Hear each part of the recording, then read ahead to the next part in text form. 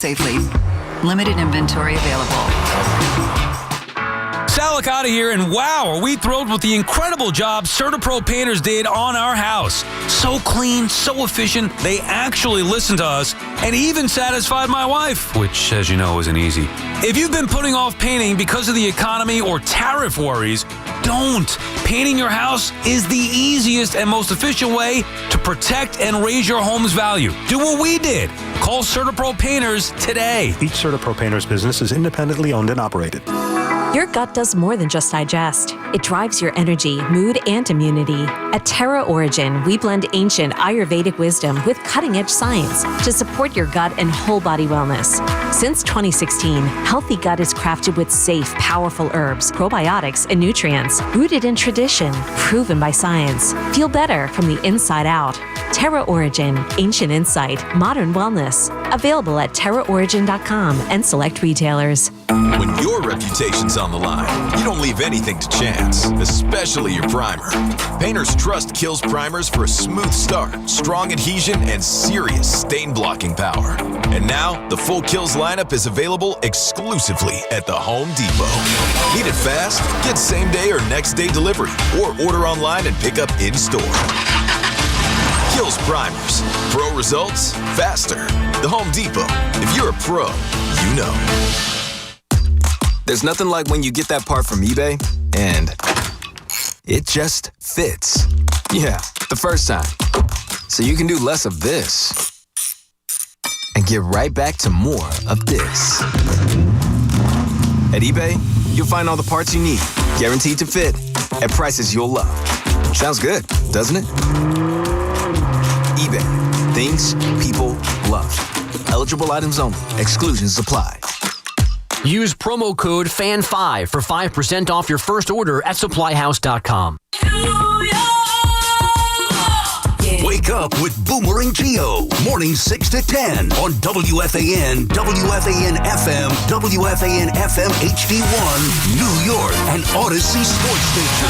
WFAN Sports Flash. Good evening at 7 o'clock. This is Rich Ackerman. The Giants have a short turnaround this week, hosting the Eagles on Thursday night as they come off a forgettable day with a lot to clean up. 5 turnovers, 3 coming from their rookie quarterback. But head coach Brian Daboll said he was pleased with the way Jackson Dart comported himself yesterday. I'm not saying he was the same, but even after the first game he played and we won, there was, he goes back to the things that he could have done better. I got a tremendous amount of respect for the young man, how he's handled really everything on the field, off the field. It's no surprise that's the type of guy that he is. The Jets are headed to London for Sunday's game. Week 5 close with the Chiefs and Jaguars in Jacksonville, and the Yankees trying to stay alive. Tomorrow night, Game 3 against the Blue Jays. Right now, Game 2 of the National League Division Series in Philadelphia. The Phils and Dodgers are scoreless in the top of the 4th. The Rangers made their final roster decisions. Rookie Noah Laba made the team, while Brett Berard was sent to Hartford, and Connor Sherry signed a 1-year, 2-way deal. First pick overall, Matthew Schaefer will start the season with the Islanders, officially making the team. This report sponsored by Moderna and by Dr. Jay Shaw at Samuel Payne Management. Visit samuelpayne.com. That's what's happening. I'm Rich Ackerman. Talk New York sports here. The Fan. It's KM to AM on WFAN. Sports Radio 101.9 FM. The Fan. WFAN. Yeah, let's get it, New York City. You got me for the full 5-hour sprint. Fresh out the gates. 888-808-1019 one time. Hit my line. I'm on till midnight. Keith McPherson on the Fan. Another 5-hour KM to AM. I actually got some good sleep last night. I actually woke up today and I realized the world isn't over. Sky isn't falling. Nothing is final yet. I don't feel like we're in a great spot, and I don't feel like the Yankees are going to pull it off, but what the hell do I know?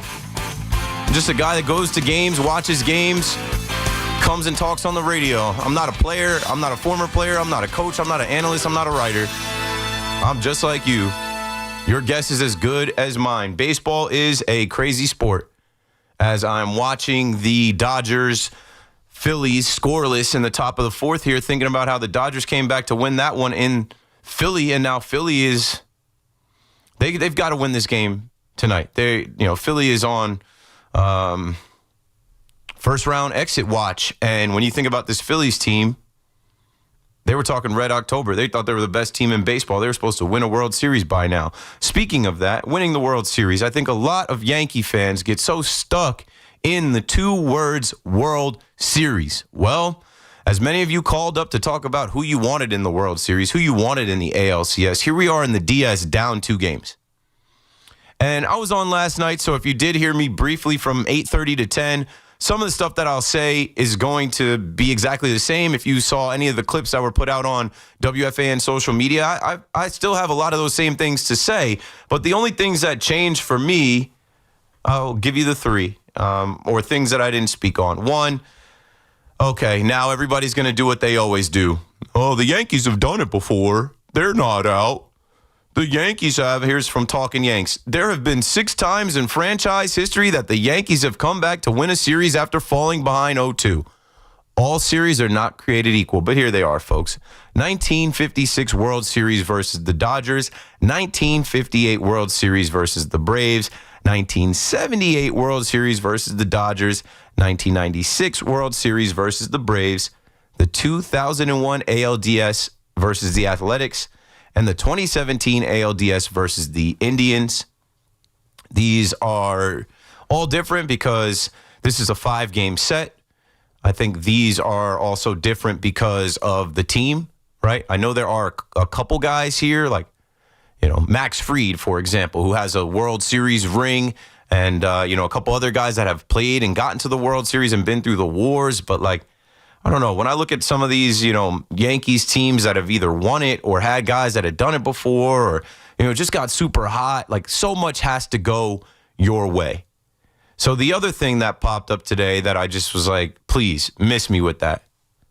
Any thoughts of cheating, any talk of something fishy going on, anything about the Rogers Center being an advantage to the Toronto Blue Jays?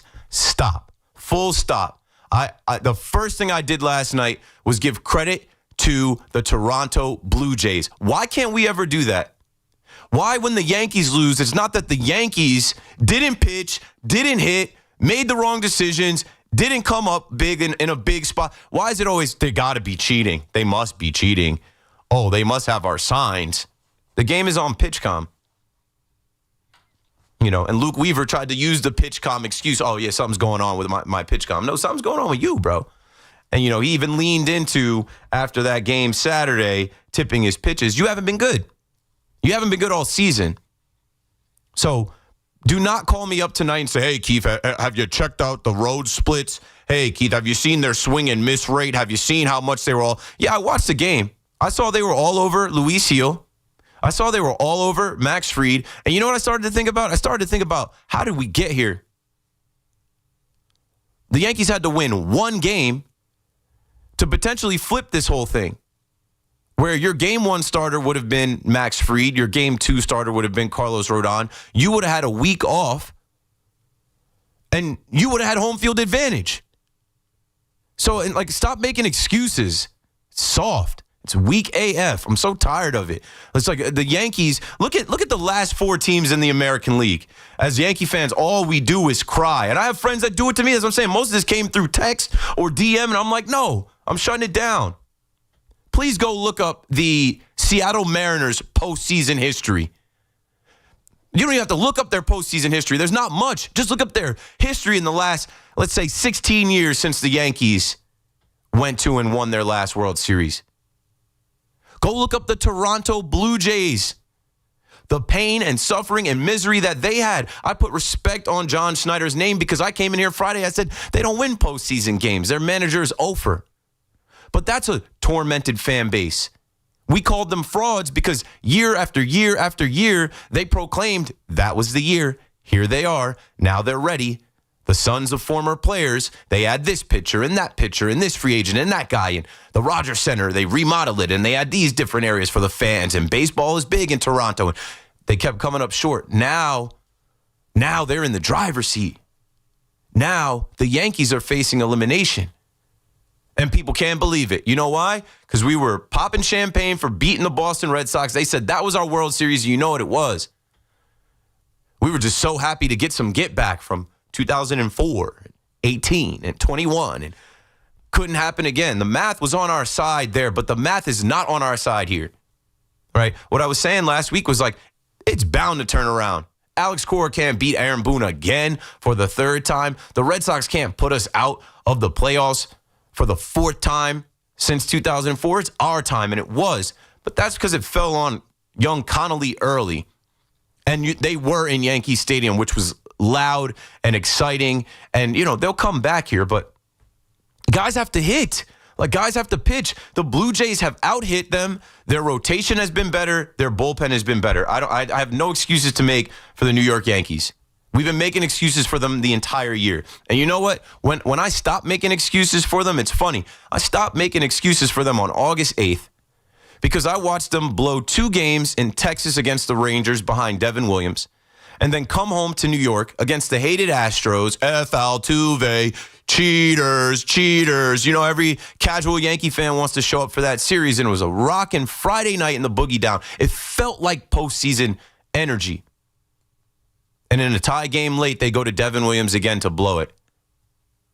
And he gives up a home run where they even rally back, and it's like, that was a stupid decision. To me, I don't know.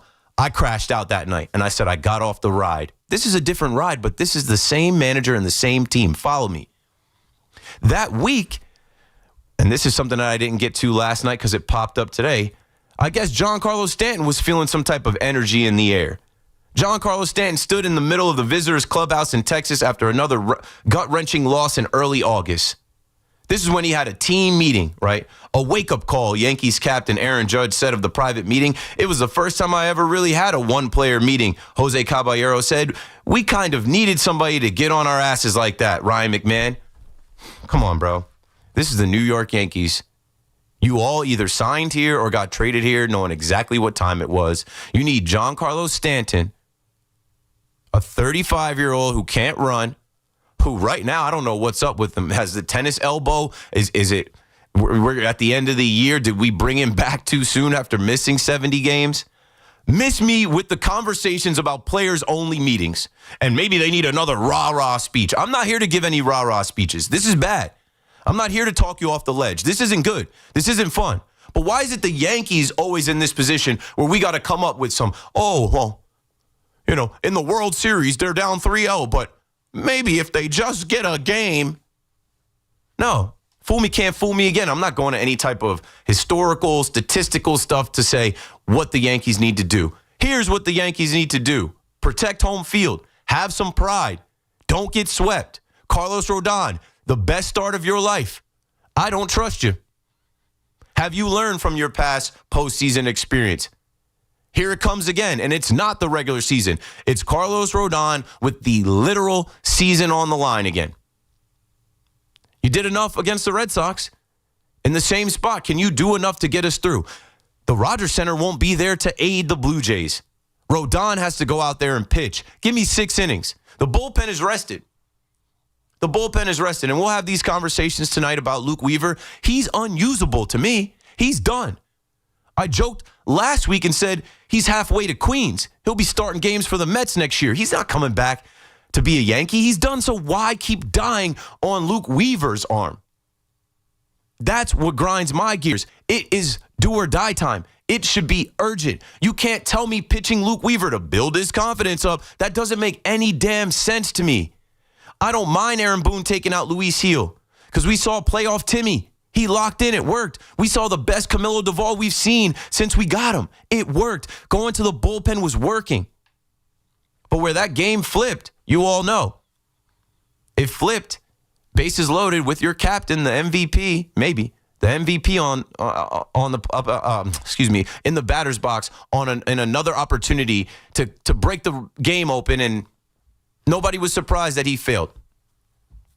We try to wish it into existence. We hope and hope. And I've been Aaron Judge's public defender. I don't make any extra money. He doesn't pay me anything all season. I'm saying this postseason is going to be different. And you know what? It has been. He's got a .444 batting average and a .1024 OPS. But last night I was calling him low leverage Judge. Like we joked about Devin Williams' success in low leverage situations. Yeah, Judge looks like himself with nobody on. Yeah, Judge looks like himself when the game is out of hand. Judge even got some luck. Jaron Duran dropped the ball. That's an RBI single in this postseason. Now, the more opportunities Judge has, which they gotta win tomorrow and buy him some more opportunities, maybe we'll get away from that bases loaded strikeout because it was a terrible strikeout. It should have been a walk at the minimum.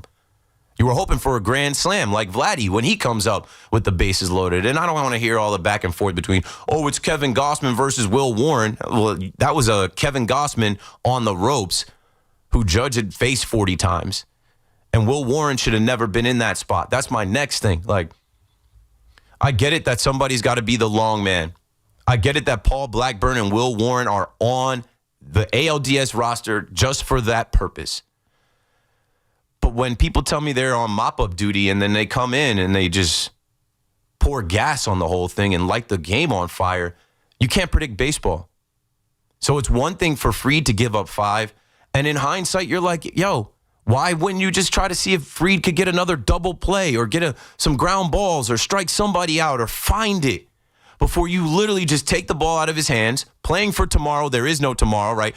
Assuming that he's going to get another start, save some of his bullets, and go right to Will Warren, a whole rookie who has been overmatched by every postseason team he's faced this year outside of Yankee Stadium. You guys know this. We do this every night.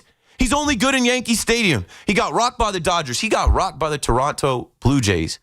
Why would you throw him into that spot and just punt the game and say, well, this one's over, mop it up, Will Warren, and then go on to let him give up 4 homers and a bunch of runs, where then when they actually take Trey Savage, yes, he's a Savage, confirmed. I was calling him Trey Yesavage. I didn't want to give him that. No, I have to give it to him now. He was almost perfect in his first postseason outing. Trey Savage, they take out, and the Yankees wake up against the bullpen.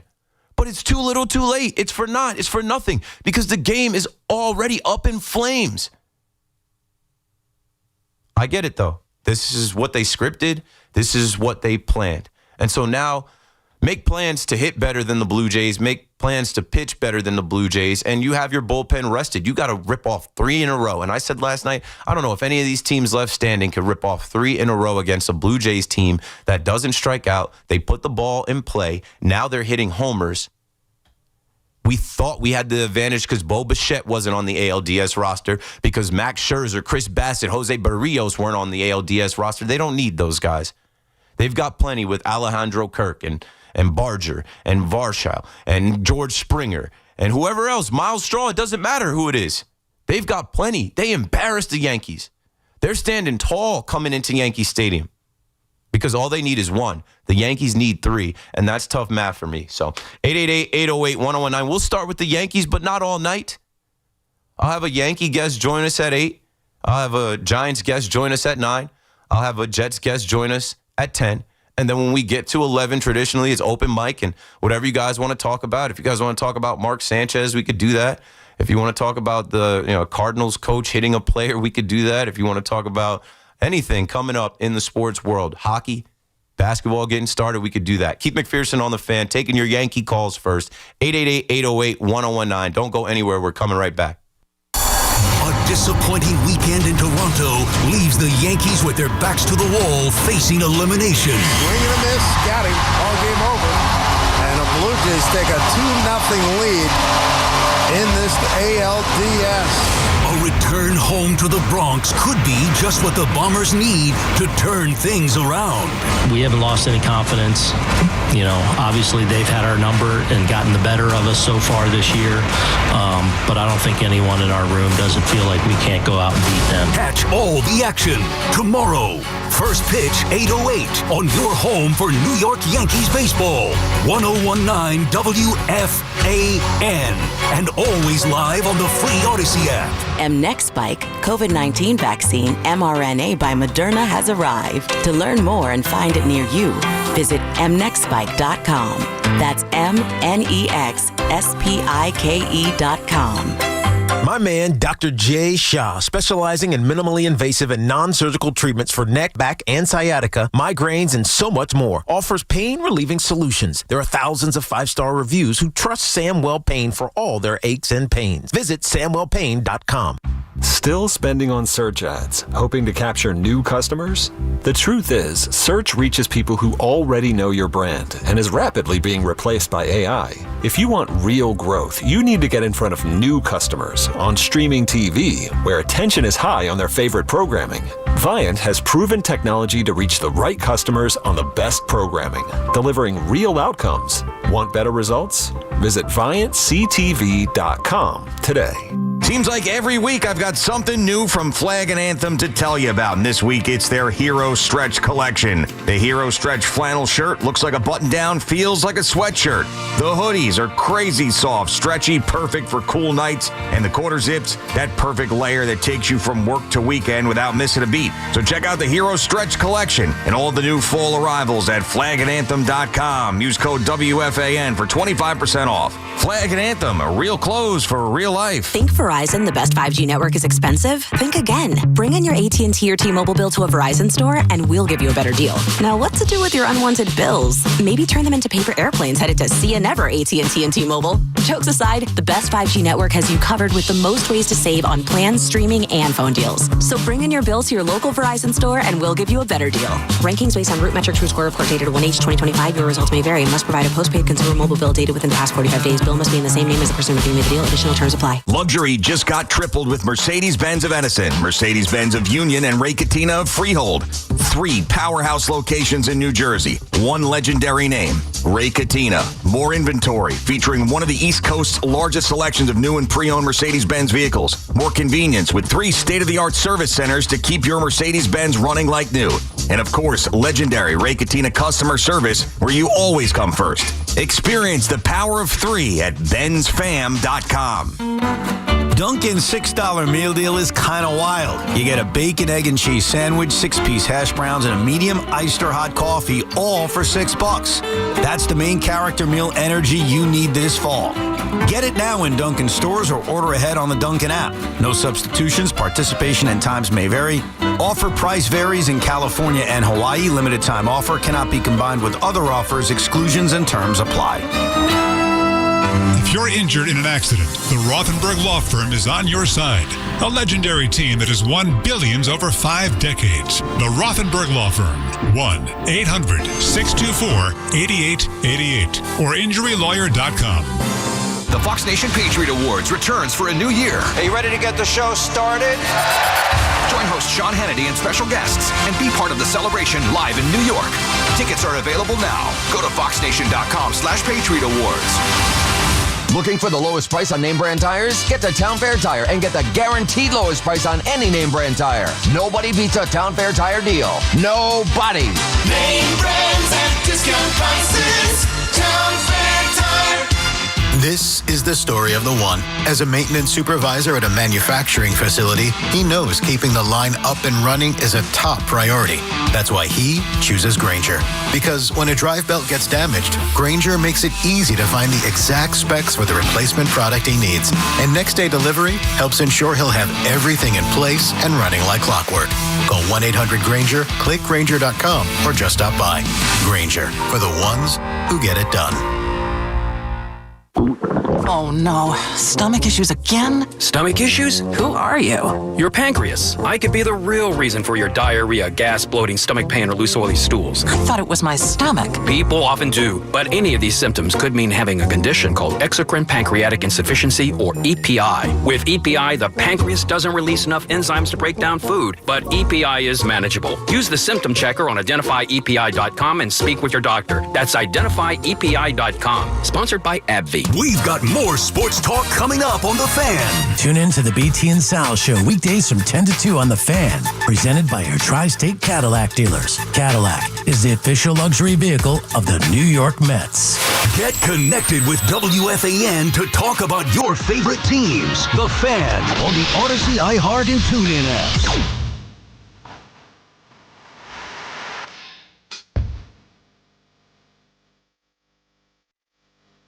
Yeah, no sleep at all this week.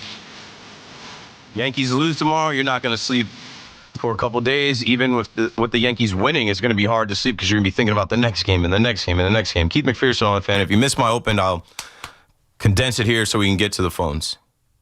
Not much change from last night. The Yankees lose the first two. They get completely embarrassed.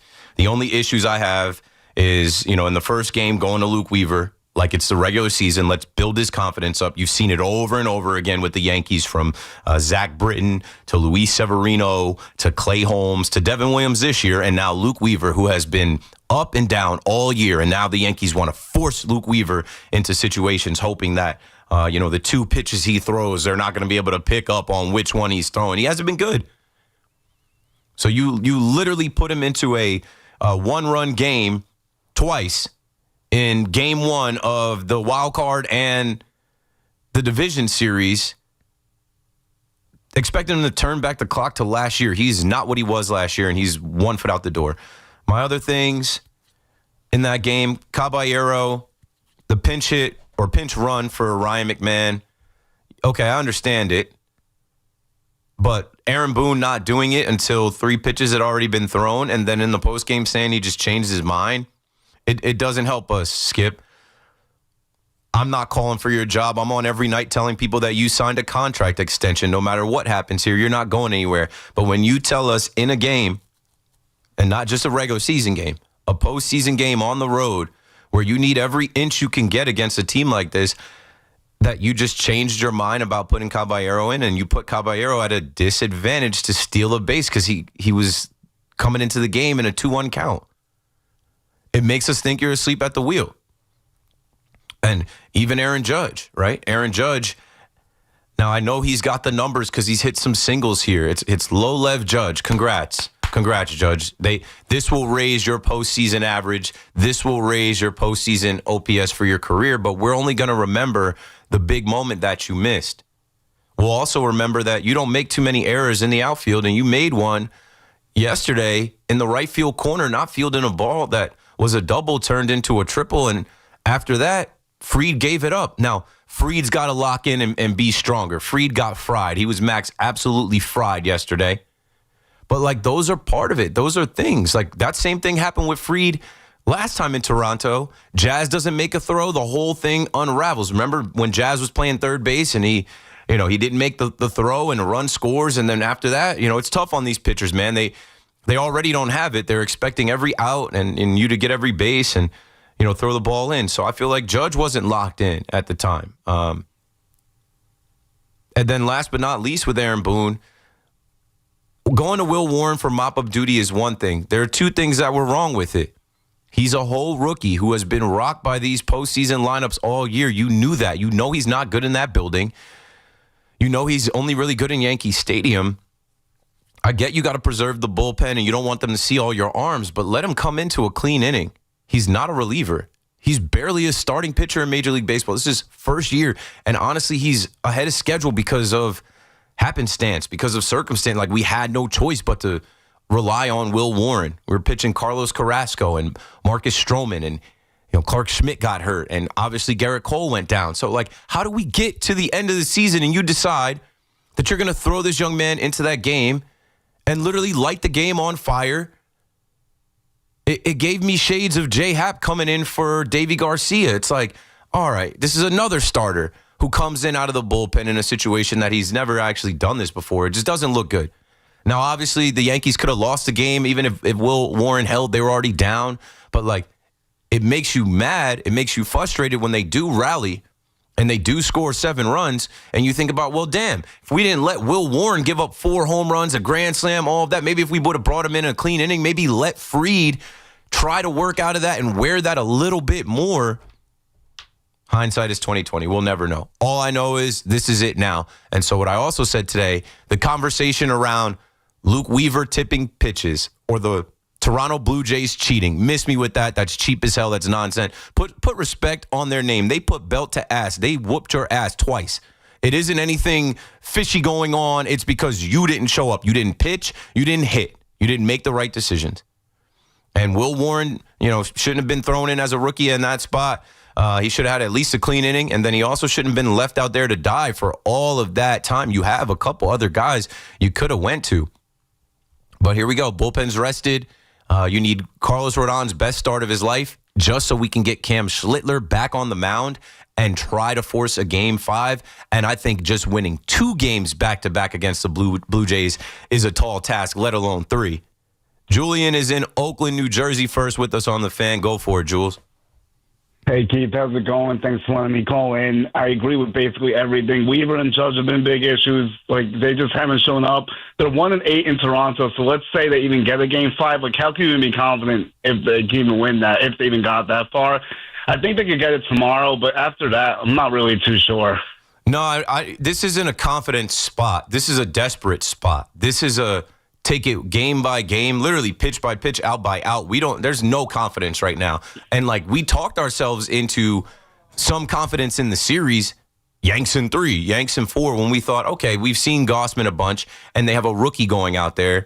Little did we know Gausman was going to shove until he got into a little bit of trouble. And then this kid, Trey Savage, was more than ready for the moment. So, it isn't like the Boston Red Sox series where we're like, okay, we get past Crochet, advantage us. They're going to throw 2 bullpen games. They're going to throw Shane Bieber, who I think is going to have some compete to him, and the Yankees got to get to him. The Yankees have seen him. And then they'll go bullpen game. And then in their building Game 5, that place is going to be rocking, and they'll have their guys ready to go. It's going to be tough. So it's all uphill, but the Yankees made it uphill. The Yankees win one more game out of all those games they blew behind Devin Williams, games they had the lead that they gave up, whether it was Mark Leiter Jr., whether it was Luke Weaver, whomever. Like, the Yankees created this path. It is on them to create their path to the next round. Thanks for the call, Julian. And if they don't, it is what it is. We will do the eulogy. I will be here after the game. I'm going to the game tomorrow. I'm not ducking. I'm not running. I'm not shook. Like, I'm going to the rest of the games we get. We definitely get 2 more games if they win tomorrow in Yankee Stadium. I would like to go see these postseason games, and hopefully it's different. Hopefully they are awakened, and, the good that we took out of, okay, they scored 7 runs. They started to see this bullpen. Well, yeah, get Bieber out of the game and go to the bullpen again and hit. This is supposed to be the most prolific offense. This is the number 1 offense in baseball, right? But what did Buck Martinez say about this team? They're not a good team. If they don't hit home runs, they don't win ball games. Like, Michael Kay talked about the run differential between the 2 teams and how, the Yankees underplayed their run differential because of how many games they blew. The Blue Jays overplayed their run differential because of how many games they fought and clawed and scratched to win. Now look at how the tables turn. It seems like they are making it a point to score a bunch of runs on you and say, check the run differential in the series now. Richard is in Manhattan with us next. Hello, Rich. Hi, Keith. Before I get to Judge, did you see in college football, preseason college football, Texas and Penn State were 1 and 2. Do you know that today they are both out of the top 25? Yeah, because all of that, especially in this transfer portal. That's unbelievable. All of that is hype. All of that is based off of last year and names and football. Once you step in between those lines, it's mano y mano, and it's about who wants it more for real every snap. But you got a school named Memphis. I didn't even know they played football in Memphis. Of course. They're rated above Texas. Tony Pollard went there. Of course. Who? Tony Pollard. You know Tony Pollard. Tony Pollard went to Memphis? Oh, okay. Yeah, he's a pride of Tennessee. They're new playing football because they were always a basketball school. They produce running backs. D'Angelo Williams went there. Oh, yeah? Oh, well, I remember them from basketball in the way back there. I remember them in the Derrick NCAA Rose. Didn't Derrick Rose go out there? Was it Derrick Rose? They played at UCLA with Walton, I remember, one year in the early 70s, 71 or 70. No, maybe 75 or 74. Around then they played at Walton. Anyway, yeah, Derrick Rose did go to University of Memphis. Yeah, that's right. No, I am forgetting. Yeah, there were good players after that, too. As far as Judge, Keith, he's not the instinctive baseball player like Jeter was. Jeter would have been happy with a walk there. Judge didn't think his way through. He didn't say that I got Bellinger, I got Rice, I got Stanton up after me. A walk here is just as good as a sacrifice fly or hitting into a double play and a run score. I mean, I can do a lot with a walk here. And he just made up his mind that he was going to swing because there's no way he saw that pitch coming out of the guy's hand and thought it was and going to be a there was nothing he could do with that pitch. Thanks for the call, Richard, and the random football talk. We don't do enough college football talk here. But, yeah, those preseason AP polls and rankings, they don't know anything, especially in this transfer portal era, especially in this NIL era. Like, We don't have time for that. But, yeah, with Judge, I said last night, what was he going to do? Slap a single down to first base to Vladdy for the double play? I don't know. There was nothing he could do with that pitch, and it shows you there is a difference. Postseason Aaron Judge is pressing. Postseason Aaron Judge is not patient. Postseason Judge is chasing, and that's not good. He's got to lock in. I know he's been better, and I know that we're hard on Aaron Judge, but of course we are. He's the captain of the team. Of course we are. He's a $40 million man. Of course we are. He's been in the battles. He's gone to postseason like almost every year that he's been here, except when he was hurt in 2023. Like at this point, there's no more defending him. Craig is in Matawan with us on the Fan next. What's up, Craig? Keith, I gotta say I like the show. I'm a Met fan, okay, but I appreciate you because you're a realist and you're not one-sided. And trust me, my season was over in July. I mean, at the end of the day, but nobody's given. It was the GM decided. The season ended when they lost 8 games in a row in September. The GM he put horseshoes on a dog and tried entering in the Kentucky Derby. But anyway, neither here nor there. Nobody's given the Blue Jays any credit. Right? It was luck. It was luck. The kid's luck. Let me tell you something. Luck is when you go 6 innings and great defense behind you. This kid struck out 90% of the batters, and most of those pitches were strikes, even if they didn't swing. Yep, they tried to take some, and they were called strikes. Exactly, and now Yankee fans are bringing up 96. Newsflash for you: you don't have Andy Pettitte, you don't have Jorge Posada. I can go on and on with the whole team. Okay, like you said, you know how hard it is to win in the playoffs. First of all, why are you putting your relief pitcher in for mop-up duty in the playoffs? If you put in somebody else in that situation, and hypothetically, they only scored 7 runs. I'm not saying you would have scored those 7 runs, but you don't know what the whole dynamic of the game exactly. changes. There should have been more of a thought, and thank you, Craig. I mean, I don't know. I get called Yankee boy and whatever. I am, of course. I'm a Yankee fan, but I'm not about to get on this microphone and act like the Blue Jays don't deserve our respect. Like they're cheating. Like they're not worthy of us. Like I think Friday I was leaning more into yo, let's go. We got the momentum. We got the better roster. No. After we saw what they did.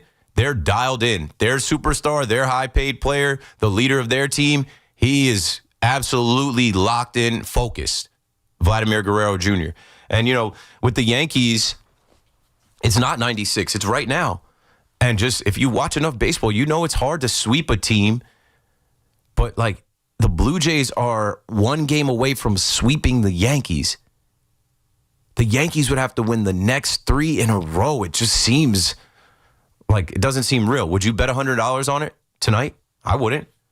I wouldn't bet $50. I wouldn't bet anything on it. I would love to see it. I'm a fan. But as a radio host, as someone who watches baseball, that's what the first thought I had. I'm like, well, we're in a hole now. And so that goes back to the decisions that were made. We decided to throw long men, Paul Blackburn, Will Warren, back-to-back games. Okay, I understand the first game. But, you had to do that because you made the stupid-ass decision to run Will Warren back out there. When there are 13-year-old kids listening to my show right now that would have said, no. Will Warren, not here. Not here. Now's not the time to build him up. Now's not the time to see if he's fixed. And I don't want to hear from or Luke Weaver. Luke Weaver in the first game. Now's not the time to go to Luke Weaver here in that first game after you did get outs from Hill, Timmy Hill, Camilo Doval was great. Why would you ruin that? You got the best 2 innings back-to-back out of Camilo Doval the whole season. Why would you ruin that? Go to Fernando Cruz. Go to anybody else. They're rested. They had a travel day. And after Cam Schlittler pitched, only 1 guy pitched out of the bullpen. That was Bednar. You lit the game on fire to squeeze a little bit more out of Luke Weaver that you got for free from the Cincinnati Reds. He had his run. It's over. And then the next day, and that's what I'm tired of here too, each game is its own individual movie. It's not a sequel. It's not a prequel. It is its own individual episode. Don't let last episode influence this episode. Well, we threw Blackburn for mop-up duty yesterday. We can't throw Blackburn today. Who's our other mop-up guy? Fried doesn't have it. And I guess Yankee fans, the Met fans or haters that were telling us, hey, have you seen postseason Max Fried? And we all said, nah, he's got a World Series ring. He's a champion. Did you see him in Game 6 of the World Series? I guess we just saw in his second outing as a Yankee, shaky Fried, who Fried kind of leaned in as well about his velocity and his stuff, and maybe something's going on, but no, I wouldn't have lit Game 2 on fire. The whole mission is you go to Toronto, you're trying to split. And I would have scratched and clawed and fought, right? This series I'm watching right now, they had a day in between. The Dodgers and the Phillies. You had back-to-back games. You had to get one. So after you lost the first one 10-1 and all they could do was walk in a run, I understood that. The offense was dead. But did you assume that the offense would lay down and die the entire second game? Where you let a kid and Will Warren go out there and give up 4 home runs, 7 runs. The game quickly goes from 5-0 to 9-0 to worse. It's arrogant. And it's also like regular season baseball. You don't have a tomorrow. So for me, if I'm the manager, I don't know. I'm not running to throw the long man. I'm not running to, this guy's got to give us innings. When he's giving you innings, but he's giving up run after run after run. The game is completely out of reach. Justin is in Ronkonkoma on the Fan. Hello, Justin. How you doing, Keith? Good. Don't get me wrong. Like I'm passionate about this stuff, but I'm fine. Like it's over. Let's see what they do the next 3 games, and if they don't, I have plenty to unload from this whole season about here is how we got to this exit. Yeah, I just wanted to say that I feel like I know Judge presses in the postseason and he doesn't perform most of the time or really all the time. But also the whole team this year, their bats are dead. They look like they want to go to Cancun. Okay, so let's do that exercise, Justin. I'm aiming first at Jazz Chisholm. Speed, great, right? Don't take Jazz out of the lineup. He's going to pout. He's going to turn his back. He's going to go through his locker. Speed won us that game in the second game. But Jazz Chisholm is talking about, this champagne would taste better with a ring on my finger. We're going to get 28. We're the best team in the American League. We're going to win the division. Anybody that thinks they're better than us, we're coming out, we're stepping on next. What has Jazz done at the plate after his 30-31 season and being an all-star? What has Jazz done? Can you name one Jazz hit, extra base hit? Definitely no. Jazz has been invisible at the plate. No, I agree. Trent Grisham, yesterday's price is not today's price. This guy goes out, hits 34 home runs. We thought he was a 4th outfielder. He ended up being our starting center fielder. Yankee fans talking about we got to pay Trent. No, the hell we don't. What has he done as the leadoff hitter? Do not lead him off again. What has he done in this postseason? They've done nothing. The whole team has done nothing. I could keep going, but you understand what I'm saying. Ben Rice, after seeing that first pitch of his postseason and rocking the stadium, bunch of strikeouts, pop-outs, weak at-bats, chasing, not doing anything. So, Giancarlo Stanton, proven postseason. You guys lay off Big G. Take all the time he wants. It doesn't matter because when the postseason comes, nobody's more locked in than Stanton. That's a double off the wall. Luckily, you ran and got into second. But where are the homers? Where are the consistent knocks? Work a damn walk. I agree. The whole team is just I could go on and on about it. They don't look like really the team they played against the Red Sox. They have no passion. I mean, you lose by double digits both games. It's hard to watch. Thanks for the call, Justin. I know it's hard to watch. I said yesterday I felt like somebody was suffocating me. I felt like watching those games, I felt like when I was a little kid and my brother used to bully me and could push my head into a pillow for, 30 seconds and I couldn't get out. And then when I did come up for, it's over. It's over. Enough BTA. They just kept whooping on us and whooping on us and whooping on us. And we just sat there how do we get out of this? We got the offense going, but look at the damn scoreboard. Smoked 2 games with the season on the line. Now you got your work cut out for you. 888-808-1019. I could take aim at Cody Bellinger. Yeah, Cody Bellinger got some yesterday. Good. But Cody Bellinger hadn't been great so far. You could take aim at a bunch of different guys in this lineup, man. And we made a big fuss about, oh, my God, playing Ahmed Rosario and Jose Caballero. Maybe you mix them in these next couple games. Somebody's got to find it. Somebody's got to get going. We got to go to break. 888-808-1019. We will have a guest join me at 8 o'clock. Stay with us for that. I'm scrolling to get the name because not for nothing, Paulie, my producer, booked the guy. His name is Shai Davidi, if I'm pronouncing that correctly. He's popular. He's from Sportsnet 590, and I was on the air Saturday on their midday show, and then I also was on the air this morning with Blue Jays Talk Plus Live. So they're, I guess, paying us the favor back. And we'll hear from the Toronto side of the things that are going on in this series when we get into the 8 o'clock hour. But dial up now if you want to get in before that. Keep McPherson on the Fan. I'll be right back. It's Chris McMonigle overnights on the Fan, 101.9 FM. I know we're all going to get embarrassed. I know we're all going to get, oh my God, this is shameful. It's the first time the Yankees have done this and that. Who cares? They got their asses kicked when the game was on the line. What happened after that interests me less. Listen to CMAC on demand on Apple Podcasts, Spotify, or wherever you get your podcasts. Rock and roll will never die, and neither will the low prices. It's the Rocktober Savings Event at Nielsen Dodge. We've turned up the volume on Rocktober savings on any new Jeep, Chrysler, Dodge, or Ram. Lease a new 2025 Jeep Grand Cherokee Limited 4x4, just $199 a month. Or lease a new 2025 Jeep Grand Cherokee L Altitude X 4x4, just $224 a month. We're rocking out the deals with zero down payment available. $1,500 overbook value for any trade. If you need credit help, we're here to make it happen. And of course, great deals. On Route 10 in East Hanover, online at NielsenDodge.com, a proud member of the Nielsen Auto Group. So for head-banging deals that are music to your ears, at Nielsen, fun is in the driver's seat. Drive into fall event. With approval term 24 months, due sign Cherokee 5794, Cherokee L 5819, ag tax tag 498 DACA DMV. Total Orthopedics is Long Island's premier orthopedic practice. Whether it's a sports-related injury or something far more complex, Total Ortho has you covered with locations throughout Long Island, Queens, and now West Orange, New Jersey. Don't struggle with pain or injuries and get fast, expert care from the leading orthopedic doctors, including the #1 spine doctor on Long Island. Visit TotalOrthoSportsMed.com and schedule an appointment today. Total Orthopedics and Sports Medicine, the experts at getting you back to being you. Looking for the best value on new tires? Get to Town Fair Tire. We honor every valid manufacturer's and competitor rebates and give you the guaranteed lowest price. Nobody beats Town Fair Tire. Nobody. Town Fair Tire. We're always talking New York sports on the Fan. Listen up, football fans. You won't want to miss this. Right now, new Bet365 customers bet $5 and get $200 in bonus bets, win or lose. So you could turn that $200 into something bigger when you bet on money line, spread, totals, player props. $200 in bonus bets when new customers bet $5.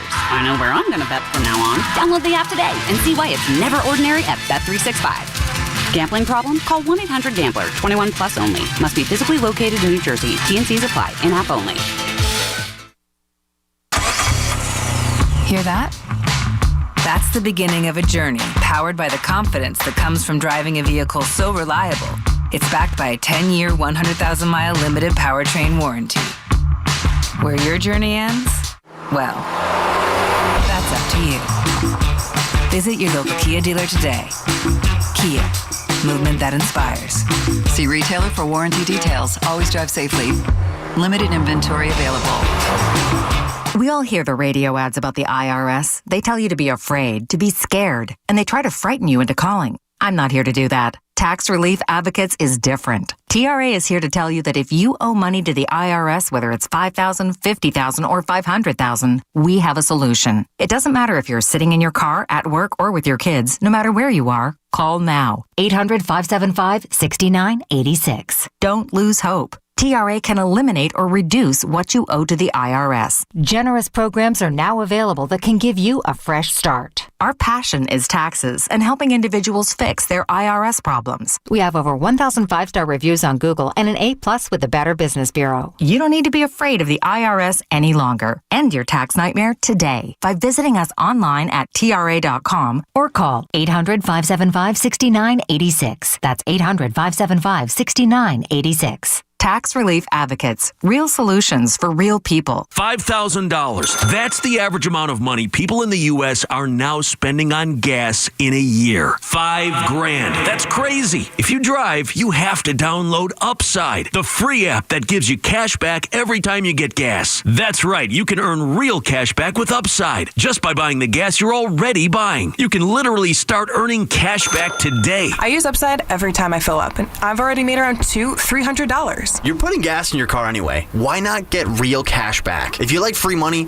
download Upside. I'm saving the cash I earn from using Upside to help pay for a vacation later this year. Download the free Upside app now to earn cash back every time you buy gas. Use promo code CODE to get an extra 35 cents per gallon on your first tank. You can cash out anytime right to your bank, PayPal, or a gift card for Amazon and other brands. Just download the free Upside app and use promo code CODE for a 35 cents per gallon bonus on your first tank. That's code CODE for a 35 cents per gallon bonus. Get the scuttlebutt on your favorite team, The Fan, on the Odyssey, iHeart, and TuneIn apps.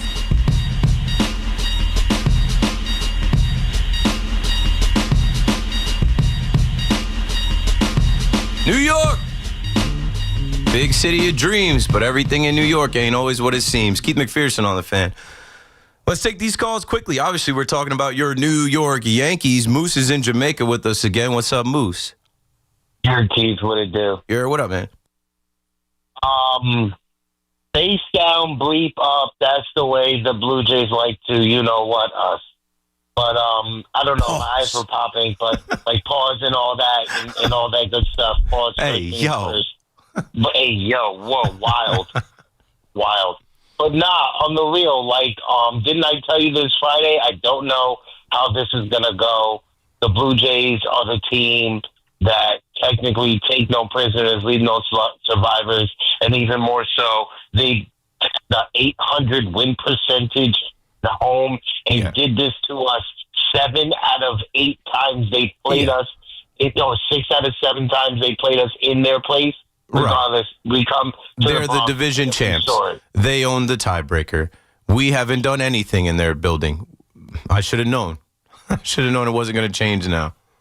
Like, that's why I can't, like I told you, I'm not worried about Boston, not because they're coming here. It's because I know their offense is debilitated with injuries, let alone their pitching.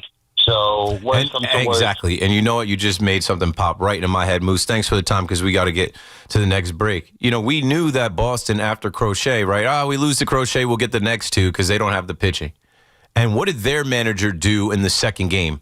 Trying to not go down, you know, trying to end that series that night. He took his starter out in the 3rd inning. He went to the bullpen right away.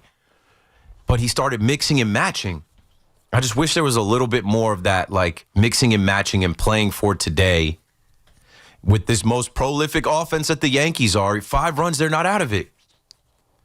5 runs, they're not out of it. I just wish there was more of a thought that, hey, let's go batter to batter here, or, you know, every 3 batters here, instead of just saying, hey, Will Warren, you're a rookie who has struggled against all the best teams you've faced this year, specifically on the road. Let's make you do something you've never done before. Come out of the bullpen in relief. High stakes, raucous environment, with the team trying to not go down too many runs here. And no, you let him light the game on fire, and you just left him out there to die for the sake of eating innings. And I think, you know, that's a quick way to end your season. Ted is in Hewlett, New York on The Fan. Hello, Ted. Hey, Keith. First of all, I got to say, you are incredibly smart and analytical when it comes to the Yankees. I am so impressed. I don't claim to be Johnny Baseball savant. I'm just a fan. Like, I don't score games. I don't go on Baseball Savant fan graphs. I just use my eyes. And I think a lot of us need to just use our eyes a little bit more and go off of what we've seen and what we see right in front of us. Yeah, no.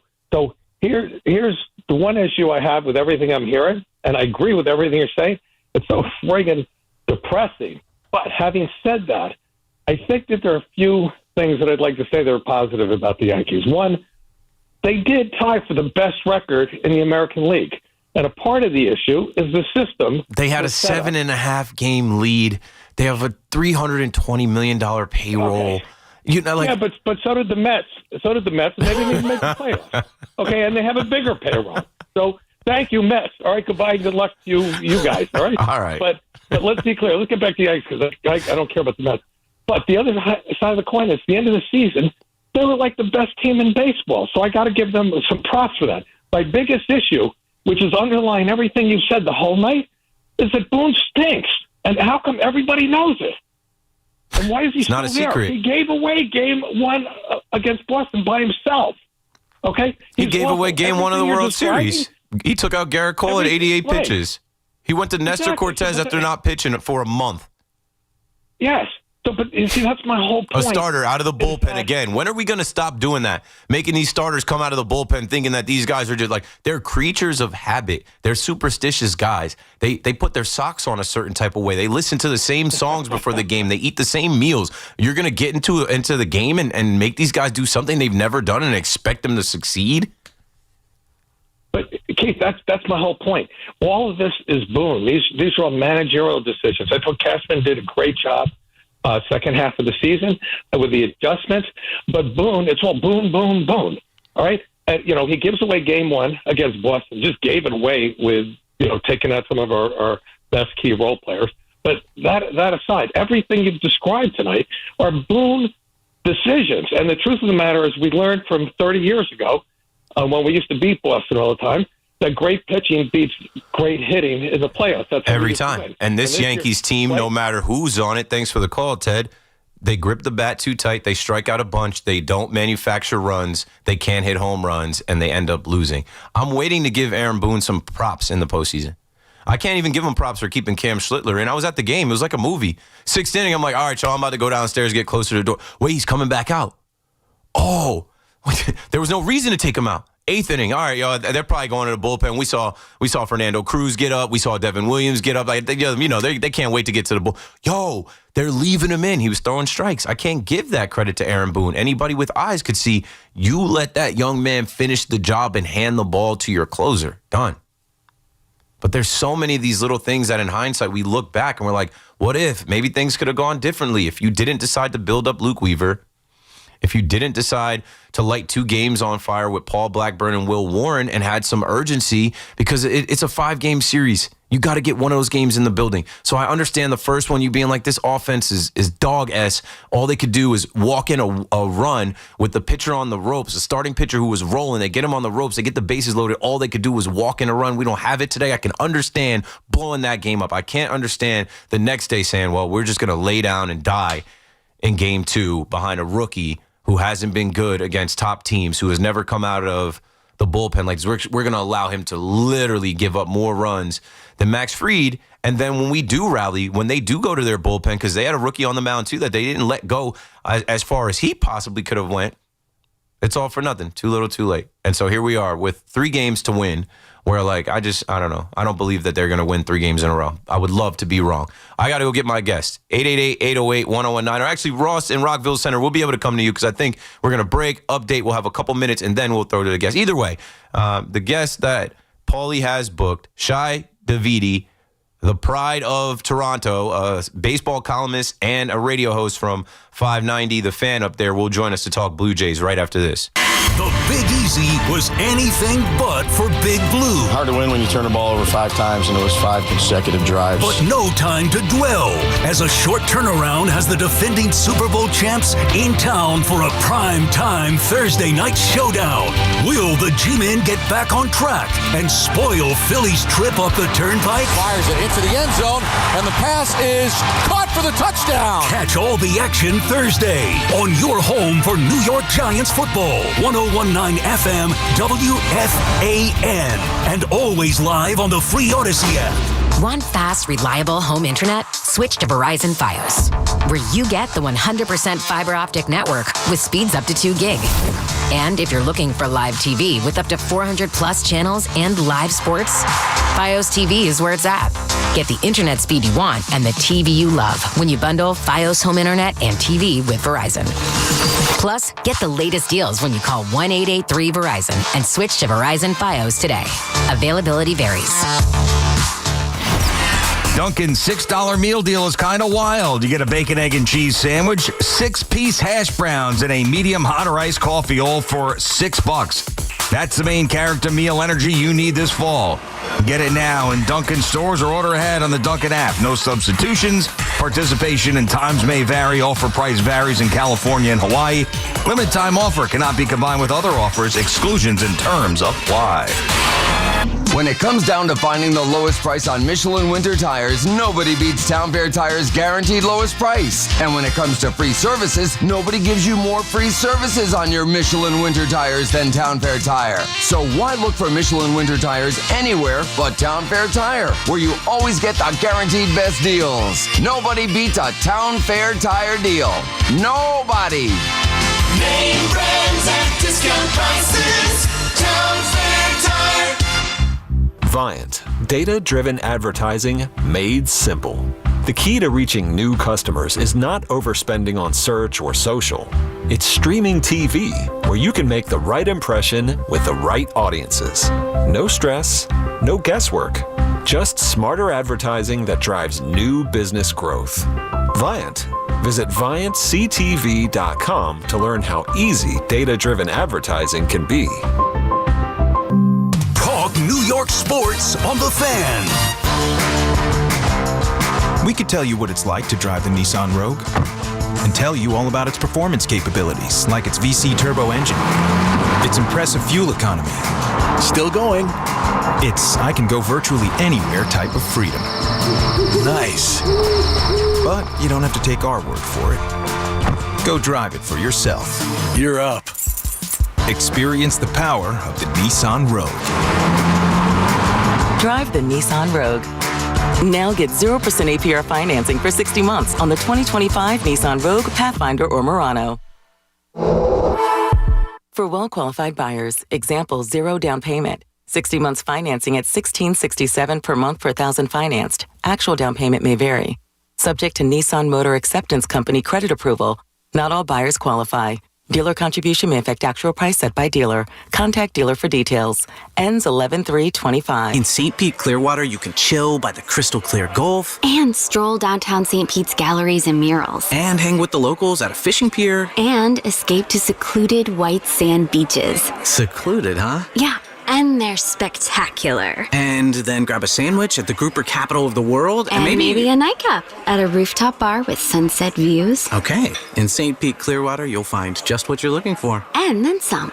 Your Florida escape begins at visitspc.com. Just hearing the word IRS can make people break out in a cold sweat. No one wants to deal with the IRS, and now you don't have to. The good news is Legal Tax Defense has been successfully negotiating with the IRS for more than 15 years. It doesn't matter how much you owe, whether it's $5,000 or $5 million. You deserve the best in the business on your side, and that is Legal Tax Defense. Even if you're working with someone else and just want a second opinion, there is no cost or obligation to call. They can prevent levies, liens, wage garnishments, even file back tax returns. And the best news about Legal Tax Defense is they won't take your case unless they know they will reduce or eliminate your tax debt. Call Legal Tax Defense right now for a free no-risk consultation. 800-323-8922. 800-323-8922. You have nothing to lose but everything to gain. 800-323-8922. Tune in to the BT and Sal Show weekdays from 10 to 2 on The Fan, presented by your Tri-State Cadillac dealers. Cadillac is the official luxury vehicle of the New York Mets.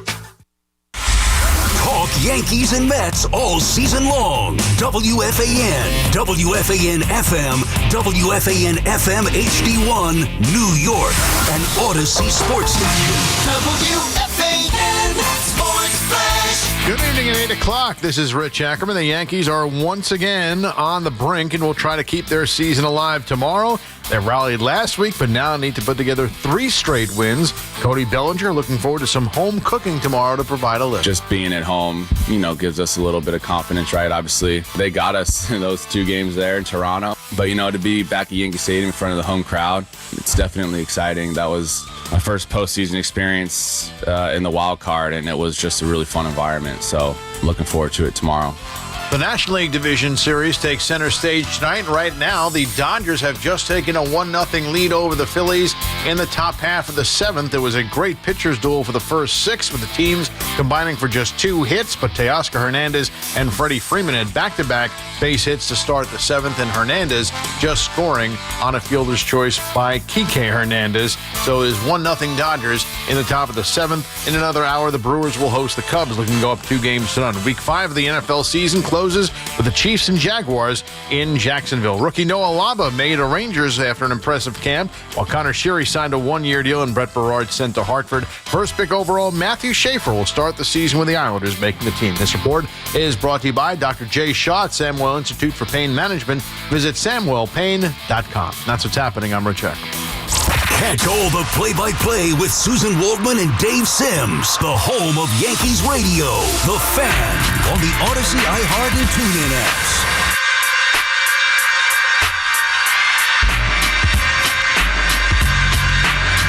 And we're back. Joining us right now from Sportsnet up there in Canada, Sportsnet Canada's very own Shai Davidi. I said he's a baseball columnist, and I'm sure everybody up there with the Toronto Blue Jays is well aware of his work. Thanks for joining us tonight. How you doing, Shai? I'm all right. How are you? I've been a lot better, if I could, be honest and frank with you. This is not what I was expecting. This is not what I had put out there on Friday. Like, this sucks. This is not a good spot to be in. How do you feel as I'm assuming a Toronto Blue Jay fan, maybe if you're not a fan, but someone that covers the team and has covered the team for some years? Yeah, I think I'm probably a bit more objective now than I was growing up. I born and raised in Toronto, and certainly grew to love the Blue Jays as a kid. But to me, this has been a little bit stunning. I really enjoyed the season series between the teams. I thought that this was going to be tremendous back and forth series. 2 teams that had been playing well right at the end of the season, and for the games to have played out the way that they've had and have such one-sided outcomes. And I do think the game 1 score is not indicative of how close that game was. I mean, it literally hung by a thread for the Blue Jays there. But the Yankees are a great team. I wouldn't be shocked if this series ends up going 5 games. I wouldn't be shocked if it ended tomorrow. Playoff baseball is just so weird and wild, and you need to, in a sense, expect the unexpected. Yeah, and you can't predict baseball, so when you have your opportunities, you can't let them pass you by. You got to jump all over them, and I feel like that's what the Toronto Blue Jays did. Question for you. I am not a man of certain age, but maybe you are. Do you recall the late 90s, early 90s, late 80s Blue Jays and those runs to the Championship Series, World Series? Were you watching the team, a fan of the team back then? Yeah, that's from my childhood. I definitely remember them. I remember the Jays clinching in '85 against the Yankees, and even though I was very young at the time. But that's one of those sort of foundational baseball memories, core baseball memories for me. Butch Weiniger with the home run on the Friday night to delay the party for the Blue Jays, and Doyle Alexander shoving the day after on the Saturday to get it done. This is a rivalry that's got, I think for the Blue Jays, for everybody in baseball, the Yankees are always the bar and the team that you're measuring yourself against to some degree. And, victories against the Yankees are often sweeter. And there are times where I think that's been reciprocated on the Yankees end towards Toronto, as they've been a team that a lot of years have been one of their prime obstacles to supremacy in the American League East. But yeah, those memories definitely are there. And for Blue Jays fans growing up now, like I was back then, these games are creating some of those memories for them. Yeah, I mean, I started my show tonight saying to Yankee fans, go look up the Blue Jays history. Maybe it's their time. Go look up the Blue Jays history. Like they went from losing in 85, 89, 91, then breaking through back-to-back years, 92, 93. Now, I do very much remember the Joey Bats, Josh Donaldson, Edwin Encarnacion teams in 2015 and 16 that got to the ALCS, but that was also heartbreaking as well, losing then. And then these last few years of this modern day team with Vladdy and co, wild card exits. This year, you skipped the wild card and just got to the DS. I'm looking at Toronto, and I'm giving them respect that I didn't give them before, and that leads me into my next thing. I feel like Yankee fans still aren't respecting what they're seeing, which is a Toronto team that dominated us in the Rogers Center the entire season and still edged us out to win the division. They're just better than the Yankees. It's going to take a lot for the Yankees to overcome that. But then today I'm seeing all this stuff about swing and miss rate, tipping pitches, stealing signs, knowing what's coming, and that maybe something fishy is going on with the Blue Jays. Can you give us your insight on that? You got to know something. Tell me what's going on with the Blue Jays. Why are they so good? Why'd they know when it was an off-speed pitch to jump all over our guys? I mean, look, this is the conversation that is all throughout baseball, right? Yes. And every team is doing it. Every team is investing in trying to find ways to find some sort of tell, right? And, the Yankees, the Red Sox, the Dodgers, they're amongst the teams who've been considered the leaders at it. The Blue Jays hadn't been there. I guess, considered among them in recent years. Maybe now they are. But I would say this, the Blue Jays had contact last year too, and they just weren't making as good a contact as they are making now. They had some guys having some down years that have certainly changed it. Bo Bichette, who's hurt right now, but he's second in the majors in hits, second in the majors in doubles, even though he missed the final 3 weeks of the season. He's a completely different player, and from year over year, and that alone transformed the lineup between him and George Springer, and then creating more pressure. The Blue Jays do a lot of things to make things difficult for the opposing pitcher. And I think that's what I've really seen throughout, the season series. I mean, you can go back to the series in Toronto at the end of June, early July, and then middle of July. And, a lot of that was just the Blue Jays putting balls in play and the Yankees making errors and opening the door to big innings. That was really the primary thing there. Do they have all this information? Maybe. I mean, I don't know that they would have anything that other teams don't have. The Yankees have a reputation as being one of the teams that invests heavily in trying to find tells and using AI and different other pieces of tech to try and identify things. That's just where the sport's at, right? You can't do it anymore with signs, so teams have moved on to trying to find things on the body. Yeah, the Traject machine. We're on the phone right now with Shai Davidi. He's a baseball columnist, MLB insider for Sportsnet Canada. In the beginning of your response, you mentioned the Dodgers, and I just watched the Dodgers put a 4 spot up in the 7th inning down at Citizens Bank Ballpark in Philly. So with a few outs to go here, the Dodgers take a commanding lead, and they're one of the teams, and so are the Red Sox. And, part of this rivalry with the Yankees and the Blue Jays this year was John Snyder talking about, the whole league knows. The Yankees are good when they know something. And last time Toronto came to the Bronx, it was there was a lot of conversation about Judge flapping his wings at second and how non-discreet it was, and, Ben Rice getting the best of Max Scherzer. Well, here's the next thing for you. You also mentioned Bo Bichette. He's not on the ALDS roster. Neither is Max Scherzer. Neither is Chris Bassett or Jose Barrios.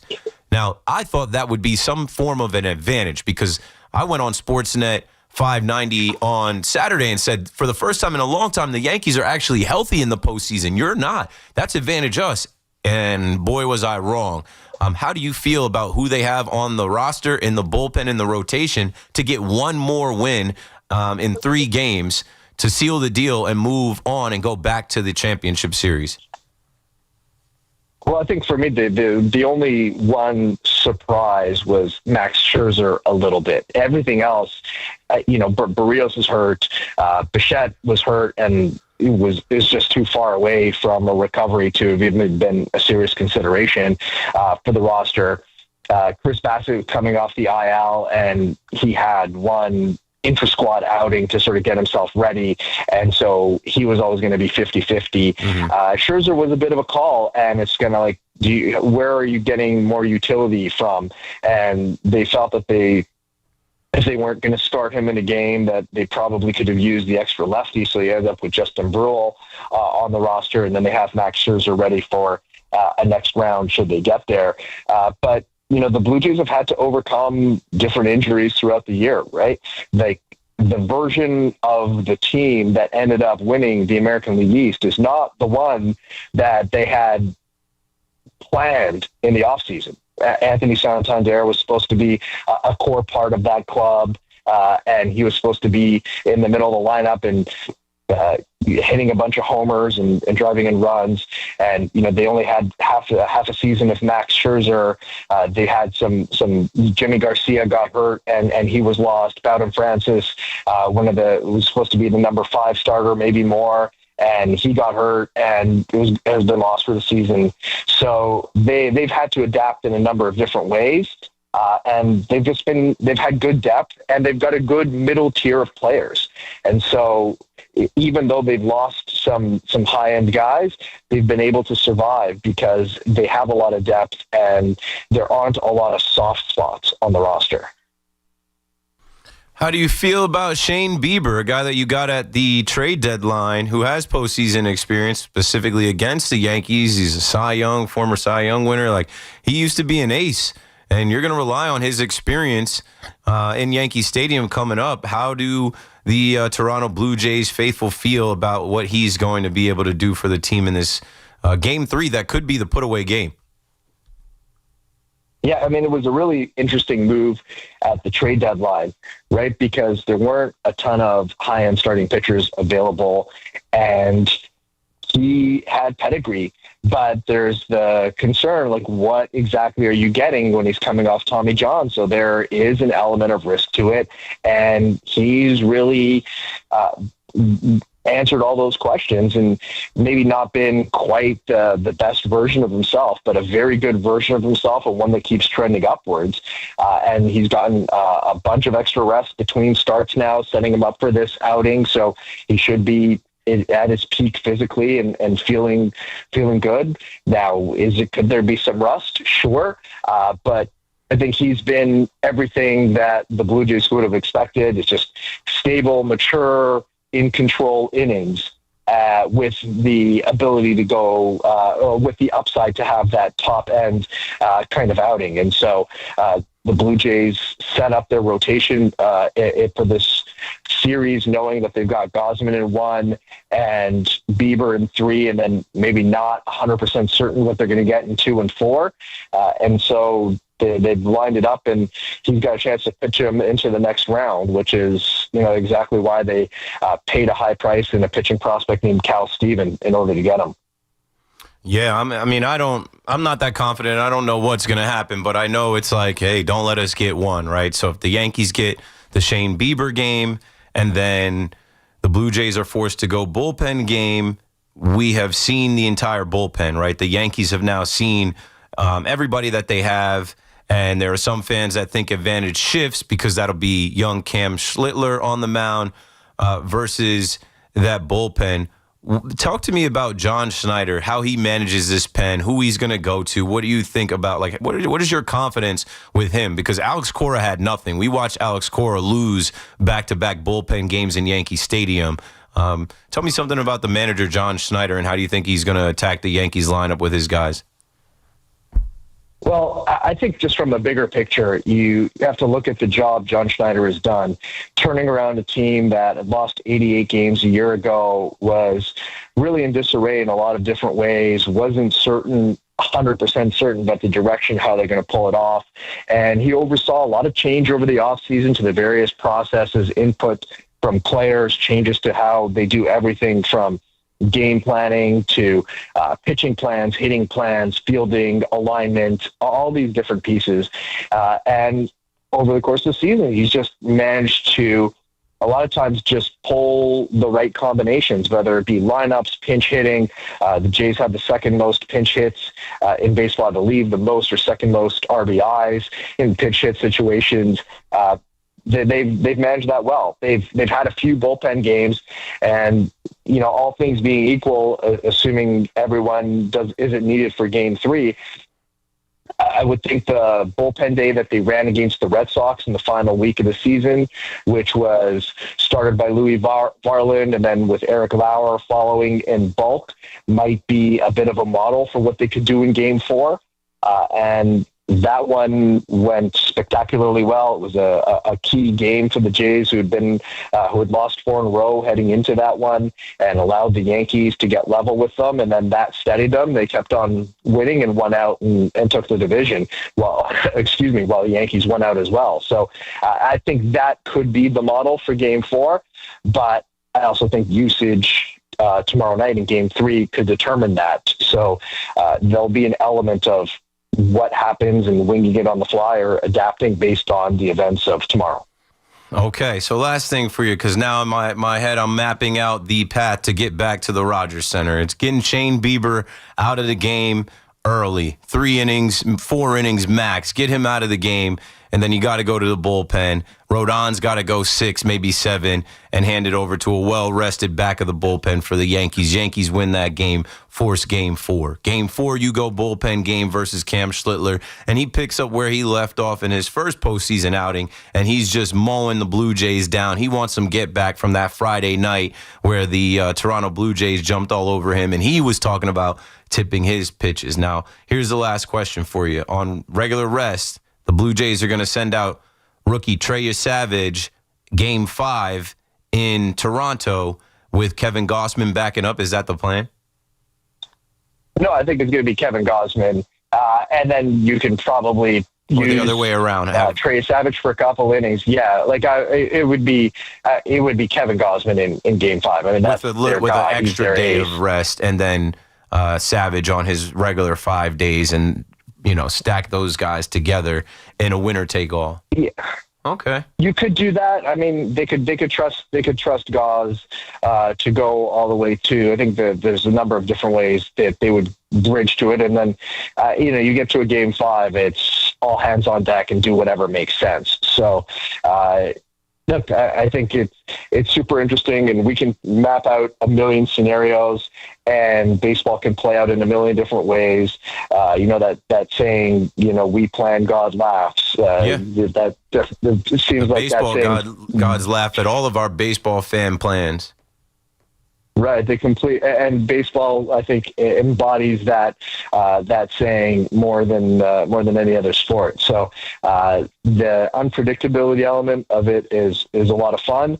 It's why the postseason is so amazing in baseball, and we always be ready for weird. Like, you never know what's going to happen, and momentum can shift fast. But the one thing that I look at is that so far in the series, when there have been those big inflection point moments in games, the Blue Jays have managed to find a way.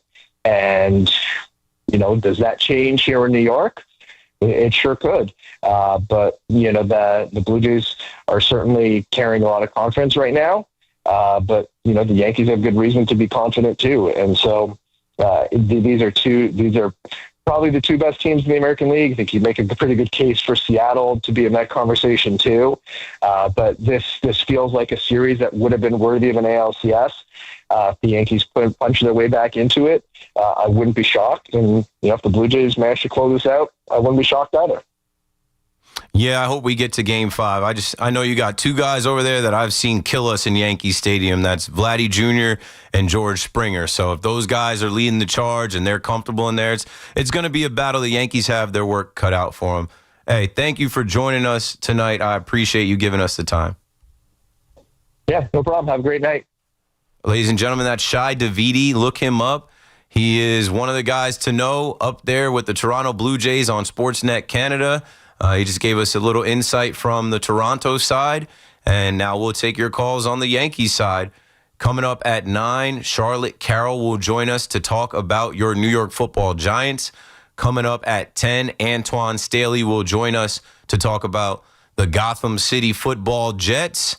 And in between, I will keep you updated on what happens with this Dodgers-Phillies series. The Dodgers look like they are just right back to doing what they always do this time of the year, and about to go up 2-0 on Philly.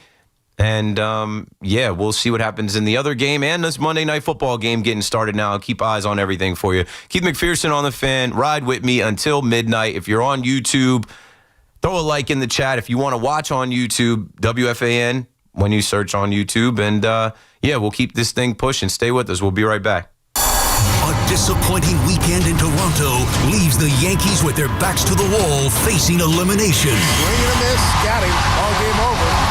And the Blue Jays take a 2-0 lead in this ALDS. A return home to the Bronx could be just what the Bombers need to turn things around.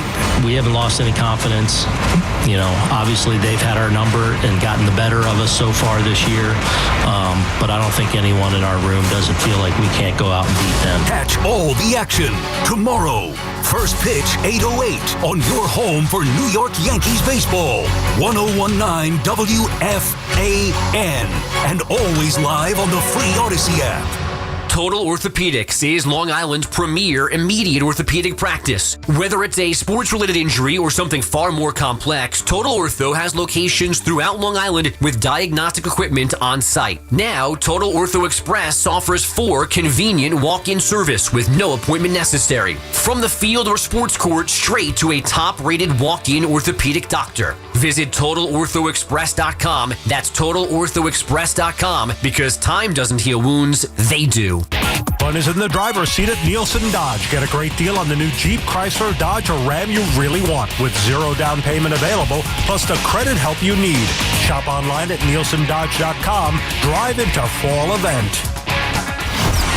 Dunkin's $6 meal deal is kind of wild. You get a bacon, egg, and cheese sandwich, 6-piece hash browns, and a medium hot or iced coffee, all for $6. That's the main character meal energy you need this fall. Get it now in Dunkin' stores or order ahead on the Dunkin' app. No substitutions. Participation and times may vary. Offer price varies in California and Hawaii. Limited time offer cannot be combined with other offers. Exclusions and terms apply.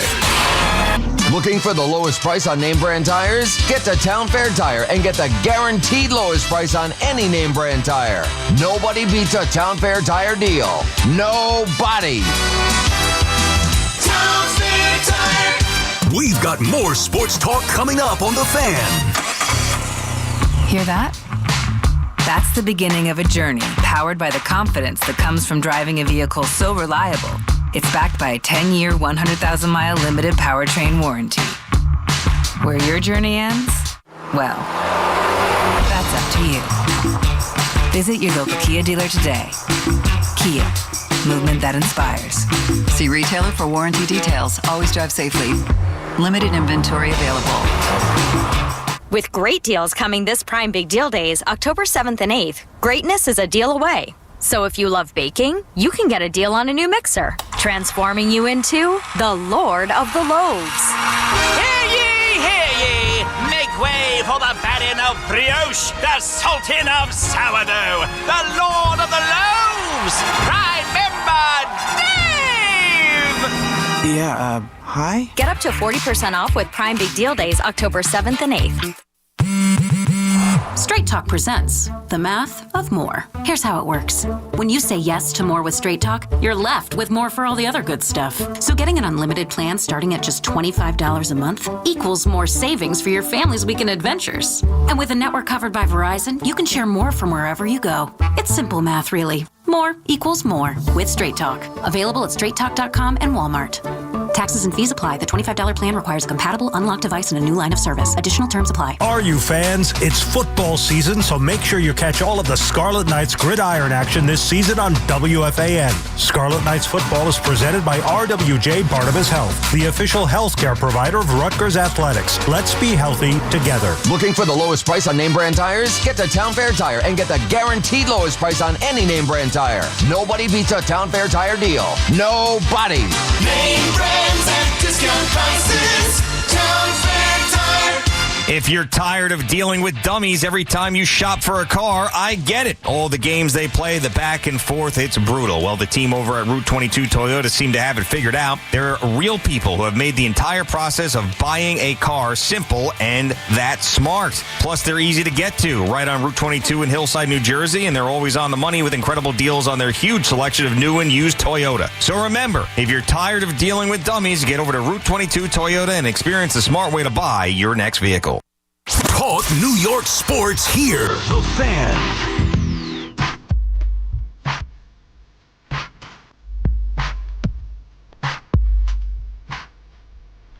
Regulators, mount up as we proceed to give you what you need. 888-808-1019 in the chat. Sometimes I'm just spying on you guys in the chat.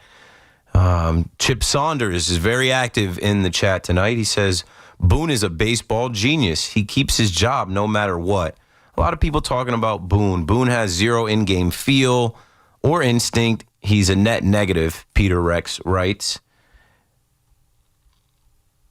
I'm not going to read that next one because sometimes you guys say some things that are out of line in the chat as well. But it brings me back to something I was saying about, like, you know, the decisions that Aaron Boone has made in this series, and then some of the decisions that have been made in this Aaron Boone era in the postseason. He doesn't make them alone, and that's also why he won't be held accountable for them alone. He's not getting fired.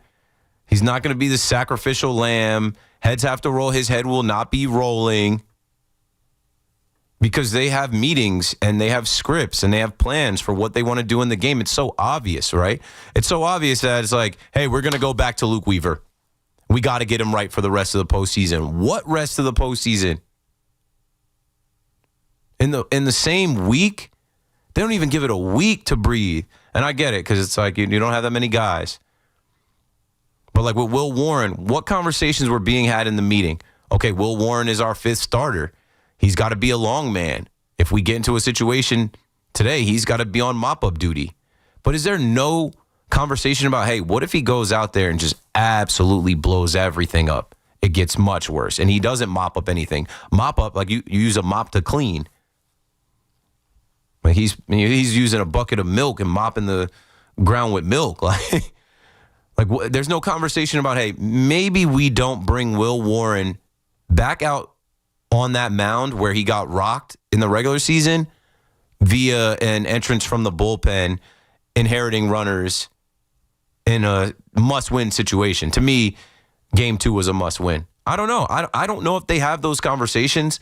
I think that they get a lot of smart guys in the same room, and sometimes you have too many smart guys in the same room. You're too smart. You look dumb. You end up looking dumb. And there are some things that we just look at here where we're like, hey, maybe that could have gone differently. Maybe we didn't have to do that. But, you know, yesterday's game, Sunday's game starts and ends with Max Fried. You got the bad version of Max Fried. Max was fried. You got Max Fried postseason edition.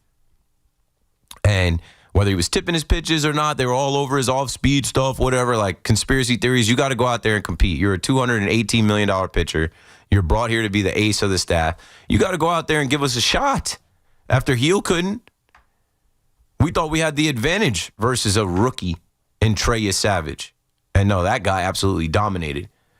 That guy went out. And the Yankees, of course, I'm like, here it is, age-old adage. You want to make a guy look like an ace? Have him face the Yankees for the first time. Without their trajectory machine, they don't stand a chance. 888-808-1019. Ross in Rockville Center, thank you for holding. You're live on the Fan. Take your time. Keith, I don't even know if I could talk. I'm in a men's ball league softball game. I'm playing left field, but I held on this long. Are you out in left field with your cell phone? I am literally out in the field with my cell phone. These guys are looking at me like I'm crazy. But as a Mets fan, it's been great to hear you, slamming on the Yankees a little bit. Oh, shit, I got it!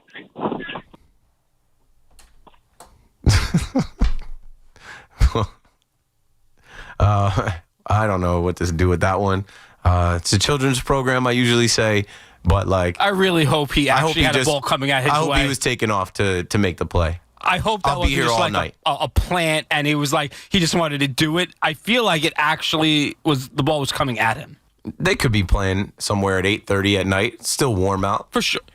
warm. It was 85 degrees the last 2 days. It's still unseasonably warm. I was telling my wife that. She's like, no, it's been warm. So remember Halloween? I think Halloween last year was really warm. Whatever. So it's going to be like... I'm still in shorts and a T-shirt. It's going to be 80 cool. tomorrow. So the stadium, it's going to be shorts the whole 9 yards, including the fact that they had this new dessert nachos thing that I saw that I would love to try. Nah. Obviously, I'm going to be here engineering the Not game. me. I don't buy stuff in the stadium. I definitely am not buying ice cream and desserts. And I think it had like strawberry syrup. That's a no for me. Raspberry syrup. Raspberry syrup. chocolate, vanilla, soft serve, waffle pieces. I don't do any fruity flavors. And look at the Phillies fighting back. Trey Turner drives in a run. They're not done.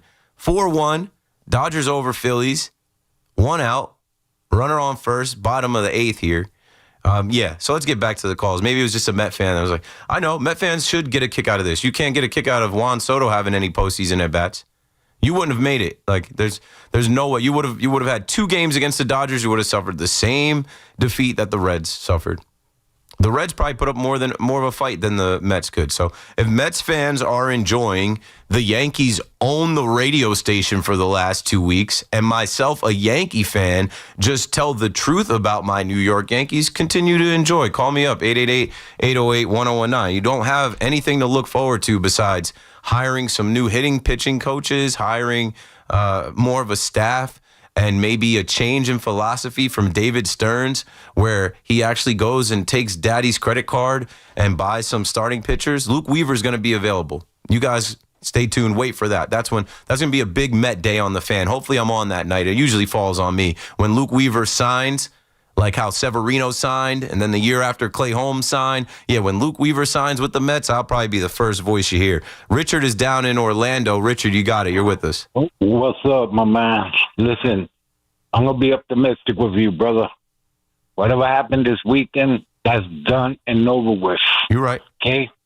These guys are coming to our home. We got the 10-man in the field. It's the fans, okay? Let me tell you something, okay? We're going to win tomorrow. My man Rookie's going to win Wednesday. And let me tell you something, my brother. When we go back to Canada, who's the pressure's going to be on? Not go be on the Yankees, go be on those choking Torontos, okay?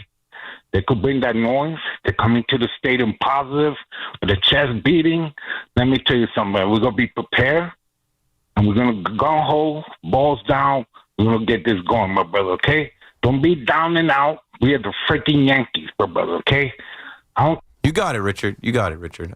Yeah, trust me. I am somebody that goes to the stadium and literally loses my voice. I'm someone that goes to the stadium, and if there's tension like there was last week before the Cam Schlittler outing, I'm yelling, Yanks in 3. I'm the one that if I walk into a section and it's quiet, I'm saying, let's go Yankees. Like I'm all the way with the, like I'm down for it. I'm with the rah-rah and root for the home team. But as I sit in this chair tonight with no Yankee game to watch, and I talk to you about the situation, I can't turn that page to just say what we're going to do, what they're going to do, where they'll be. It sounds good, but it's a fairy tale. It's a dream. They got to do it. They got to go out and do it. And after the first 2 games, I don't know how confident, I don't know where the confidence is. I don't know how confident some of you are. I think it's just like, and we need you guys. There are so many negative, hateful Yankee fans that I think hate the team and want to see the team fail because they think like something's going to happen, like Boone's going to get fired or Cashman's going to get fired. They're definitely not. We need you positive Yankee fans that are, glass always half full and optimistic, and it ain't over until it's over. My guy Ray out in Brooklyn on the Fan. What up, Ray? My G Keys, that was a perfect segue to me because you described me. I'm always 3/4 full, bro. So you know what? I ain't even look. Obviously, we got our backs to the wall. We have to win. Like the guy you had on doing this spot, the guy from Toronto, the journalist. I wouldn't be shocked if the Yankees were in a Game 5 and possibly winning the series. I wouldn't be shocked if we lost tomorrow. But for people to act like it's like completely over, we just won 2 playoff games in a row against, in my estimation, a better team in the Red Sox with better starting pitching for sure. So I can't agree on those last 2 things. What I'll agree is that they both, the Red Sox and Toronto dominated the Yankees in the regular season. I'll give you that. But I don't think anybody would say that the Red Sox have better starting pitching or a better team.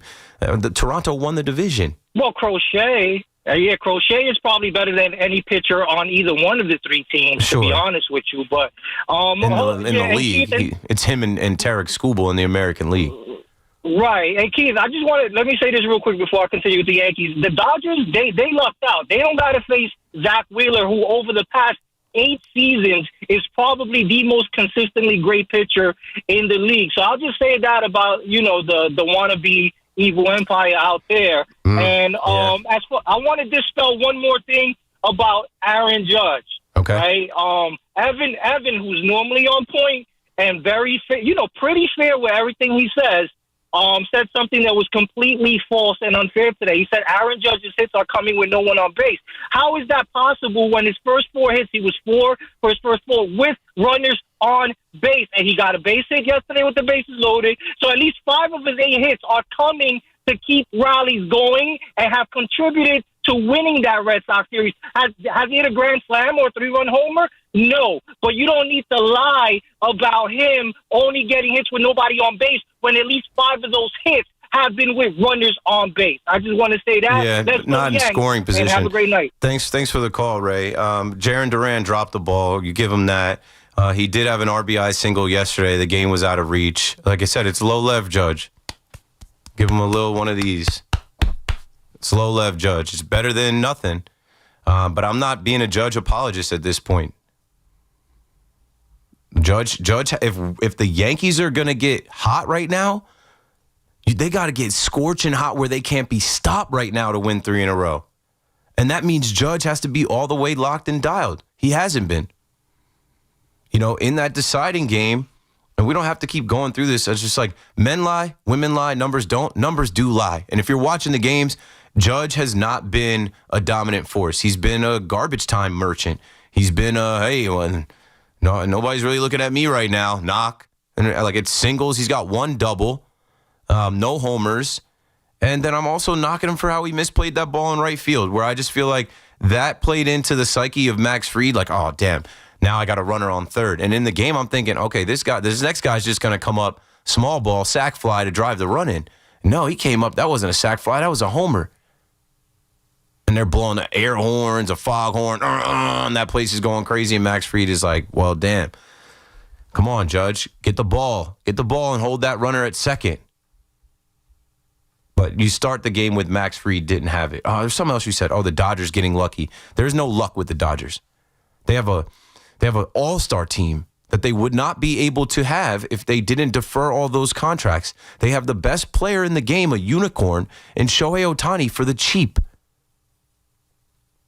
Like 90% of his contract is deferred. And then all of those guys followed suit because who wouldn't want to live in sunny California in LA and be with the Dodgers who win all the time? And here they are just a few more outs away, I think 3 outs away from taking a commanding 2-0 lead back to blue heaven on earth, Chavez Ravine Dodger Stadium. I'm never going to act like the Dodgers are lucky. They're good. They have a lot of good players, and they've been doing this for a long time. And the moment is not too big for any of them. They rise to the occasion. They're the defending champs. And everybody talked about meeting the Dodgers in the World Series. The Dodgers might hold up their end of the bargain. I don't know if the Yankees can hold up theirs. They have to be absolutely laser focused with the shortest of memories. This weekend didn't happen. Forget about it. 23 runs scored, might as well have been 0. Now you've got a 3-game set. 2 in your building, 1 in Toronto, and you've got to sweep. Sweep them so I know it's real. They had some trouble sweeping teams so I know it's real in the regular season that were good. You can't fool me with the Twins and the Orioles and the White Sox. I got to see it. So let's see if these guys really want it. Let's see how they want to be remembered. Let's see how the captain wants to be remembered. Let's literally see if they have any pride, heart, fight to protect home field. Win those 2 games. Win those 2 games, and if it's a winner-take-all game 5 and they lose that game close, I think there's a little bit more pride and dignity in it. You get swept here tomorrow, it's a long offseason, and it's loud. I'm going to be taking these calls forever. Win 2 games. Get Cam Schlittler back on the mound so we can turn it up again. Win 2 games. Force a game 5 where it's like game 7. Anything can happen. Tony's in North Bergen with us next. What's up, Tony? Hey, Keith. First time, long time. I'm calling in because I'm hearing everyone defend Boone, right? And if it wasn't for the individual star performances over the years from Judge, Cole, Soto, it would be a complete failure. It's like lipstick on a pig. I'm calling in because I want to hear what has to change. The definition of insanity is doing the same thing over and over again, expecting different results. What has to happen to get Boone fired? Thanks for the call, Tony. What would have to happen, because I think his contract makes him good for 2026 and 2027, what would have to happen is they miss the postseason. Because the whole business model is getting these October games where there's 49,000 people in there, the place is sold out, there's lines for beer and popcorn and, sundaes with strawberry syrup. Like, missing the postseason with a $320 million payroll, like, that's fireable. But Aaron Boone is safe. Aaron Boone is the manager of these Gen Z Yankees. Aaron Boone is the manager of these participation trophy country club laissez-faire Yankees. And he's not getting fired because he's an extension of the front office. He's an extension of, he's doing what they want. He believes in it. Darren lockstep. He's doing what they want him to do. So you can't fire a guy when he's literally, following some marching orders. Now, does he make out the lineup? Sure. Does he get to, choose who's coming out of the bullpen? Definitely. We see that in real time. But I just think that there is nothing that happens that they didn't talk about prior to the game.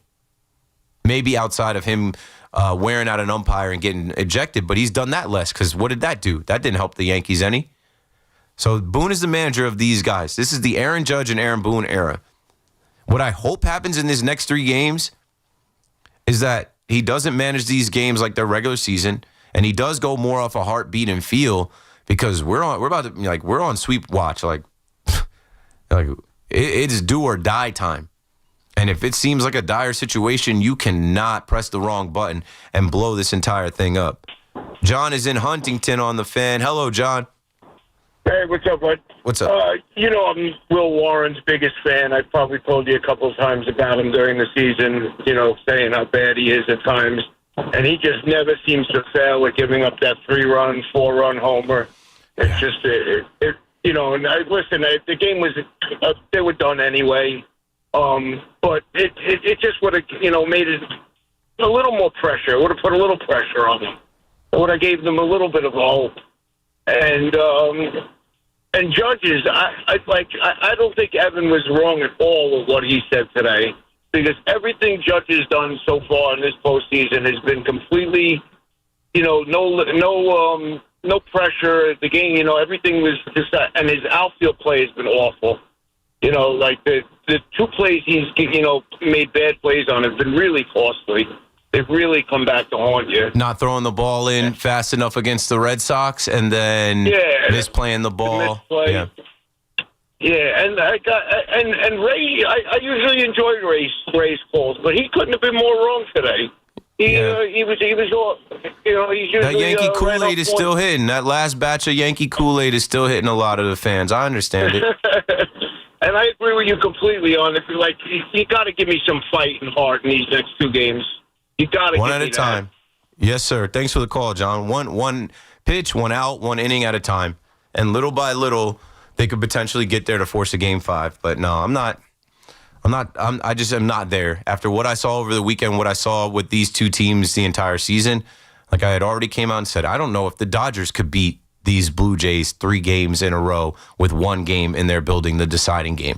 I don't know if there's any team in the American League that could come back. Like, the other series is split. Like, why don't we just tip our cap to Toronto and say, you know what? They were on ice. You know what? They were down some key players that helped them get to where they were, but they jumped all over Fried. They were ready. Like, that's the thing. That's the postseason. How many pitches have the Yankees hitters missed? How many times have we been watching? We're like, that's the pitch right there. Just missed it, fouled it off. Or just missed it, swing and a miss. It's in the zone. You gotta hit. The Toronto Blue Jays haven't missed any pitches. They've been on everything. If you think it's because they're cheating, then whatever. We're not going to find out until 2027. 888-808-1019. No, we don't have to break here? Awesome. Still rolling. Robbie in Lenox on the Fan next. What's up, Robbie?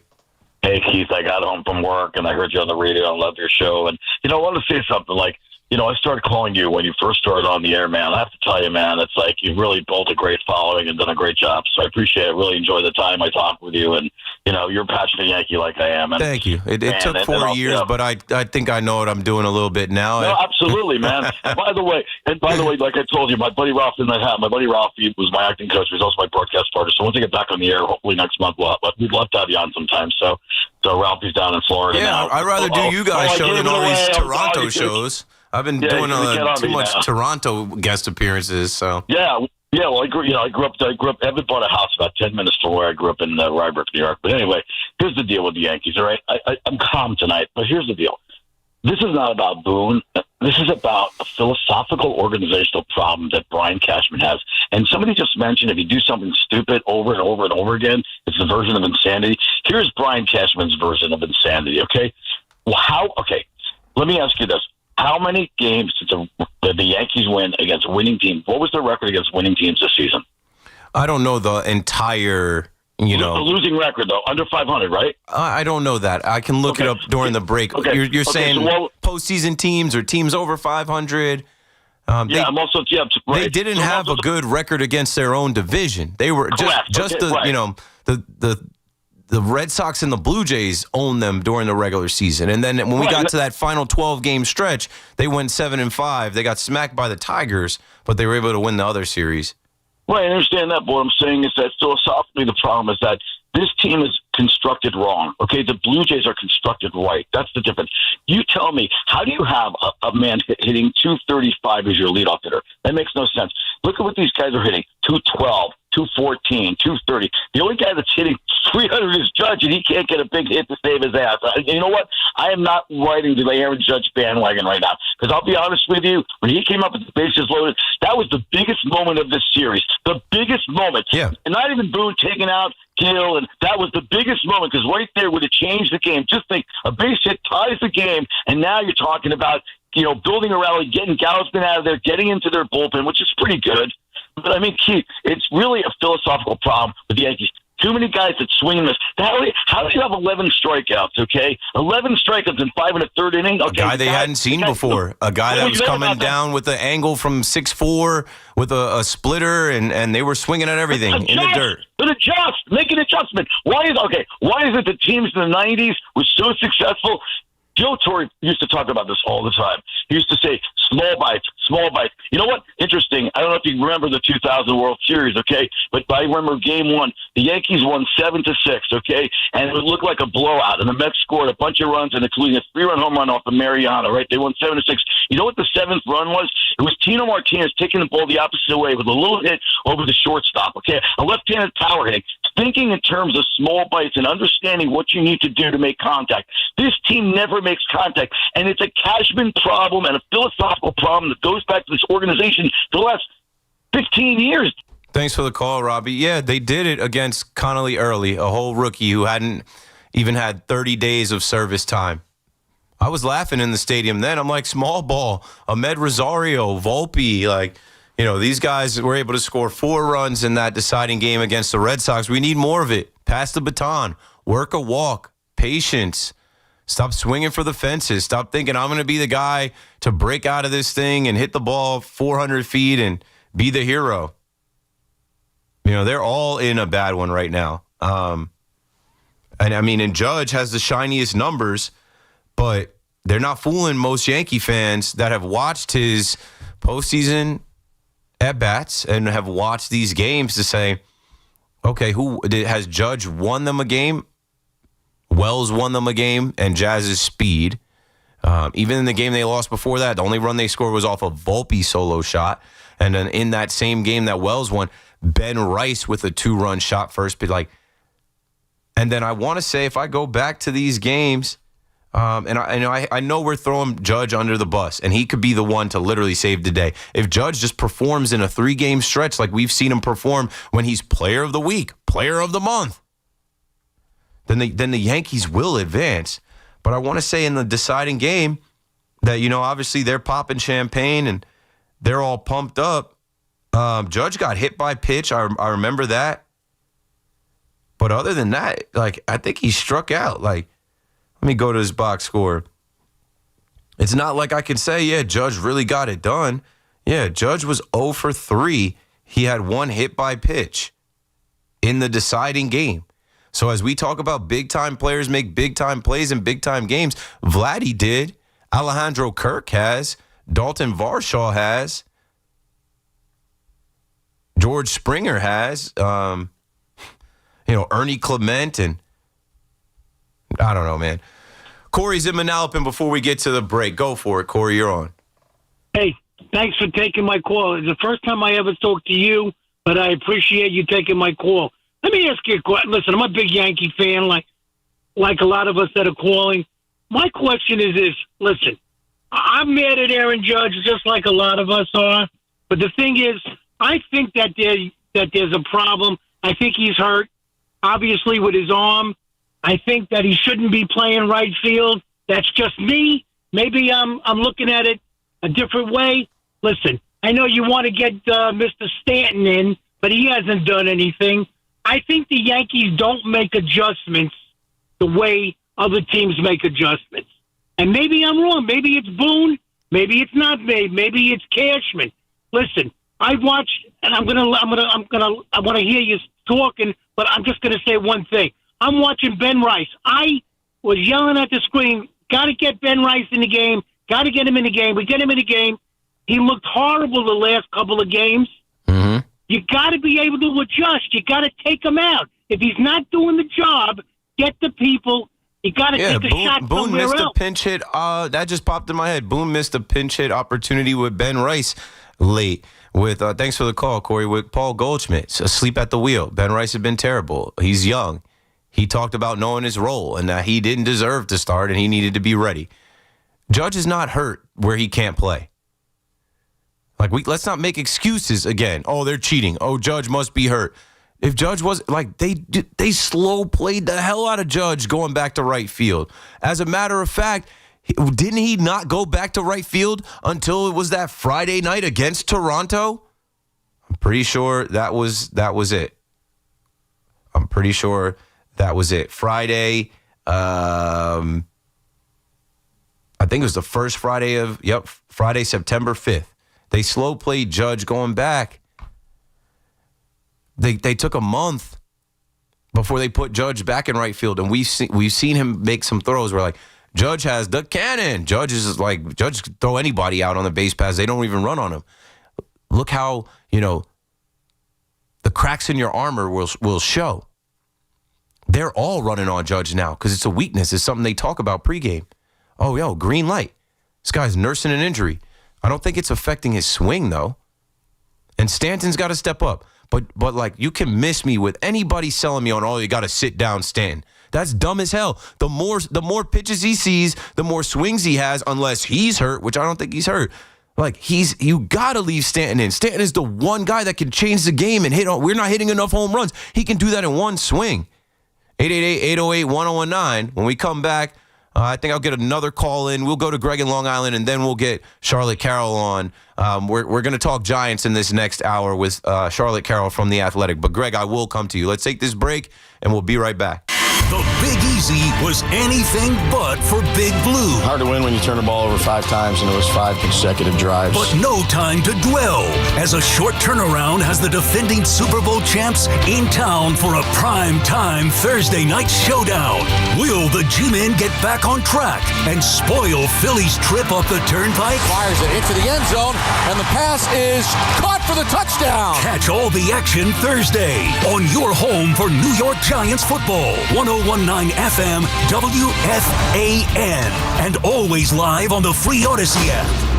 Football Football season is here, and just like winning teams, your engagement should be all about the best. So if you're ready to pop the big question this season, why not visit the experts at London Jewelers? With top-notch professionals and cutting-edge technology, London Jewelers can help you select or even design the absolute perfect ring. So whether you're starting over or starting new, let the professionals at London Jewelers be a part of your journey. Visit any one of their convenient 6 locations across New York and New Jersey. London Jewelers, serving you and your family since 1926.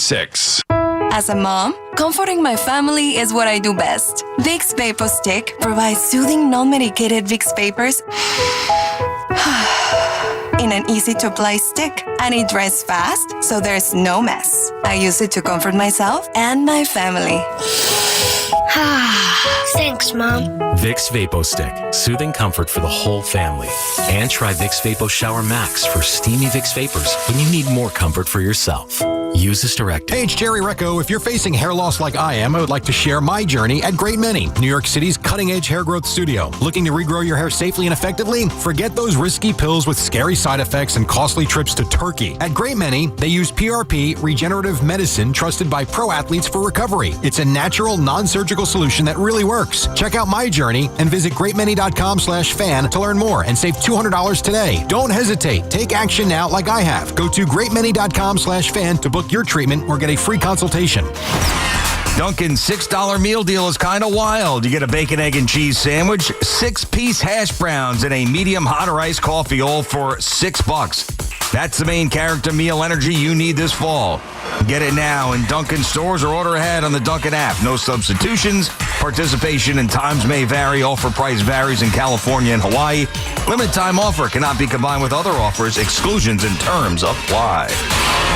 Michelin Winter Tires offer confidence in all types of winter conditions, and Town Fair Tire offers every long-lasting, fuel-efficient Michelin tire at the guaranteed lowest price. Plus, Town Fair gives you the most free services for life with your purchase of Michelin Winter Tires to keep you going for years to come. For the guaranteed best deal on Michelin tires, nobody beats Town Fair Tire. And I mean nobody. Name brands at discount prices. Town Fair Tire. We're always talking New York sports on The Fan. Want fast, reliable home internet? Switch to Verizon Fios, where you get the 100% fiber optic network with speeds up to 2 gig. And if you're looking for live TV with up to 400 plus channels and live sports, Fios TV is where it's at. Get the internet speed you want and the TV you love when you bundle Fios home internet and TV with Verizon. Plus, get the latest deals when you call 1-883-VERIZON and switch to Verizon Fios today. Availability varies. In St. Pete Clearwater, you can chill by the crystal clear Gulf and stroll downtown St. Pete's galleries and murals and hang with the locals at a fishing pier and escape to secluded white sand beaches. Secluded, huh? Yeah, and they're spectacular. And then grab a sandwich at the grouper capital of the world and maybe a nightcap at a rooftop bar with sunset views. Okay, in St. Pete Clearwater, you'll find just what you're looking for. And then some. Your Florida escape begins at visitspc.com. Adventure meets luxury in the new Lexus GX from Ray Cattina Lexus of Freehold and Ray Cattina Lexus of Monmouth. With bold design and spacious comfort, it's ready to take you anywhere. Discover your new GX at Ray Cattina Lexus. Total Orthopedics is Long Island's premier immediate orthopedic practice. Whether it's a sports-related injury or something far more complex, Total Ortho has locations throughout Long Island with diagnostic equipment on site. Now, Total Ortho Express offers 4 convenient walk-in service with no appointment necessary. From the field or sports court straight to a top-rated walk-in orthopedic doctor. Visit TotalOrthoExpress.com. That's TotalOrthoExpress.com, because time doesn't heal wounds, they do. Talk sports with BT and Sal. Middays 10 to 2. WFAN, WFAN FM, WFAN FM HD1 New York, and Odyssey Sports Station. WFAN Sports Flash. Good evening at 9 o'clock. I'm Peter Schwartz. This report brought to you by The Tap Room, Long Island's local spot for real food, craft beverages, and game day fun for your friends. The Yankees will try to keep their season alive on Tuesday night when they host the Blue Jays in Game 3 of the ALDS. Yankees are facing elimination down 2-0. So what's the mindset of manager Aaron Boone's team? We approach it like we have really all season, but even more specifically, the last 6-8 weeks where, we feel like we've been playing with a lot on the line every single day. And we'll go into our, hitters meeting, and it's about win today, period. Pitching matchup for Game 3, Carlos Rodon against Shane Bieber. Coverage here on The Fan tomorrow, 7:25. First pitch, 8:08. Tonight, Game 2 of the NLDS. The Dodgers and the Phillies, they're playing the bottom of the ninth in Philadelphia, and the Dodgers lead the Phillies 4-1. The Phillies, with a couple of runners on the ninth inning, the Dodgers lead the series 1-0. Still to come, a 9:08 first pitch for the Cubs and Brewers. Game 2 in Milwaukee, and the Brewers up 1-0. Monday Night Football in Jacksonville. They're in the second quarter, and the Chiefs are on top of the Jaguars 7-0. Fan weather, 69 degrees, partly cloudy skies in Central Park. That's what's happening with Sports Flashes. At the top of the hour, I'm Peter Schwartz. Get connected with WFAN to talk about your favorite teams. The Fan on the Odyssey, iHeart, and TuneIn apps. Inside the 9 p.m. hour on The Fan in New York. Joining us right now as we shift the focus to your New York Football Giants is Charlotte Carroll, who covers the Giants for The Athletic. Charlotte, are you there? Yep. How's it going? Hey, it's going all right. We just cried about the Yankees for 2 hours, so it's good to get a break from that. Are you a baseball fan? Are you a Yankee fan, Met fan? Or are you not even from around here? So I'm from Chicago originally, so I know pain unlike most of you.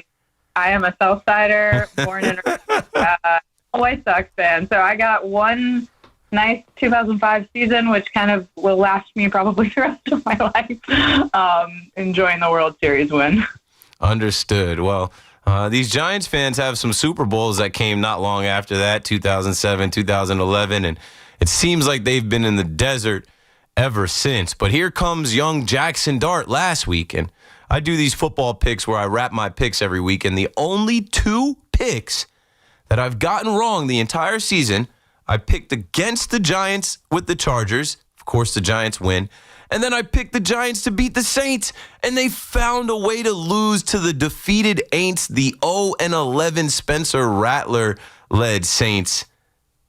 Well, nobody's going to win when you turn the ball over that much. Let's talk about Jackson Dart in his second start. A fumble where he wasn't touched, interceptions. One, I put the assist on Bo Collins. The other one is on him.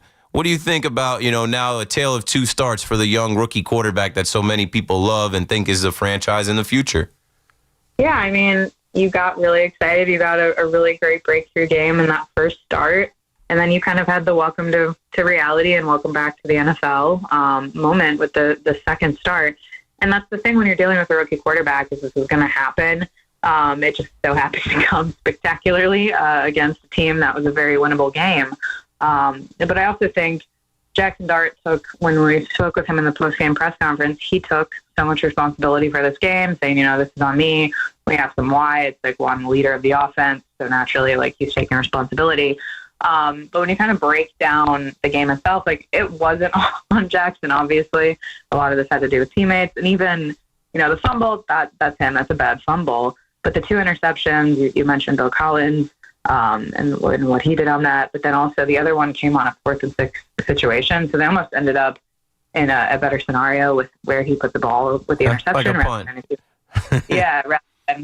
Rather than throwing an incompletion on 4th down. So, he looked good when the game started. And yes, there's these mistakes that are bound to happen with a quarterback. But you still kind of walk away not feeling horrible about Jackson Dart's performance in that. At least that's how I came away. Try and maintain a little positivity in some of this stuff. Yeah, there was some positivity right away. There was some good right away. Back-to-back drives. They score. Efficient in the red zone. It's like a complete change from what we've seen from the Giants. And not big plays, just methodically calling the right plays and moving down the field. And then when you get close, taking your shots, unlocking the tight ends with Malik Neighbors being out. So you had some good, but, this is what I felt like as I was watching that game and taking notes. This team has done a lot of losing. They got to learn how to win. This team is young, one of the younger teams in the league, and mistakes are going to kill you, and nobody can overcome, turning the ball over like that. But they've now got a short week to figure it out, and that defense, not for nothing, that defense got by Spencer Rattler. They've got to pick up the pieces quickly here. What are your thoughts on the other side of the ball? I think the secondary was outplayed, and I expected much more out of the front. I thought Brian Burns and Kayvon and Abdul Carter and Dex, I thought those guys were going to make life hell for Spencer Rattler. He was able to get the ball off. He was able to make some big plays. Yeah, no, it was a kind of quiet night for as much pressure as we saw and success that they had against the Chargers. That wasn't as effective there on last night or yesterday. I've lost all track of time with travel, which happens already week 5. It's never great. But it definitely was not what you want to see coming out of such a really strong performance the week prior. And now it's a good thing and a bad thing that, as you mentioned, the short week, like they can easily put it behind them. But body-wise, they'll be able to, recover, get ready. We saw the injury report coming into this week, and there's some guys on there that are noticeable and important players for this team, including Darius Slayton. Jackson Dart ended up on there with a hamstring injury. So we'll kind of get the updates tomorrow when we go to practice. Yeah, you mentioned Darius Slayton, and it's tough. Two guys that I think killed the Giants. Deonte Banks has been a net negative. I honestly don't understand why they didn't take that number 2 jersey off his back and give it to Dart, because we did see Dart has one of the highest selling jerseys now. It should be his number 2. Deonte Banks, I'll ask you, to answer what his role is moving forward and what they're even doing with him. And then Darius Slayton is a captain and a guy that people are looking at the 300 or the 3 years, $36 million and saying, man, that's Saquon's money. We got Slayton for what we could have paid Saquon.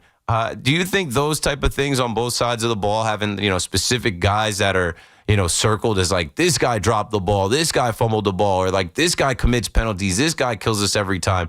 You think those are things that are going to kind of break up the locker room? You think that, the team knows that as well? Because those two guys have been in the ire of the fans definitely this whole weekend.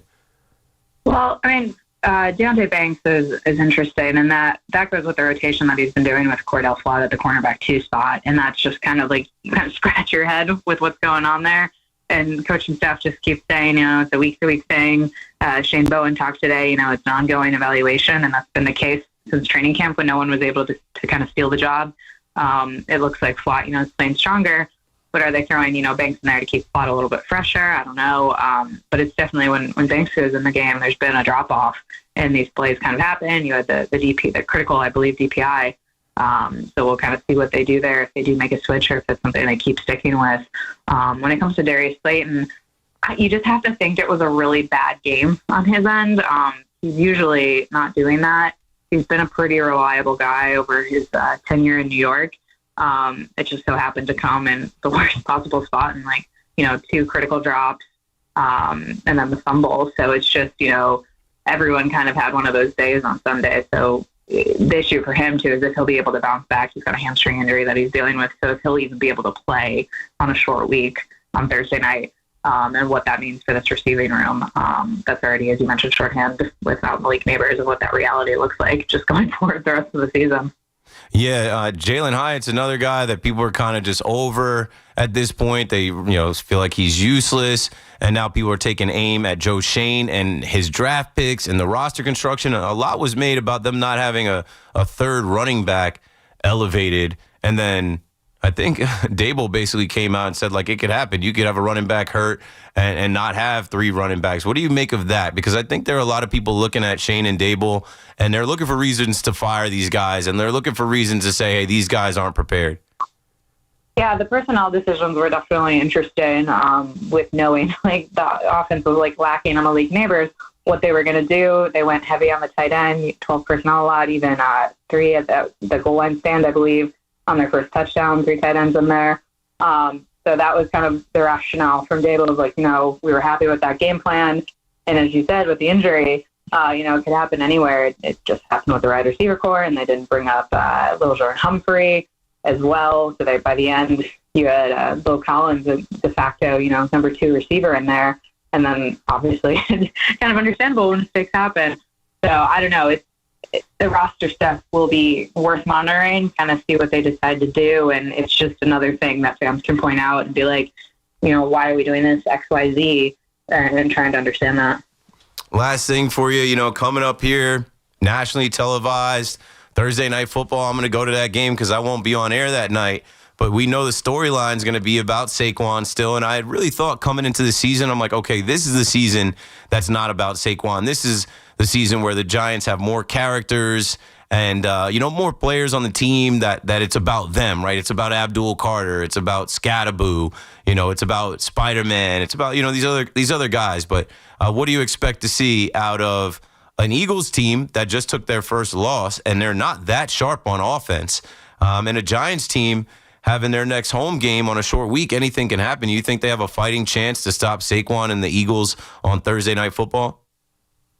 Anything can happen, but until we see it, and until we see this Giants team, be competitive with the Eagles team that's been so dominating, I won't believe it until I see it, kind of a person. I think it'll definitely be intense, very interesting environment. Saquon's on there with a knee injury. I think one of the national guys reported that he plans on playing.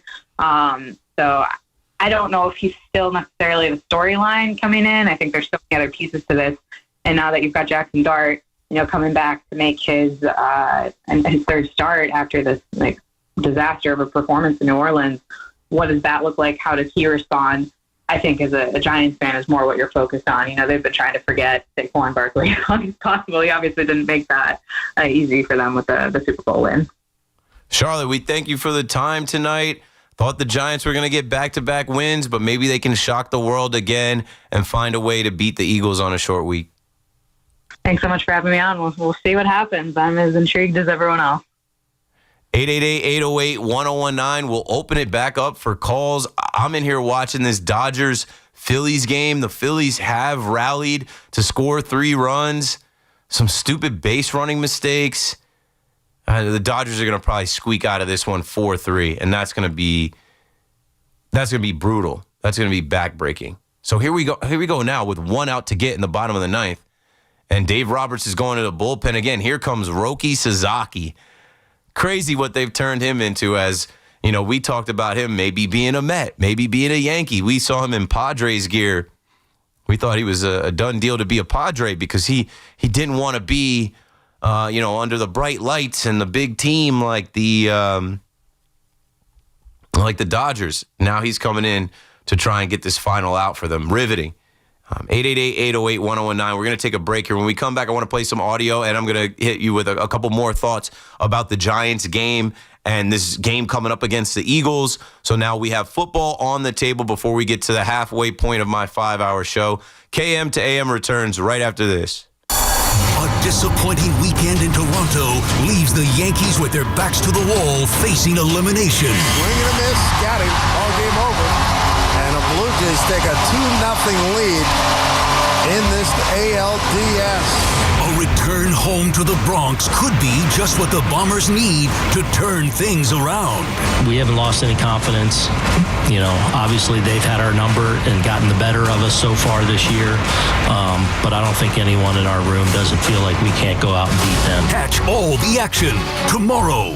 First pitch, 8:08 on your home for New York Yankees baseball.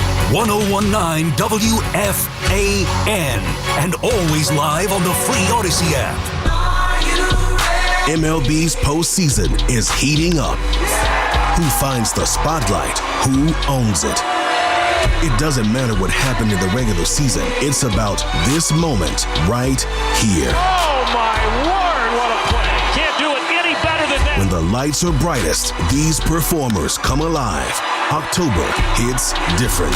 Postseason 2025. Baseball is something else. Major League Baseball trademarks used with permission. Hey, it's Al Licata. Get your game on at Wind Creek Bethlehem. Play the hottest slots and table games, or go big in the poker room. Feel the thrill of live dealer stadium gaming. Try axe throwing or virtual golf. Dine at their classic steakhouse, chop house, or enjoy contemporary urban cuisine at Urban Table. Cap it off with cocktails and a stay at Wind Creek's AAA 4-Diamond Hotel. well. Play online anytime in the Wing Creek Casinoverse. Learn more at wingcreekbethlehem.com. Must be 21 years or older. Gambling problem? Call 1-800-GAMBLER. Looking for Michelin tires at the guaranteed lowest price? Get to Town Fair Tire for Michelin's Cross Climate tires, offering a design that delivers an exceptional level of long-lasting performance throughout the tire's lifespan. Plus, Town Fair gives you more free services than anywhere else. For the guaranteed lowest price and your best deal on Michelin Cross Climate tires, nobody beats Town Fair Tire. And I mean nobody. Name brands at discount prices. Town Fair Tire. Dunkin's $6 meal deal is kind of wild. You get a bacon, egg, and cheese sandwich, 6-piece hash browns, and a medium hot or iced coffee, all for $6. That's the main character meal energy you need this fall. Get it now in Dunkin' stores or order ahead on the Dunkin' app. No substitutions. Participation and times may vary. Offer price varies in California and Hawaii. Limited time offer cannot be combined with other offers. Exclusions and terms apply. Talk New York sports on the Fan. 1-877 Cards for Kids. KARS Cards for Kids. Ready to get rid of that old car? Donate it to Cars for Kids. Call 1-877-CARS-FOR-KIDS to reach a friendly live agent. Donation's super easy, and your car can be picked up as soon as tomorrow. Call us now, 1-877-CARS-FOR-KIDS. 1-877-CARS-FOR-KIDS. Donate your car today. Did you know you can donate real estate too? At Odyssey, we believe in creating a diverse and inclusive workforce. We also value the power of community and encourage local organizations to help us in referring qualified applicants to our stations. If you're a community organization interested in receiving our vacancy information, simply email equalemployment@odyssey.com. You'll be notified of all our open positions. That's equalemployment@odyssey.com. And for all our listeners, please visit odysseyinc.com/careers for a list of job openings at all Odyssey radio stations. Tune in to the BT and Sal Show weekdays from 10 to 2 on The Fan, presented by your Tri-State Cadillac dealers. Cadillac is the official luxury vehicle of the New York Mets. Clogged toilet, leaky faucet on one. Ready? Uh-oh, you got a plumbing problem blitzing through the line. Time to audible and call in the pros. Roto-Rooter is your go-to defense for clogs, leaks, and any plumbing fix. Call the right play and download the Roto-Rooter app and easily book an appointment and receive exclusive service discounts. Touchdown! Don't get sacked by plumbing issues. Call in Roto-Rooter, your MVP for plumbing solutions. Download the app today and score big on savings. And away go troubles down the drain. Roto-Rooter. Total Orthopedics is Long Island's premier orthopedic practice. Whether it's a sports-related injury or something far more complex, Total Ortho has you covered with locations throughout Long Island, Queens, and now West Orange, New Jersey. Don't struggle with pain or injuries and get fast, expert care from the leading orthopedic doctors, including the #1 spine doctor on Long Island. Visit TotalOrthoSportsMed.com and schedule an appointment today. Total Orthopedics and Sports Medicine, the experts at getting you back to being you. Get the scuttlebutt on your favorite team, The Fan, on the Odyssey, iHeart, and TuneIn apps.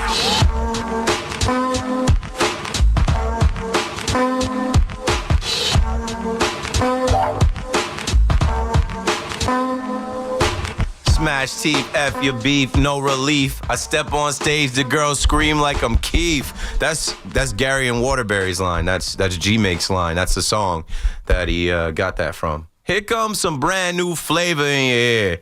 Time for new flavor in your ear. Keith McPherson on The Fan. About halfway through my 5-hour show, we got to start talking football now. But before we do that, yeah, the Dodgers, it ain't luck.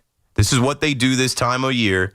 The Dodgers defeat the Phillies in their building. They take both games in Philly. So much for home field advantage. So much for protecting home, splitting, taking. No, the Dodgers don't care. They'll play wherever, whenever, against whomever. They've got Roki Sasaki, who they paid, I don't know, $300 million, maybe a little less than that. It was Yamamoto they paid that much. But they've got him coming out of the bullpen. He's the last guy coming out of the bullpen tonight. So don't be surprised when the Dodgers get right back to doing what they always do. Get into the NLCS, get into the Fall Classic. 4 games, 4 wins, plus 12 run differential. They're in the driver's seat going back to LA. But yeah, football-wise, let's play some audio. One is, we'll do the little lighthearted one first, and then we'll do the little more concerning one second. So first is from Mic'd Up. And I did not listen to the whole Mic'd Up, but I caught this because NFL posted it.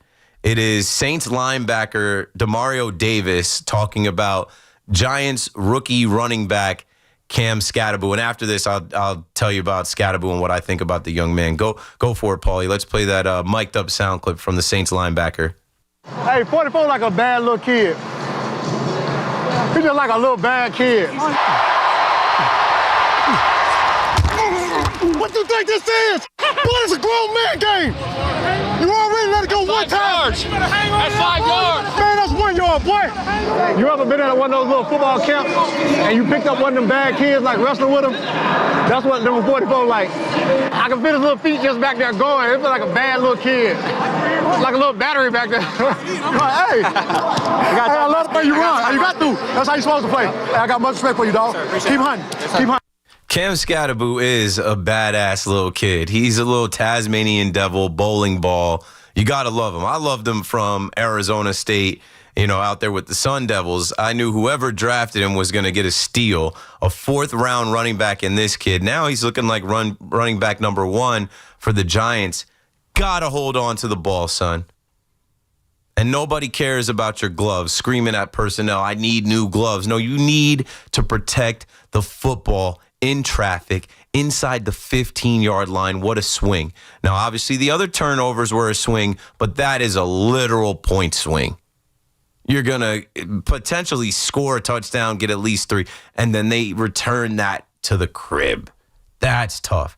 And you know what? It negates another great play that went viral from Cam Scatterbo, him versus Carl Granderson. Carl Granderson is a defensive end. Carl Granderson is 6'5", 250. 261 he's listed at, 6'5", 261.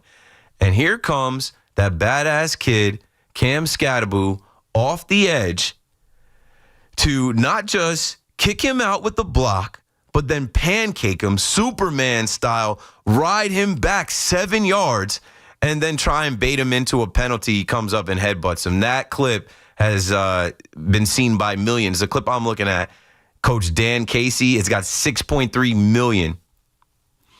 Jordan Renan posted it, and he says this play by Cam Scatterbo is crazy on so many levels. You have a legit lunatic in the backfield for the New York Giants, but he is a rookie. He's going to learn, but I think he's going to be a lot of fun for the Giants to watch. And this is what I was saying. I remember I tweeted out something in the offseason about the Giants got their next great running back in Cam Scatterbo. They got to move on from the Saquon Barkley narrative. Okay, let's get into the conversation around the Giants and the Jets and NFL football, as there are no more undefeated teams.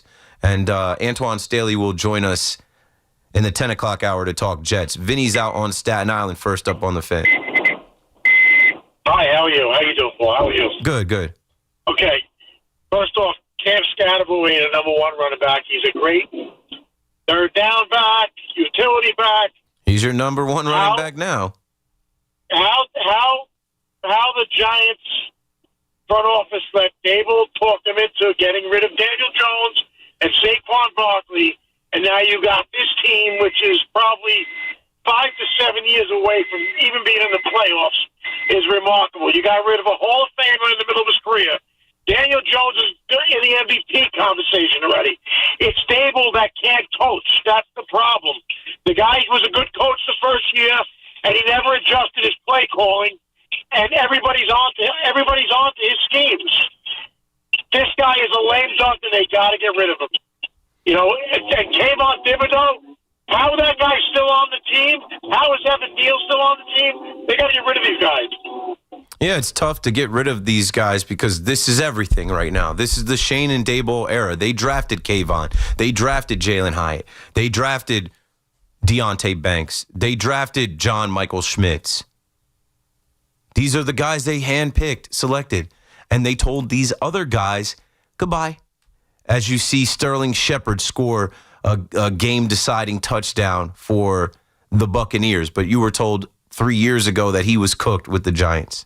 As we all know what Saquon Barkley did. Yeah, a Hall of Famer who ran for 2,000 yards and took a team to the Super Bowl his first year released from the New York Giants facility. Daniel Jones, people are still saying MVP around Daniel Jones's name. Isn't that insane? Because we thought he wasn't going to be anywhere, right? I remember saying last year, Daniel Jones is going to make a lot of money. He's not done. He's going to be better when he gets away. And now he's leading that Colts team. And in that division, as I just had Monday Night Football, and let me flip back, as I see the Cubs are up 3-0, and I don't really care to watch this game in the first inning. The Chiefs were up 14-0, now 14-7 over the Jaguars. Evan Ingram scored a touchdown this weekend for the Denver Broncos. Remember him? Oh, Darren Waller, who this regime traded for, brought in, got nothing out of him. He's scoring touchdowns with the Miami Dolphins. We got to make sure we add his name to the list that includes Xavier McKinney, who's got a bunch of interceptions since last year and this year with the Green Bay Packers after leaving the Giants. Who am I forgetting? Leonard Williams, Julian Love. There's more. It's a long list of guys where if you're a Giants fan, you say, hey, what the hell? Gettleman actually had some guys. He hit on some guys. We had some Pro Bowl talent. We had some actual players. And you shipped all those guys out and you drafted all these other guys that are suspect as hell, that are on bust watch. Pause. Let's go to Steve in Rockland on the Fan. What's up, Steve?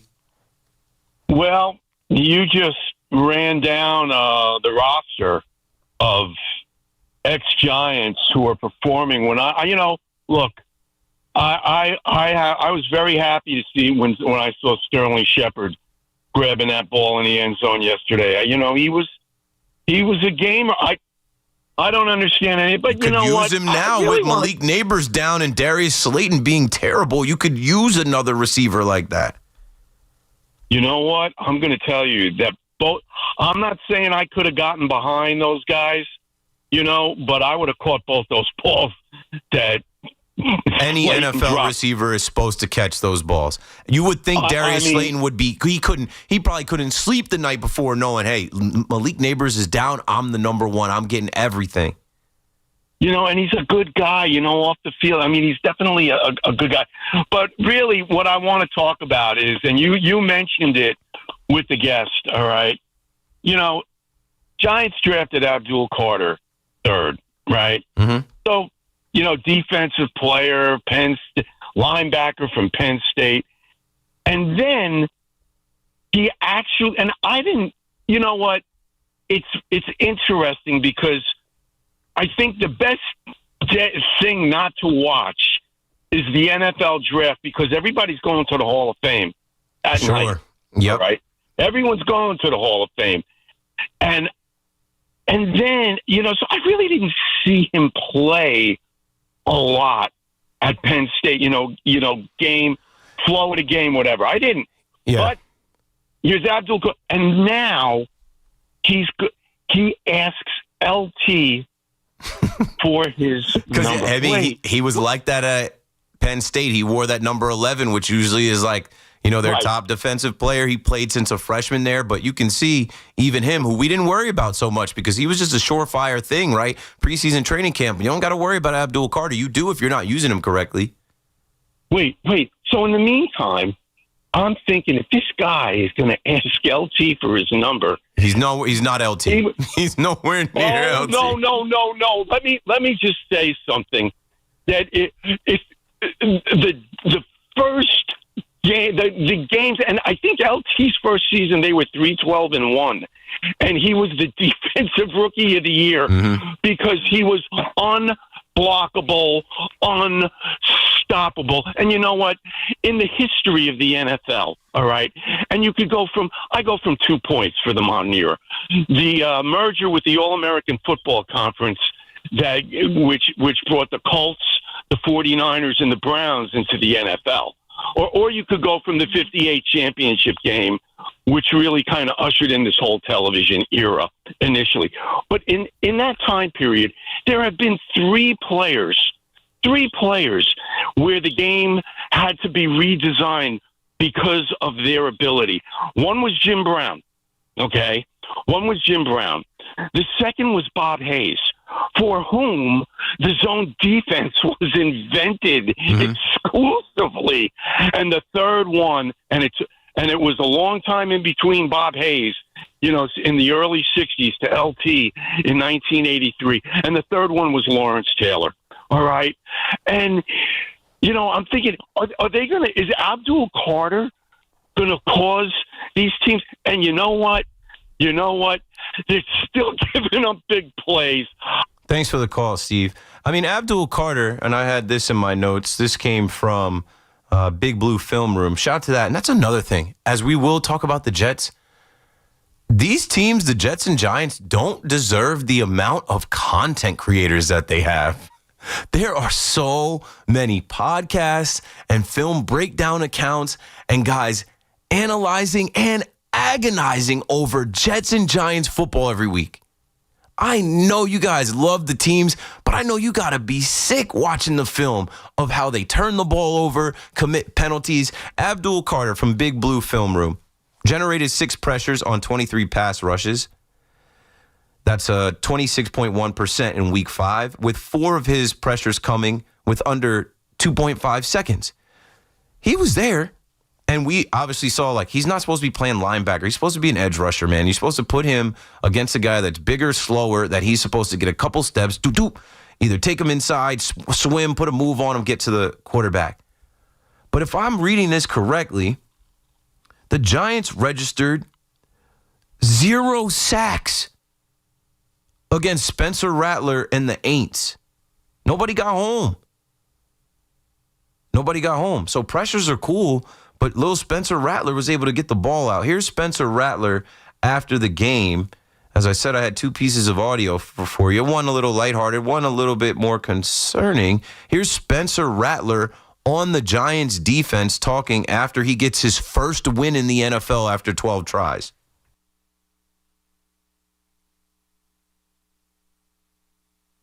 Give us 1 second here. Technical difficulties. The computer froze. My computer, the internet was tripping out for a minute. I just restarted it and we're good now. I think on your end, I don't know if you got to restart those computers. Those computers in there, they're running Windows 2000. You know what? A random side note. I have this MacBook. My life runs through MacBooks. I've been a slave to Apple and the MacBook since I was in college. And AppleCare is $99 a year, and I forgot about the AppleCare, and they just hit me for plus the taxes $106.91 the other day, and I was like, damn. I'm like, 1, I forgot that I had this MacBook for a year. 2, I forgot that the Apple Pay, but it's worth it. This MacBook that I have in front of me, if you guys are watching on YouTube, my phone dropped out of my hand, bounced off the keyboard, hit the screen within the first 3 or 4 days that I got this MacBook, and it put a black stripe in the screen. I had to go right back to American Dream Apple Store and put the thing in the shop. And they ran me $800 for that because I didn't have AppleCare. So then I paid another $100 for the AppleCare. And so now, whatever, I'll pay $100 for the AppleCare because who knows what's going to happen to this MacBook. And I need it to do every single thing that I do. Okay, back to where we were. Technical difficulties have ended. Spencer Rattler, who was defeated in his NFL career from his rookie season to his sophomore season right now. And I told you guys this last week that the Saints are looking at the Giants like this is a win for us too. It wouldn't be that easy. Spencer Rattler, this is what he had to say about Shane Bowen and the Giants defense. Yeah, really good front. Probably one of the best in the league. We got to have a good plan for them. A lot of speed, a lot of power. On the back end, they don't do as much as what we've seen, from these other teams, disguise-wise. But, they got their wrinkles and everything. But they run what they do well and can cause some havoc, to quarterbacks and offenses. So we got to get the ball out on time, take our shots when they're there, and just move the chains.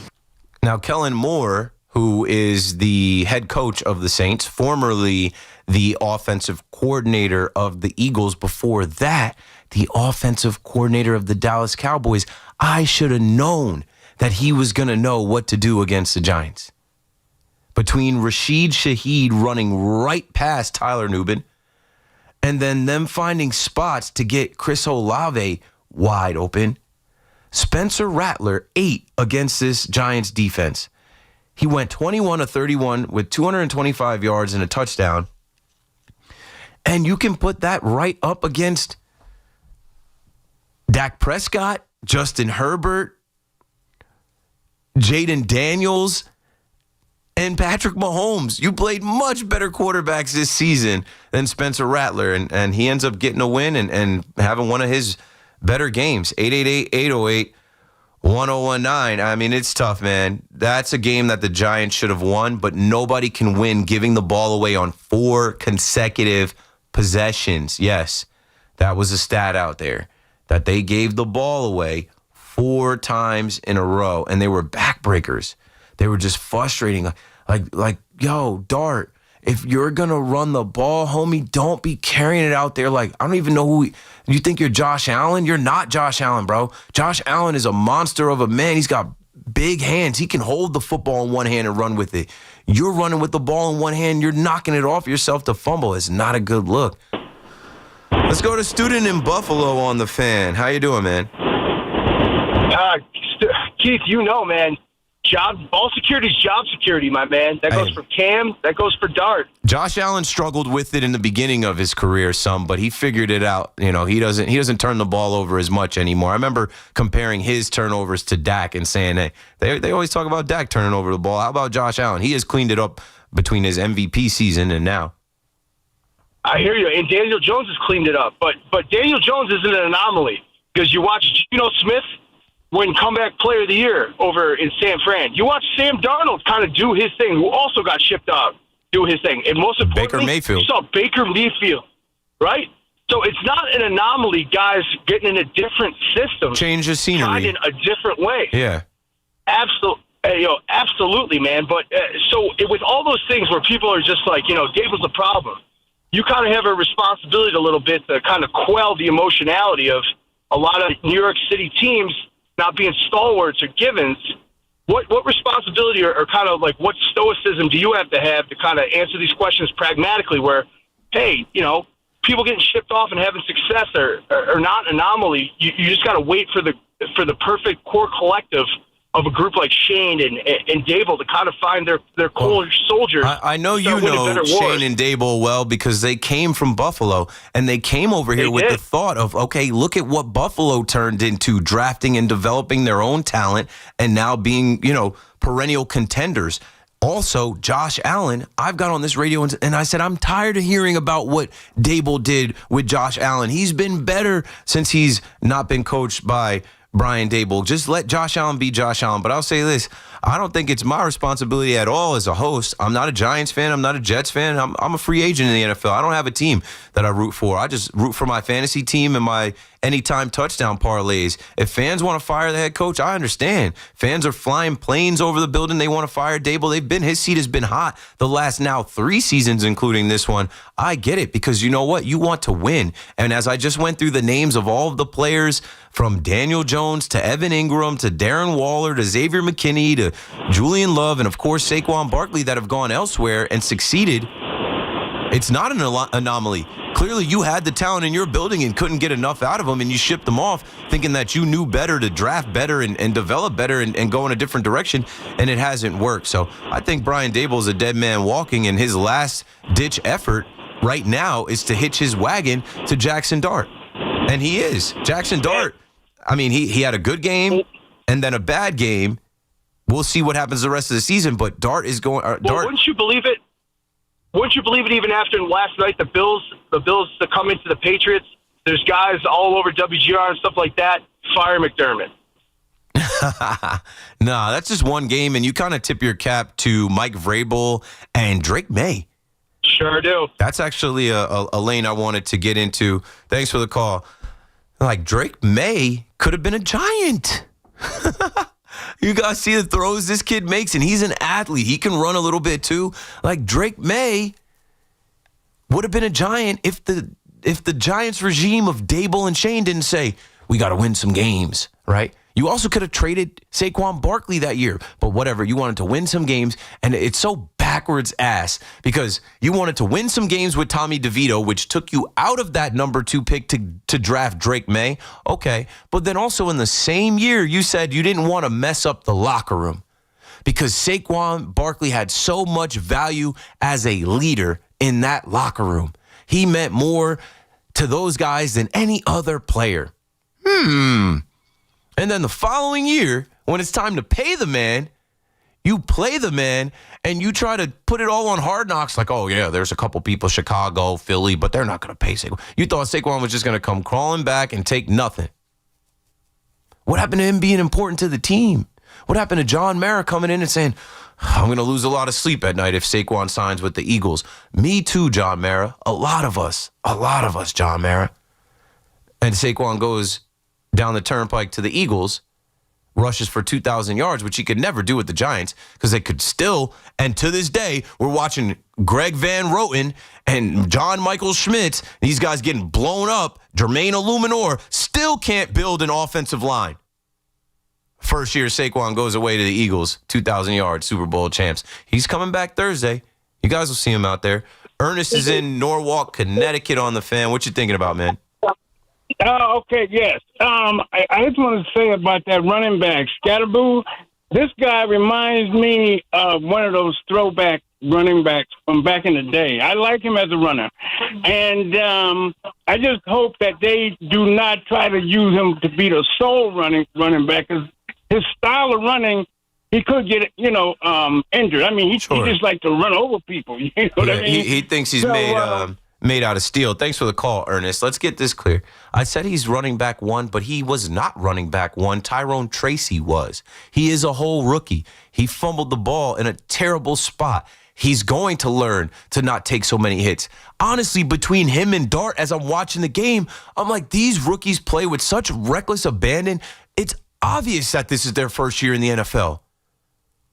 There's so many games left. They're not going to make it the whole season. They take so many hits, and it's like, well, damn, you're not going to be around. You might not make it to the bye week. But yes, Cam Scatterboo is RB number one because Tyrone Tracy is hurt. Devin Singletary is not really anything, and it's just where you are. But this Brian Daboll era, I don't know if he survives. If they lose out, and we're about to go to a break, and we'll talk about the Jets next, speaking of losing out, I don't know if he can survive even with Jackson Dart looking like the guy with what they're about to face. You had to win that Saints game. You had to get back-to-back wins after shocking the world and beating the undefeated Chargers. You can't go from losing to the undefeated Chargers to losing to the defeated Saints. Now you've got the Eagles on a short week, Denver Broncos in the altitude, Eagles in their building, 49ers in your building. Maybe you can get with the Bears, but you got to go to Soldier Field. The Packers by then are going to be rolling like it. Then you got to face the Lions. I just was talking about Drake May, Mike Vrabel, and the Patriots. Like there's a chance that the Giants are going to go on a losing streak here, maybe win a game, and then a losing streak out. And it's just like, I don't know if you can survive 3 years of less than 6-7 wins. I don't think they're getting a 6-7. Keith McPherson on the Fan. We got to take a break. Don't go anywhere. We're coming right back. It's Boomer and Gio, mornings on the Fan, 101.9 FM. You just got embarrassed, you got obliterated, and you just got your asses handed to you. Now come back and do the same thing to them in your building and then get it to a Game 5, and then, the chips fall where they may at that point. Listen to Boomer and Gio on demand on Apple Podcasts, Spotify, or wherever you get your podcasts. Looking for the lowest price on name brand tires? Get to Town Fair Tire and get the guaranteed lowest price on any name brand tire. Nobody beats a Town Fair Tire deal. Nobody. Town Fair Tire. Hear that? That's the beginning of a journey powered by the confidence that comes from driving a vehicle so reliable. It's backed by a 10-year, 100,000-mile limited powertrain warranty. Where your journey ends? Well, that's up to you. Visit your local Kia dealer today. Kia, movement that inspires. See retailer for warranty details. Always drive safely. Limited inventory available. Want fast, reliable home internet? Switch to Verizon Fios, where you get the 100% fiber optic network with speeds up to 2 gig. And if you're looking for live TV with up to 400 plus channels and live sports, Fios TV is where it's at. Get the internet speed you want and the TV you love when you bundle Fios home internet and TV with Verizon. Plus, get the latest deals when you call 1-883-VERIZON and switch to Verizon Fios today. Availability varies. Makita's built for the pros who show up early, who don't do shortcuts, only precise cuts. With tools built to last, job after job, year after year. Performance that pays off Because when the job calls for the best, you answer. And when you need the best, you call on Makita. Built to be the best. Available at the Home Depot. As a mom, comforting my family is what I do best. Vicks Vapor Stick provides soothing, non-medicated Vicks Vapors in an easy-to-apply stick, and it dries fast, so there's no mess. I use it to comfort myself and my family. Thanks, Mom. Vicks Vapo Stick, soothing comfort for the whole family. And try Vicks Vapo Shower Max for steamy Vicks Vapors when you need more comfort for yourself. Use this directly. We've got more sports talk coming up on The Fan. MLB's postseason is heating up. Who finds the spotlight? Who owns it? It doesn't matter what happened in the regular season. It's about this moment right here. Oh, my word, what a play. Can't do it any better than that. When the lights are brightest, these performers come alive. October hits different. Postseason 2025. Baseball is something else. Major League Baseball trademarks used with permission. Hey, it's Al Licata. Get your game on at Wing Creek Bethlehem. Play the hottest slots and table games, or go big in the poker room. Feel the thrill of live dealer stadium gaming. Try axe throwing or virtual golf. Dine at their classic steakhouse, chop house, or enjoy contemporary urban cuisine at Urban Table. Cap it off with cocktails and a stay at Wing Creek's AAA 4-Diamond Hotel. Play online anytime in the Wing Creek Casinoverse. Learn more at wingcreekbethlehem.com. Must be 21 years or older. Gambling problem? Call 1-800-GAMBLER. Dunkin's $6 meal deal is kind of wild. You get a bacon, egg, and cheese sandwich, 6-piece hash browns, and a medium hot or iced coffee, all for $6. That's the main character meal energy you need this fall. Get it now in Dunkin' stores or order ahead on the Dunkin' app. No substitutions. Participation and times may vary. Offer price varies in California and Hawaii. Limited time offer cannot be combined with other offers. Exclusions and terms apply. 1-877 Cards for Kids. KARS Cards for Kids. Ready to get rid of that old car? Donate it to Cars for Kids. Call 1-877-CARS-FOR-KIDS to reach a friendly live agent. Donation's super easy, and your car can be picked up as soon as tomorrow. Call us now, 1-877-CARS-FOR-KIDS. 1-877-CARS-FOR-KIDS. Donate your car today. Did you know you can donate real estate too? Catch all the play-by-play with Susan Waldman and Dave Sims. The home of Yankees radio. The Fan on the Odyssey, iHeart, and TuneIn apps. Yeah, you Giants fans think you got it bad.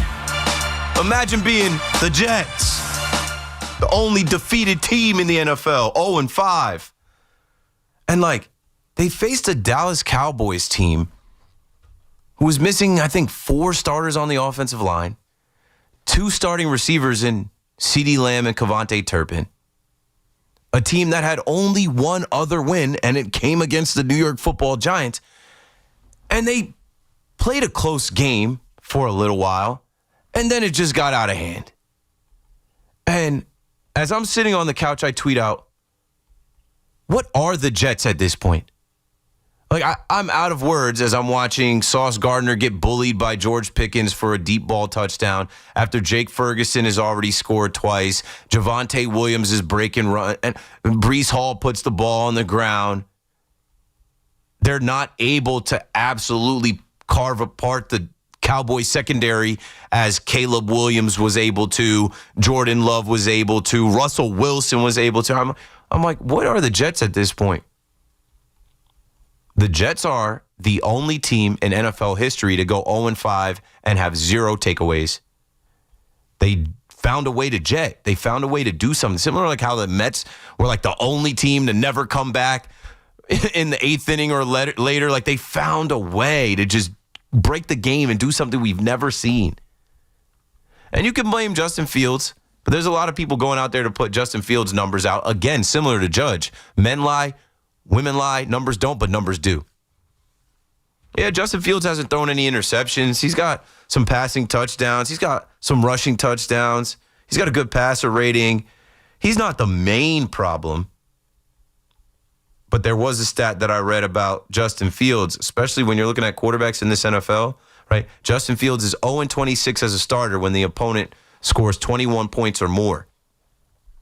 Man, go look at what Baker Mayfield does when it's time to come back, score a touchdown, come back, get in the field goal range, and win. Baker is turning into like one of my favorite players in the NFL. I saw those creamsicle unis. I'm like, I kind of need one of those low key. And since I'm an NFL free agent, the Bucs are in my top 3. The Bills are out now, so the Bucs move up a little further. And I mean, I go to Tampa every single spring for the Yankees. Right across the street is Raymond James Stadium. But back to the Jets. Aaron Glenn, I said after week 3, that he put on a facade. And he had me fooled, and I believe, too. Coaching. We're going to coach them up. We're not the same old Jets. We're the New York freaking Jets. We're going to be disciplined. You know, if you put the team in jeopardy or you make a mistake, well, you won't be here. Man, all of that in one ear and out the other. All that clapping after a loss. All that, I saw some positive things. It's not instant coffee. Well, damn. It's not instant coffee for everybody else in the league that's got at least one win. Oh, big ships turn slow. No. He has sank into the same fate that has met so many other Jets head coaches. And now he doesn't seem so tough. Now he can't take that hard stance with the media. And I remember saying, hey, all of this tough talk, all of this being short with the media, that works until you lose games. You got to win. And they haven't found a way to win yet. And as I look at this Jet schedule, you call me up and tell me where the next win is coming from. You call me up and tell me when the Jets get their first win. You can't say it's the Panthers. The Panthers just beat the Dolphins. The Bengals, maybe. But I would hope by then if the Bengals want to do anything, they get a different quarterback. Some were saying it might be Mike White. Miggity, Mike White. Mike freaking White? I'm like, where in the world is Mike White right now? He got released by the Buffalo Bills. Yeah, he's hanging around with the Cincinnati Bengals. So maybe we line up by October 26th to see Mike White versus the Jets. John is in Freehold with us next. What's up, John? How you doing, Keith? Good. It's been rough, Keith. It's, to say the least, it's been a rough start. I know they've been snake-bitten with injuries. I know losing Elijah Vera Tucker before the start of the season, a stud offensive veteran lineman, was a big blow to them to get their season started. And I know Jermaine Johnson's gone down and Quincy Williams has gone down as well as Michael Carter. But you just look at the dumb, boneheaded plays, the penalties, the missed tackles, the unprofessionalism, and the disorganization on the field. Mm-hmm. They don't have a veteran presence on the defensive side of the ball. I haven't heard anybody mention this, Keith, but losing C.J. Mosley to retirement was a major blow to this team. That spot was supposed to be filled by Damian Sherwood. They gave him a lot of money, and they believed in him. He had a good season a year ago, and he just hasn't showed up. He just hasn't been there for them at all. And when you lose point forward, Keith, I'm looking at two things. I'm looking at player development and just tightening things up and making things better, and also looking forward to the trade deadline coming up November 4th, the NFL trade deadline. Now, Mason Taylor and Membu, the offensive linemen, have looked good in their rookie season so far. I'm pleased with them. And Jeremy Ruckert seems to be a different tight end as well. They're getting him the ball more, and he's being productive when he catches it. So I like what they're doing with the tight ends, Jeremy Ruckert and Mason Taylor. Mm-hmm. But other than that, Garrett Wilson is out there on an island all by himself. He's getting double and triple teamed. He's getting totally frustrated and twisted out of the field. What's going on with Arian Smith? This guy, they brought in another draft pick from this year's draft. He's got blazing speed. They got to design more plays for this kid. They got to get him more involved. They got to get his head in the game, and they got to develop him at a faster rate for two reasons. Number one, to alleviate the pressure from Garrett Wilson and also give Justin Fields another weapon to utilize because he doesn't have very many. And then also just to evaluate him and see if he's got anything going forward for next year, because otherwise you're going to have to draft a receiver for sure, which I think they're going to have to do anyway. I think they need a solid 1A receiver to go next to Garrett Wilson next year in the draft. That's something they're definitely going to have to address. And the play calling this past week, Pete, Justin Fields is known as a running quarterback, and he's been very good with it this year. They designed no running plays for him this past Sunday. None. Nothing at all. No design runs. It's ridiculous. But going ahead to the trade deadline, what I would do is this, Keith. I'm not going to make the same mistake the New York Giants made with Saquon Barkley. It's apparent, it appears that they don't want to pay Breece Hall. He's not part of their long-term plan. So if that's the case, you got to make the best possible trade that you could make for Breece Hall, and you got to trade him by the November 4th trade deadline. You also got to get Alan Lazard out of here. And I'm sorry, Keith, everybody, throws rose petals at Quentin Williams, what a stud he is. He's an all-pro. I was going to say he's a veteran at this point. He's been around 6 years. But he's not playing a veteran role. He's not stepping up and holding people accountable and being the glue to this defense. I would look for a Jamal Adams-type trade for the NFL trade deadline with Quentin Williams, and I would look to make a big package moving him out and bring him back as much as you can. Those are the three guys, Breece Hall, Alan Lazard, and Quentin Williams. If you can move those guys during the November 4th trade deadline and stockpile draft picks and just continue to add talent to this team, because they don't have any playmakers. They don't have any disruptive forces on the defense that are guaranteed, that are there every week. And that's the loss with C.J. Mosley. I know he got long in the tooth. I know he had a lot of injuries at the end of his career, but he was a true warrior. He was a true professional. He was a true veteran that held guys accountable, and he was the glue of that defense. Yeah, but it was time. It was time. Thanks for the call, John. We're up against it. It was time. Only thing I disagreed with was Armand Membu, who looked good the first couple weeks, and then he ducked the media. Ryan Dunleavy reported over the weekend that right tackle Armand Membu declined multiple interview requests after committing 4 penalties of the Jets' 11. And looking at the box score, it says the Jets had 10 and the Cowboys had 11. But for the Cowboys to commit 11 penalties for 91 yards and you to get beat like that, 10 for 61 doesn't help. I guess we're already thinking draft and trade deadline for the Jets. So, I can't fault you for it. 0-5, there's nothing else to dream of. I know Justin Fields is dreaming of making the playoffs and turning this thing around, but what do you expect the guy to say? He's the quarterback of the team. It's just unfortunate to see a new regime start off worse than the regimes prior to it, and that's why I go back to what I said over the weekend. At this point, what are the Jets? What are we looking at right now? They are the worst team in the NFL again, and it seems like they've been the worst franchise for a decade and a half.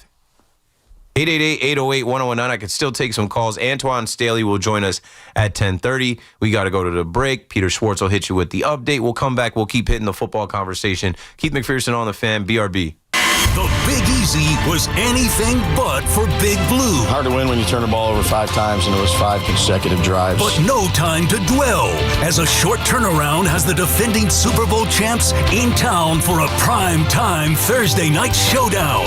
Will the G-Men get back on track and spoil Philly's trip up the turnpike? Fires it into the end zone, and the pass is caught for the touchdown. Catch all the action Thursday on your home for New York Giants football. 1019 FM WFAN, and always live on the free Odyssey app. Looking for Michelin tires at the guaranteed lowest price? Get to Town Fair Tire for Michelin's cross-climate tires, offering a design that delivers an exceptional level of long-lasting performance throughout the tire's lifespan. Plus, Town Fair gives you more free services than anywhere else. For the guaranteed lowest price and your best deal on Michelin cross-climate tires, nobody beats Town Fair Tire. And I mean nobody.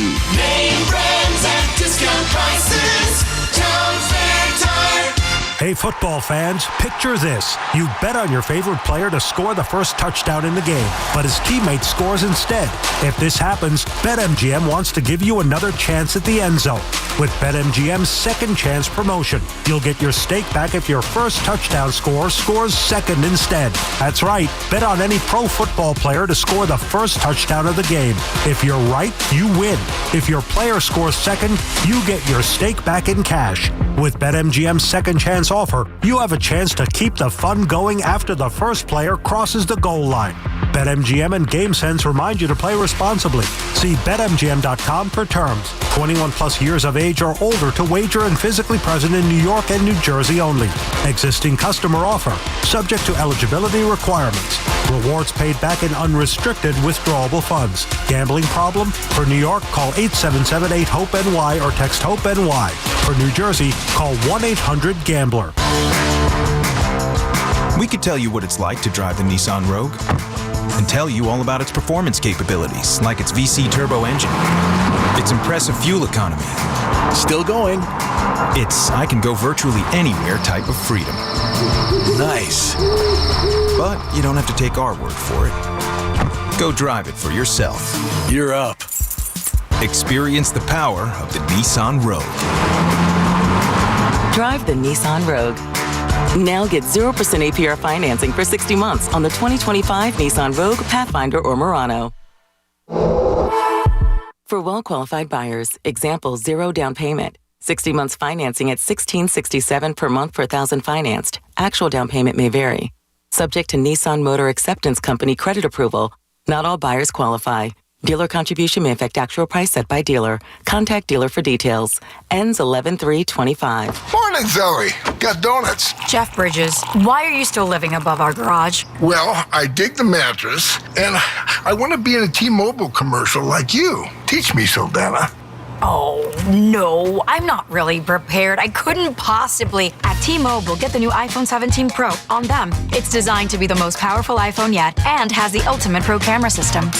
Wow, impressive. Let me try. T-Mobile is the best place to get iPhone 17 Pro because they've got the best network. Nice, Jeffrey. You heard them. T-Mobile is the best place to get the new iPhone 17 Pro on us with eligible trade-in in any condition. So, what are we having for lunch? Dude, my work here is done. 24 monthly bill credits on Experience Beyond for well-qualified customers plus tax and $35 device connection charge. Credits end and balance due if you pay off earlier. Cancel finance agreement iPhone 17 Pro 256 gigs, $1,099.99 and new line minimum $100 plus a month plan with auto pay plus taxes and fees required. Best mobile network in the U.S. based on analysis by Ookla Speed Test Intelligence data 1/2025. Visit T-Mobile.com. Go running with the Devils on November 2nd, a 5K race hosted by RWJ Barnabas Health and the New Jersey Devils. Register at rwjbh.org/runningwiththedevils. We're talking New York sports. WFAN, WFAN FM, WFAN FM HD1, New York, and Odyssey Sports Station. WFAN Sports Flash. Good evening at 10:02. I'm Peter Schwartz. Facing elimination, the Yankees host the Blue Jays Tuesday night in Game 3 of the ALDS at Yankee Stadium. Toronto leads the series 2-0. The Yankees will have Carlos Rodon on the hill for Game 3, and that makes Cody Bellinger and the Yankees optimistic about their chances. Very confident.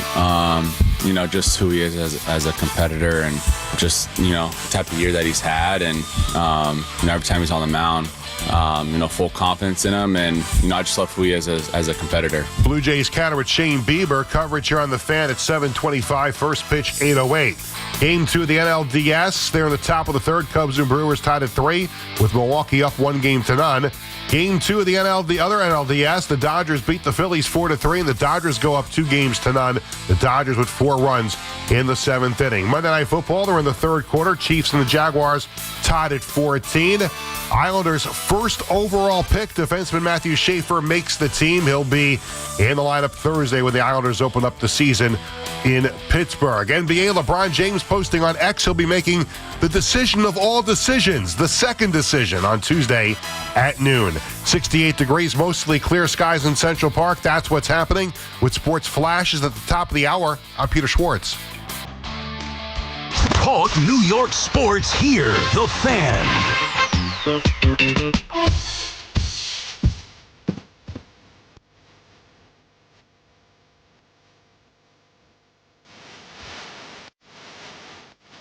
Inside the 10 p.m. hour, 2 more hours to talk sports here on The Fan. Keith McPherson, your nighttime host, taking calls at 888-808-1019. I am off the baseball. I am now watching a tied Monday Night Football matchup between the Kansas City Chiefs and the Jacksonville Jaguars. Duval, down there in Duval. That's the first NFL stadium I ever saw when the expansion team started in 96. Used to spend summers down there. They're up there too. They're up there too for me as I search for a new NFL team. The Bucs and the Jags, not far flights. Both teams, I think, play on grass. So you got to worry about turf monsters and stuff. Injuries from turf, like Malik Neighbors suffered. Both are in pretty weak divisions. Yeah, I think I'm leaning towards being a Bucs fan or a Jags fan. Let's get back to talking to these Giants fans, Jets fans. And, here we are. Week 5 coming up fast, or Week 6 coming up fast. Week 5 ends, and we've got one win between the two. And I think a lot of people thought that the Giants would be able to beat the Saints. And then I think I saw the Giants Nation podcast put out that the Saints are 2-9 in their last 11 games. Guess who the 2 wins came against? The New York Football Giants. John is in Bergen County with us next. What's up, John? Hey, Keith. Good to hear you on tonight. I got 2 points. The first is a bit of a hot take. Comparing the Giants and the Jets. I think the Giants are the slightly better team, but it's really not a major difference at this point. I think the Jets end up with the better record just because of their easier schedule. They have a Joe Burrow-less Bengals team they have to face. They have the Browns, they have the Saints, and they have the Dolphins at home. So I think they end up winning 3 or 4 games by the end of the year. The Giants' schedule is just brutal. The Giants might be able to beat the Bears. They might be able to beat the Raiders, and that's about it. I don't see them winning either of the Eagles' games. I don't see them beating the Commanders in the division. And then they have the Broncos. They have the Lions. They have a tough schedule. Yeah. And that's my first point. It's the toughest strength of schedule in the NFL, and now you already have a ton of injuries, and you have a bunch of rookies playing, and there's just no light at the end of the tunnel. We thought there was some with Jackson Dart, and how quickly the next week there's some film on him, and he kind of shoots himself in the foot, throwing the ball late into coverage, fumbling the ball, and it's like, hey, got to learn fast. Yeah, it's the NFL, not for long. And unless he learns to, I love Scatterbo, don't get me wrong, but he is just plowing in headfirst into it's crazy. I hope he doesn't get injured in the next, he can get concussed. 11, 12 games. He can have a neck injury. He could do something to his shoulder. Exactly. And he's like, I appreciate his energy. I just worry about the kid. Got to be smart. He's playing the NFL like it's college, And then my second point, I was upset enough, when Barkley. If you watched the Hard Knocks last year, you saw they didn't even try to fight for Barkley. They just let him go, and that upset me enough. But then, as a Giants fan, you get rid of Daniel Jones, and he is literally in the MVP conversation. Yeah. He's at the top of the league. Quarterbacks. Yes, 4-1. And you're like, what is going on with the coaching situation? You're telling me that this kid goes there and now he's a freaking superstar as well? It just drives you crazy as a Giants fan, Keith. And, it's crazy to think that he's doing so well over there. All of this dirt is on them. Thanks for the call, John. All of this is evidence that you got the wrong guys at the helm. Daniel Jones is number one. He's got 1,290 yards, 6 touchdowns, 2 interceptions. All across the board, he's one of the top rated. I think he is the top rated quarterback when you just go and look at all the quarterback stats. Completion percentage, 71.3. Yards per attempt, 8.6. That's up there. 105.1 QB rating. He's ran some touchdowns in. He's only got 1 loss. They probably win that division. He probably goes to the playoffs. We'll see what happens there. But, that's all going to fall back because he only played for one other team. He was drafted by one team, paid by one team. He's going to be talked about whenever they talk about the Colts. They're going to talk about the Giants. And he went there and knocked off their, highly drafted quarterback who's a freak of nature athletically and just can't figure it out. So all of this blood is on Shane and Dable. Not only did you move on from good players, those good players have gone elsewhere, they're winning, and we're losing. Maybe we could have figured it out with those guys, or maybe somebody else could have figured it out with those guys. It's tough. Chris is in Manhattan. Before we get some Jets calls in, what's up, Chris? Hey, how's it going? Hey, it's going. So, just saying, let's be patient with this guy. He got off to a hot start. We got lucky. Got 2 turnovers, got to get some early scores, and got to feel good about himself catching the W his first time out. We did this to so many quarterbacks in the Giants and New York. You see these guys, Sam Darnold lighting it up. He got chased out of the Jets. You see Daniel Jones lighting up Indianapolis. He got chased out of New York. People are just too impatient. The NFL, these guys are not just instant successes. We have to be mindful of the media giving the false narratives and getting these guys off track because they're under so much pressure here in New York to produce.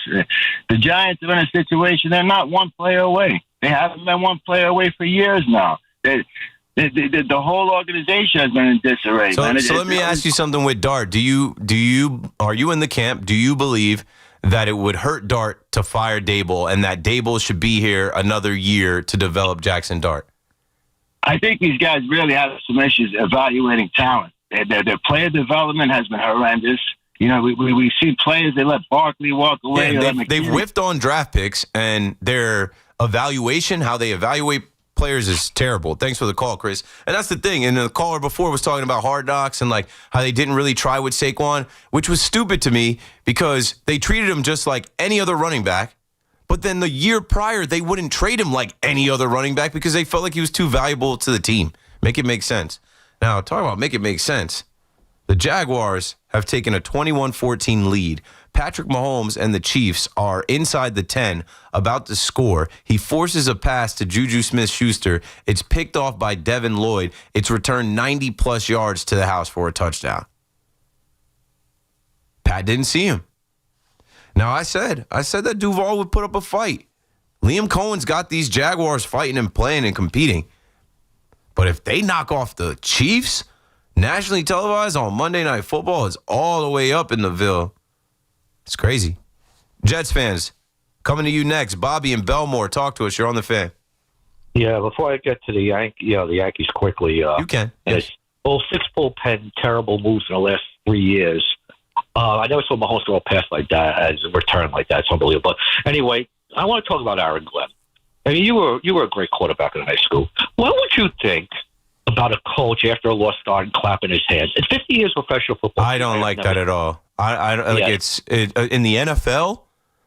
Yeah, what are we doing? You clap like that after high school scrimmages where it doesn't matter. Like, I don't know. I just thought that was weak, and I think that was just him kind of saving face for all the dancing and gyrating he did when he thought that they might have won the game with that Will McDonald return. Yeah, that worried me. Yeah, the low expectation it brings it to effect, and to top it off, after that, before that clapping, your defense. Now, I don't hear about Wilkes. He was a defensive guy coming from Detroit. This guy in that game, he gave him not one. This defense gave him not one, but 2 game-winning drives. I mean, after the punt, a blocked field goal, the defense sucked again. And the game before that, the Pittsburgh. No, they're not good. And you would think that they would hang their hat on the defense. For years, it was the Jets' defense. The Jets have a top defense. Right. Look at the Jets' defense.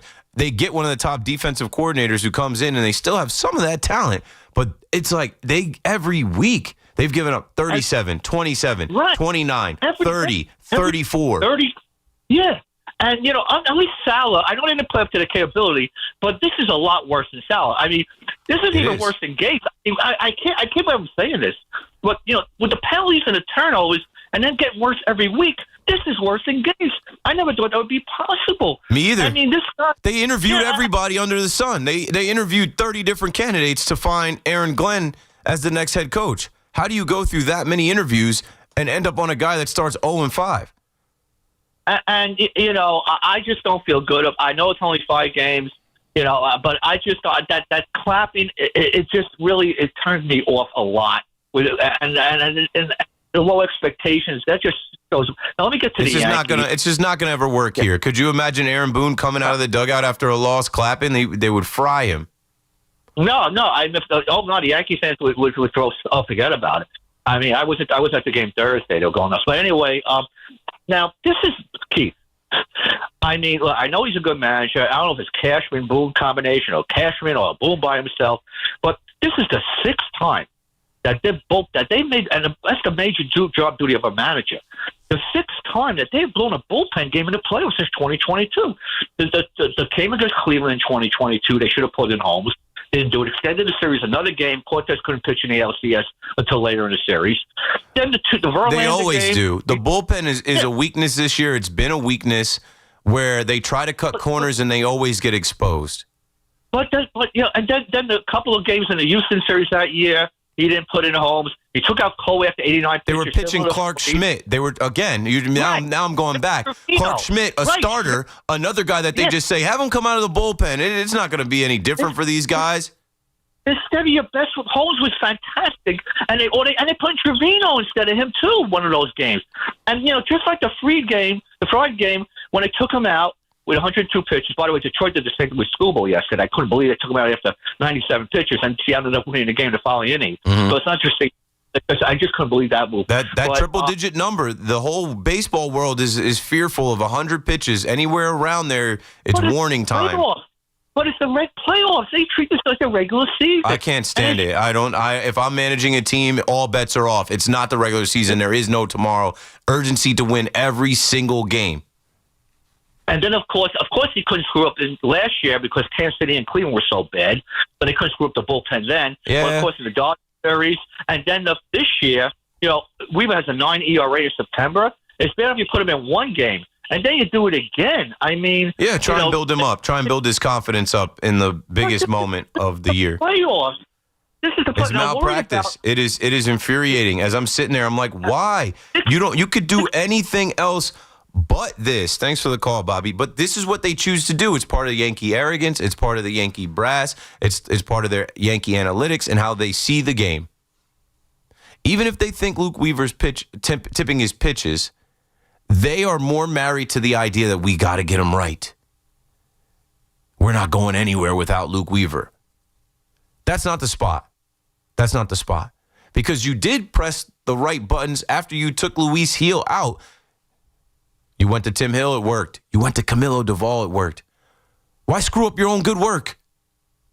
Now, Bobby mentioned something about, last year and dealing with the AL Central. Shout out to Jolly Olive, whole Mets fan. The Mets aren't playing, so now he's got to work for John Boy and cook up some Yankee stats. He put out a tweet. It says, New York Yankees in the postseason since 2015.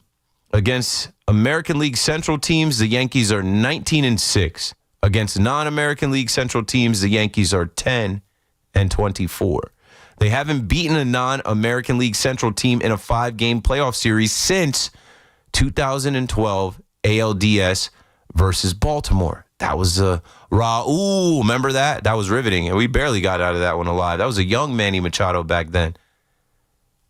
They have lost 6 straight such series against non-American League Central opponents. Now they have to win 3 in a row against Toronto to end that streak. How you guys feeling about that? Justin's in Floral Park with us next. What's up, Justin? Hey, Keith. How are you, buddy? Good. Rolling. I'm going to go rolling with the Bills because that was an embarrassment. I'm not even going to go there. But more embarrassing is the Yankees. Okay, Keith, again, you know how I feel about this manager. Not a fan of his, and he's terrible with the bullpen, something that Joe Girardi was not. And, Keith, I don't trust this guy. Like you said, why do we have to keep going to Weaver? Okay, here's the thing about relievers. They're good from year to year. They're not going to be the same. Weaver was lights out last year. He's obviously either hurt or maybe he's just not that good. So, stop messing around. I hope Rondon does well. I also think he screwed up. I would have pitched Rondon in Toronto because Fried is lights out at Yankee Stadium, okay? Fried got bombed in Toronto. Well, see, so if he even goes back this is what happens when you have to play the wild card series. This is how your pitching is set up. No, if you win the division and you skip if you win the division and you skip the wild card round and you're set up at home, then you have Max Fried pitching game 1 in the division series at home. Well, no, I'm not even talking about game 1. I'm talking about the way they were standing. They could have moved Rondon up to game 2 and pitched Fried. They're not going to do that. They're going to go in order of how they started. What's the point? So if that's the case, then throw Cam Schlittler tomorrow. I feel more confident in Cam Schlittler than Rodon in an elimination game. We could be swept with Rodon on the mound and not get to Cam. Keith, the bottom line is the Yankees don't think like you and me, okay? They think about the dollars and cents of it. Oh, we're paying, Rondon all this money. He's got to pitch. It's a joke, Keith. They don't care about championships, Keith. And listen, I still think this is going back to Toronto. I really do. Because Toronto's a different team on home than they are on the road. And Yankee Stadium's still going to be rocking. But if they put a 4 spot on us in the first inning, which could happen with Rondon, the fans will turn on them. Exactly, 1,000%. The fans will be going against. Let me ask you this one thing, Keith. If we get swept, is Boone still got a job? Yes. 1,000%. That's the problem with the Yankees. Yep. Okay? He should be fired. He's not a good manager. There was a meme out there. If Boone didn't hit the home run out of the 2003 World Series, he'd be the manager of the Savannah Bananas. Okay? Thanks for the call, Justin. And shout out to the Bananas. Shout out to Jesse. Shout out to Sam. Shout out to Chris. Shout out to DJ Sharkey. All the good folks at the Savannah Bananas that showed me love when they came to Yankee Stadium. Boone is safe. He's doing their bidding. And for all of you, again, if they fire Aaron Boone, they're not going to go get Bruce Bochy. They're going to hire another guy, maybe another guy with no experience, like they hired Aaron Boone with no experience, to do what they want him to do. We claro? Like, this comes down from the top. It has to. Because, like, I don't want to think that Aaron Boone is that foolish to make some of these moves without somebody else influencing the decision. Or, like, sometimes it seems like the only way you make this decision is because it was talked about beforehand and agreed upon. And there's a lot of them. We're forgetting them. And, you know, as Bobby and Belmore just made me think about 2022, and I'm like, oh, yeah, they're pitching against the Astros. We got swept. They're trying to make Clark Schmidt Michael King.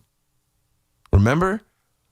As I talk about how the Blue Jays are banged up and the Yankees are actually healthy, we have our full complement of guys. Remember, Michael King wasn't available that year because he had to hurry up and warm up too fast to save the day because Chapman sucked. They were trying to make Clark Schmidt Michael King out of the bullpen. Now, Michael King is able to become a starter after being in the bullpen, but it's not the other way around for a lot of these guys. Even if they say they can do it, the performance shows that they can't. They're creatures of habit. They're routine. They're regimen oriented. They have to do things a certain way for success. Their velocity will be a little bit down. Their location will be a little bit off just because they're coming into a game like Will Warren is coming into a game, a rookie literally thrown into the deep end. There's no way he was going to be able to survive that. And they let him just bleed out there until the game was so far out of reach. Watching them rally and Belly hit a home run and Judge. And I'm like, bro, this is making me even more mad because these are postseason games. You don't manage these postseason games like they're regular season games and we'll get them tomorrow. It doesn't work like that. Now, you mentioned this, I think, earlier to me, that we can get on Boone for pitching decisions and the front office for all those decisions. But at one point, the hitters have to actually hit the ball and put the ball in play, and that hasn't happened. If you want me to continue to cook all the Yankees hitters, I was already leaning into that. And I know you have. It's but obvious. A lot of the callers are still blaming Boone and blaming everyone else except for the players on the field. It's easier to blame Boone because the pitching decisions add lighter fluid and the shit goes up in flames. But if these guys actually hit, then these guys actually hit. And if I think you heard what I said and thought that I said something else that I didn't. But anyway, it's easier to pick at Aaron Boone's decisions that end up putting the game in flames, up in fire, and just like, we don't have a shot.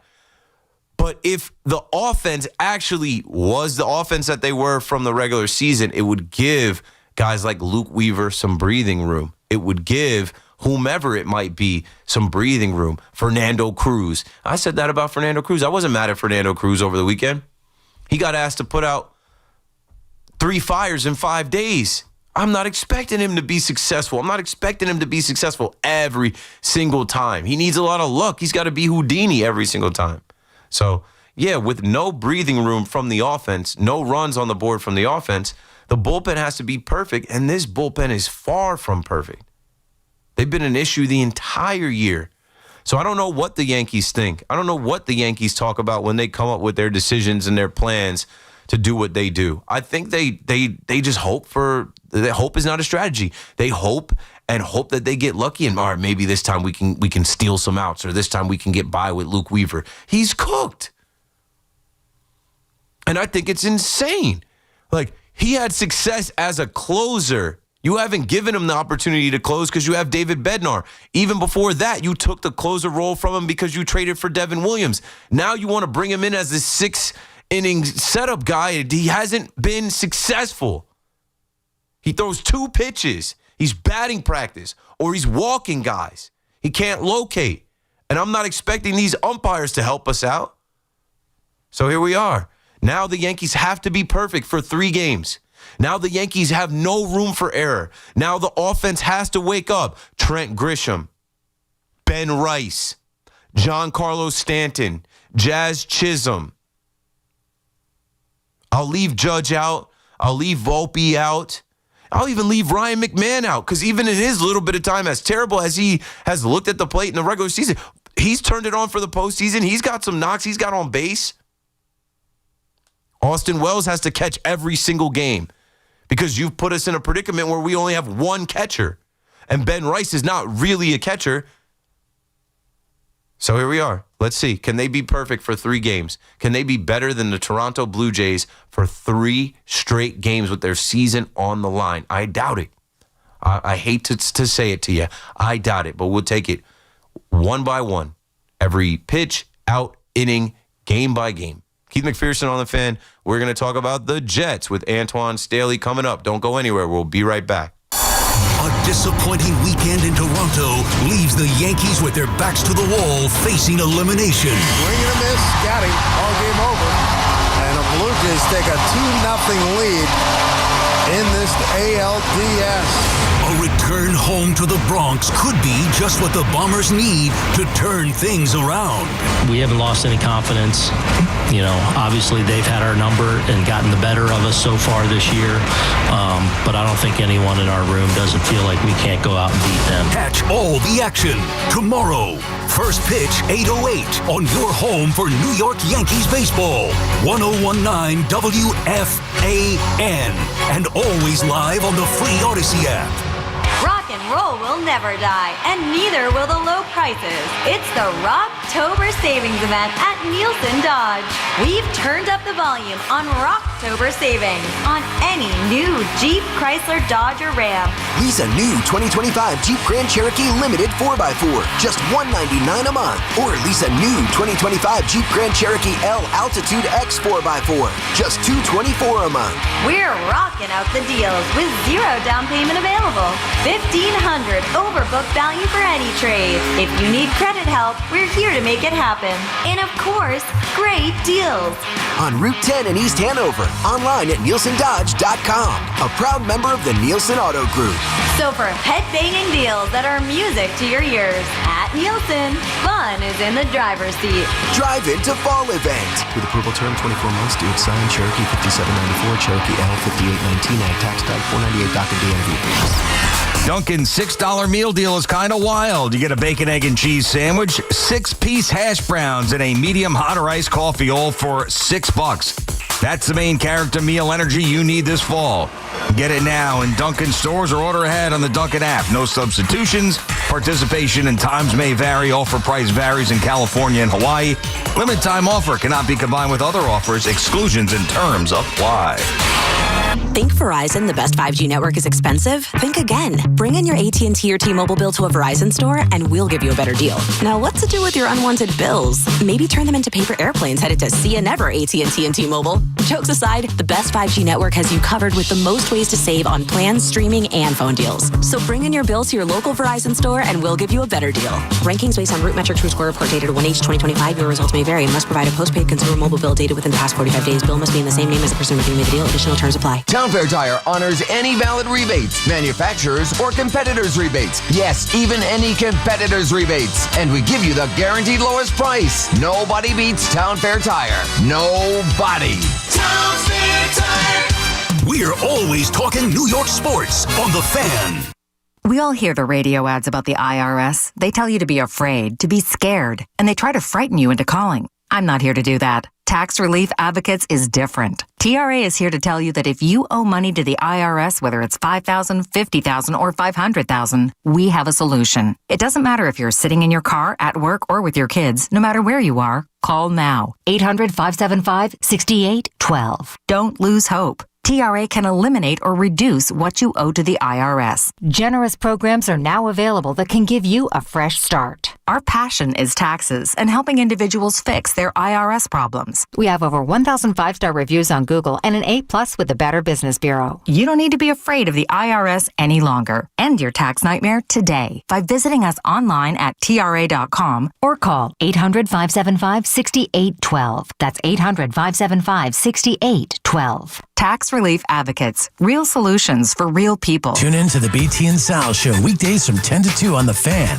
Presented by your Tri-State Cadillac dealers. Cadillac is the official luxury vehicle of the New York Mets. Clogged toilet, leaky faucet on one. Ready? Uh-oh, you got a plumbing problem blitzing through the line. Time to audible and call in the pros. Roto-Rooter is your go-to defense for clogs, leaks, and any plumbing fix. Call the right play and download the Roto-Rooter app and easily book an appointment and receive exclusive service discounts. Touchdown! Don't get sacked by plumbing issues. Call in Roto-Rooter, your MVP for plumbing solutions. Download the app today and score big on savings. And away go troubles down the drain. Roto-Rooter. Town Fair Tire honors any valid rebates, manufacturers or competitors' rebates. Yes, even any competitors' rebates. And we give you the guaranteed lowest price. Nobody beats Town Fair Tire. Nobody. Town Fair Tire. D'Agostino & Associates is a legacy firm that's there to help accident victims. I'm attorney Jenna D'Agostino, continuing the legacy my father, John D'Agostino, started 35 years ago when he built D'Agostino & Associates, the injury firm, one client at a time. I grew up on these New York and New Jersey streets. They shaped me. I'm attorney John D'Agostino from D'Agostino & Associates, the injury firm. I often tell the story of how my father lost his leg in a construction accident so people understand I've been there and I'll be there for you. Call my team first, 888-24-LAW-24, 888-24-LAW-24. Continuing the legacy means working closely with my father and our team. When you're injured, we know a big decision has to be made. Call our team first. D'Agostino & Associates, the injury firm. We have offices throughout New York and New Jersey. I've been there, and I'll be there for you. Call my team first, 888-24-LAW-24, 888-24-LAW-24. D'Agostino Law Bite Back. Get connected with WFAN to talk about your favorite teams. The Fan on the Odyssey, iHeart, and TuneIn apps.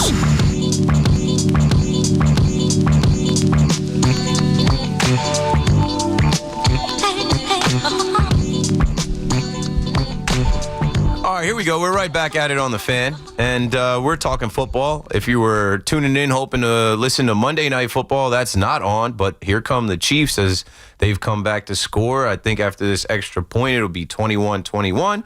But right now, joining us is Jets beat writer and columnist for the New York Daily News, Mr. Antoine Staley, covering your New York Jets.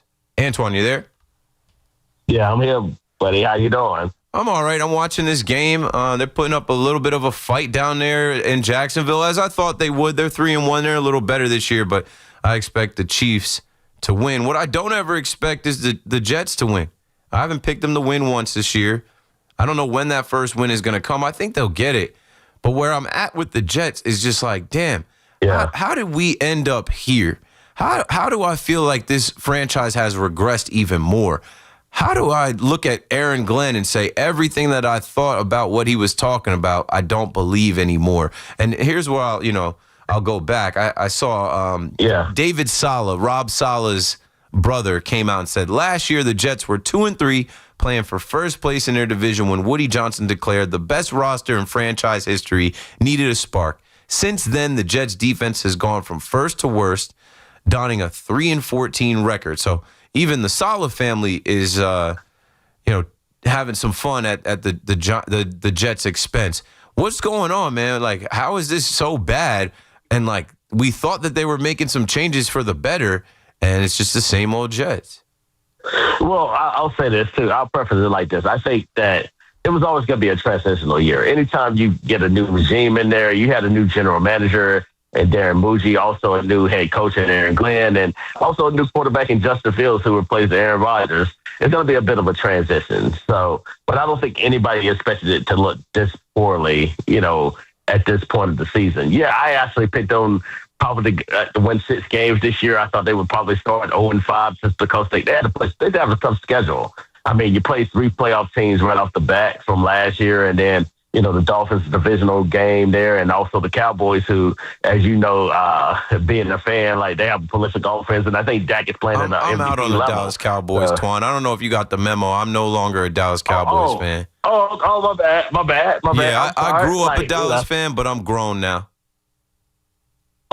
Okay, all right, fair enough. But the fact of the matter is, I think the Jets had a tough schedule at the boot. But it's just the fact that they just had a, you know, it's just they have not looked good in any of the games they've been in outside of the Pittsburgh game. Even the Tampa game, I feel like that, you know, it took a miraculous comeback just for them to even get back into that game. So yeah, it's definitely not a good start there. But you would hope it was a better look for Aaron Glenn so far. But right now, like, you know, it's going to be hard pressed to figure out where that win comes from. Maybe it gets Carolina in a couple of weeks, but outside of that, you know, this looks like a very poorly franchise right now. Yeah, and I mean, for years they could hang their hat on this defense, right? It was always the Jets' defense is playoff ready. The Jets' defense is ready. Just got to get a quarterback for that offense. Then you add Aaron Glenn, who played defense for the Jets, who was a defensive coordinator. You expect this Jets defense to show up, but they give up 30 points a game.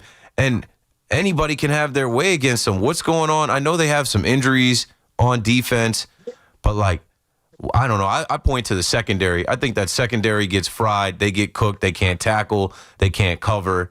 And then that makes it a long day for all from the linebackers to the guys up front. It's a long day for all of them.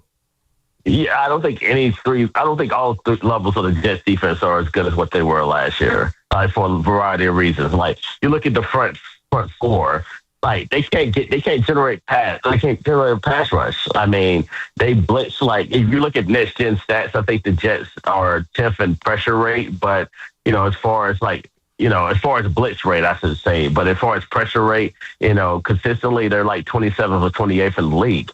So they're blitzing regularly, but they're not able to get to the quarterback. And a lot of that has to do with Quentin Williams is getting double teamed regularly. I think he's been the best player, but it's hard to showcase that when you're getting double and triple teamed there. And Will McDonald hasn't necessarily played well. Jermaine Johnson's been out.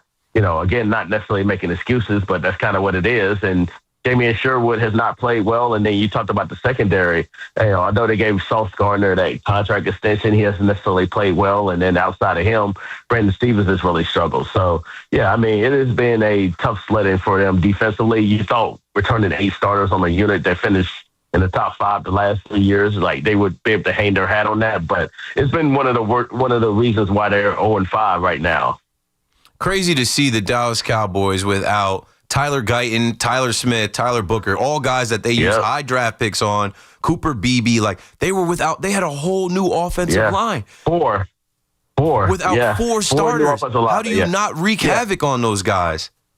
Well, even then, like, you look at the Tampa game 2 weeks ago, Tampa it was a very similar situation. Tampa was out 3 starters, and the 2 starters that they did have, they were out of position. And they only sat Baker Mayfield one time. Yeah. Very similar situation with the Cowboys. Like, the only reason they got a sack on Dak was because he gave up. Because he was trying to have the clock move. Like, he didn't, you know, he wanted the clock to continue to run, like, in the 4th quarter. So that's the only reason they had a sack. They do not have a turnover whatsoever. They are the first team in NFL history through 5 games that have started 0-5 and have not registered a turnover in those 5 games. It's just abysmal football for a lot of different levels. Heck, you know, you look at the Jets fans, like, they showed up to MetLife Stadium yesterday. A lot of them left at halftime because, you know, they were getting beat 30-3. So, yeah, it's a lot of, but it was close. Like, it was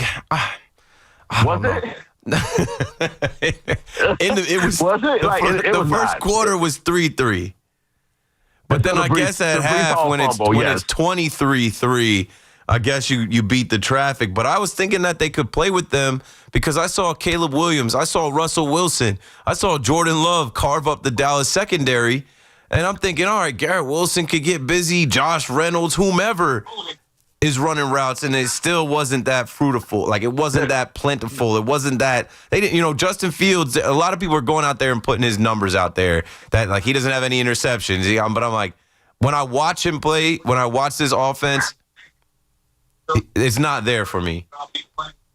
Okay, like the quarterbacks that you mentioned that came back against the Cowboys, those are very good quarterbacks.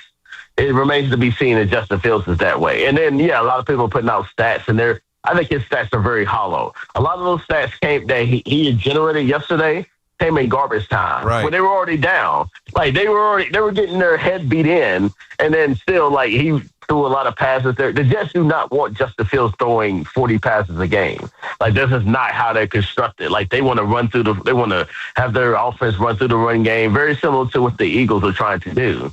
But it is just, he's not good. Like, I don't think anybody has been particularly really good for the Jets this year, to be honest with you, outside of maybe Garrett Wilson and, their offensive line until yesterday. But, when you got Dak Prescott like that, when you have 4 starters out of their offensive line, you got to take advantage of that. And they just haven't been able to do that, whether it be against Dak Prescott or Baker Mayfield or anybody since Aaron Rodgers in week 1. They had 4 sacks that week in week 1. They've only had 3 cents. So, again, like, it's been a lot of problems with that defense and, just generating pass rushing, getting, trying to create havoc on the opposing quarterbacks. Well, here we are with another London game. It was last year, right, when they went overseas, and then afterwards they fired Rob Saleh. So I know Woody does a lot over there, but you also got to face Sean Payton and the Broncos after they beat the Eagles. And just 2 years ago, there was some beef between Nathaniel Hackett, the Broncos, Peyton. I forget what Rodgers had said, some back and forth. Saleh. So I expect Sean Payton and the Broncos to show no mercy on the Jets in the United Kingdom. No, I don't either. I mean, I think the Broncos have a really great, tremendous defense, and it's going to be hard for the Jets, I think, to move the football there, especially considering what they were able to do to the Eagles. And, the Jets they aspire to be what the Eagles currently are. Obviously, winning the Super Bowl, but also just the way that their offense is constructed with Jalen Hurts and everything like that in the running game. So, I think it's going to be a tough sled in for them. I think ultimately the only way to win this game against a team like a bully like the Broncos, you got to create turnovers. And, Bo Nitt's there, maybe in the running game there too as well. But, they haven't been able to prove that all year. So it remains to be seen if the Jets are going to be able to pull out another victory against a quality team that looks like they could get a chance for the AFC West title. Yeah, we're on the phone right now with Antoine Staley from the New York Daily News covering the Jets. It sucks. Like, I have friends that are Jets fans, and some of them are thinking about like I quit the Cowboys. I hung it up. So some of my friends that are Jets fans, they're like, bro, you think if you could get rid of that especially this week with the Cowboys playing the Jets, I can get rid of my Jets fandom. I'm like, nah, you were born into it. You inherited it. It was passed down. I'm like, it's easier for me to shake this Cowboys thing because nobody made me a Dallas fan. I was never I could easily shake them off. But I feel like Jets fans have already shifted to the trade deadline and the draft. Like, we are a week into NBA. And also the Knicks. The Knicks got the whole city on them. Like, the Knicks got to carry the whole city. But, where are you at with that? I know the Jets regime can't be thinking about that, but we're already thinking about a month from now trade deadline. And if this thing really does go all the way south, who are they going to draft? And there's people even calling the fan today talking about Aaron Glenn being one and done. I really don't think that they're going to do that. I really don't think they're going to fire him. I don't think so either. I think it would take maybe them going 0-17 for maybe that to be a consideration. But they gave him a 5-year contract, guaranteed contract. So and obviously he's one of their own. I think part of them hiring Aaron Glenn is because he cares about the Jets probably more than anybody else they interview for that job. He wants to turn this thing around just because he's seen it from all the way down to the studs and to as great as it can be since Joe Namath, obviously, 1998 AFC Championship, barely lose to the Broncos and things of that nature, too. So, I think, it's going to take some time. But, I'm also on that bandwagon where, I wrote an article before the Dolphins-Jets game where, talking about the quarterbacks that are going to be available and what's my ranking. So, I think we're kind of already there. I know the Jets players don't necessarily want to hear that. And, I think going to London would be good for them. But the fact of the matter is,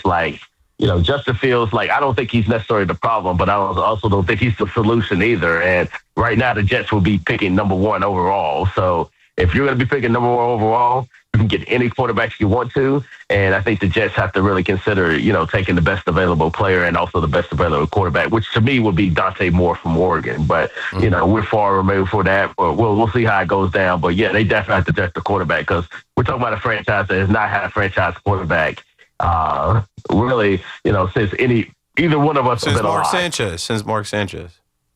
You know what? I'm not even touching that. Yeah, I'm not touching that at all. All right, man. Thanks for joining us tonight. I'm going to let you go. Always a pleasure. Appreciate it. All right, no doubt. Keep it easy.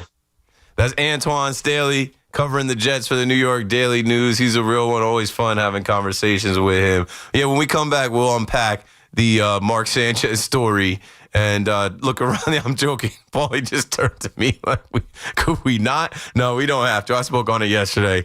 Honestly, I just saw they have the footage of him like stumbling, bleeding. I'm like, what goes on? My little quip, my little joke around it was he butt fumbled the bag. Like, what are you doing, bro? You are out there on assignment.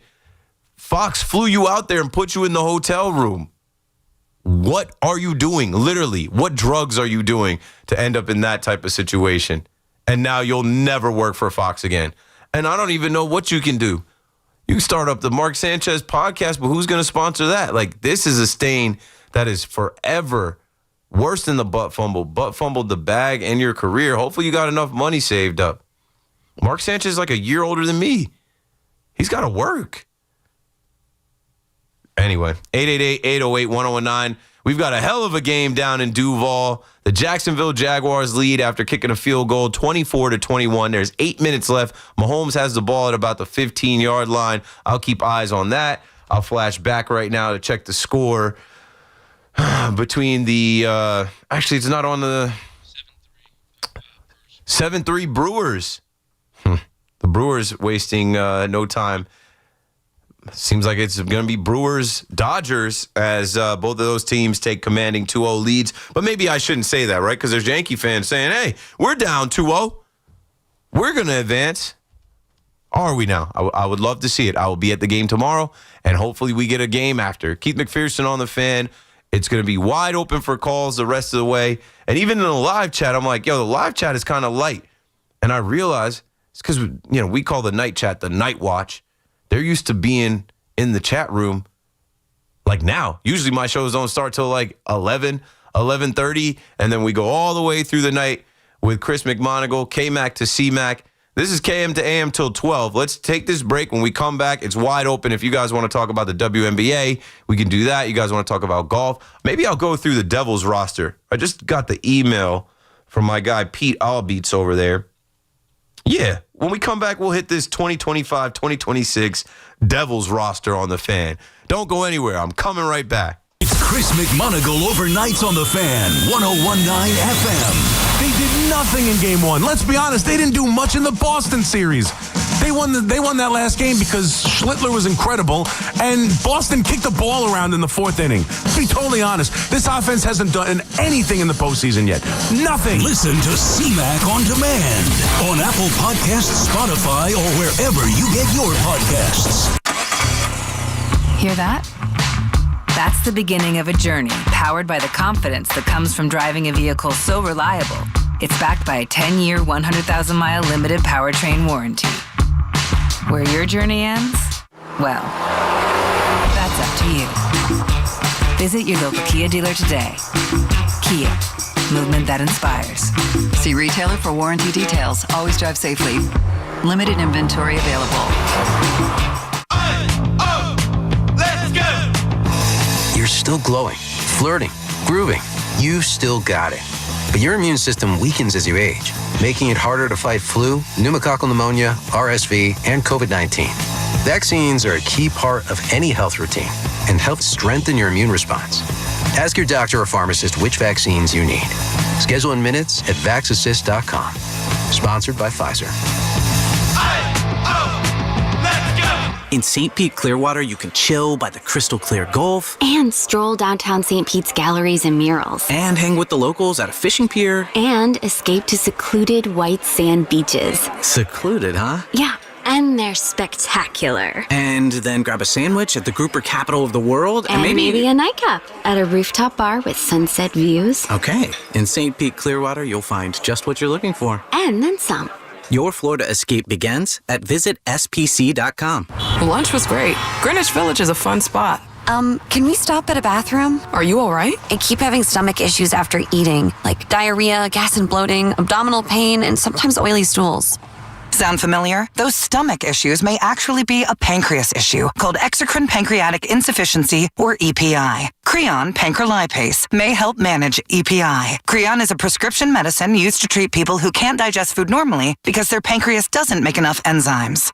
Creon may increase your chance of fibrosing colonopathy, a rare bowel disorder. Tell your doctor if you have a history of intestinal blockage or scarring or thickening of your bowel wall. If you are allergic to pork, or if you have gout, kidney problems, or worsening of painful swollen joints. Call your doctor if you have any unusual or severe gastrointestinal symptoms or allergic reactions. Take Creon as directed by your doctor and always with food. Do not chew capsules as this may cause mouth irritation. Other side effects may include blood sugar changes, gas, dizziness, sore throat, and cough. These are not all the side effects of Creon. Call 800-633-9110 or visit creoninfo.com to learn more. That's creoninfo.com. I'm asking my doctor about EPI and if Creon could help.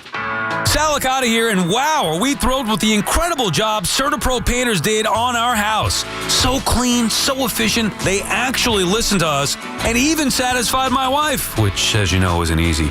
If you've been putting off painting because of the economy or tariff worries, don't. Painting your house is the easiest and most efficient way to protect and raise your home's value. Do what we did.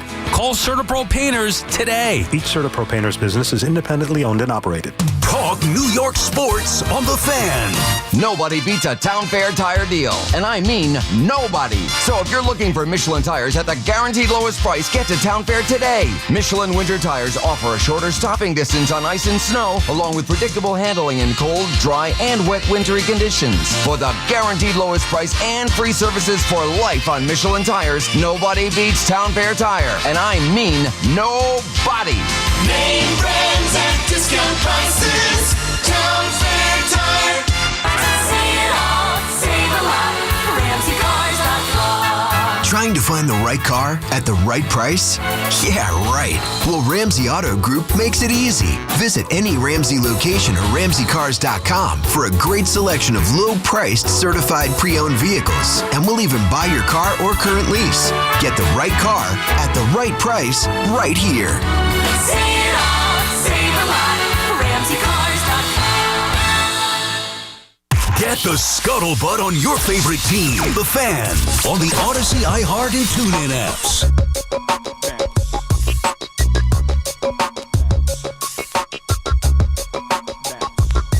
Okay, here we go, Devils fans. Woo! As we get ready to go back to rocking the rock. At goalie, number 25, Jacob Markstrom. Marky. I'm just kidding. I'm not about to run through the Devils roster. Paul was here for it. He's like, go on. Continue. Backing him up. Jake Allen. No, I am actually looking at this. Oh, man, I can't wait to go watch hockey. Like, this will be my 4th season now being a hockey fan. I was just at the Devils Arena for the food tasting. Everything was great. Some healthier options, but I don't go to sporting events looking for healthier options. I have enough healthy options in my house. There's really only healthy options in my house. But yeah, I like going there. One, it's a 20-minute ride from my apartment, Hoboken to Newark. Two, man, I'm just hoping the Devils are good. I'm hoping they can stay healthy and make a run this year. Because just a couple years back when we beat the Rangers, I was like, I was on paternity leave. I regret not being here on the Fan. I should have broke up my paternity leave. I should have figured something out there so I could have came here and hosted those shows. But yeah, ready for Dougie Hamilton, Luke Hughes, obviously, Jack Hughes, Jesper Bratt and the Brat Pack. Shout out to the Brat Pack, the Brat Man. Get back to doing what we doing there. Nico Heischer, you know, the usual suspects. Timo Meyer, Dawson Mercer, Andre Palat,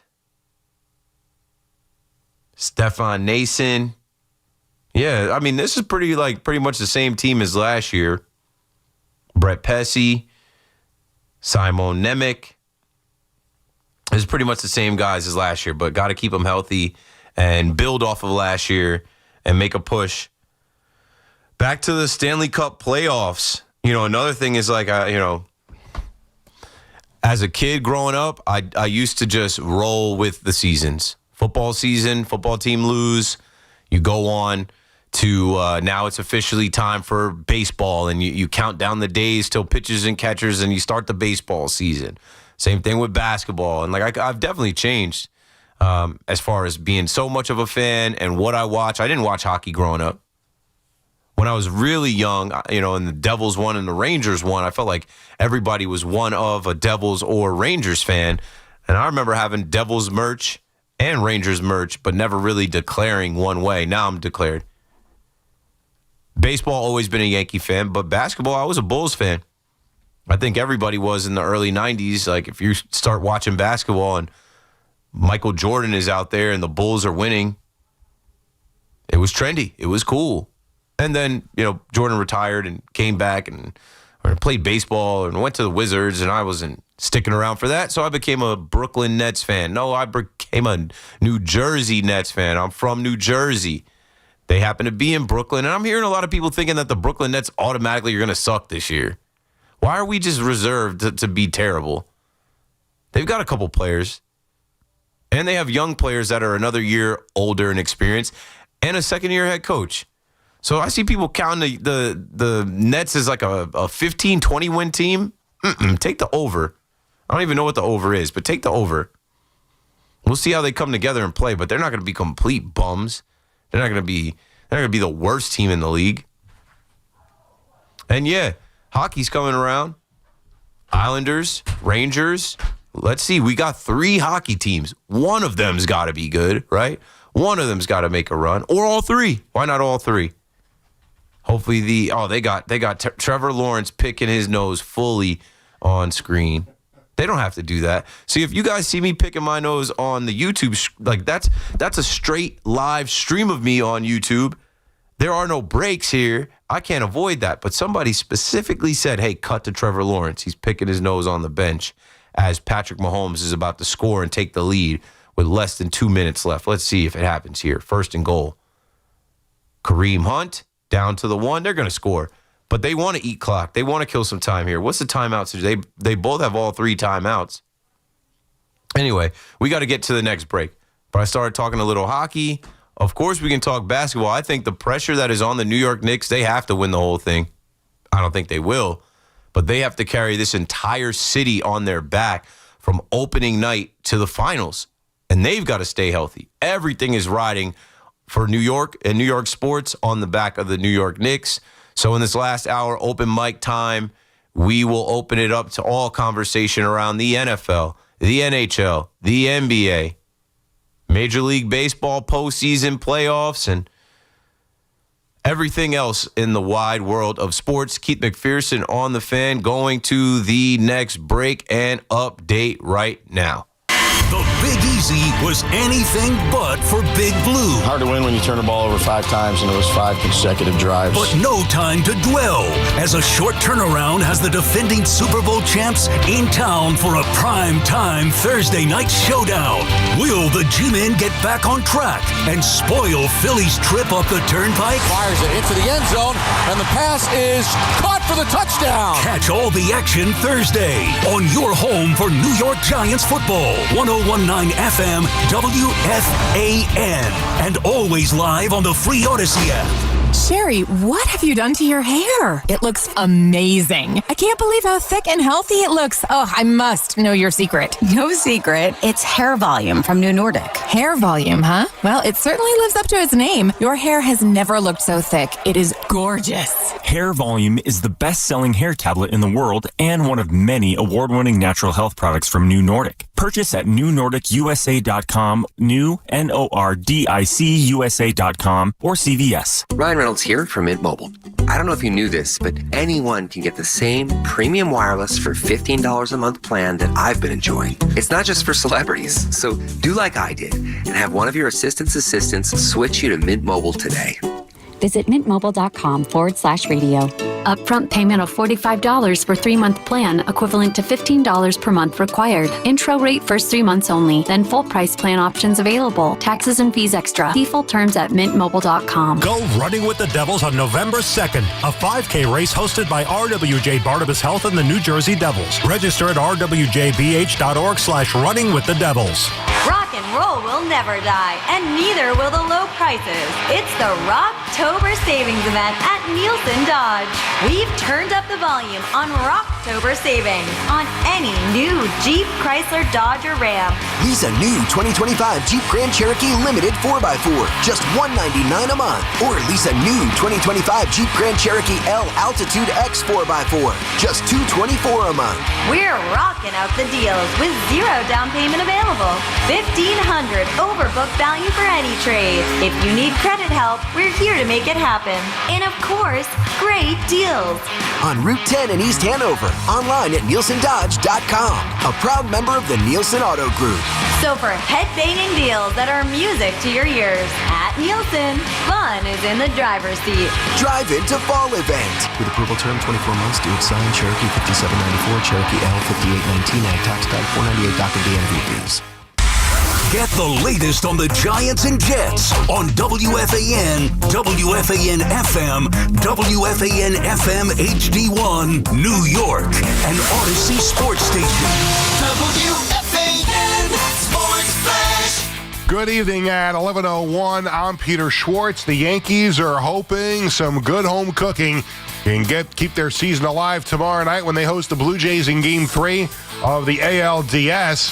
The Yankees trail the series 2-0. Manager Aaron Boone asked today if there's any anxiety setting in. Postseason always comes with excitement, angst, anticipation, nerves, all that. And I'm sure that'll be no different tomorrow as it was yesterday, as it was the day before. So, at the end of the day, it's trying to prepare the best you can to be ready to go win a ball game, and a lot of confidence in our guys. Pitching matchup for Game 3, Carlos Rodon against Shane Bieber. Coverage here on the Fan at 7:25. First pitch, 8:08. Game 2 of the NLDS, bottom 5, Brewers 7, Cubs 3. The Brewers up 1-0. In the other NLDS, Dodgers beat the Phillies 4-3 to go up 2-0. Monday Night Football, a minute to go, 101 to be exact. The Chiefs lead the Jaguars 28-24. Islanders' first overall pick, defenseman Matthew Schaefer, made the team's opening night roster. Islanders open up on Thursday night in Pittsburgh. LeBron James posting on X he'll be making his second decision on Tuesday at noon. 67 degrees, clear skies in Central Park. That's what's happening with Sports Flashes at the top of the hour. I'm Peter Schwartz. Catch all the play-by-play with Susan Waldman and Dave Sims. The home of Yankees radio. The Fan on the Odyssey, iHeart, and TuneIn apps.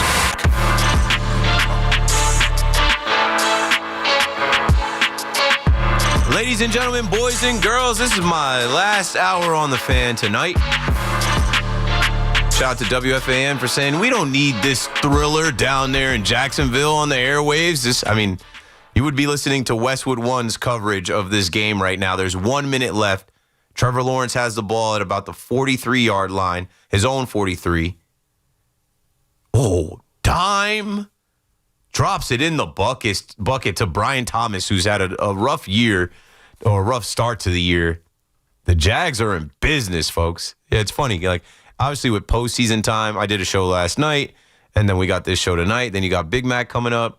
So you've got, 2 Yankee fans that can talk all about the team and the game and what goes on. So taking all your Yankee calls still at 888-808-1019 for this last hour. But I am locked into this Monday Night Football game. When I did my picks, in my pick wrap, I said the Chiefs won, but Duval put up a fight. They have put up more of a fight than I was anticipating. And Jacksonville might be for real this year. Let me not go ahead and just give Daniel Jones and the Colts that division. That's another dime. And he's out of bounds to stop the clock. Inside the 15. First down. Jacksonville with plenty of time to score a touchdown. And if that happens and the Chiefs go to 2-3, that ball's caught. He's down at the 12-yard line. So that also gives them an opportunity here before it's 1st and goal. Go ahead and get these 10 yards here, and then you got 1st and goal from the 2. But I don't know how much. They got 48 seconds left. So, man, I'm throwing it in the end zone. Run your offense here. Lawrence again. And that one's dropped. It's defended. Anyway, back to what we were talking about. Wide open for calls. I will try to fit in a tell me something cool, and I will try to fit in a big shot of the night tonight. And shout out to the chat. I'm going to come to you guys, too, because there's some people in the chat that they don't call, but they have some good conversation, some things going on. Some are talking about the Devils versus the Rangers and which one is more affordable and easy to go to games and the fandom and, years obviously in the past when the Devils were really good.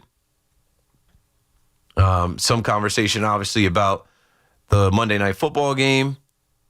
I think it's been a good watch for everybody watching across the country. Only game on tonight. Maybe you watch the baseball games tonight. We'll get into it. Jordan is in Clifton on the Fan. What's up, Jordan? What's going on, Keith? How are you, my man? First-time caller, actually, ever. I've always listened to you, Boomer, and Gio, and everybody. So first time. Appreciate you having me on the phone, man. How you doing? Thanks. Thanks for making your first call. What made you call?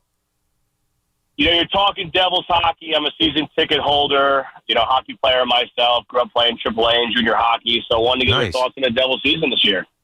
Yeah, man. I ran into Luke Hughes and Jack Hughes at Fanatics Fest, and I was talking to them. And I just think that it's another year under Sheldon Keefe, and it's about cohesion. It's about growth. It's about playing together. And if they stay healthy, they can compete with whoever. I think they've got it on, offense and defense. I think they've got the goalie, an experienced goalie. I don't see why they can't be one of the better teams. There was a point in the early part of the season where we were looking at them like, yo, they're getting it done. I remember going to Cancun. Funny now, the Juan Soto and the Mets are in Cancun. I was in Cancun at a resort in November of last year, and I watched them beat the Panthers in back-to-back games. And the Panthers being the reigning Stanley Cup champions, I started to get this feeling that the Devils could rock with them, and the Panthers go on to win it again. And I'm like, man, when are the Devils going to make a run? I don't know. You're a season ticket holder and a former hockey player. Do you think the Devils have a shot to contend? Still playing? I played my whole life. I played high levels of competitive hockey. Played men's league now with actually Bruce Driver, ex-Stanley Cup champion for the Devils. Played Twin Oaks and Morristown. But my biggest fear really is just the size and the ability to dig deep in a 7-game series and go toe-to-toe with the Carolina Panthers and the Carolina Hurricanes and the Florida Panthers. They're tough. Bigger, they're meaner. Can Jack Hughes survive 7 games? I know he's got the talent in the hands. Speed. We got to use the speed. But I think they're going to beat the hell out of them. Yeah, it gets super rough and physical. And like you said, in a 7-game series, it's usually like survival of the healthiest, and nobody's healthy that late in the season. But we got to hope that we can bruise with them too, and then just our speed is what. When I go back to beating the Rangers 2 years ago, coming back against the Rangers, they couldn't skate with them. No, they couldn't. Listen, we have the speed. That doesn't concern me. We have the goaltending. We got great defense with Nemec and Casey and Pesce and Hamilton. Mm-hmm. We're built to win, but my fear is we're going to get killed in the playoffs. Just killed. Because they're going to shut down Luke Hughes. They're going to go after Jack Hughes.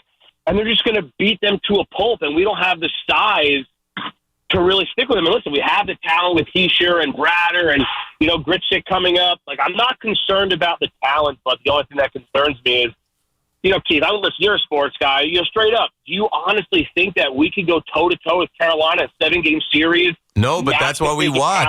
Maybe they're not healthy. Maybe they fall off. I don't think the Panthers are going 3 in a row. Carolina, I hate seeing their arena down there in Raleigh. It's even them having the same colors as the Devils. I'm tired of them.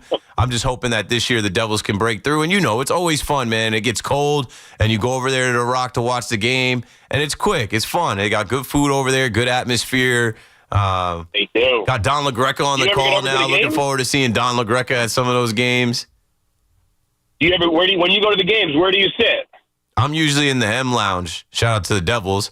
I'm usually center ice in the M Lounge. That's fair. Well, listen, I'm in 101. Would love to meet you face to face and shake hands. I've been again a fan of the Devils a long time. I've got to meet a lot of the players, especially I lived in Hoboken. They all go to Pig and Parrot over there. They used to go to Del Frisco's all the time. Well, I just want to be, again, New York sports are suck right now. I just want to be relevant in right. I something. hope the Devils can be good. I hope the Devils can give us something good to talk about. And I know they like to pretend the Devils don't really count, but on my show, they'll definitely count. Jordan, thanks for making your first call and us getting some puck talk in this last hour on the Fan. 'Tis the season. It's the most wonderful time. It hasn't been the most wonderful time, obviously, coming off the Jets losing, the Giants losing, the Yankees losing the first two games. But, we're in this sports equinox coming up in October where everything starts going. Speaking of going, Trevor Lawrence. It's looking like the Jags are going to win. TW, the will to win. The play he just made to score that touchdown on his own. Beast. People already wrote this kid off.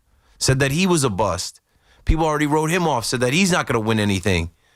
Liam Cohen, they're cooking, man. And that play, if you haven't seen the rushing touchdown that Trevor Lawrence just scored to put the Chiefs ahead, or the Jags ahead of the Chiefs here, as they get a return and they have 16 seconds here, flag on the play, to try and get in the field goal range. This is a huge win for Jacksonville if they can beat the Chiefs. 888-808-1019. David is in Westfield on the Fan. What's up, David? What's up, man? Did you get to hear the Alex Rodriguez interview from late this morning, early afternoon? I didn't get to hear it, but I did see some clips from it. What is it that stuck out to you? What part of the Alex Rodriguez interview stuck with you? Mostly talking about fixing Volpe's swing, like he was saying how he would have him hit down on. I mean, look, I never made it very far as a baseball player. I couldn't hit for anything, but I still remember, even as a kid, the advice was always to hit down on the ball, and that's how you hit line drives. So, did you see or did you hear the part where A-Rod was talking about fixing Volpe's swing by having him chop down on it? No, but I remember A-Rod having some conversations about Volpe when he was really struggling. And now Volpe has been somewhat better. I'll have to go back and listen to that later. But no, I was preoccupied during the live interview, and I saw what we were able to, put on our WFAN social media. But I don't know why we're so focused on Volpe. Volpe hits in the bottom of the order. Like, how do we fix Judge's postseason swing? How do we fix Trent Grisham and Jazz Chisholm and Belly? Hopefully Belly is broken out of it now with that last game against Toronto. I'm not worried about Volpe. Volpe's been good enough. Yeah, but none of these left-handed batters can hit against the splitter no matter who throws it. Yeah, they're all chasing it, and it's frustrating as hell to watch, just in the dirt. That was crazy. Well, look, man, I'll let you run. It was the A-Rod interview was, aside from the Volpe hitting mechanics, he had interesting things to say. He likes Boone. He had a few things to say about Fishman and in that whole department with the analytics. Yeah, I think I saw him say it's this series is not over. Thanks, A-Rod. A-Rod didn't hold back on his thoughts about the Yankees' reliance on analytics and their need to get back to having a feel for the game. Thanks for the call, David. Says, sometimes the data and analytics guys get so involved and so in the weeds, you have to get back to teaching the game of baseball and stop depending on iPads. Yeah, I guess we're going to do that forever because it's not going to ever change. Guess we're going to be talking like this from now to the end of time. It's only going to be more and more and more. But, yeah, shout out to A-Rod for joining BT and Sal on the midday show. If you want to go back, I think he was on at 1 o'clock. And I think at 1 o'clock I might have been in the gym. I might have been running. And when I run, I was actually talking to Uncle Craig online today. I had to run 3 miles today because I was stress eating during the Yankees game. Stress eating for me involves eating too many snacks that aren't actually like prepared food, but just being like, all right, I got to stuff my face while I'm sitting here to think about other things. So I go to the kitchen, I heat up some white queso, and I've got corn chips, and I'm just scarfing down chips. Then I realize, damn, I just went to the grocery store. It's Sunday. I just went through the whole bag of chips. I'm not going to have any chips to get me through the week. All right, let me switch. Then I go to Stroop waffles. If you know what Stroop waffles are, you know they're delicioso. But not only was I eating the Stroop waffles, stress eating, watching Will Warren give up multiple home runs. Didn't Dalton Varshaw hit 2 home runs? I was just like, bro, what the hell? I'm scooping peanut butter with my mini Stroop waffles. So every mini Stroop waffle I eat, I'm putting a scoop of peanut butter in, and I'm just like, I put my hands down. I got back on Twitter. I said, I'm stress eating. This is not good. So I had to run 3 miles today. And when I run 3 miles, I either need, I have a motivation playlist. I either need some EDM or I need some hip hop where they're just talking about winning and being the best and making something out of nothing. And I'm just like, I can run at 8.5 on the treadmill. Not the whole time. I slowly build up. I'll start at 7, and then we get to half a mile, 7.5. All right, we do a mile now. I'm doing this next one at 8. Okay, I want to finish this thing. We're doing the rest at 8.5. And so that gets you to wow, Jags win. That gets me to 3 miles in 22, 21 minutes. 888-808-1019. Taking your sports calls. Open mic time on the Fan. Now, if anybody wants to react to Patrick Mahomes going 2-3 and the Jaguars under Liam Cohen going 4-1, we can do that too. But first, Steve in Freehold, you're on the Fan. Hey, Keith, how you doing tonight? Good. How are you? Good. So I saw that Instagram post with Soto. Was that a private jet that the Mets gave him to Cancun, or did he have to pay for that one himself there? I don't know if that was part of the contract or not. I saw it. I don't know if he was trolling. He might be. Steve Cohen might give this guy the world. Who knows what they got hooked up for him? Yeah, they gave him everything. Yeah. So, I've been listening to the Fan today. A lot of talk about Judge not producing, coming through. My whole problem with this, and I don't know if you remember any of my calls here, is I can't get on the ride because of Aaron Boone keeps going to Luke Weaver. So if we're going to depend on the analytics, right? Yeah. The analytics say Dan Raffaella, right? He was going back to that Boston game. He was 2 for 12 against Freed. He brings in Luke Weaver. He's 2 for 6 against with 2 home runs. Make it make sense. They ignore certain numbers. They ignore certain things, right? like Will Warren being terrible everywhere but Yankee Stadium. Will Warren being terrible against the Blue Jays. Right. That they ignore certain stats and then they go off of other stats. And you just mentioned the ride, and I talked about getting off the ride. I got off the ride in the regular season with Aaron Boone, and that's what I even told people. I've never quit on the Yankees. I'm always a Yankee fan. I'm always rooting for the laundry. I'm always going to the stadium rooting for the team. But when I watched Aaron Boone go to Devin Williams 3 times in 5 days and blow 3 games, 2 against the Rangers, 1 against the Astros, I'm like, I don't want to be on this ride because we're going fine down the highway, and then you veer off to this Devin Williams exit or you veer off to this Luke Weaver exit. And I'm sitting there like, no, keep going. I know how to get there. Don't take this exit.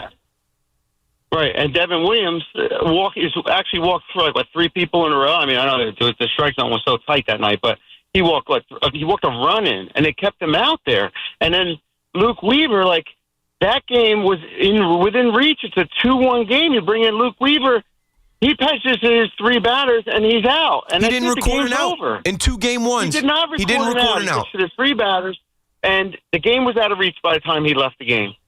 And it comes down to that we can be in a 2-1 game with Toronto, and maybe we have a chance to win it, but when you bring in somebody that keeps failing and you continue to do that, we don't have a chance. You just took us out of the whole game. In the name of what? In the name of analytics? Right. In the name of confidence building? It doesn't make sense. Thanks for the call, Steve. I don't get it. Devin Williams is most likely not re-signing with the Yankees. Somebody's going to offer him more money, and he's going to go elsewhere. I bet the Yankees probably try and re-sign him, though. But, why did they die on Devin Williams all season? He blew 9 games. If you would have thought differently for a third of those games, you would have been in first place. You would have skipped the wild card round.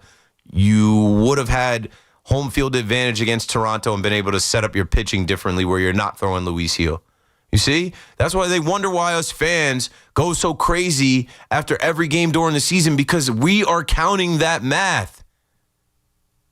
They wonder, too many of these fans, too many 162 one-game seasons. They act like it's football. No, we act like you shouldn't be so cavalier to think you have enough games because there's 162 of them that you can make up the difference, that you can cram at the end. They did all that cramming at the end. They won 8 in a row. They beat up on all those soft teams in the soft schedule. It still wasn't enough. Tiebreaker goes to the Toronto Blue Jays. They win the division. They'll be waiting for you if you get past the Boston Red Sox. Great, you did. You're the first team to ever come back from going down 1-0. Now we got to play this game again. The same game we played in the World Series. Can the Yankees come back from down 3-0? This team and this team did it and blah, blah, blah, blah, blah. Now, can the Yankees, they did it in the 2017 ALDS. Okay. This is not that. I don't understand why you will let all of us die to try and get Luke Weaver right at this point in the season. He says, I feel like I'm close. Yeah, I feel like I'm close too. Close to not wearing any Yankee gear and the season being over. A day is in the Bronx with us next. What's up, man? You're back on the fan. Man, you're so funny, bro. You know you're going to keep rocking the Yankee gear. No, I don't. I let that chill, bro. You be seeing me in Devils gear. You be seeing me in. True. And I just, when the Yankees finally lose, because I don't want to talk to people, and not for nothing, bro. If I end up going somewhere with Yankees gear on, somebody going to pop up and be like, I seen you on TikTok. No, you're right. Yeah, you're right. I see you in the next year, too, yeah. No, I don't ever do that anymore either.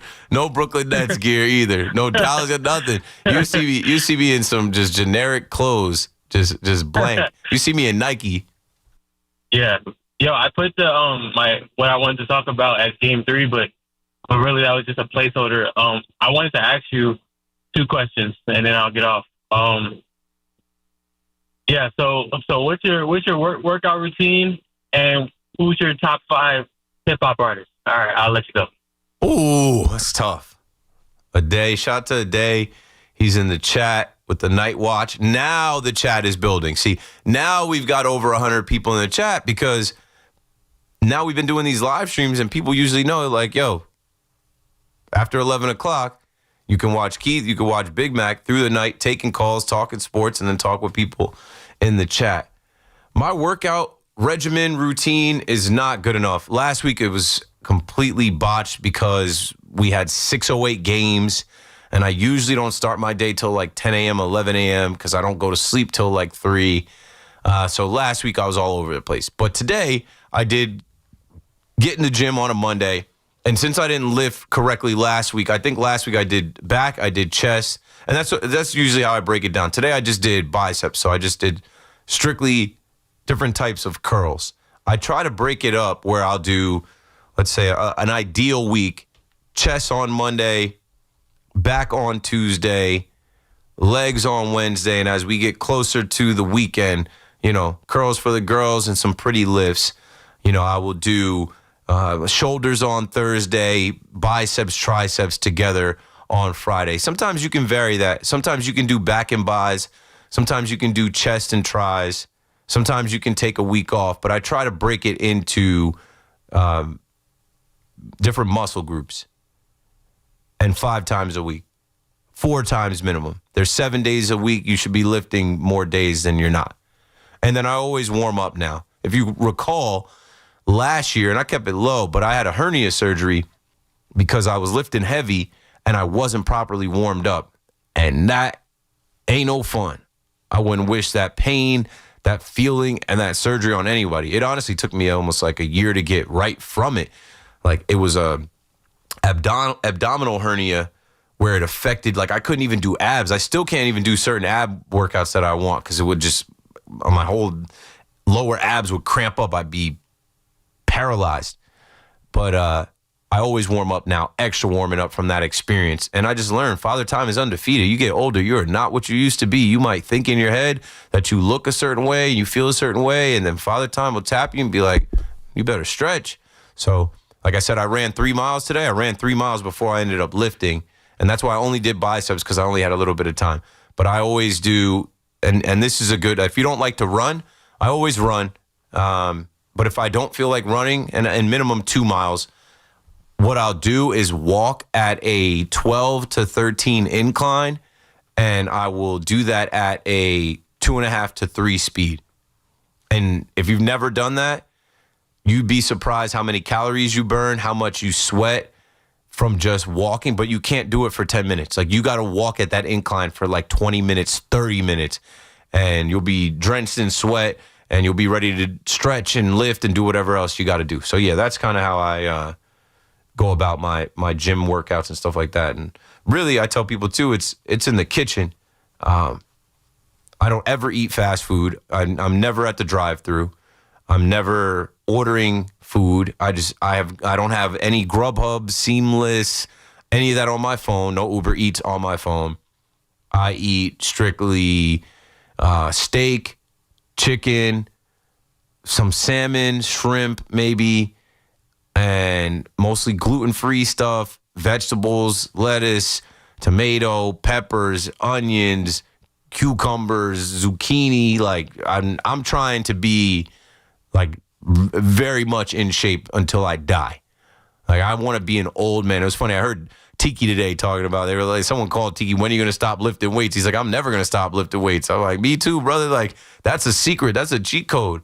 You gotta lift. You gotta have, like, especially as you get older and your testosterone lowers, you have to be lifting and supplementing. Take protein, take creatine, take some testosterone, take a night fat burner, all those type of things too, on top of how you work out and how you eat. And like, don't let your meals be so random. Have a plan and skip some meals. It ain't gonna hurt you to skip a meal. You be all right. Skip a breakfast or don't eat late at night. Like, even when I leave here, I'm probably gonna have something small, but I don't like doing that because I hate going to bed. And, you make your body work double time when you're supposed to be shutting down to sleep, but then you also have to digest food. But I'm blessed. I have a fast metabolism. Yeah, that pretty much sums it up. Let me take a call right here, and then we'll break, and then we'll come back. We'll do the big shot of the night, and I'll also try and sneak in a tell me something cool. Mario in Long Beach on the Fan. What's up, Mario? What's going on? Yeah, the workout days. I mean, I'm an older guy. I'm a little bit younger than Benigno, but right now I'm just doing a lot of push-ups, and push-ups are one of the best things in the world. Yeah. Push-ups when you wake up, go to sleep, keep you strong. I used to do a lot of weight, so I had a lot of chest strength. I was doing do you ever do dumbbell presses instead of bench presses? Of course. Use the dumbbells instead. Every week. I like them better because when you come up, you can go together, so you work. Yeah, more range of motion. And on the incline, I'd rather do dumbbells on the incline. Yeah, and I got I was like 100. I was 140 pounds when I was doing 105-pound dumbbowls. 140 pounds. I haven't been 140 pounds since I was in middle school. I'm a small guy, like the size like gymnast, but I was doing 105-pound dumbbells for 8 Oh no, reps. that's good, pound for pound. Yeah, if you're 140 pounds and you're picking up the 100-pound dumbbells, you're strong. Yeah, that's the way it is. But anyway, getting to the sports thing, but nice to talk about that a little bit. And I never realized how good push-ups are, because that's all I'm doing, and I'm keeping good chest development. But I do 200 a day, so 200 that's a day a lot. is a lot. That's 200 a day is a lot. If you can get 100, 4 sets of 25, that's all. A lot of people can't drop and give you 20 push-ups. Most people cannot drop down and give you 20 good form push-ups. Keith, I'm 70 years old. I can do 100 in one Wow. See, I strive to, by the time I'm 70, I hope that I can hit 200 push-ups a day. So I do a set of 100, a set of 50, a set of 50. So within 3 minutes, I finish 200. See, 200's gone in 3 minutes. But you know what? Because I had a lot of strength when I was younger, and I kept it up. That's Yeah. You can't let it go away as you get older. No, I'm right there with you. But anyway, before we get to the break, get your Yankee take in. Your Yankee. Okay, you got me into it the way you were talking. The creatine, right? You brought back the memories. But anyway, I was going to just say the Yankees. I don't want to say I'm optimistic, but listen, they won 2 games in a row against Boston. They could certainly win 2 games in a row in New York, and then anything can happen in a game 5. That's all I'm hoping. That's all we're left with. That's all we're left with. Coming If you're a Yankee fan, all you're left with is hope that they rip off 3 and that everything goes our way. They make the perfect moves with the pitching, and somehow this offense wakes up and can outscore them 3 straight games in a row. We have nothing left. We have no wiggle room. We lose a game, that's it. Yeah, last thing is, if we can get by, let's break it down. Get by this game, we're going to be very good because they're going to go a bullpen game in the second game, right? Oh, yeah. Avoid the sweep, and then momentum starts to shift. If Rodon can pitch really well and he can win, then Schlittler against the bullpen game, I like our chances in that one, you know? Sure. And then going back to Toronto, all the pressure's on them. Thanks for the call, Mario. Sure, but it's one game at a time. I don't know what version of Carlos Rodon we're going to get. This is high pressure. This is high stakes. Rodon in an elimination game again. Let's hope that he can give us 6 and hope that they can score. All right, let's take this break. When we come back, we'll do the big shot of the night, and I'll try and sneak in and tell me something cool. Keith McPherson on the Fan. Stay with us. We'll be right back. A disappointing weekend in Toronto leaves the Yankees with their backs to the wall, facing elimination. Swing and a miss, got him. All game over. And the Blue Jays take a 2-0 lead in this ALDS. A return home to the Bronx could be just what the Bombers need to turn things around. We haven't lost any confidence. You know, obviously they've had our number and gotten the better of us so far this year.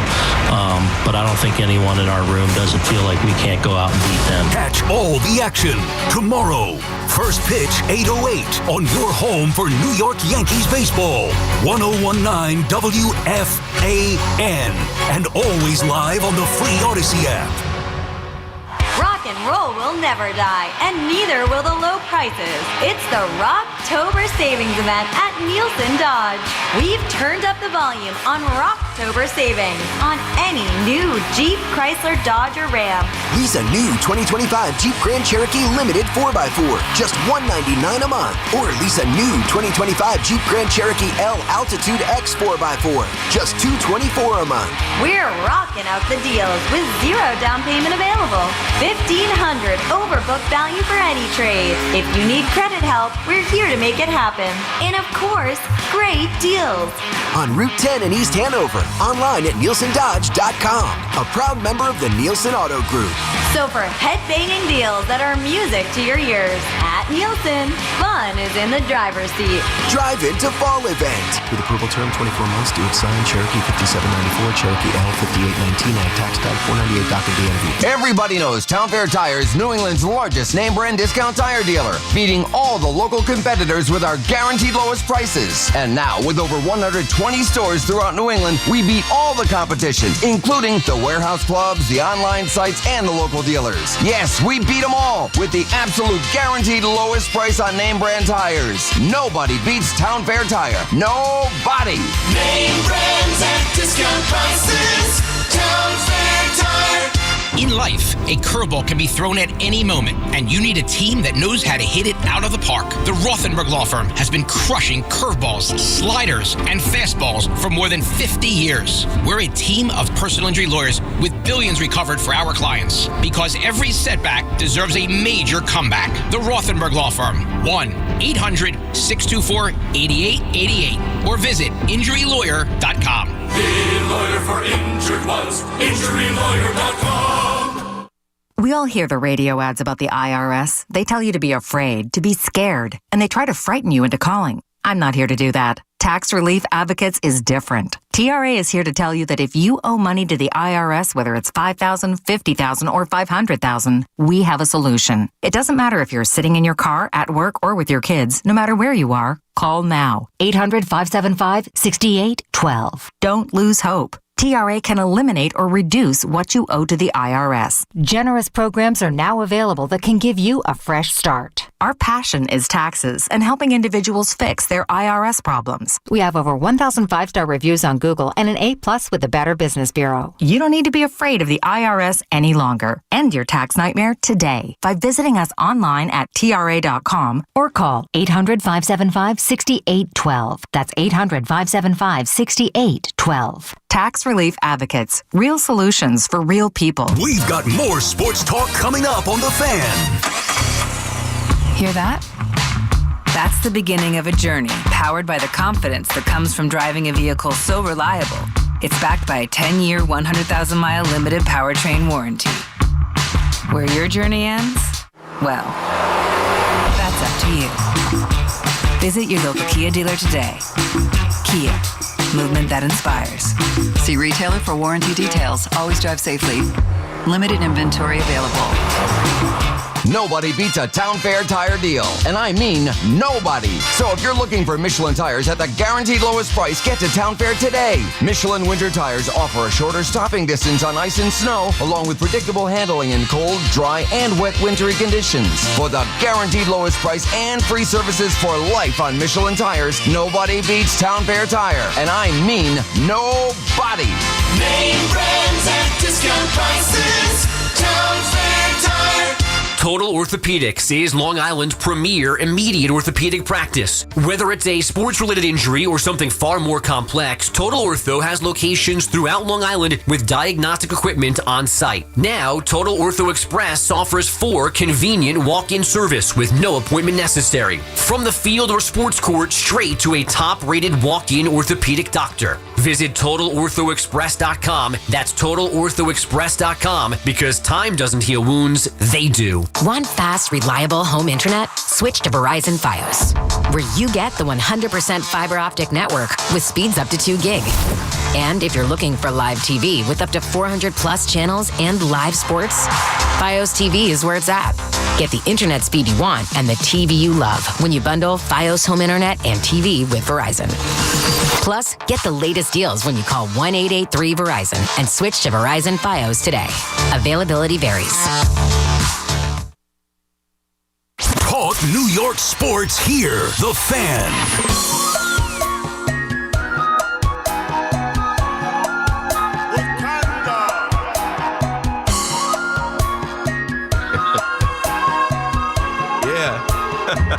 The big shot of the night is brought to you by WFAN and myself, Keith McPherson. Bright lights down in Duval. You know we've only got one big shot tonight. He's on my screen live with SVP Scott Van Pelt. It's Trevor Lawrence. Trevor Lawrence with the game-winning rushing touchdown. He got stepped on, getting the snap. He falls down, gets up, falls again, gets up a third time, scrambles out, and runs it in, dives for the touchdown. He was 18 of 25, 221 yards, 1 touchdown, 1 pick, but he was throwing dimes on that final drive. He had 10 carries for 54 yards, a long of 16, and 2 tuds on the ground for the Jacksonville Jaguars at home to go 4-1, beating the Kansas City Chiefs 31-28. Trevor Lawrence, your big shot of the night. Now that beat, that is now my own personal big shot beat. Shout out to Steve Kahn, who emailed me, and he said, when I first encountered your program on WFAN, I was always struck by what I would describe as a rather goofy, weird instrumental section to some song by some artist, and I had no idea who the artist was. He says he doesn't follow hip-hop or rap music. But then, one night, he caught it on the Odyssey app, and he Shazammed it. And sure enough, there it was, telling him that it was Big Shot by Kendrick Lamar and Travis Scott. So I went and bought it at Apple Music and decided to listen to it in more detail. And speaking as a musician, yada, yada, yada, all this other stuff, he made his own version of the Big Shot beat. He said, needless to say, if you like it or your producer or board operator can use it, wherever you like, whenever you like, and you don't have to give me any credit for it. But I appreciate you guys, man. You don't even know, like, 4 years of doing this show. I mean, I don't even share some of the stuff that comes through. I keep it one-to-one and personal. But I thought that was cool, man. Shout out to Steve Kahn. He even followed up because I missed the email the first time.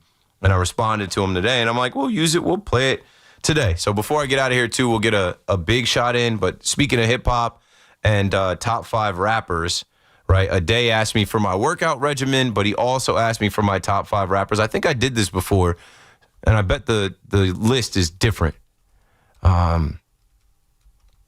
I always have a different top 5 because, like, it depends on who I'm listening to, and I don't know. It's a moving target. It changes. But here is my top 5 in no particular order. Jay-Z, Sean Carter. Sean Carter was born December 4th. Hove.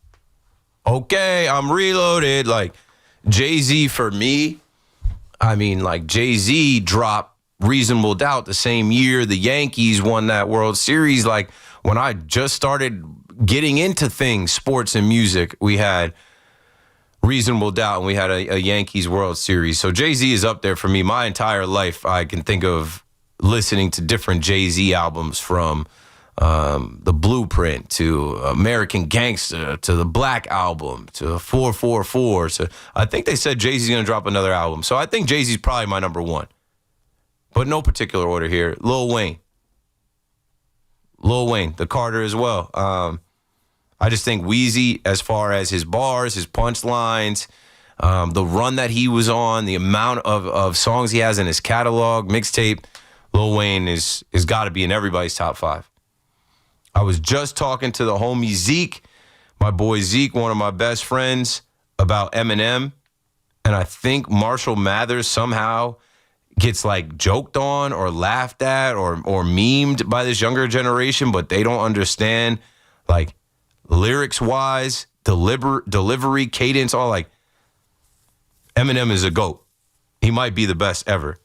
Like, and he's respected by pretty much the best ever. Jay-Z gives his respect to Eminem. So Eminem is always going to be a top 5 for me. Now we get more into the new age guys, and like I don't put Pac and Biggie in my top 5. Like I was too young when they died, and I've listened to their music, and there's great stuff, and it does stand the test of time. But they can't be in your top 5 if you like. They didn't have a long enough time. Nas, I like Nas and some of his stuff, but I'm a whole fan. So when Nas and Jay-Z beefed, I was like, nah, no Nas. These two guys come in for me as two of the greats right now, and really two of the greats of the last 15 years. Drake and J. Cole. Drake? Yeah, Drake. Drake is one of the best musicians, artists of all time. And I give him his props as a rapper. And then J. Cole, for me, like, from Lights Please to whatever J. Cole does now. And it's funny because Drake and J. Cole were coming up around the same time. I just think J. Cole's run was incredible. I think he's one of the best rappers ever. So there's my top 5 in no particular order. 888-808-1019. Let's get back to these phone calls, and we will do a, hey, Keith, tell me something cool. David is in Maplewood on the Fan. What you thinking about, David? Yes, good evening. If you have a tube near you, Taylor Swift, by the way, is on Fallon right now. Oh, I'm not much of a Taylor Swift guy, but well, thanks for the tip for everyone else. Taylor Swift on Fallon. The reason I called, I was on this morning, and I was calling about the flags that are being thrown, the amount of flags, even how inept our teams are. Yeah. I mean, if you watch a game tonight? Yeah, I did. The pass interference call? It's standard. The NFL is bogus. Bogus. Like, I mean, you know something? It slows the game up. Yep. It just gets me irritated. And no matter how bad our teams are, which they are, I mean, the calls are awful. They should keep, unless it's an egregious penalty, they should keep the flags in their pocket. Yeah, but they call everything, and it slows the game down. But it's like you can't even play football anymore. Thanks for the call, David. I hear you. But I've been saying the NFL is bogus since like 2018. Anything from pass interference to roughing the passer to illegal formations to just like, I don't know. What's intentional grounding? What's a catch? It's just all over the place. And there's always penalties now in the NFL. You cannot watch a regular game. That's why when that criticism came out about Red Zone, and people were like, oh, watch a real game like an adult. No, I watched Red Zone. There's no penalties in Red Zone. And I watched the regular games. And like tonight, you can only watch one game, so you watch that game, but then you watch one game and you're like, damn, they got to start and stop this game every drive. Flag on the play, coming back, flag on the play. Jets fans know it from this weekend. Giants fans definitely know it. plays negated from stupid things like defensive pass interference. So, yeah, the NFL is bogus, but we love it. We eat it up, and we never mind it. If they stopped Major League Baseball this much, it'd be a riot. But the NFL, no problem. No problem. Yep, they could do whatever. They could change the kickoff rules. You can't hit anybody. Like, these guys get fined for lowering their helmets, lowering their shoulders. It's a soft league. But I don't know. NFL is king, so don't expect it to change. I'm scrolling to try and see, like, what pass interference call was it tonight that was egregious, but it goes on all the time.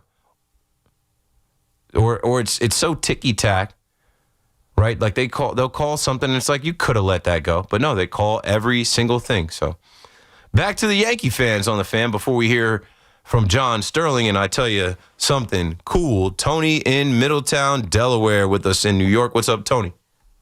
Hey, what's happening, Keith? So Tim Duncan was known as Big Fundamentals. You know, that was his nickname. Aaron Judge, his nickname is now going to be the Big Irony. Okay? And the reason why is he's a big dude that comes up small in the big spot. So he's the big larger irony. than life, 6'7", and the biggest name in the game in the face of the franchise, but he does shrink in these moments. Shrinks. Pretty I've seen sad, it. but that's just what it is. That's all I got. Yeah, thanks, Tony. I mean, we've talked about it. And listen, this is what I've said about Judge before I get out of here, and I'm sure you guys will call Big Mac and talk about Judge too. They have to win tomorrow and force a Game 4 and give Judge another 8 at-bats to make up for that 1 at-bat that we're all holding over his head. Bases loaded against Gossman, swinging at BS. That can be forgotten if he comes up in the clutch tomorrow or the next day, or dare I say Game 5 back in the same place. But it's hard for any of us to get past that moment because we felt like the game and series was hanging in the balance and we got the guy up that we wanted, and we had all been rooting for him all year that when he gets to October, this October is going to be different, and it hasn't been. Well, it has been. Let me correct that. He's hitting singles. He's working walks. He's batting over 400. He's got an OPS over 1,000. But if you've been watching these games, it's garbage time. It's low leverage Judge, as I called him. I'm sitting here watching low leverage Judge, where to me it's like, bro, come on, bro. Okay, great that you're not making outs when it doesn't count, but it's like when it did count, like where were you? And like I said, even in the deciding game against the Red Sox, he was 0 for 3. And before that, Jarren Duran drops a ball that should have been an out. It counts as an RBI single, but that's a gift.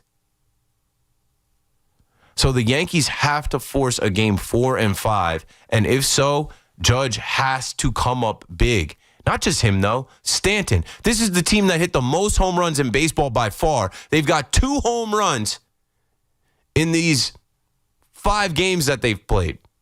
1 from Ben Rice, 1 from Volpe. Not good enough. Jazz stepping on next. Talking about World Series winning and rings and winning the division. All of that talk. You wonder why I'm on the fan saying, pipe down. Say less. Say less, bro. Because when you get into the freaking ALDS against the team you said you were coming to win the division against and you're batting 160 and not doing anything, like those words come back to haunt you. Cody Bellinger broke out of it some. Let's hope that them breaking out and scoring 7 runs leads them into Yankee Stadium tomorrow, and they pick up where they left off against Shane Bieber, and they can score 7 runs against him, and Rodon can hold, and the bullpen can hold. Like, 4 runs is not going to do it against this Blue Jays team. And now they're hitting the ball out of the ballpark. I don't know. Rodon's got to keep the ball. Like, the Yankees have to score runs, and then Boone's got to be perfect with his decisions with the bullpen. Adam is in New Rochelle on the fan next. Go for it, Adam. Oh, hey, what's going on, Keith? I just wanted to get your thoughts about how Rodon will fare tomorrow, because the Blue Jays are a team that puts the ball in play, and they don't strike out very often.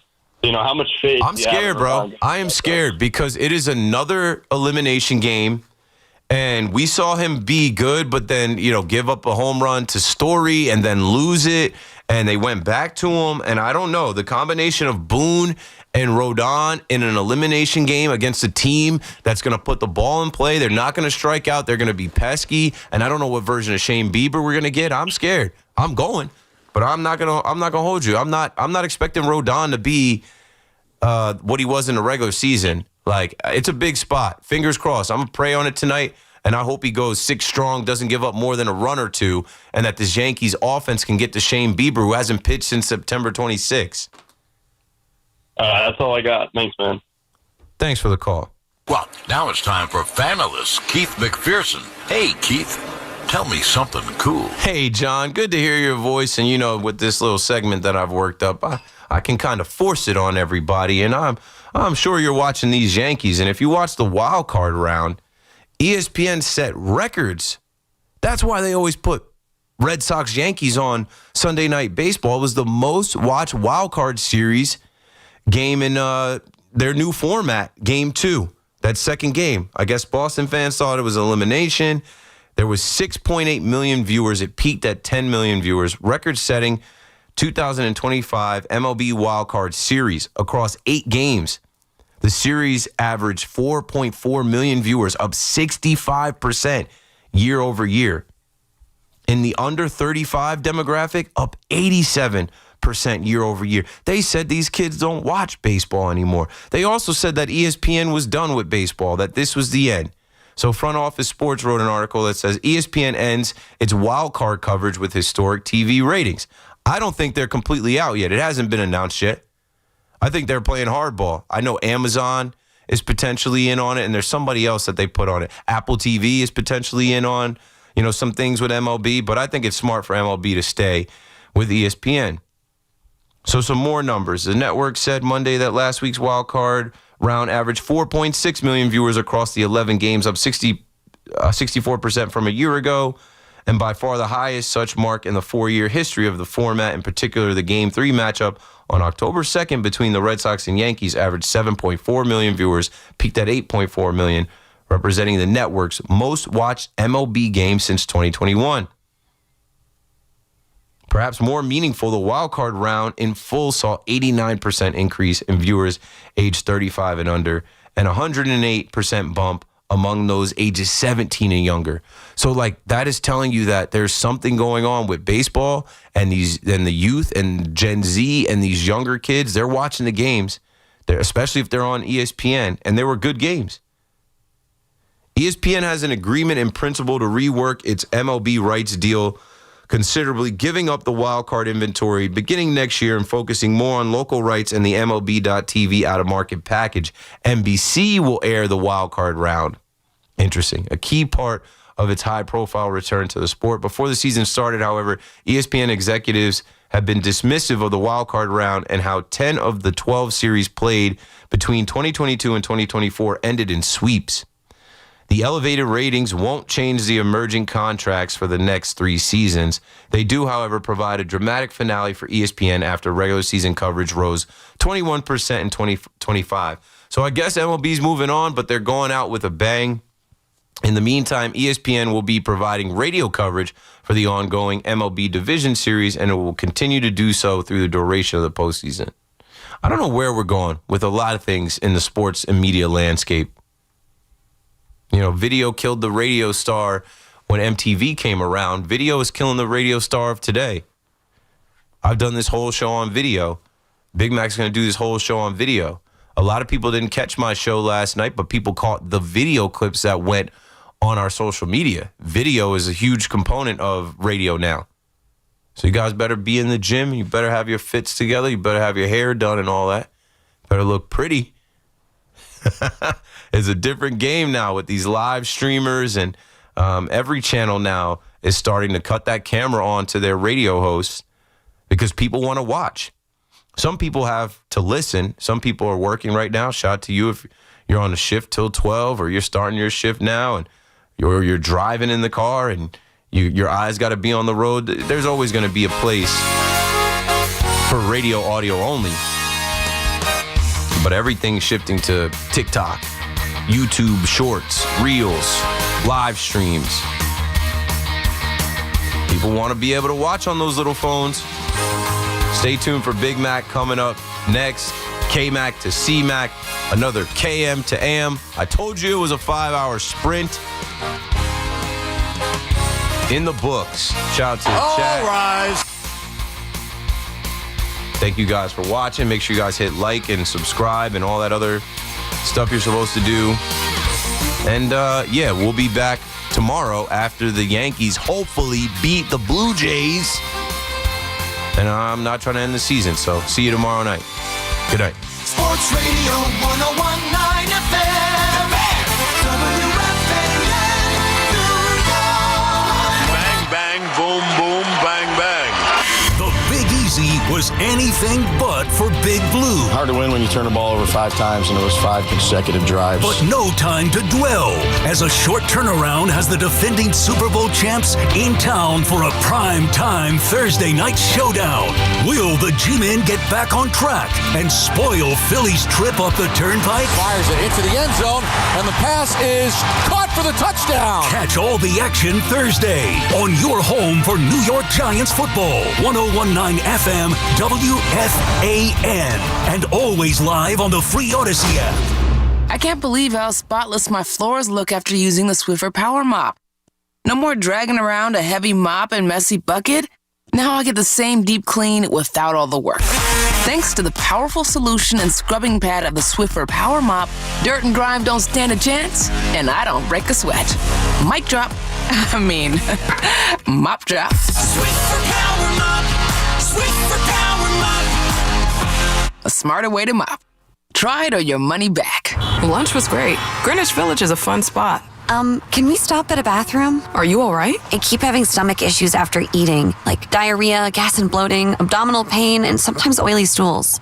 Sound familiar? Those stomach issues may actually be a pancreas issue called exocrine pancreatic insufficiency, or EPI. Creon pancrelipase may help manage EPI. Creon is a prescription medicine used to treat people who can't digest food normally because their pancreas doesn't make enough enzymes. Creon may increase your chance of fibrosing colonopathy, a rare bowel disorder. Tell your doctor if you have a history of intestinal blockage or scarring or thickening of your bowel wall, if you are allergic to pork, or if you have gout, kidney problems, or worsening of painful swollen joints. Call your doctor if you have any unusual or severe gastrointestinal symptoms or allergic reactions. Take Creon as directed by your doctor and always with food. Do not chew capsules as this may cause mouth irritation. Other side effects may include blood sugar changes, gas, dizziness, sore throat, and cough. These are not all the side effects of Creon. Call 800-633-9110 or visit creoninfo.com to learn more. That's CREONinfo.com. I'm asking my doctor about EPI and if Creon could help. When it comes down to finding the lowest price on Michelin winter tires, nobody beats Town Fair Tire's guaranteed lowest price. And when it comes to free services, nobody gives you more free services on your Michelin winter tires than Town Fair Tire. So why look for Michelin winter tires anywhere but Town Fair Tire, where you always get the guaranteed best deals? Nobody beats a Town Fair Tire deal. Nobody. Name brands at discount prices. Town Fair Tire. We're always talking New York sports on The Fan. I'm still going for it, even with higher stroke risk from atrial fibrillation and a regular heartbeat not caused by a heart valve problem. Over a 3-year study, Eliquis apixaban tablets reduced stroke risk better than warfarin, and over 97% of Eliquis patients did not experience a stroke. A first stroke occurred in 2.9% of warfarin patients versus 2.3% of Eliquis patients. Don't stop prescription Eliquis without asking your doctor. Stroke risk may increase. Eliquis can cause serious and potentially fatal bleeding. Don't take if you have an artificial heart valve, abnormal bleeding, or antiphospholipid syndrome. While taking, you may bruise more easily or bleed longer. A spinal injection increases blood clot risk, which may cause paralysis. Get medical help right away for unexpected bleeding or bruising, or back pain, tingling, numbness, muscle weakness, or incontinence. Aspirin products, NSAIDs, SSRIs, SNRIs, and blood thinners increase bleeding risk. Tell your doctor about planned medical or dental procedures. Learn more at Eliquis.com or call 1-855-ELIQUIS. Sherry, what have you done to your hair? It looks amazing. I can't believe how thick and healthy it looks. Oh, I must know your secret. No secret. It's hair volume from New Nordic. Hair volume, huh? Well, it certainly lives up to its name. Your hair has never looked so thick. It is gorgeous. Hair Volume is the best-selling hair tablet in the world and one of many award-winning natural health products from New Nordic. Purchase at newnordicusa.com, new, NORDICUSA.com, or CVS. Ooh, ma. What was that? That is business phone bliss with the Ooma Cloud Phone System. It handles all our voice, video, and messaging needs. You sound very... Calm? I am. Ooma has everything I need to run my business more efficiently, like virtual receptionist, call routing, and video conferencing. And it starts at just $19.95 per month per user, plus taxes and fees. Ooma. Nice. Find your business calm at ooma.com/radio. Tune in to the BT and Sal Show weekdays from 10 to 2 on The Fan, presented by your Tri-State Cadillac dealers. Cadillac is the official luxury vehicle of the New York Mets. We all hear the radio ads about the IRS. They tell you to be afraid, to be scared, and they try to frighten you into calling. I'm not here to do that. Tax Relief Advocates is different. TRA is here to tell you that if you owe money to the IRS, whether it's $5,000, $50,000, or $500,000, we have a solution. It doesn't matter if you're sitting in your car, at work, or with your kids. No matter where you are, call now. 800-575-6812. Don't lose hope. TRA can eliminate or reduce what you owe to the IRS. Generous programs are now available that can give you a fresh start. Our passion is taxes and helping individuals fix their IRS problems. We have over 1,000 5-star reviews on Google and an A+ with the Better Business Bureau. You don't need to be afraid of the IRS any longer. End your tax nightmare today by visiting us online at TRA.com or call 800-575-6812. That's 800-575-6812. Tax Relief Advocates. Real solutions for real people. Wake up with Boomer and Geo. Mornings 6 to 10 on WFAN, WFAN FM, WFAN FM HD1, New York, on Odyssey Sports Station. WFAN Sports Flash. Good morning at 12 o'clock. I'm Peter Schwartz. With their season on the line, the Yankees are set to host the Blue Jays on Tuesday night in Game 3 of the ALDS at Yankee Stadium. Toronto leads the series 2-0. The Yankees will have Carlos Rodon on the hill, while Cody Bellinger and the Yankees will be facing Shane Bieber. I feel like I haven't faced him in quite some time, but veteran pitcher. From what I remember, the stuff is obviously very good, and it's definitely going to be a challenge, right? And he's one of the better pitchers in the game, and so we just got to focus on ourselves and do what we can to prepare and put together our best at bats. Coverage here on the Fan at 7:25. First pitch 8:08. NLDS Game 2 in the bottom of the 8th. The Brewers lead the Cubs 7-3. Milwaukee looking to go up 2-0. The Dodgers are up 2-0 on the Phillies after the Dodgers take Game 2 of the other NLDS, beating the Phils 4-3. The Dodgers with all 4 runs in the 7th inning. Monday Night Football, the Jaguars beat the Chiefs 31-28. Hockey, Islanders' first overall pick, Matthew Schaefer, has made the team's opening night roster. The Islanders open the season Thursday in Pittsburgh. LeBron James posting on X he'll be making the decision of all decisions. The second decision coming up Tuesday at noon. 66 degrees, clear skies in Central Park. That's what's happening with sports flashes at the top of the hour. I'm Peter Schwartz.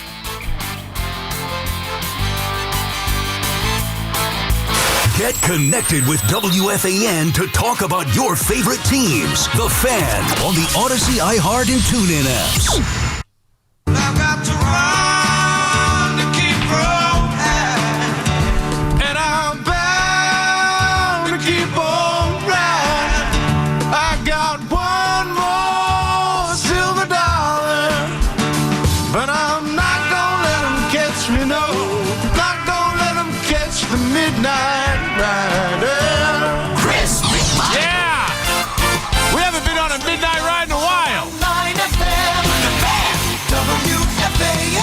Yes, sir! Yes, sir! If you're on the chat, you saw Paul Rosenberg get me yet again, pumping the volume out of nowhere.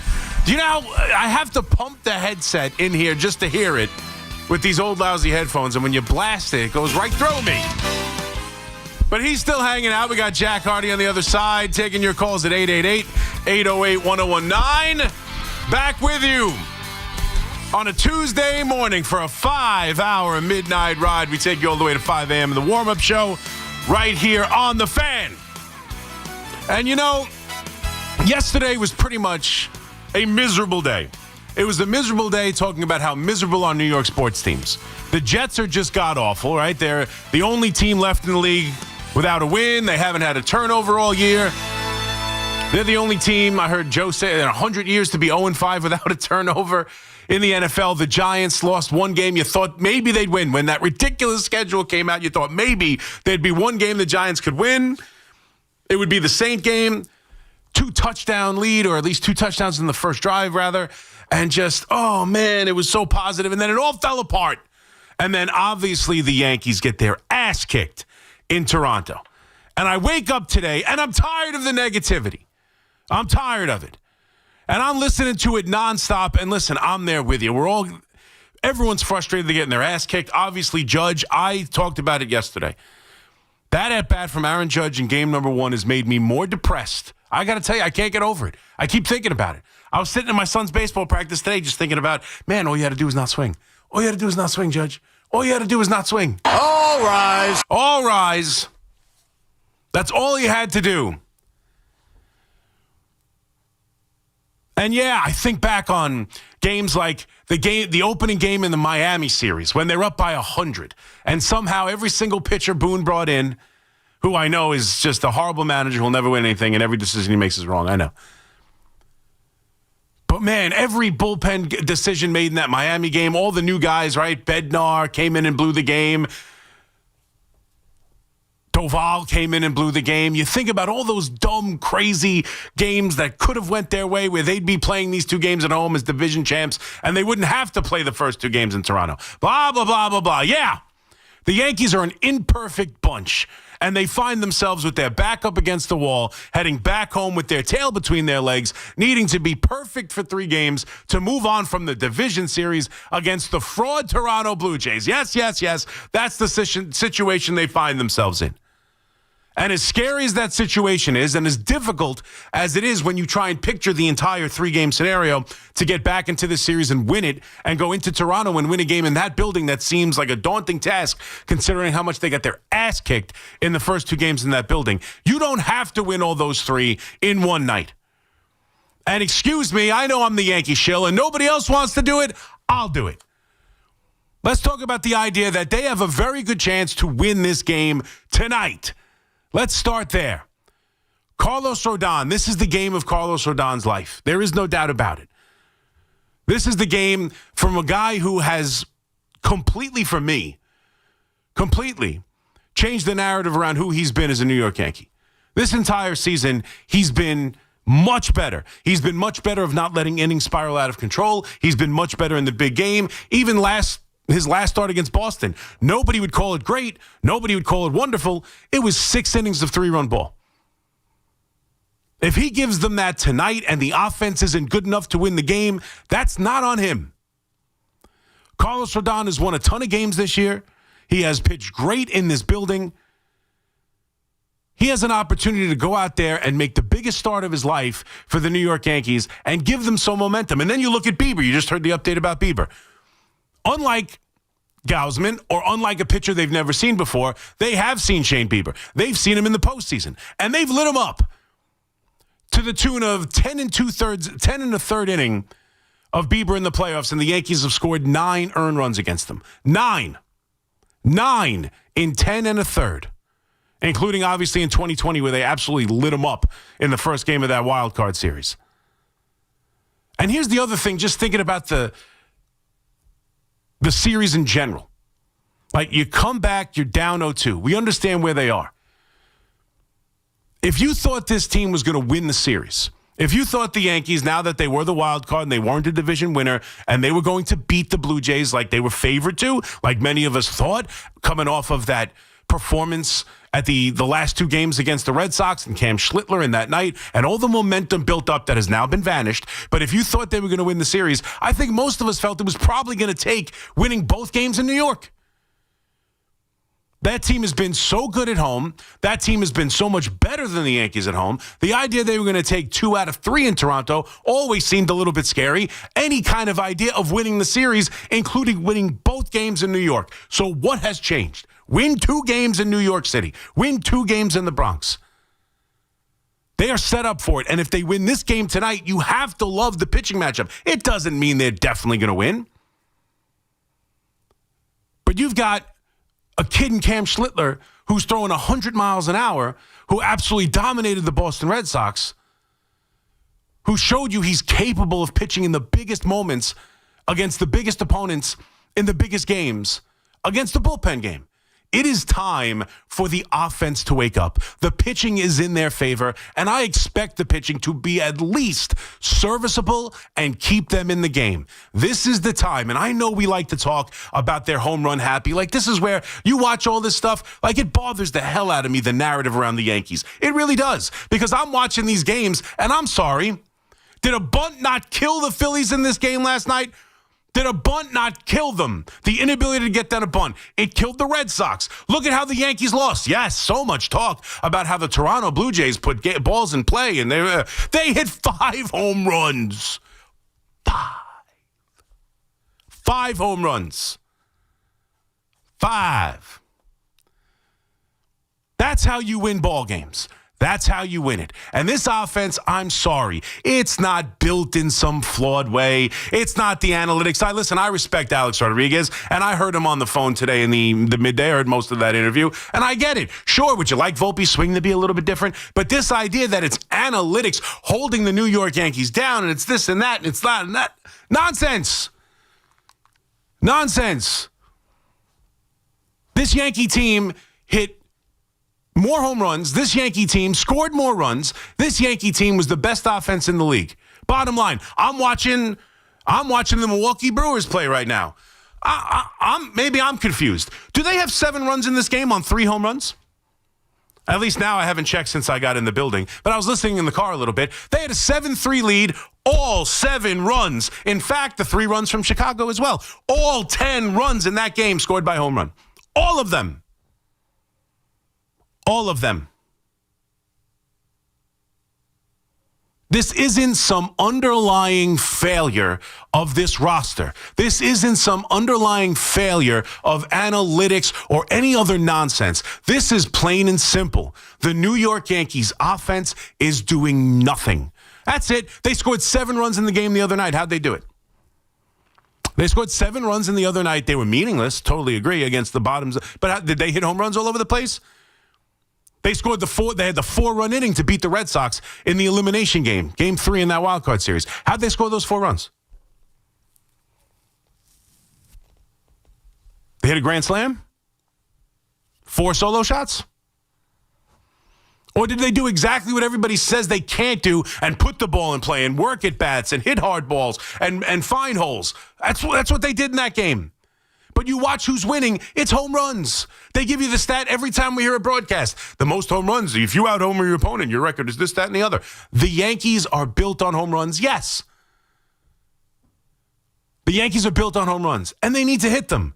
And they got beat by a team who hit them. The New York Yankees need to go out there and be who they are, hit home runs, and come through. Giancarlo Stanton's done nothing. Judge has had singles. We all want singles, right? That's what we want. And then we kill them when they don't hit home runs. This offense needs to come through. There's no underlying reason why they're not. They're just not. There's no faulty thinking. There's no anything other than this is a group capable of scoring runs, capable of hitting the ball out of the ballpark, capable of having rallies without home runs, capable of winning this game, capable of winning the next 2 games. They got to go out there and do it. Bottom line. And it's not about Aaron Boone, and it's not about analytics, and it's not about Michael Fishman or anybody else with their pocket protectors doing calculations and figuring out how to build the New York Yankees, because they built a team with the best record in the American League. That's what they built. They built a team with tied for the best record in the American League, who was favored to win this series. Why were they favored to win this series if everybody knew that they're built in some flawed way and it's incapable for them to win playoff games, and the Toronto Blue Jays are a far better baseball team who had, why? They're favored because they have more talent. Go out there and prove it. And it seems like when people talk like this, or I talk like this, I'm somehow shilling for the organization. I'm somehow making excuses for this one and making excuses for that one. No, I'm holding the players accountable. It's up to them. It's up to them. Bottom line. Aaron Judge struck out with the bases loaded. That's not analytics. That's not because his swing is predicated on only home runs when he won the batting title. It's not because of how Cashman sees the game. It's not for anything other than Aaron Judge was put in that spot and he didn't come through. Max Fried couldn't get out of the fourth inning. That's not because of how they treated him or how they taught him how to pitch or any analytics he was given. The analytics he was given from the New York Yankees gave him his best season of his career and had him shut down the Red Sox for 6 1/3 and every one of us screaming for more. And then he didn't pitch well. And then he got lit up. It's on him. It's on Alex Rodriguez. It's on Aaron Judge. It's on Cody Bellinger. It's on Giancarlo Stanton. It's on Ben Rice. That's who it's on. The same team that mashed their way to 94 wins is the same team that has to mash their way to 2 more and set themselves up for a Game 5 elimination game. That's it. And they're capable of doing it. They are. There's not some underlying reason they can't do it. I'm so tired of this. It comes down to them. They need to come through. Their captain needs to come through in the biggest of moments. And that's what this is about. Because I'm telling you, whatever we want to think about them getting blown out, absolutely. They got their tails beaten in that building for 2 days. Doesn't mean a damn thing. 1-0, 35-0. It doesn't mean a damn thing. It's a loss. They've got 2 losses. If Carlos Rodon pitches well and this Yankee offense does what it's done against Bieber traditionally, and they win a baseball game, and you know the matchup is Cam Schlittler against the bullpen game in Game 4, suddenly the wheels start spinning in the other direction. That's just a fact. Doesn't mean that I expect them or you expect them or anybody expects the wheels to turn completely in a 180 and expect the Blue Jays to fall apart or that you're going to go into that building and win, but you win one game and you change the dynamic of the series. Judge has one big game and you change the dynamic of the talking points around Aaron Judge. He comes through with one big hit, one big Stanton hit, one big offensive explosion, leads into a game with the pitching matchup heavily in your favor. You win 2 games, they won 2 games. It's all on the line.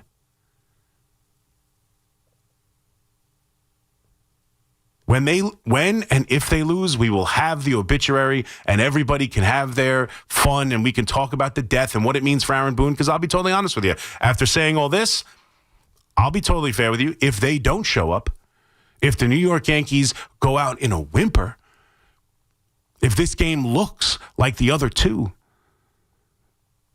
if they get swept here by Toronto and don't show up and the offense does nothing and Carlos Rodon turns back into, Carlos Rodon 23 and 24 or early 24, and the New York Yankees can't muster a win against the Toronto Blue Jays,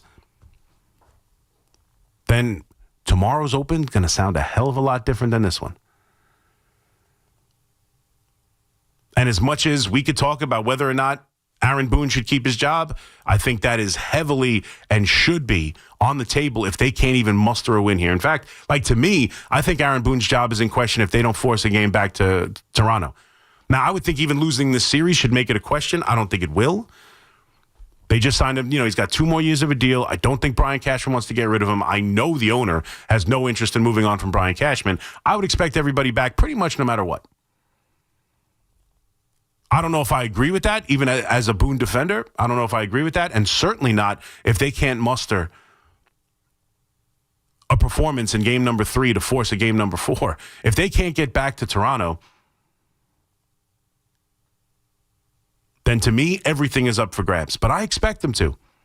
And until they don't, I will expect them to. And this team is capable of it. And I'm tired of all the nonsense about analytics and this and that. It's not about that. It's not entirely about that. All these teams are analytical. All of them. All of them. Judge won the batting title. We watch Bellinger. They don't change players to who they're not. They don't. Bellinger has a two-strike approach. They didn't coach that out of him. They didn't say, hey, Belly, what are you doing here? It's full swing every I don't care what the count is, it's your A swing.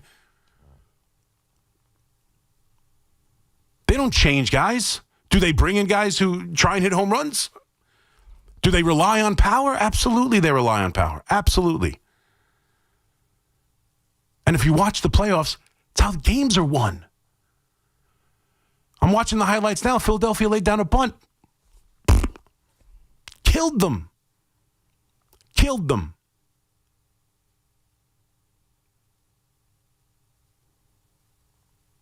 We're like, oh no, I heard Keith, and I love Keith, and I understand, but the Yankees do crazy things. The Yankees try and make starting pitchers bullpen relievers. I'm sorry, who closed out the game for the Dodgers last night? And what was he doing all year when he wasn't injured? Like, the Yankees aren't the only ones who do these things. The Yankees aren't the only ones who have these outrageous thoughts. The Yankees aren't the only ones who rely on analytics. The Yankees aren't the only ones who believe hitting the ball over the fence is a successful strategy for offense. They're not. And the teams they're striving to be do the same things. It's not about anything else other than Freddie Freeman hit the home run in the World Series last year. The Yankees didn't. Teoscar Hernandez hit a 3-run home run in Game 1 for Philadelphia. The Yankees didn't.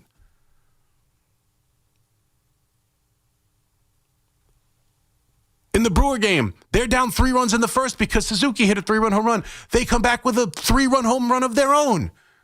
The Yankees didn't rally. That's it. There's nothing preventing the Yankees from winning this game. They have to go out and do it. And it's on the players. It's on the players to go out there and be successful. Bottom line. It's on Carlos Rodon, and it's on whoever Boone decides to call out of the bullpen. That's it. Because I could tell you right now, like, we could argue about all the different moves that Aaron Boone makes. I get, why Weaver? Why Weaver? If they brought in Doval in that spot, like, who's he going to bring in? He's got to bring in the right guy. That's all. That's the bottom line. If he brings him in and he gets outs, it's the right decision. Like, he did make the right call when he brought in Tim Hill and Doval. Well, of course he did. They got outs. If they got lit up, we'd be talking about what an idiotic decision that was for Aaron Boone to bring them in that spot. Bottom line. If Doval, instead of pitching 2 shutout innings, got lit up, we'd be screaming, Doval hasn't been good all year. I mean, since they traded for him in the San Francisco, I don't care. Anybody could close in San Francisco with all those hills. It's completely different. When you're pitching in the Bronx in the playoffs, you can't go to that guy. He's been brutal since they traded for him. But he got 6 outs, so hey, at least he made the smart move bringing in Doval. It's up to them. And they're good enough. They're good enough. They got here. They're good enough. Win tonight, have the better pitching matchup for tomorrow, and take your chances going back to Toronto with all the pressure on the Blue Jays to make sure they don't blow a 2-0 lead. Let's see if it happens. And if it doesn't, we'll deal with tomorrow. But today, I'm tired of wallowing in my misery. I'm tired of sitting here and thinking about how everything they do is wrong and so they can't win. Let's see if they get off the deck. 888-808-1019. We'll get to the lousy football teams, too. We'll get to all the ancillary stuff that I didn't really get a chance to. We have the Jets dealing with not only being the worst team in football right now, but you got the lawsuit that's pending with that team. I mean, just more embarrassment from the owner, more embarrassment from the franchise. Now you look back at, giving all those employees buy-offs. It's all just a weird thing with this franchise. It never ends. It never ends. We didn't really get into the Mark Sanchez story. That gets weirder and weirder. There's a lot going on, so we got plenty of time to do it. But we start with, yes, the Yankees are in dire straits. Yes, the Yankees look like a bunch of bumbling idiots out in Toronto. That does not have to be their fate. It does not have to be the story of them, and Aaron Judge can get off the deck, have some big hits, and send this thing back to Toronto. It's not over. Stop talking like it is. When it is, we'll talk like it. 888-808-1019. McMonigle here with you on the Fan. Quick break. We'll come back with your calls. We got you all the way to 5 o'clock in the warm-up show. McMonigle here with you on the Fan. A little bit of craziness Monday Night Football, too. I was driving in listening to it. How about the Jags, man? You got to get, and Trevor Lawrence, who we have all pretty much said is a bum and a bust, and this is why you can't tank, and this is why it's not worth drafting quarterbacks, and blah, blah, blah. He went down the field and absolutely stuck it to the Chiefs. What an incredible performance. In a game that kept me from having a perfect week in the picks, by the way. I would have been perfect. If you're a fan of the show and you listen to the pick segment on Friday, if the Chiefs would have covered, I would have been 5-0, and I hit the take a chance parlay. They ruined it. They ruined my perfect week. 888-808-1019. McMonigle here with you on the Fan. Quick break. Come back. Take your calls next right here on the Fan. The Big Easy was anything but for Big Blue. Hard to win when you turn the ball over 5 times and it was 5 consecutive drives. But no time to dwell, as a short turnaround has the defending Super Bowl champs in town for a prime-time Thursday night showdown. Will the G-Men get back on track and spoil Philly's trip up the turnpike? Fires it into the end zone, and the pass is caught for the touchdown. Catch all the action Thursday on your home for New York Giants football. 1019 FM WFAN, and always live on the free Odyssey app. At Town Fair Tire, New England's largest name brand discount tire dealer, you get it all. The guaranteed lowest price, the most free services, and we accept all valid rebates from any manufacturer and from our competition. Yes, we accept them all, even competitor rebates. Town Fair Tire, New England's largest discount tire dealer. Now with over 120 stores from Connecticut to Maine. Nobody beats Town Fair Tire. Nobody. Name brands at discount prices. Town Fair Tire. Hey, New Yorkers, fast, reliable internet can be yours when you switch to Fios. For a limited time, combine Fios home internet and 1 line of mobile for just $69.99 a month. Get unlimited welcome for $50 a month with autopay plus taxes and fees when you bring your phone. And add Fios 300 megabytes per second for $19.99 a month with autopay, mobile plus discount, and bonus discount. Visit your tri-state area Verizon store today to get this limited time offer and switch to our reliable 100% fiber optic 5G network. Fios, for eligible new Fios internet and mobile customers. Both the $15 monthly discounts for Fios and Bring Your Phone applied over 36 months. Mobile and home discount enrollment required. $99 Fios setup charge applies. For unlimited welcome, unlimited 5G and 4G LTE may be temporarily slower than other traffic in times of congestion. Domestic data roaming at 2G speeds. Health surprises can change your life in an instant. You've seen it happen to others, but it doesn't have to be your story. At Princeton Longevity Center, we customize actionable and proactive health plans to maximize your lifespan and take control of your health. Our Cancer Check program combines cutting-edge technology with top medical expertise to keep you ahead of potential risks. With advanced full-body imaging, genetic testing, and multi-cancer detection blood tests, we look for even the earliest signs of problems. Results are analyzed by expert physicians who craft a personalized plan to safeguard your future. You're not just a patient, you're a partner in your health journey, backed by a team committed to helping you live longer, healthier, and more vibrantly. Our programs have saved hundreds of lives and empowered countless others to take control of their health. Be proactive with your health for the ultimate peace of mind. Call 888-8000-PLC or visit PrincetonLongevityCenter.com.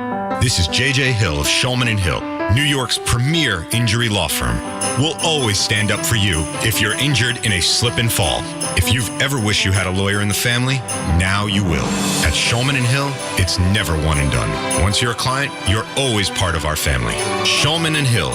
We're not just New York's law firm, we're your law firm. Get your free consultation at hurtny.com. That's hurtny.com. Just hearing the word IRS can make people break out in a cold sweat. No one wants to deal with the IRS, and now you don't have to. The good news is Legal Tax Defense has been successfully negotiating with the IRS for more than 15 years. It doesn't matter how much you owe, whether it's $5,000 or $5 million. You deserve the best in the business on your side, and that is Legal Tax Defense. Even if you're working with someone else and just want a second opinion, there is no cost or obligation to call. They can prevent levies, liens, wage garnishments, even file back tax returns. And the best news about Legal Tax Defense is they won't take your case unless they know they will reduce or eliminate your tax debt. Call Legal Tax Defense right now for a free no-risk consultation. 800-323-8922. 800-323-8922. You have nothing to lose but everything to gain. 800-323-8922. Everyone knows when Sunday comes around for kickoff and tailgates, you gotta come ready. And who's the MVP of my game day spread? Mike's Amazing Mustard. This stuff just isn't a condiment, it's the first round pick. Put it on your hot dog, your sausage, or your favorite hero, and it's an instant touchdown. It's bold, it's got that perfect bit of spice, and it always delivers in the clutch. So this season, when it's 4th and goal at the grill, don't pass the ketchup, pass the mustard. Mike's Amazing Mustard.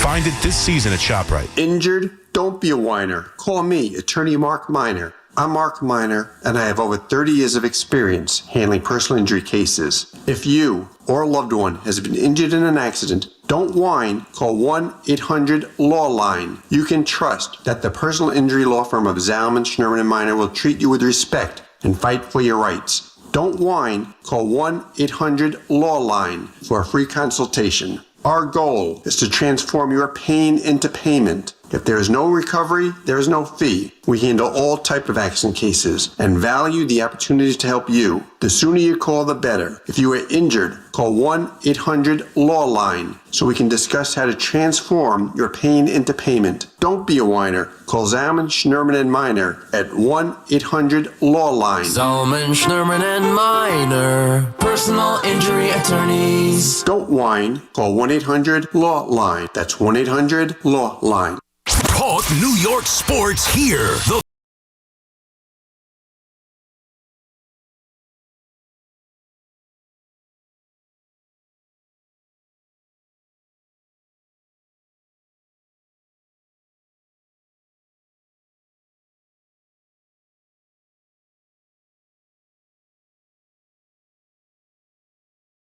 will head to game 3 with a 2-0 lead. The Brewers take a 2-0 lead over the Cubs, beating them 7-3, scoring all 7 runs via the home run. And you got the Dodgers who took down Philadelphia. And here's another narrative. Correct me if let's just go into full shill mode right before it's the deep breath before the storm. Everyone talks, oh, man, if they only would have signed Bryce Harper, if they never traded for Stan, they'd have Bryce Harper. Okay. When Bryce Harper left, the Washington Nationals won the World Series the year after he left, and now with Philadelphia, yeah, they got to a World Series. So did Judge and Stanton. They got to one World Series and lost. To whom? The same team the Yankees couldn't beat. And now what? Did he come up with runners in first and second and nobody out? What'd Bryce Harper do? Struck out. Bryce Harper hasn't won a damn thing.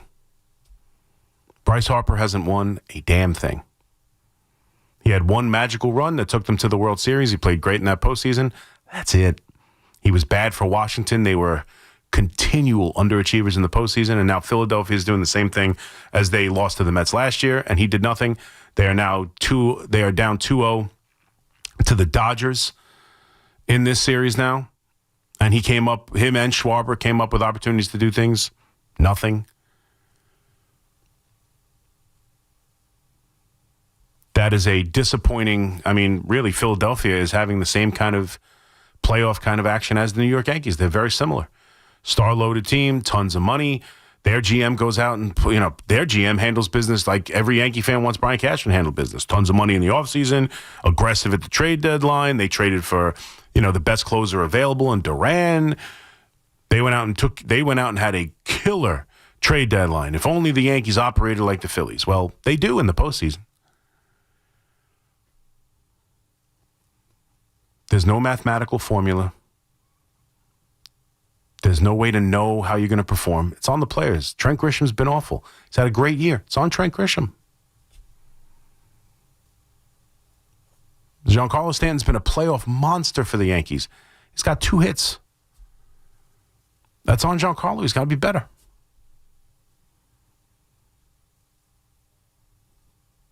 And they can be.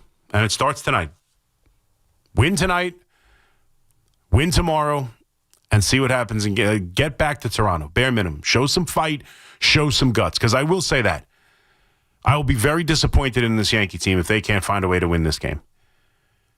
If they can't win tonight, I think it's tough. Now, I think they will bring back Aaron Boone. And again, I don't blame him. You know how I feel. I don't blame him. But eventually, it just comes to the point you can't change all the players. And I think it's warranted that eventually, after all these years, he's got to be more successful in the postseason. I think that's fair. And especially if this group comes off of that Boston series, all the momentum, and just fall flat on their face 3 straight, that would be a devastating outcome that would make me wonder if they have the right man at the helm.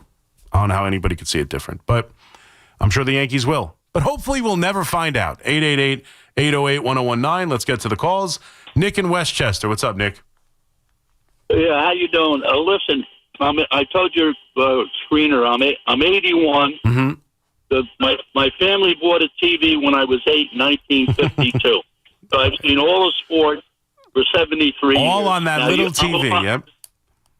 That little RCA Victor. Yep. And your dad used to yell at you to get up and go change the channel. Yeah, well, you know what he said? What? Why do you get so excited about the game? They don't put money in your pocket. Nice Italian from Italy. Yep. But anyway, to get to the game, you're a little more positive than I am. Because if they win the next 2, I can't see them winning the 5th.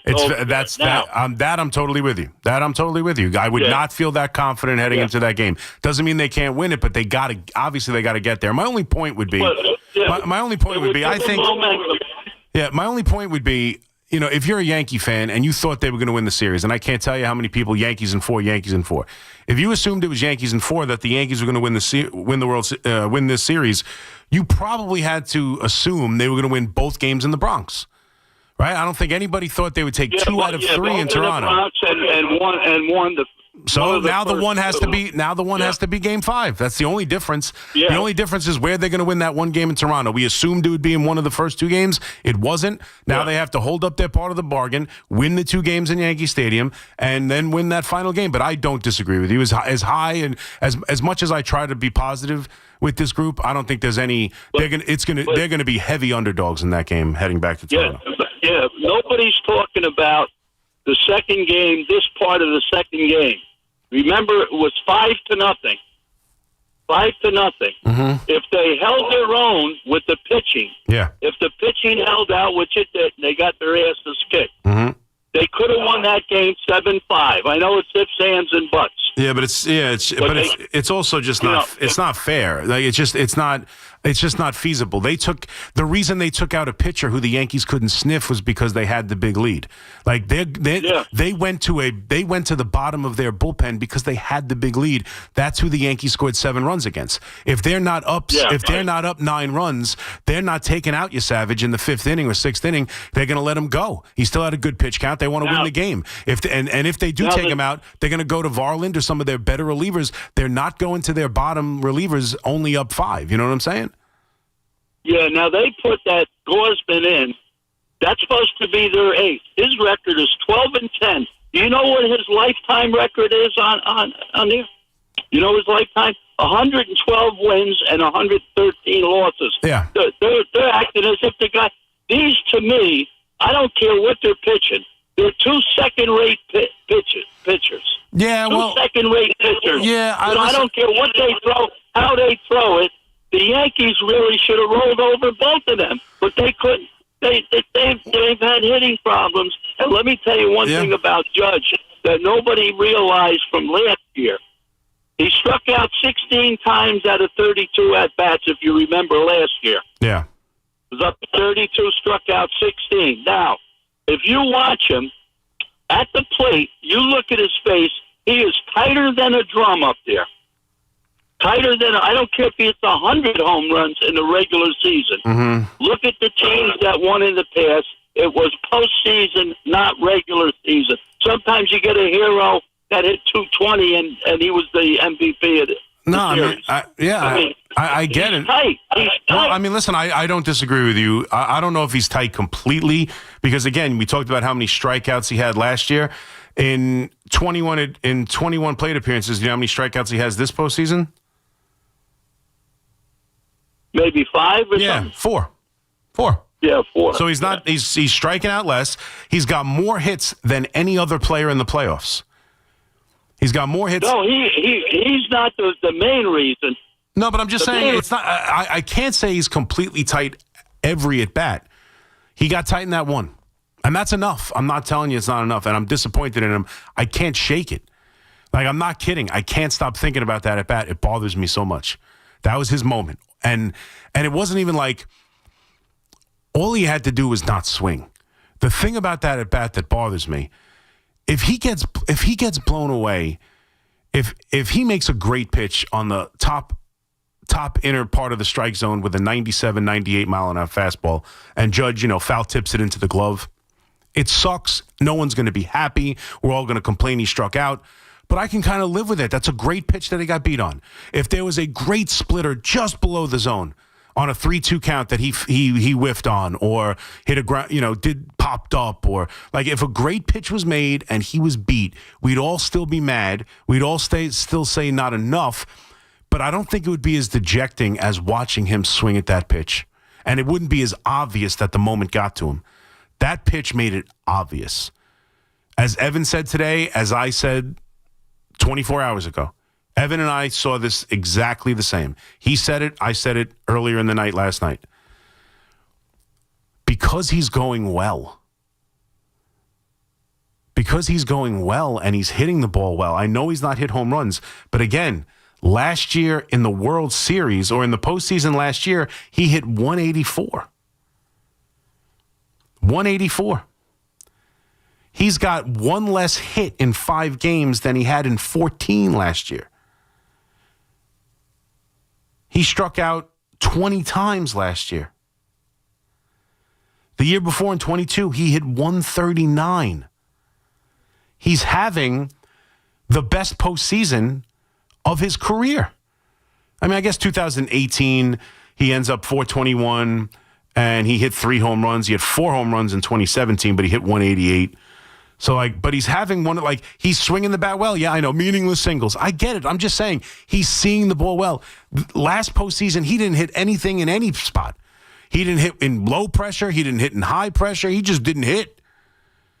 And so you could tell yourself, well, look, he's in a slump. He's in a funk. Guys go into funks. Right now, we're watching with Philadelphia. What's his name? The big power hitting DH, because Schwarber. Schwarber's on an 0 for 20 kick. He hasn't got a hit in these 2 games. And he's 0 for his last 20. Guys go into funks. The guy is going to finish second in the MVP, had a phenomenal year. He's in a funk. You could explain away previous failures in the postseason a little bit by the idea of, look, he just went in cold. Whether it was the break last year, whether it was being exhausted 3 years ago, whatever the case may be, watching the games, he was awful 100% of the time. And it was easy to just say, or at least make the excuse for him, or, if you were being fair with your eyes, you could make the case, he's just not seeing it well. And it doesn't matter who's out there on the mound. It doesn't matter what the situation is. Judge just ain't seeing the ball. That's not the case now. He's hitting the ball. He's hitting the ball hard. He's having good at-bats. He was on base 4 times yesterday. 4 times in game number 2. His on base is 524. He's seeing the ball. That's what made that moment so telling for me. You couldn't hide from it. You couldn't escape it. You couldn't tell yourself something else. There was a blatant fact just punching you in the face. Aaron Judge choked. That's it. It wasn't about he's not seeing it well. It wasn't about it was a struggle. And it wasn't even about, wow, what a great pitch. It was a hideous pitch. It was a non-competitive pitch. Every other right-handed batter on the team doesn't swing at that pitch 9 times out of 10, let alone Aaron Judge. It was obvious as day he let the moment get to him. And you couldn't escape it for the first time. And I know many of you think that's foolish. You could have told that, over the last 2 years 100 times. It wasn't as obvious. Whatever you want to say, the numbers weren't there. But the dude was just struggling in every at-bat. That's not the case now. Not swinging at that pitch, it's bad. It's really bad. In that moment, it's really bad. And again, if they don't win this series, and if he doesn't just completely have a monster rest of the series, to me, I know what happened after. I know Rice had a chance with 1 out and popped up. I know Stanton had a chance and struck out. And I know from that moment on, the bullpen went belly up. I get it. That's the moment. Like, I just got a tweet saying, hey, if he hits a grand slam there, they lose 10-5. I'm like, no, they don't. You can't think of it that way. The game is complete. If he hits a grand slam and they take a 4-2 lead, that game's completely different. The vibe of that game, the vibe for Toronto is completely different. Everything is completely different. The way it's managed is completely different. Everything is completely different. At-bat still sticks with me. It's going to be one of those things I'm going to think about all offseason if they don't go accomplish the next 3 games and win this series. It's something I'm going to focus on all year. And to me, it's worse than dropping an easy pop-up because he took his eye off the ball. Like, it's just bad. It's bad, but it wasn't. I don't think the moment was so big he dropped the pop-up. And even the play against the wall, I don't think the moment's so big he let that ball get past him. It was, he tried to run there. He said he tried to run there and get it. Doesn't matter. I don't think that's necessarily the pressure either. There's one obvious shining moment with a big spotlight on it where you can point to and say, Aaron Judge choked. The moment was too big for Aaron Judge. So it's just crystal clear. You can't argue it. And that's what sucks. That's what sucks. Evan and West Islip. What's up, Evan? Hey, bud. How are you? Good. How are you? Good. So I've been listening so I go to UPS every morning from like 2 in the morning. So I listen to you guys. And honestly, you're like I want to say a normal Yankee fan where you don't overhype them and you don't underhype them. But I don't understand why Aaron Judge isn't getting the criticism that A-Rod got or any other the Yankee greats got, were not coming up in the clutch. Like, when is he going to be held up to his standard? Oh, I think he is. You don't think he's getting criticism? No. You don't think all over social media the memes of him dropping the ball being used for New Year's Eve isn't criticism? He's getting absolutely annihilated. No, I know, but he's getting absolutely annihilated after he didn't come through with the bases loaded. So he's been put on a pedestal for a long, long time with everyone, and especially since Soto left. So when Soto left, everyone was like, like the whole Mets thing, the Mets missing the playoffs is what made the Yankees Soto leaving like achievement, if I want to say. But so fair is fair. If you had the bases loaded in that predicament, who would you want up, Soto or Judge? I would still want Aaron Judge up. I mean, he's the better hitter in every way. He's the better hitter with 2 strikes. He's the better average hitter. He's the better everything hitter. And if you ask me, but I'm saying, did you see Giancarlo? Did you see Judge? Did you see Soto all year with runners in scoring position for the Mets?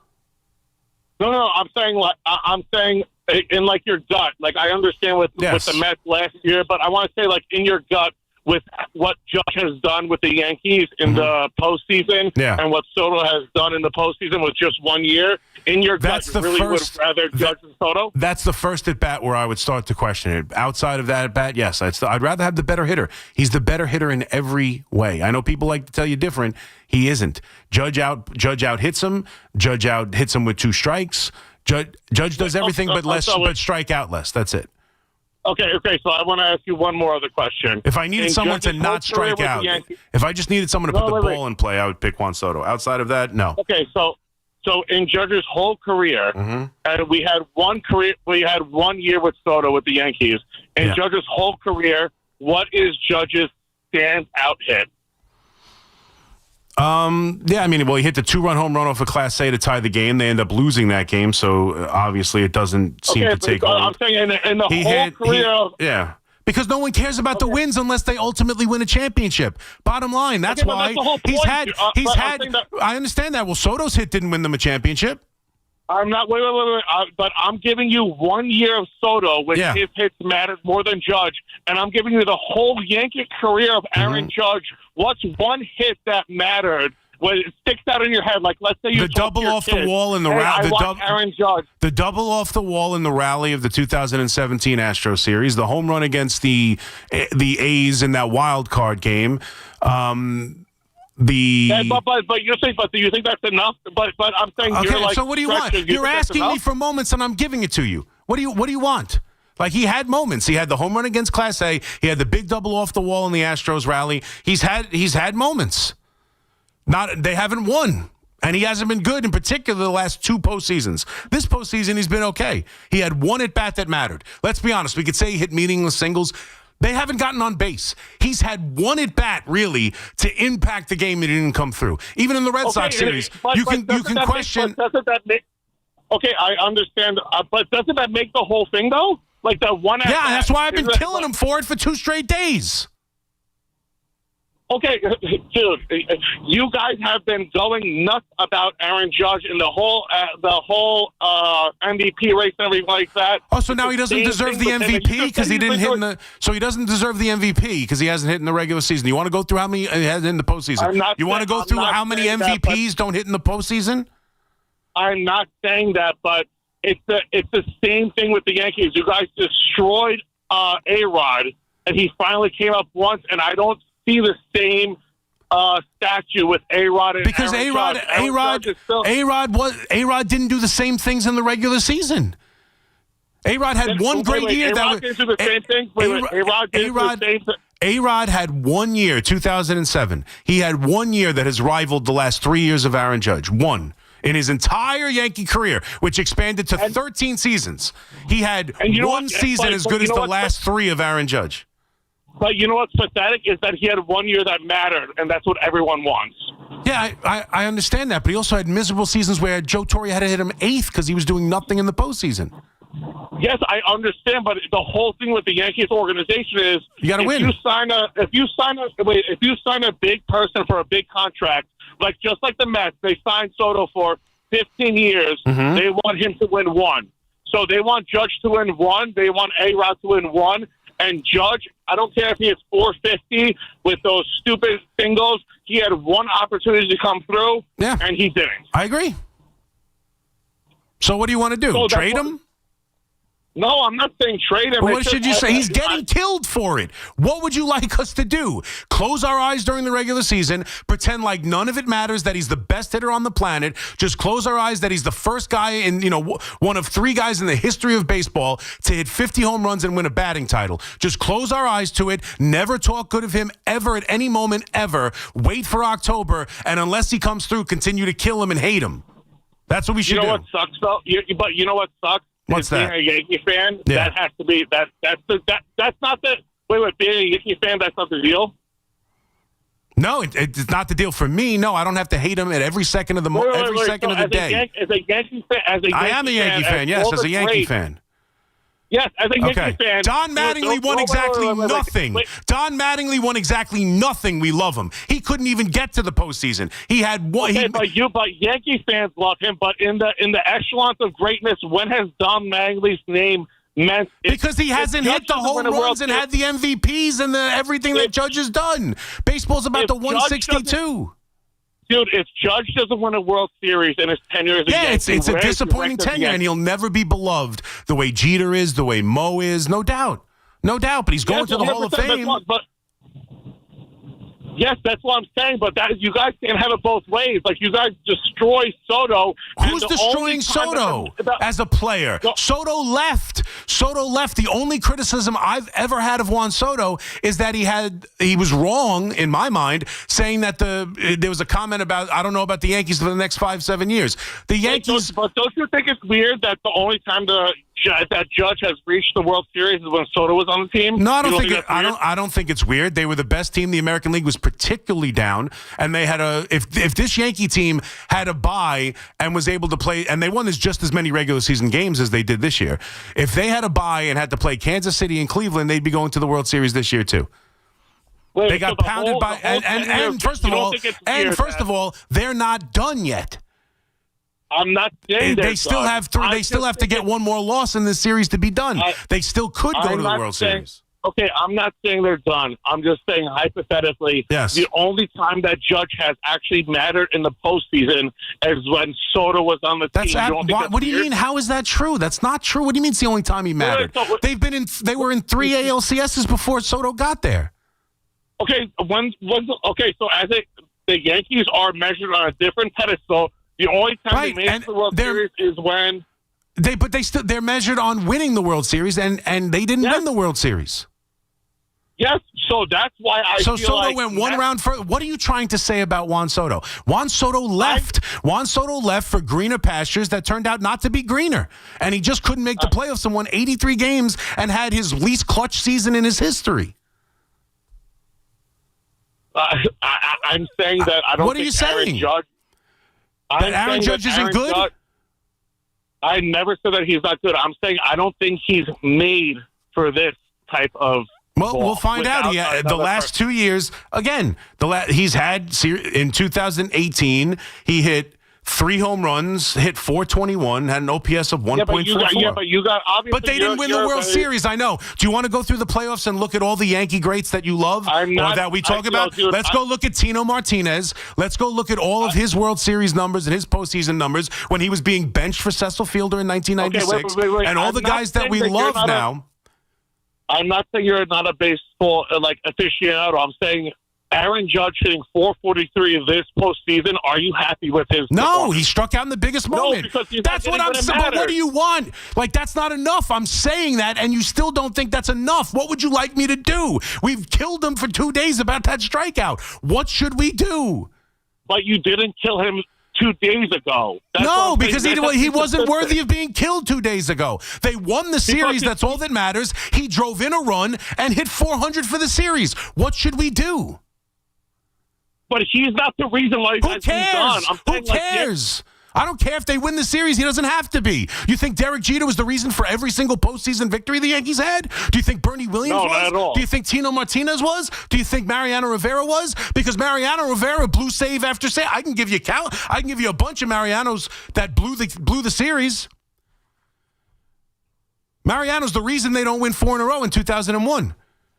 Mariano gave up the big home run in 97. Mariano blew the game in 2004, which was the beginning of the collapse of the biggest postseason series in history that changed the entire dynamic of 2 franchises. So what should I say about Mariano Rivera? Judge had a brutal strikeout, and I've been calling him out for it for 2 days. I don't know what you need me to say about him. And what makes it worse for me is that he's hitting right now. He's hitting .444. That's what makes it worse, because it's not like a couple years ago or last year when he was lost. And you could say, well, look, he just, right now, again, Kyle Schwarber is 0 for his last 20. He struck out in a huge spot in this game last night. They're down 2-0 to the Dodgers. They lost 2 games at home. Does that mean that he can't do it? Does that mean that he sucks? It means right now Kyle Schwarber's going through it like a lot of baseball players do. And if you look at last year, I could make that case for Judge. Not saying it's absolutely 100% true. Maybe it was a lot at the postseason moment. But I could look at it and say it didn't matter if it was bases empty in the 8th of a 35-0 game, or if it was leading off the game, or if it was a high leverage situation. Judge was bad in every single at-bat, in every single leverage situation, all throughout the last 2 postseasons. Miserable throughout, consistently. And you could just I was like, hey, look, he's not going through it. He's not seeing the ball well. For whatever reason, the break, the buy, the pressure, all of that's fair. I didn't know what it was. All I'm saying is that was the first at-bat where there's no discussion. I don't think you can hide from it. I don't think you can make an excuse that he's not seeing the ball well because he's hitting .444. He's seeing the ball fine. He's come through with good at-bats. He had a good at-bat up until swinging at that pitch. That's the moment where I can point to and say, Judge, it was the pressure that forced that swing. He wanted to be the one who did it. He knows all the noise, and he wanted to be the guy who did it. And even if he fouls that ball off for another better pitch to get later in the at-bat, that's what he wanted. He didn't want to walk there, and he swung at a miserable pitch. It's on him, and I've killed him 2 days for it. But I'm not going to say he's a bum. I'm not going to say he'll never hit in the postseason. I'm not going to say any of that because I don't know it, and I don't think it's true. He has not been a great postseason player, but I can point to moments. Again, they lose the game, but he had a game-tying 2-run home run off of one of, if not the best closer in the game last year. Now, they ended up losing that game because Weaver blew it, so nobody cares about it. That's a huge home run. He was part of big rallies against the Astros in 2017. It's not like he's never done it. In 2018, he had .421 with a 1.44 OPS in 2 series. It's not like he's never done it. The last 2 in particular were bad. This one was on its way to being a good one. That's what's making me so mad about it. Because, yeah, he hasn't had the home run. The guys haven't been on base. Like, give me another opportunity he had other than to hit a solo home run. Like, it's not like there's been rally after rally and Judge is killing them. It was one moment he's had in this postseason. One moment to come through and give the Yankees the lead and give the Yankees that moment. He's really only had one opportunity. Against Boston, he got the hit. Yeah, it was off Duran's glove. I don't care. It's a hit, scored a run. Gave them the lead. He could have struck out. He didn't. He put the ball in play, and good things happened. Isn't that what we talk about, what's supposed to happen in the postseason? It's one at-bat this postseason. It's not a total postseason. It's one at-bat. And he deserves blame for it, and I've been giving it to him for 2 days. 888-808-1019. Quick break update. Back after this. It's BT and Sal, middays 10 to 2 on the Fan, 101.9 FM. Now he finally has his own guy, and I'm afraid that they're going to judge him based off of the win-loss record and then move on from Dable and potentially Shane, and then it's going to be all about Jackson Dart with a new head coach. Listen to BT and Sal on demand on Apple Podcasts, Spotify, or wherever you get your podcasts. Looking for the best value on new tires? Get to Town Fair Tire. We honor every valid manufacturer's and competitor rebates and give you the guaranteed lowest price. Nobody beats Town Fair Tire. Nobody. Town Fair Tire. Seems like every week I've got something new from Flag and Anthem to tell you about, and this week it's their Hero Stretch Collection. Check out the Hero Stretch Collection and their new fall arrivals at flagandanthem.com. Use code WFAN for 25% off. Flag and Anthem, real clothes for real life. Right now, police are stepping up patrols to make sure drivers and pedestrians obey our crosswalk laws. Why? Because every year in New York, people are injured or killed just crossing the street. So remember, pedestrians, obey traffic signals and use crosswalks. And drivers, yield to pedestrians in crosswalks. If you don't, we will educate you on the law, and you may get a ticket. Because tickets get attention, and that saves lives. A message from the Governor's Traffic Safety Committee. With over 90 years of combined legal experience representing the law enforcement community, Decolator Cohen & DePrisco, LLP, continues to strive to educate police officers of their civil rights to sue in line-of-duty accident cases. The 2025 Police Officers' Right to Sue newsletter can be viewed on policeofficersrighttosue.com and provides successful results in varying line-of-duty accident cases. These results include damages recovered from RMP accidents involving the City of New York, York, and civilian motorists. Station house defects, ricochet injuries from the range, private premises slip and falls, sidewalk slip and falls, construction defects, snow and ice cases, and injuries emanating from defective RMPs. In any LOD accident, it is important for the officer to take photographs of any defects, injuries, or damage. It is also essential to draft the line of duty report and detail the cause of the accident in the paperwork. Remember, there's a 90-day time limitation to file a claim against a municipality. If any law enforcement member has a question regarding a potential lawsuit, contact Decolator Cohen and DePrisco LLP at policeofficersrighttosue.com or call 1-800-901-1529. Looking for the best value on new tires? Get to Town Fair Tire. We honor every valid manufacturer's and competitor rebates and give you the guaranteed lowest price. Nobody beats Town Fair Tire. Nobody. Town Fair Tire. Imagine a gentleman's club with over 200 gorgeous exotic dancers every week. Hey, big boy. From the people who make fantasies come true, Gallagher's 2000 in Long Island City is the place to be. Gallagher's 2000, a gentleman's club for today, gentlemen. Gallagher's 2000 features 2 floors, 3 stages, discounted drinks, VIP, champagne rooms, and dinner specials every night. Gallagher's 2000 offers complimentary lunch Thursdays and Fridays with any drink purchase. Come on down, big boy. Gallagher's 2000 is New York's largest upscale gentleman's club, and Gallagher's 2000's bachelor parties will blow you away. For their bachelor party specials, call 718-361-1348. Gallagher's 2000 is located at 4319 37th Street in Long Island City, Queens, just a half a block north of Queens Boulevard. Call 718-361-1348. Gallagher's 2000 is unlike any club in New York. Come tonight for the time of your life. Gallagher's 2000. Let your imagination run wild. At City Harvest, we're on the road every day rescuing millions of pounds of nutritious food for New Yorkers in need, transforming surplus food into sustenance, sustainability, and smiles. That's how we feed good. Donate at cityharvest.org.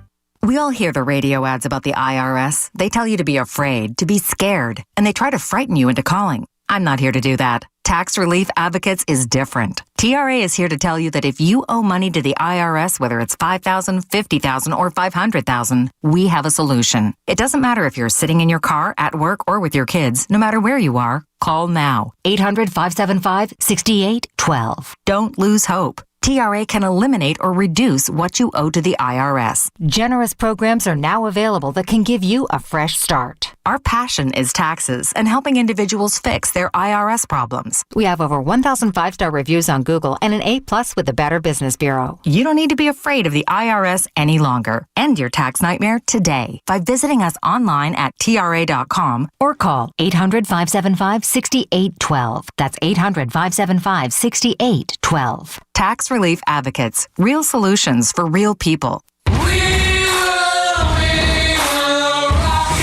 Talk sports with Evan and Tiki. Afternoons from 2 to 7. WFAN, WFAN FM, WFAN FM HD1, New York, and Odyssey Sports Station. WFAN Sports Flash. Good morning at 1:05. I'm Peter Schwartz. This report brought to you by policeofficersrighttosue.com. The Yankees will try to keep their season alive Tuesday night when they host the Blue Jays in Game 3 of the ALDS. Yankees are facing elimination down 2-0. So, what's the mindset of manager Aaron Boone's team? We approach it like we have really all season, but even more specifically, the last 6-8 weeks where, we feel like we've been playing with a lot on the line every single day. And we'll go into our, hitters meeting, and it's about win today, period. Pitching matchup for Game 3, Carlos Rodon against Shane Bieber. Coverage here on the Fan at 7:25 p.m. First pitch at 8:08.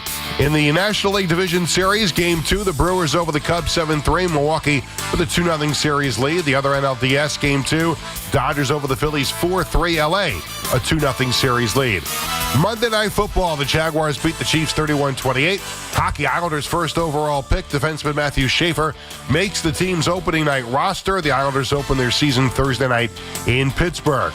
NBA, LeBron James posting on X he'll be making the decision of all decisions. That second decision coming up on Tuesday at noon. 66 degrees, clear skies in Central Park. That's what's happening with sports flashes at the top of the hour. I'm Peter Schwartz.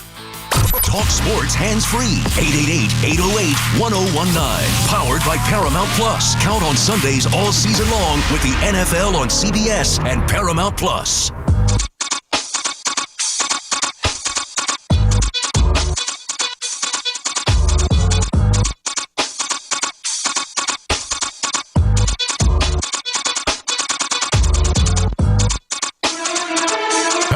888-107.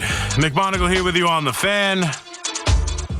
I'm not sure what Juan Soto has to do with this conversation. I understand that Juan Soto hit the home run that sent them to the World Series, and I already told you this. I will love him forever for it. That's the kind of fan I am. I will never boo him.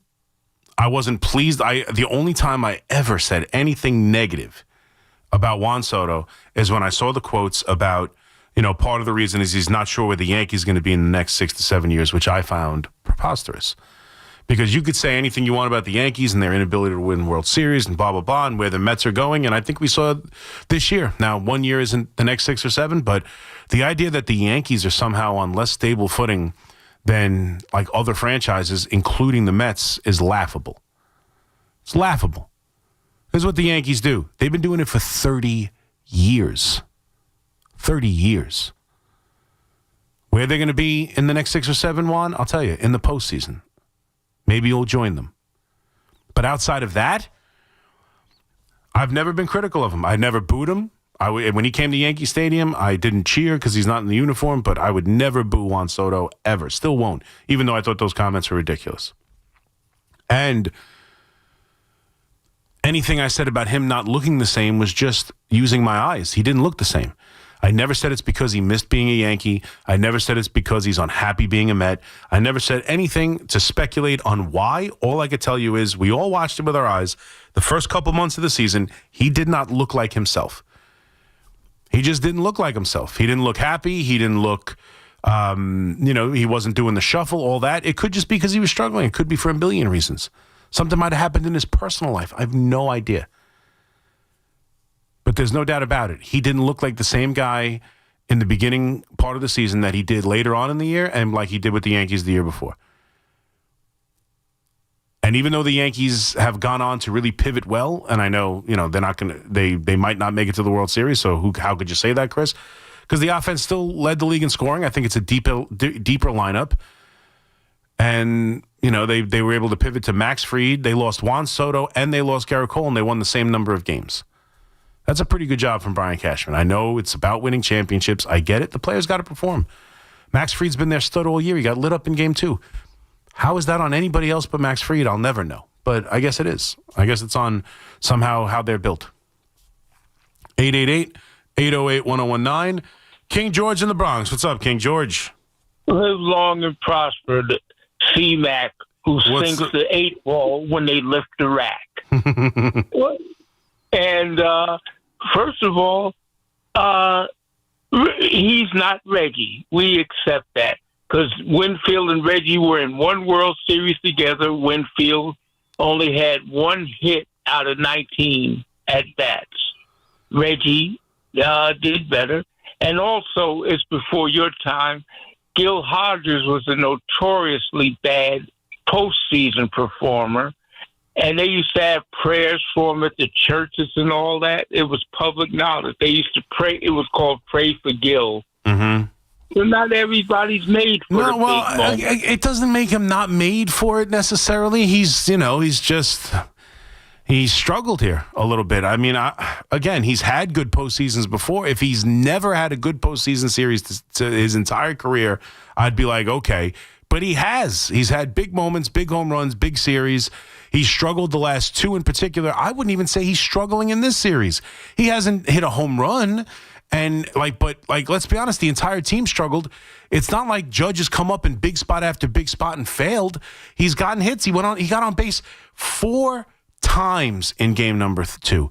He got on base 4 times. You want to count how many times during his miserable postseasons of 22 and 24 he got on base 4 times? He's got more hits than any other player in the postseason. He is not having a bad postseason. He's just not. He's not having an impactful one, and there's been 1 at-bat. There was 1 at-bat. Bases loaded, nobody out in the 6th. That is, without question, the biggest at-bat he's had in this postseason. And really, the only really, really big one I can even think of. The other one, he came through and got a hit that scored a run. Should the play have been made? You want to count how many times should have been made? Derek Jeter hit a home run that a fan put his glove over the fence and took back. Like, you catch breaks. Nobody's taking that home run away from Derek Jeter. No one should take that single away from Aaron Judge. He knocked in a run. He is having a good postseason. He is probably, maybe this side of Anthony Volpe, amazingly enough, the best offensive player in this series for the Yankees. And in the postseason for the Yankees. Nobody has been better offensively than him. Nobody's been more consistent. Nobody's been getting on base as much. Nobody's been getting as many hits. Him and Volpe have been their two best hitters this postseason. But he had one at bat where he could have changed the course of this series. And not only did he fail, he failed spectacularly. That pitch is hard to get over. It's a ball out of his hand. So I'm not trying to defend him. I've been killing him for 2 days. But let's just be honest about what's going on right now. Let's just be fair. Both can be true. He's performing. He's playing well. He's having a decent postseason. He didn't come through in the biggest of moments. Both are true. Tony in Montreal. What's up, Tony? How you doing, C-Mac? Good. How are you, buddy? I hear a lot. I'm good. I like listening to you, C-Mac. You're really, you're really going through it, and it's heartfelt what you're talking about, because it's clear that you love Judge and you love the Yanks, and a lot of people commiserate with the way you feel. But, we focus a lot on the superstars because we expect so much from them. And even though he has a great, average, he didn't come up in that particular circumstance. But let me be mediatory and change the subject a little bit of course. To the other side. We focus on offense, but what about the pitching staff that gave up approximately 23 runs in 2 games, right? Yep. And these are supposedly the two great, the aces start, right? Your best starts, and then the next best player is the next pitcher up, and we just got bested by their 2 starters. But, the Yanks gave up 23 runs. No matter how many home runs Judge is going to hit or grand slams he hits, that's not going to make up 23 runs. So you've got to look at that. And you were very true, though, what you said. Volpe, they dumped on him the whole season, but the kid's playing well. Mm-hmm. And I just want to say one last thing. The Yanks have been down 2-0 6 times in history, going back a long way, and they won every time. They won every one of those series. So chill out. It's still the Yanks. Yeah. And you know what? The Toronto has that in their head. They know Toronto knows they have you down 2-0, but they also know you have a history of coming back. And a lot of guys say, "Oh, I'm a Toronto Blue Jays fan." No, I'm a Guerrero fan because he's a superstar. Yeah. The same way you like Sosa.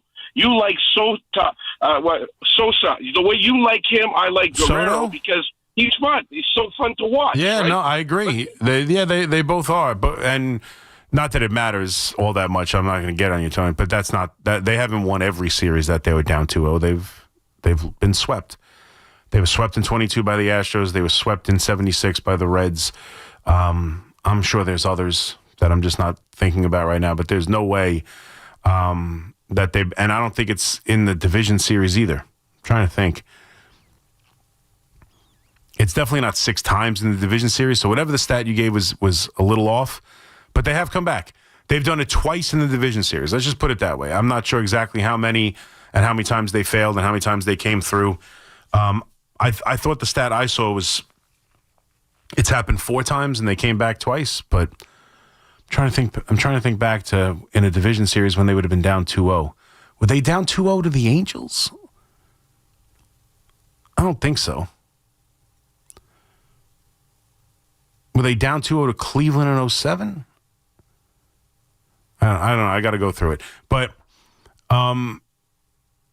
they came back in 0-1 against the A's, and they came back in 17 against the Indians. And I would tell you, and I would argue with you, that both of those teams are better than this Blue Jays team. Now, obviously, the 0-1 Yankees were part of that dynasty, at least the last year of that dynasty. So they were built different for that postseason. But you look at some of the numbers, like, again, guys we love, guys we cherish, Guys whose names bring reverence, and we can't wait for them to show up and have a day and want to retire their numbers, have had miserable postseasons. More than one. A bunch of miserable postseasons. Tino Martinez, bad postseasons. A lot of them. Paul O'Neill, dealing with injuries, end of his career, but even in 96 was benched for Darryl Strawberry. And I'm not trying to knock those guys. I'm just saying the rest of the team picked it up and they found a way to win. Not everyone's going to come through in every single postseason. And Aaron Judge has been bad. For me, Aaron Judge became a bad postseason player the last 2 postseasons. That's it. Prior to that, he was just not the same. He wasn't a dominant force. But he had a home run in every wild card game they played back when it was just a one-game wild card prior to 21. In 17 and 18, he had home runs. 18, he had a good series. He had a good postseason. 17, he had a really good series against Houston. He's had good postseasons. It's the last 2, and even this one's been a good postseason. I don't care what anybody says. I'm sorry. I know they're meaningless hits. Where were the meaningful hits? Other than hitting a home run, he really, hitting a solo home run here or there. Outside of that, it's not like he's had a lot of opportunities to come through. The Yankees haven't gotten on base, even against the Red Sox. Where are the rallies? There was one 4th-inning rally, and he wasn't a part of it. He wasn't, he didn't have to get a hit there. The other big at bat he had, I think it was second and third or whatever, and he got hit by a pitch. And the other opportunity in a big at bat, it's not like he's come up small over and over again, nor is he struck out every time up. Like last year in the World Series in the postseason, big spot, little spot, he struck out and he was just walking back to the dugout, and everyone's like, oh my God, Judge is just awful. That has not been the case here. And we can belittle the singles all you want. At least he's getting on base. If other guys, you could call them meaningless singles, right? As Robbie on the chat, you can join the chat. We're live on YouTube. You can call it a meaningless single if you like. If Giancarlo Stanton hits a 2-run home run after that meaningless single, it ain't meaningless. If the Yankees rally and put up a run and that run comes around to score, that single's not meaningless. It's not fair to call his postseason meaningless. It's not fair. There's fair and there's unfair. Sure, unsure. Remember those unsure? I don't see those commercials anymore. Sure, unsure. With the armpit stains. Anyway, it's unfair. His postseason this year has been good. He's gotten on base. If guys behind him did the same, they'd be scoring more runs. Those hits, those walks, getting on base in postseason games. You're going to tell me getting on base in postseason games is meaningless? Have you seen how often they do it? Sorry, I'm not going to call him meaningless. Not completely meaningless, but I do agree. He's had one major at bat where he had to come through, and he didn't. Last year, a bunch, and he didn't. 2 years ago, 3 years ago now, against when they got swept by the Astros, he did nothing, ever. He didn't have any meaningless singles, meaningless walks. He had nothing. This postseason, he's been different. Sorry, that's just a fact. And I know now we need him because of his previous failures. You need him to hit home runs all over the place. You need him to be a monster and have a home run or a double in every single at-bat. Getting on base at an over 500 clip, sorry, you're going to have a tough time convincing me that's meaningless in a postseason series. That is not meaningless. But he had one huge, extremely meaningful at-bat, and he blew it. I can't argue that one. And what makes me sick is that it was painfully obvious exactly what happened. He choked. John in Brooklyn. What's up, John? What's up, T-Mac? Taking my call for the show like always. Thank you, brother. It's funny how the guy that we crushed during the season and then the guy that we crushed on the postseason are actually the ones that are contributing for the Yankees. And the rest of the guys just need to pick it up. I just think that they need to take Grissom out of the starting leading off. He's just not doing nothing right now. Yeah, he's hurting them. He's striking out right away, and he's just killing us right now. What do you think? We should put Volpe in the first hole or what?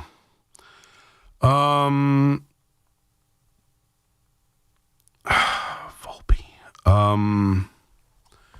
don't know what they should do. I got to be honest with you. But, yeah, I understand what you're saying. He's been brutally bad. You have to admit, the guy's been clutch all year, too. It's very frustrating because he's been clutch all year. But he's having some really bad at-bats.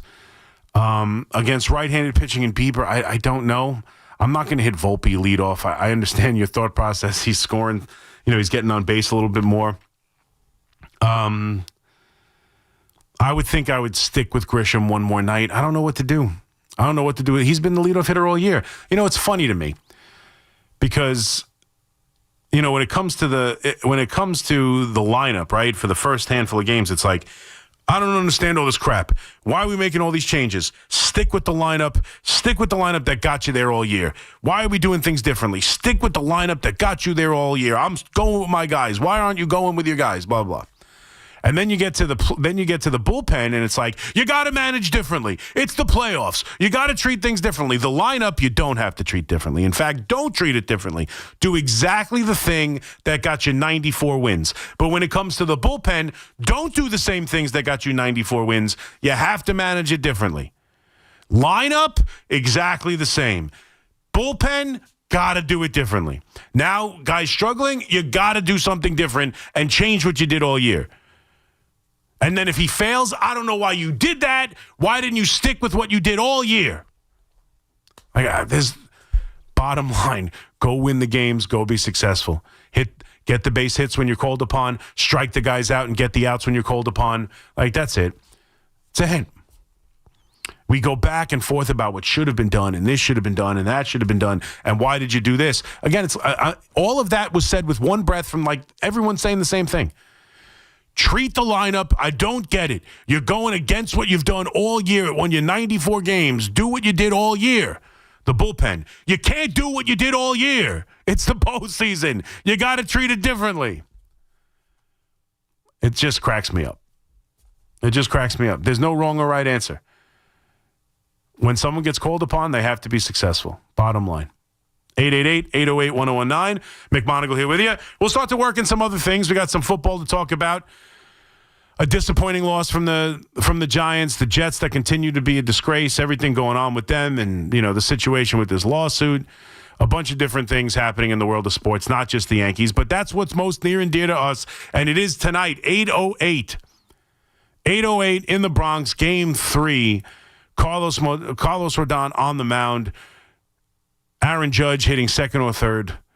And it's time to do something. 888-808-1019. McMonigle here with you on the Fan. Be right back. A disappointing weekend in Toronto leaves the Yankees with their backs to the wall, facing elimination. Swing and a miss, got him. All game over. And the Blue Jays take a 2-0 lead in this ALDS. A return home to the Bronx could be just what the Bombers need to turn things around. We haven't lost any confidence. Obviously they've had our number and gotten the better of us so far this year. But I don't think anyone in our room doesn't feel like we can't go out and beat them. Catch all the action tonight. First pitch, 8:08 on your home for New York Yankees baseball. 1019 WFAN. And always live on the free Odyssey app. Hey guys, if you're ready to pop the big question, discover why 5 generations have purchased their diamonds from H.L. Gross Jewelers of Garden City. Since 1910, the Gross family has been the place Long Island gets engaged, and where you'll find all the latest styles and rings and a huge selection of GIA-certified diamonds. Save yourself all the hassle and come to H.L. Gross, where you'll get the guaranteed best price, as well as the best education and guidance in picking out the perfect ring. H.L. Gross Jewelers, Long Island's premier bridal ring store at 840 Franklin Avenue in Garden City, or at hlgross.com. Everybody knows Town Fair Tire is New England's largest name brand discount tire dealer, beating all the local competitors with our guaranteed lowest prices. And now, with over 120 stores throughout New England, we beat all the competition, including the warehouse clubs, the online sites, and the local dealers. Yes, we beat them all with the absolute guaranteed lowest price on name brand tires. Nobody beats Town Fair Tire. Nobody. Name brands at discount prices. Town Fair Tire. Hey, New Yorkers! Fast, reliable internet can be yours when you switch to Fios. For a limited time, combine Fios home internet and one line of mobile for just $69.99 a month. Get unlimited welcome for $50 a month with AutoPay plus taxes and fees when you bring your phone. And add Fios 300 megabytes per second for $19.99 a month with AutoPay mobile plus discount and bonus discount. Visit your tri-state area Verizon store today to get this limited time offer and switch to our reliable 100% fiber optic 5G network. Fios, for eligible new Fios Internet and mobile customers. Both the $15 monthly discounts for Fios and Bring Your Phone applied over 36 months. Mobile and home discount enrollment required. $99 Fios setup charge applies. For unlimited welcome, unlimited 5G and 4G LTE may be temporarily slower than other traffic in times of congestion. Domestic data roaming at 2G speeds. Sal Licata here, and wow, are we thrilled with the incredible job CertaPro Painters did on our house. So clean, so efficient, they actually listened to us and even satisfied my wife. Which, as you know, isn't easy. If you've been putting off painting because of the economy or tariff worries, don't. Painting your house is the easiest and most efficient way to protect and raise your home's value. Do what we did. Call CertaPro Painters today. Each CertaPro Painters business is independently owned and operated. We all hear the radio ads about the IRS. They tell you to be afraid, to be scared, and they try to frighten you into calling. I'm not here to do that. Tax Relief Advocates is different. TRA is here to tell you that if you owe money to the IRS, whether it's $5,000, $50,000, or $500,000, we have a solution. It doesn't matter if you're sitting in your car, at work, or with your kids. No matter where you are, call now. 800-575-6812. Don't lose hope. TRA can eliminate or reduce what you owe to the IRS. Generous programs are now available that can give you a fresh start. Our passion is taxes and helping individuals fix their IRS problems. We have over 1,000 5-star reviews on Google and an A+ with the Better Business Bureau. You don't need to be afraid of the IRS any longer. End your tax nightmare today by visiting us online at TRA.com or call 800-575-6812. That's 800-575-6812. Tax Relief Advocates. Real solutions for real people. Luxury just got tripled with Mercedes-Benz of Edison, Mercedes-Benz of Union, and Ray Cattina of Freehold. 3 powerhouse locations in New Jersey. 1 legendary name, Ray Cattina. More inventory, featuring one of the East Coast's largest selections of new and pre-owned Mercedes-Benz vehicles. More convenience with 3 state-of-the-art service centers to keep your Mercedes-Benz running like new. And of course, legendary Ray Cattina customer service, where you always come first. Experience the power of 3 at benzfam.com. Injured? Don't be a whiner. Call me, attorney Mark Miner. I'm Mark Miner, and I have over 30 years of experience handling personal injury cases. If you or a loved one has been injured in an accident, don't whine. Call 1-800-LAW-LINE. You can trust that the personal injury law firm of Zalman, Schnurman, & Miner will treat you with respect and fight for your rights. Don't whine. Call 1-800-LAW-LINE for a free consultation. Our goal is to transform your pain into payment. If there is no recovery, there is no fee. We handle all type of accident cases and value the opportunity to help you. The sooner you call, the better. If you are injured, call 1-800-LAW-LINE so we can discuss how to transform your pain into payment. Don't be a whiner. Call Zalman, Schnurman, & Miner at 1-800-LAW-LINE. Zalman, Schnurman, & Miner, personal injury attorneys. Don't whine. Call 1-800-LAW-LINE. That's 1-800-LAW-LINE. Get connected with WFAN to talk about your favorite teams. The Fan on the Odyssey, iHeart, and TuneIn apps.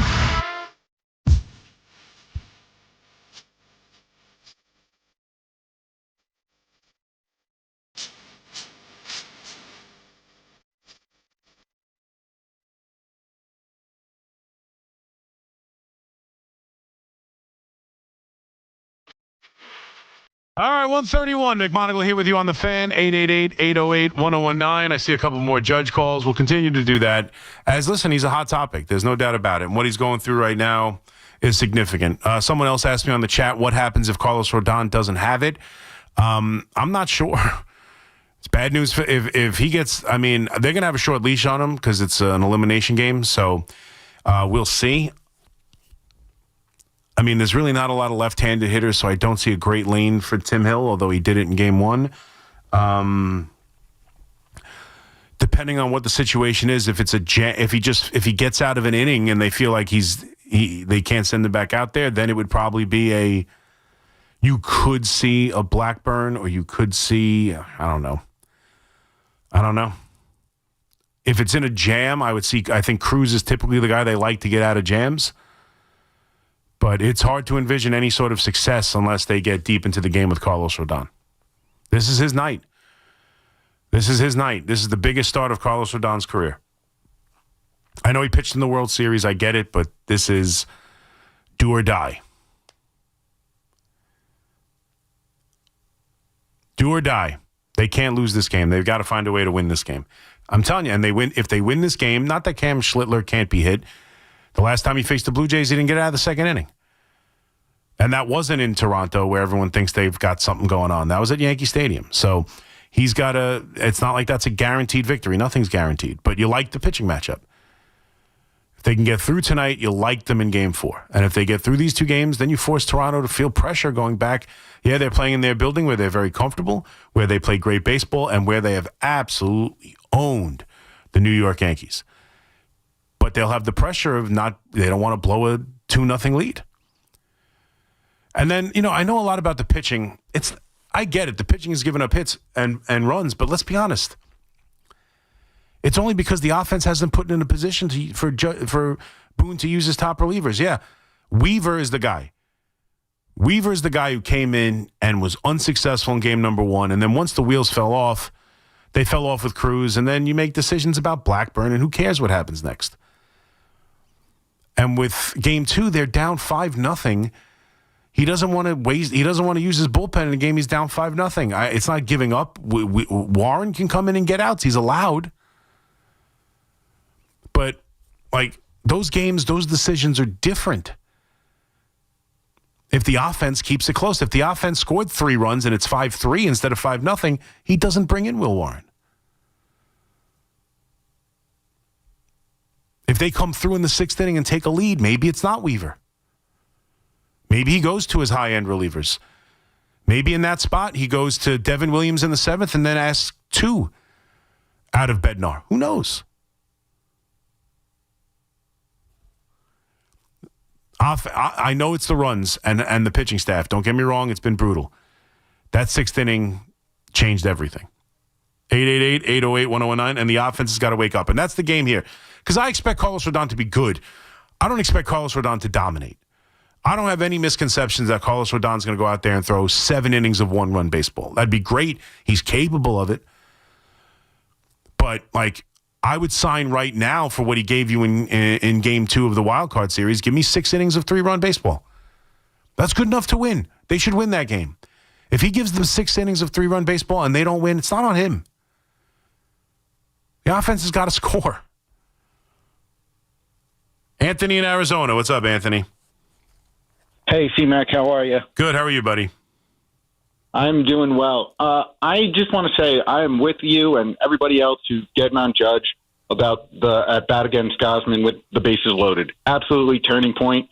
Don't know what was going to happen. But I am very against the notion that he's having a bad postseason. He's not having a bad postseason. I'd like to take... But that's been a big topic of conversation, and I'm not going to live with that all season. Oh, you can't wait till October. I hate it. It bothered me all year. I'm not going to do it again. If I could take you back to Game 1 of the Wild Card Series. Yeah. First inning, not a huge clutch moment, but Goldie gets a hit, he gets a hit. First and second, no outs. Set up the rally. Nice to jump on Crochet. Yep. What about the 9th inning of that game? I'd say that's a big moment. Goldie gets a hit. He's a tying run, gets a hit. Yeah. Other guys have to do their job. 100%. For him, he's the tying run. If somebody those are good examples. He got 2 hits in that game. He set up 2 rallies that they couldn't finish off. There's no doubt about it. Absolutely. There's no doubt about it. Do I agree? Anyone who says those hits are meaningless are idiots. Sorry, you're an idiot. You're an idiot, and I know you. I don't mean to, because I know people actually said it. Rob said, I'm not calling you an idiot. I'm just saying, if you're just angry at Judge and are being irrational, if you can't admit that the second hit of that game to set up first and second, nobody out against Garrett Crochet in hopes to get to him early. If you call that hit meaningless, you're not being fair. And in the 9th inning, 100% too, they end up loading the bases after the Bellinger hit, and they couldn't come through. You can't call that base hit in the 9th meaningless. It's unfair. It's unfair to call it meaningless. Absolutely. Yeah. I agree that the moment against Gausman got the better of him, but there is no law that says Giancarlo Stanton can't get a hit. 100%. And if he does, we're less upset about if Bellinger rips one in the gap instead of getting the walk, or if Ben Rice hits a fly ball to tie the game, and things might be different from that moment on. They had opportunities, but at the same time, I want to I'm going to let you talk, but I just have to. You have to admit though, like there is something about his teammates coming through for him. But he's got to come through in that moment. He can't swing at that pitch. That what his teammates did after that swing doesn't change the fact that he had a miserable at bat. And he's the guy. He's the captain. He's the $40 million man. He's the one of the great right hand hitters of all time. He's got to come through. He's got to come through. You can't rely on your teammates there. You can if you walk, but you can't rely on your teammates to pick you up after swinging at that pitch in the dirt. You just can't. I 100% agree. Like I've heard you say, I've seen on social media, it's a ball out of his hand. No doubt. We all saw it. We all saw it. But Luke Weaver also has to do a job. 100%. He's going to be in that spot, so that's still a game. 100%. I'm just saying, as much as Judge let us down in that moment, I'm more mad at Luke Weaver and Max Fried. Max Fried, yes. I'm not as mad at Luke Weaver. He's got to do the job, but at the same time, he hasn't been that great. I don't know what I expect from Luke Weaver. I don't kill the manager because I know he's got to use him. Like, you're not going to get through the postseason never using Luke Weaver in any kind of spot. Like, you're just not going to. And it's not the manager's fault that he can't get an out. But you could have went somewhere else in that spot. And I know Weaver's struggling, so I'm mad at Weaver. I'm more mad at Fried because he's their ace and he's been great for them. But I'm mad at Judge for that swing. Again, if he gets beat by a 98-mile-an-hour fastball top of the zone, he gets beat. If he gets beat on a great splitter, just below the zone and he gets fooled, if he hits a pop-up on a 98-mile-an-hour fastball up and in, like, it'll be devastating. I'll still be upset, and all the people who hate him will still tell you he's a zero in the postseason, fine. But he got beat on a great pitch. That was not a great pitch. They get paid too. Gossman's an ace. If he makes a great pitch, he makes a great pitch. I'll be frustrated, but it won't feel the same as him making a miserable pitch and getting away with it. From Aaron Judge, unacceptable. Robbie in Phoenix. What's up, Robbie? Yes, I'd like to go into, when you look at the past 50 to 60 years of Yankee captains, you're talking about championships, clutch G'd, that killer instinct to win. I don't see that with Aaron Judge. I hate to say this. He's one of the worst postseason Yankee captains of all time. If you compare him to Jeter, Thurman Munson, all the great Yankee captains, he falls short. And we look at our Yankee captains, now let's be honest, through the history books, our Yankee captains have been clutch winners in the playoffs. Well, Don Mattingly never won a thing. Yeah, but he had a lousy team. I don't care. Now we're prefacing it, and it doesn't matter. He didn't win a thing. They had a 2-0 lead in that divisional series and lost 3 straight. Yeah, but it wasn't but he got his hits. Don Mattingly had a very bad back. He showed a lot of heart. You're making excuses. I don't know if Judge has that killer instinct, like that heart that Derek Jeter had, that Reggie had. Did Derek Jeter? You mentioned on teams. Did Derek Jeter play on a better team than Judge plays on? Derek Jeter played. Did Derek Jeter play on a better team? Did Derek Jeter play on a better team? Derek played with clutch players. Bingo. Like, right. Where's the again? We just mentioned it. He got the hit to start 2 rallies. No one could finish it. If Derek Jeter set the table plenty of times, Derek Jeter, but Paul O'Neill and Bernie Williams drove him in. Where's the people behind? Like Judge? Like, I'm not. Sometimes he's got to come through on his own, no doubt about it. And he had a chance with the bases loaded up and killing him for 2 days. But the last caller's right. He got a base hit in the first inning to set up first and second, nobody out against Crochet, nothing. He gets the base hit in the 9th. It leads to a bases loaded rally with no outs. Nobody else comes through. If Tino Martinez, Bernie Williams were behind, no one would be killing. Nobody would be getting on Derek Jeter. Nobody would be getting on Derek Jeter right now for hitting .444 in the postseason and setting up 2 rallies that nobody could come through. Nobody be saying Derek Jeter can't come through. I understand that, but here's the thing: it's not just with Judge. These Yankees don't have the killer instinct that the old Yankees had. They've just failed. So what other, I guess, what team does? What team has the killer instinct I'm sorry, I of like that? Judge. He's a great regular season player. He's hitting doesn't 440. have that winning instinct in the He's playoffs. hitting 444. His on-base percentage is 580. It's not meaningless. It's not. There's no such thing as a meaningless 440 average in the postseason. You can't say it. It's not fair. It's not fair. He had a miserable at-bat, and I'm killing him for it. You can't say it's all meaningless. It's just not fair. It's not fair. If Stanton hits a home, if Bellinger hits a 3-run home run in that first inning, Judge's base hit's not meaningless. If Stanton comes through with the bases loaded in the ninth, that Judge base hit's not meaningless. That's silly. It's not fair, man. It's not fair. He's hitting 440. The reason I'm so upset is because he is having a good postseason. That's why I'm mad at him for that at bat. It's okay to say that at bat he choked. I'm with you. But we can't just say you can't dismiss everything else he does. And then Don Mattingly won nothing. Well, that's not fair. Okay. There's always excuses. Everyone gets an excuse but Judge. Judge had a good postseason series in 2017. They lost, but no one cares. 2018 had a good postseason run. They lost, so no one cares. But we go back to the few hits that Don Mattingly had in the series. They had a 2-0 lead on and lost 3 straight. And I love Don Mattingly. I'm not trying to knock Don Mattingly. I'm just saying. And Judge is held to a higher standard because of the great player he is. He's hitting 440. Bottom line. And this is what bothers me. This is what bothers me. Because I'm mad at him. I killed him yesterday. I'm trying to kill him today. But then we go into the, nothing he's ever done has ever been of any significance. It's just not fair. He's having a good postseason. He's got to come through with the biggest of hits. He's got to be the guy. I even tweeted it out the minute he swung and missed. I said he better have a monster rest of the postseason because that at-bat killed them. And if they don't win this series, I point to that moment and I will blame him as much as anyone else. But he's also got to rely on some of his teammates, and you just can't call every hit he has you can't say it's meaningless. You can't say every hit's meaningless. Again, I gave you 2 in game 1 of the Boston series. 2. The caller's 100% right. He has a base hit to start a rally in the first and a base hit to get the rally going in the ninth. If the Yankees come through and win that game, those hits aren't meaningless. It's just not fair. He got on base 4 times yesterday, or on the game 2. 4 times.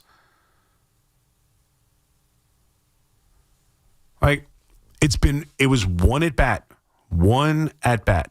That's it. He hasn't hit a home run, and he didn't come through in the 1 at bat.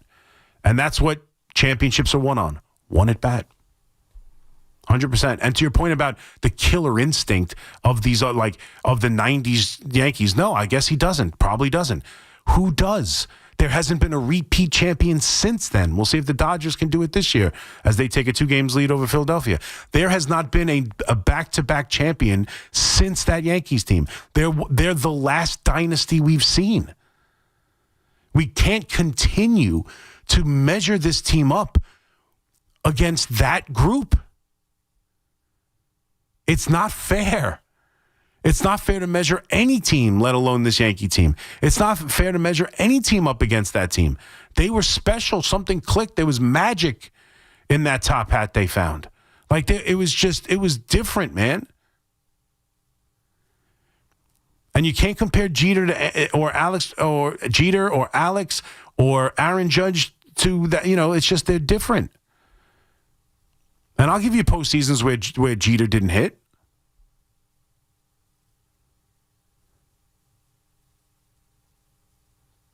But look, he's got to win. I would never tell you different. Bottom line, Judge can hit as many home runs in the regular season. Judge can win as many MVPs as he wants. If Judge doesn't win championships, at least one, probably championships, he won't be beloved the same. He won't be revered the same. It won't be the same thing. Derek Jeter will always be more special. Guys who are less players. Because honestly, I don't know if I've ever seen a better player in uniform. He's probably the best Yankee I've ever seen play the game. But he won't be thought of that way, and he won't be remembered that way, and he won't be beloved that way. 100%. 100%. Nor should he. You got to win. That's part of it. It's part of it. 888-808-1019. Quick break. McMonigle here with you on the Fan. We'll come right back. It's Evan and Kiki. Afternoons on the Fan 101.9 FM. I don't think it's the moment's too big for him. I think it's more the circumstances of wanting to be the man. Put him in positions to do things that he doesn't normally do in the regular season. But what he does in the regular season is drive runs in. What he does in the regular season is get extra base hits. Listen to Evan and Kiki on demand on Apple Podcasts, Spotify, or wherever you get your podcasts. Looking for the lowest price on name brand tires? Get to Town Fair Tire and get the guaranteed lowest price on any name brand tire. Nobody beats a Town Fair Tire deal. Nobody. Name brands at discount prices. Town Fair Tire. You make sure his toys don't have any sharp edges. You taught her what to do when the smoke alarm goes off and to wear a helmet when she rides her bicycle. You do so much to keep your child safe. But are you using the right car seat for your child? Car crashes are a leading killer of children ages 1 to 13. Protect your child's future at every stage of life. For information on the right seat for your child, visit safercar.gov/the right seat. Sponsored by the New York State Governor's Traffic Safety Committee. This is J.J. Hill of Shulman & Hill, New York's premier injury law firm. We'll always fight for you if you're injured at a construction site. If you've ever wished you had a lawyer in the family, now you will. At Shulman & Hill, it's never one and done. Once you're a client, you're always part of our family. Shulman & Hill. We're not just New York's law firm, we're your law firm. Get your free consultation at hurtny.com. That's hurtny.com. Imagine a gentleman's club with over 200 gorgeous exotic dancers every week. Hey, big boy. From the people who make fantasies come true, Gallagher's 2000 in Long Island City is the place to be. Gallagher's 2000, a gentleman's club for today, gentlemen. Gallagher's 2000 features 2 floors, 3 stages, discounted drinks, VIP, champagne rooms, and dinner specials every night. Gallagher's 2000 offers complimentary lunch Thursdays and Fridays with any drink purchase. Come on down, big boy. Gallagher's 2000 is New York's largest upscale gentleman's club, and Gallagher's 2000's bachelor parties will blow you away. For their bachelor party specials, call 718-361-1348. Gallagher's 2000 is located at 4319 37th Street in Long Island City, Queens, just a half a block north of Queens Boulevard. Call 718-361-1348. Gallagher's 2000 is unlike any club in New York. Come tonight for the time of your life. Gallagher's 2000. Let your imagination run wild. Looking for the lowest price on name brand tires? Get to Town Fair Tire and get the guaranteed lowest price on any name brand tire. Nobody beats a Town Fair Tire deal. Nobody. Name brands at discount prices. Town Fair Tire. Are you searching for a warm and welcoming community for mom or dad? River Spring Living just may be the right option. Set on a 32-acre campus right there along the beautiful Hudson River, there are plenty of chances to engage in activities, wellness programs, and so much more. From independent living to assisted living and memory care, specialized teams are dedicated to making everyone feel right at home. I've seen firsthand what makes life at River Spring Living so special. Visit riverspringliving.org today. Drowning in IRS debt? If you can't afford to pay your IRS debt due to economic hardship, you can now be free of IRS collection efforts by taking advantage of a special IRS tax hardship program. This program allows Americans who owe the IRS to resolve their delinquent tax debt once and for all. In some cases, maybe even reducing what you owe significantly. An open phone line has been established by Community Tax for consumers to call and see if they qualify. Simply dial 800-485-7220.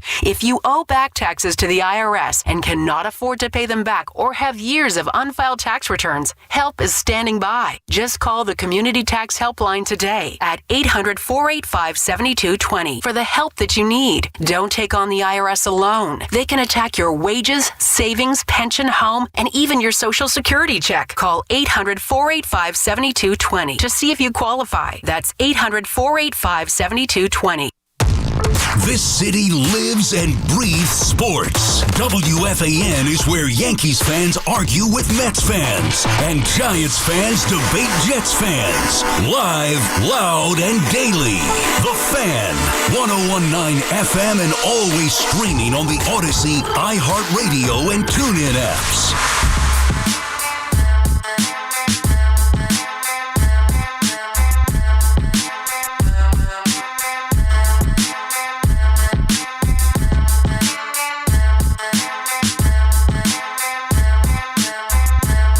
All right, 152. McMonigle here with you on the Fan, 888-808-1019. And we'll find out if this Dodgers team is like that Yankee team. That's how we ended the last segment there, talking about that dynasty Yankee team. The last team to win back-to-back championships in Major League Baseball. And right now the Dodgers, after taking both games, win 4-3 last night. The bullpen is such an issue for them, but Sasaki came in and was able to get the final out. Edman, last year's NLCS MVP against the Mets, threw one in the dirt that Freddie Freeman had to make a big scoop on.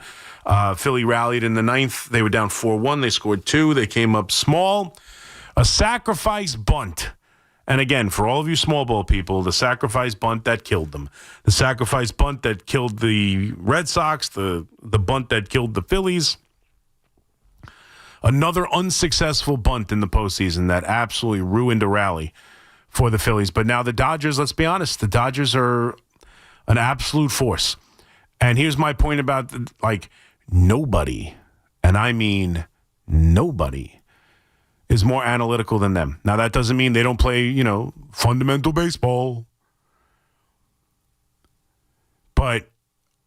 Or they don't sign all the people that you want the Yankees to go out and spend the money and sign. And they have Ohtani, and they have Betts, and they have Freeman. I get it. They're loaded. But their manager, like we talk about Aaron Boone, sticks to a script and this and that, which I don't think is necessarily as true as you think it might be. Nobody is given a game plan and told what to do more than Dave Roberts. He is the epitome of a baseball manager who has zero power in the franchise. Zero. And yet, they're out there winning games. Why? Plain and simple. It's not hard. They come through with the big hits. I don't think Ohtani has done much in this series. I think he hit a couple of home runs in the first game of the wild card series against Cincinnati. I don't think he's done much since. Freddie Freeman came through with a hit. Obviously, Teoscar Hernandez has been good for them. I think he scored the go-ahead run in this game. But I think also Smith, the catcher, came through with a big hit. I think he was a pinch hit, too. But Will Smith came through with a big hit. But right now, they are poised and looking like the best team. If they take... Now, I know what the Brewers are doing, and the Brewers also take a 2-game lead. Let's be honest. Does anybody really think the Brewers are going to take down the Dodgers? The Dodgers are looking to get back to the World Series and try and be the first team since that 2000 New York Yankee team to win back-to-back championships. And that's why it's unfair to measure these guys against that. It is. And I just heard Evan in that promo, and I get it. Look, I'm not saying Judge is having a great postseason. He's not hitting doubles. He's not hitting home runs. That's what he's done. It's been 5 games. He's gone through stretches of 5 games without hitting a home run. He killed them in one spot. He's been getting on base. It's up for the rest of the lineup. The entire lineup needs to come through on some level. But that doesn't change how he impacted game number 1. Both can be true. Game number 1, hideous at bat, clearly the pressure. The rest of this postseason, he's been okay. Okay enough to not blame him, number 1, but that at bat was that bad. 888-808-1019. Let's get back to the calls. Tommy in Astoria. What's up, Tommy? Chris, how you doing? Good. How are you, buddy? You talk about the Dodgers. It's really fascinating because remember, San Diego had them on the ropes last year. Yep. And they were counted out. And since they've won those 2 games, they're like 14-3. Yeah. Since then, they went on. They've only lost the 1 game to the Yankees. I think to the Yankees. They lost 2 games to the Mets and 1 to the Yankees. Yep. Yeah, and they have 4-0. I mean, it's a long way. And now, well, I mean, listen, they were gifted the Cincinnati Reds. I blame the Mets for that. They were gifted the Reds. The Reds aren't in their ballpark, in their league, and now they went into Philadelphia and took care of 2 games. Come from behind. No, this one I don't know if it was come from behind. I think was Philly up 1-0. I know Game 1 was come from behind fashion. The Dodgers were up 4-0. No, I know they were up 4-0. Right. Yeah. Okay. Yeah, it was a fascinating game because it's funny. We killed Boone, we killed Mendoza. I told you before. But we don't realize they're killing, oh, my God, the Philly. They're killing Thompson. They're killing Harper and Schwarber and Turner. They're down on them. How could you not? Like, that's what I'm saying. Like, that's what, like, we got to be fair. Like, it's a lot of, like, what has Harper ever done? Harper was great in one postseason and took them to the World Series and lost. Outside of that, he's done nothing for them. He did nothing for Washington. Yeah, well, since the last 2 games that they choked against Arizona when they all came up small, since then they had the 4 games against the Mets last year in these 2 games. But it's just interesting how you look at how this in baseball. Look at the guy in San Diego. Every year this guy, he trades the farm to go all in, and they don't win a thing. No, I mean it's really. But I tell you, as far as the Judge thing. I think, and I'm a Mets fan. I root against the Yankees, but I got to be real. I think he's going to go off in these 2 games. You could just see it. I could just feel it. This guy he's just too good not to. He's just too good not to. And against the pitching that Toronto's going to be trekking out there the next 2 days, I don't see how he doesn't really have a big couple of games. I really think so. And looking down the road, I mean, we'll see. Go ahead. No, I'm saying I looked all along. I mean, if it's a big if, but if you get by this, you're telling me the Yankees can't beat Detroit or Seattle? I mean, come on. I still think they're the best team in the American League. I know it's not that simple. Maybe I look at it too without emotions, but as a baseball fan, I'm kind of pulling for Judge because he's such a stand-up guy. He's a credit to the game. You hate to see him with this moniker on him, but it's just you don't want to see it. You want to see him come through. Of course, he deserves it. He's a winning player. Yeah, no, he's clutch in the regular season. There's no doubt. It's not like he's never clutch. He's clutch in the regular season. He's a great player. But yes, no, he's got the moniker for the last 2 postseasons. I don't know if we would have given if he walks in that at bat. I don't think it's fair to give him the moniker here, but that at bat kind of earned it again. And look, I mean, looking at it, it sucks as a Yankee fan. It does. It sucks. It sucks having to deal with this. He's the best player on the team. He's one of the best hitters of the generation. He's one of the best hitters of all time, and he should win his 3rd MVP. He's as good as any player you and I have seen in uniform. That's how good he is. He's as talented as any player we've ever seen wear a Yankee uniform, at least in my lifetime. He's the best Yankee since Mickey Mantle. He's the most talented Yankee since Mickey Mantle. I don't think there's a doubt. But he has not come through in the postseason, and he hasn't won a championship. Bottom line. Now, Don Mattingly happens to be as beloved as most others without winning. Judge has had too many opportunities to feel that way about him. He has to come through.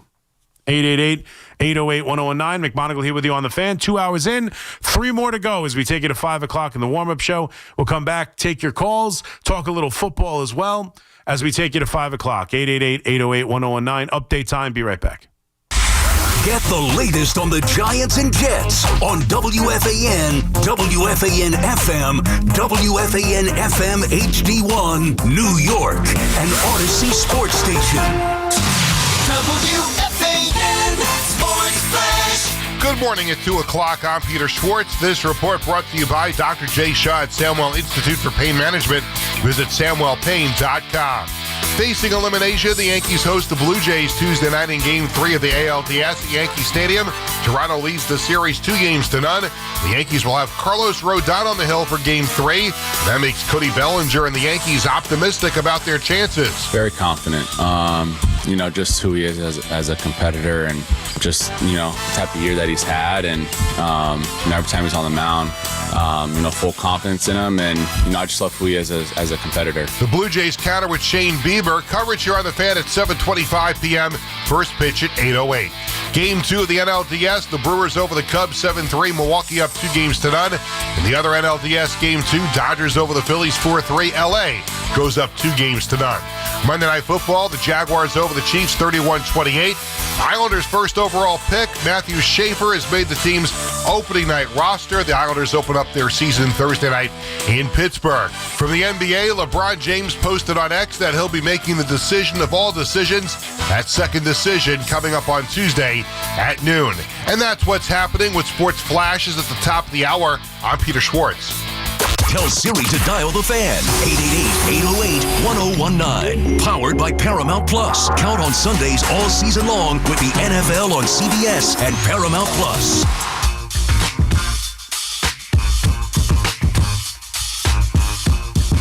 What's up? 202 McMonigle here with you on the fan. Just listening to the update about LeBron James and the second decision. It's going to be it's totally going to be a spoof, right? Like, that's what we're expecting. We're expecting some sort of commercial, or we're expecting some sort of advertisement. Like, it's going to be a joke because he got killed for the first one, right? He got absolutely annihilated for how he handled, I'm taking my talents to South Beach and all that. Maybe he's going to announce this is my last year, or like I don't know. But it's just so him. And I think it's going to be a spoof. I think it's going to be I'm competing in the Oreos Dunkathon competition along with Eli Manning and Peyton Manning. I think it's going to be that's what it's going to be.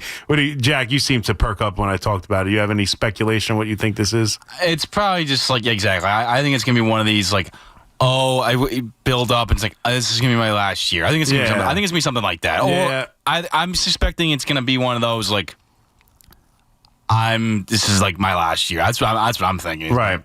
Yeah, I mean, I think it could be retirement. I think it could be just a joke and a spoof. I don't think he's leaving the Lakers. I don't think that's on the table, really. So I don't know. But of course, LeBron has to do something like that. Leave it to LeBron. Never a doubt. Never a doubt. Look, he's still playing incredibly well at his age. I don't know if we've ever seen it like this before. And look, I'm getting ready for basketball season. We're getting ready for hockey season, even if it has to start with a dopey announcement on Twitter. But yeah, looking forward to Rangers, Sullivan, new coach, new captain, JT Miller. Devils have some promise. And then, of course, the New York Knicks, which, again, this is, without question, in my mind, the most anticipated with highest expectation season dating back to the mid 90s with this Knicks team. Like last year, there was some enthusiasm, no doubt, but when you take into account what they did in the postseason last year, I mean, the devastating injuries to almost every single one of their main competition. I mean, the Boston Celtics are going to be completely different. We know what obviously Halliburton and the Pacers are dealing with, and Milwaukee. Obviously, still Milwaukee is going to be tough, but it just feels like they haven't had that kind of chemistry or haven't been that kind of team in a couple of years since winning the championship. The Knicks are right there to be the best team in the Eastern Conference. And I don't remember the last time heading into a season feeling like they could be the best team in the Eastern Conference. It's been a long time since we felt that way. Obviously, make the coaching change with Thibodeau. We'll see if that works. For Yankee fans, let's hope it works. Let's hope the coaching change works and you can add more fuel to the fire for Aaron Boone needs to be fired. See, the Knicks did it, and they were more successful than the Yankees were. But, yeah, no, as the season gets ready to go for hockey, the basketball season's upon us already. It's already time to get annoyed by the kids being non-committal to Halloween costumes. I love my wife. I do. I love my wife just desperately. She is the light and beacon of our entire family. Love her to death. But she is ridiculous with these Halloween costumes. Like, we have to match, and then I throw out suggestions, and you should have seen her face.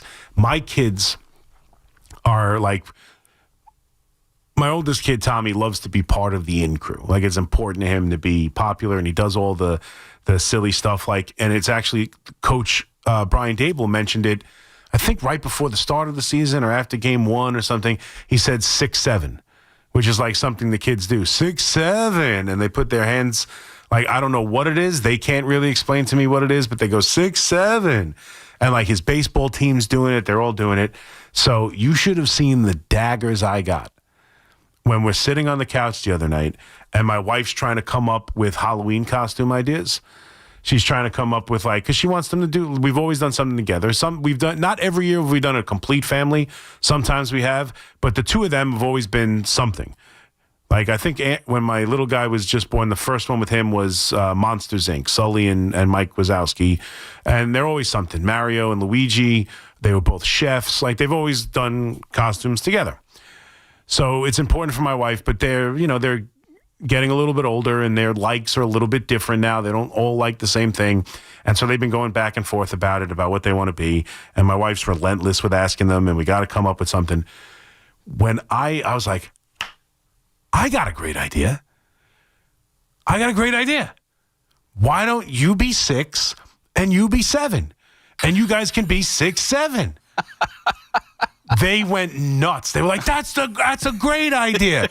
And I looked at my wife, and the daggers that I got back, like, she was so mad at me because they loved it, and now that's all they want to be is 6 and 7. Sure. And she's just like, so I'm just going to put them in a T-shirt that says 6 and a T-shirt that says 7. I'm like, yeah, you're welcome. We just made this a whole lot easier, too. She is so pissed at me for suggesting that. And she has no interest in it. She thinks it's ridiculous. She's not doing it. It's the dumbest thing she's ever heard. It's going to be a stupid-looking costume. At least, yes, we want them to be together, but if they ever do separate, what is he, just 6? Like, I'm like, well, I get it, but, like, they're 6, 7. And we could even, like, incorporate the hand movements or something. I don't know. She's like, no one's going to get it. Who knows if that's even still a thing that's popular when at the end of the month? I'm like, all right, I'm sorry. And this goes back to my very tried and true method. And if you didn't think this was in the back of my mind when I said it, you're crazy. I'm not good at this stuff. That's the greatest answer you can give as a married man. I'm not good at this. You're better at this. Can you help me fold the sheets? Oh, yeah, but those, what are they? The fitted sheets? I don't know how to fold those things. You got to tuck one corner into the other. I'm terrible. You're way better at that. Yeah, I would just make a mess of it. Laundry, same thing. Anything else, yard work, whatever I can. I do the yard work I do a lot of. But like whatever I can, you're better at it. So next year when we're coming up with Halloween costume ideas, remember, I say dumb things, don't even involve me. I'm going to do nothing but get in your way. She probably won't take any more suggestions after your 6, 7 She suggestions. was so mad that I came up with the idea for 6, 7, and I don't even know what it means. I still don't. I don't think anyone really knows what it means. It's just like 6, 7. Like it doesn't really have a specific meaning to it. The only thing I can think of is an Austin Powers joke where he's talking about, I think it was Austin Powers. I'm pretty sure it was Austin Powers. And he's talking about being confused, and he's like, I'm sorry, honey, I'm all 6s and 7s. Like, so I wonder, like he says, I'm pretty sure it's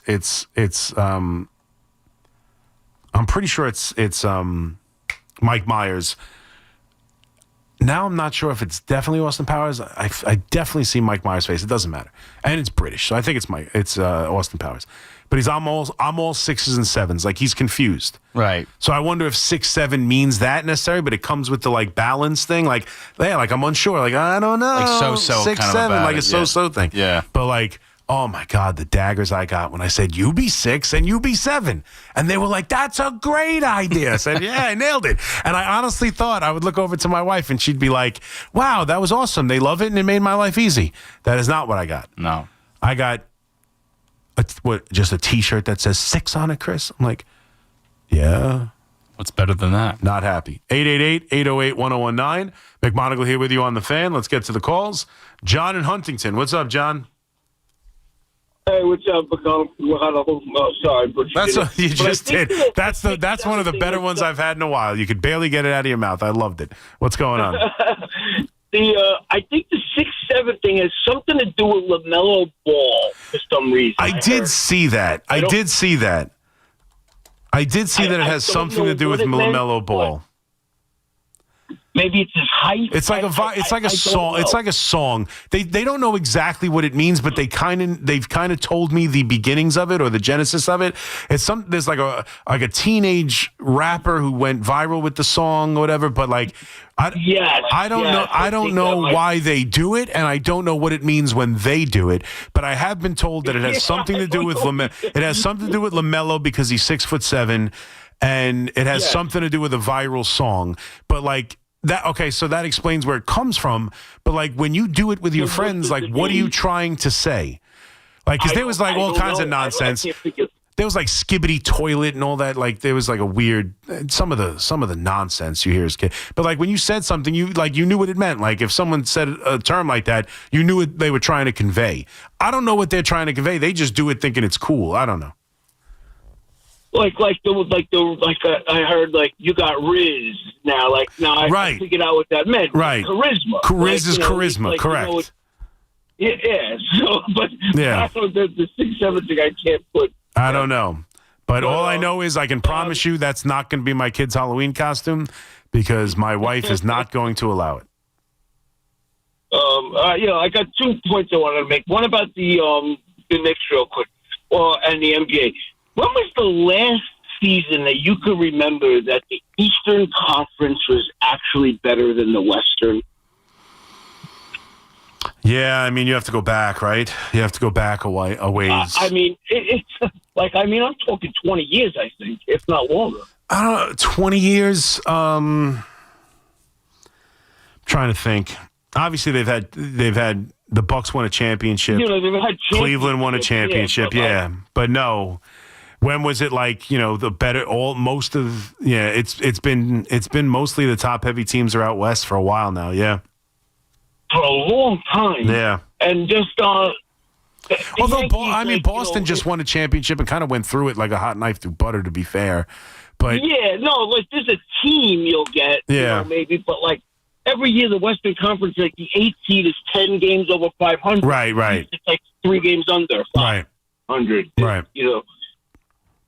But with the Yankees, like their lineup, it just has to be better than what they're doing. And they are. Can't keep going at. So they have to be. They are. They are better, so they have to be. But this Bellinger, Judge, they have like 1 extra base hit combined, and and all the playoffs. I feel like it's been brutal. They have 2 home runs.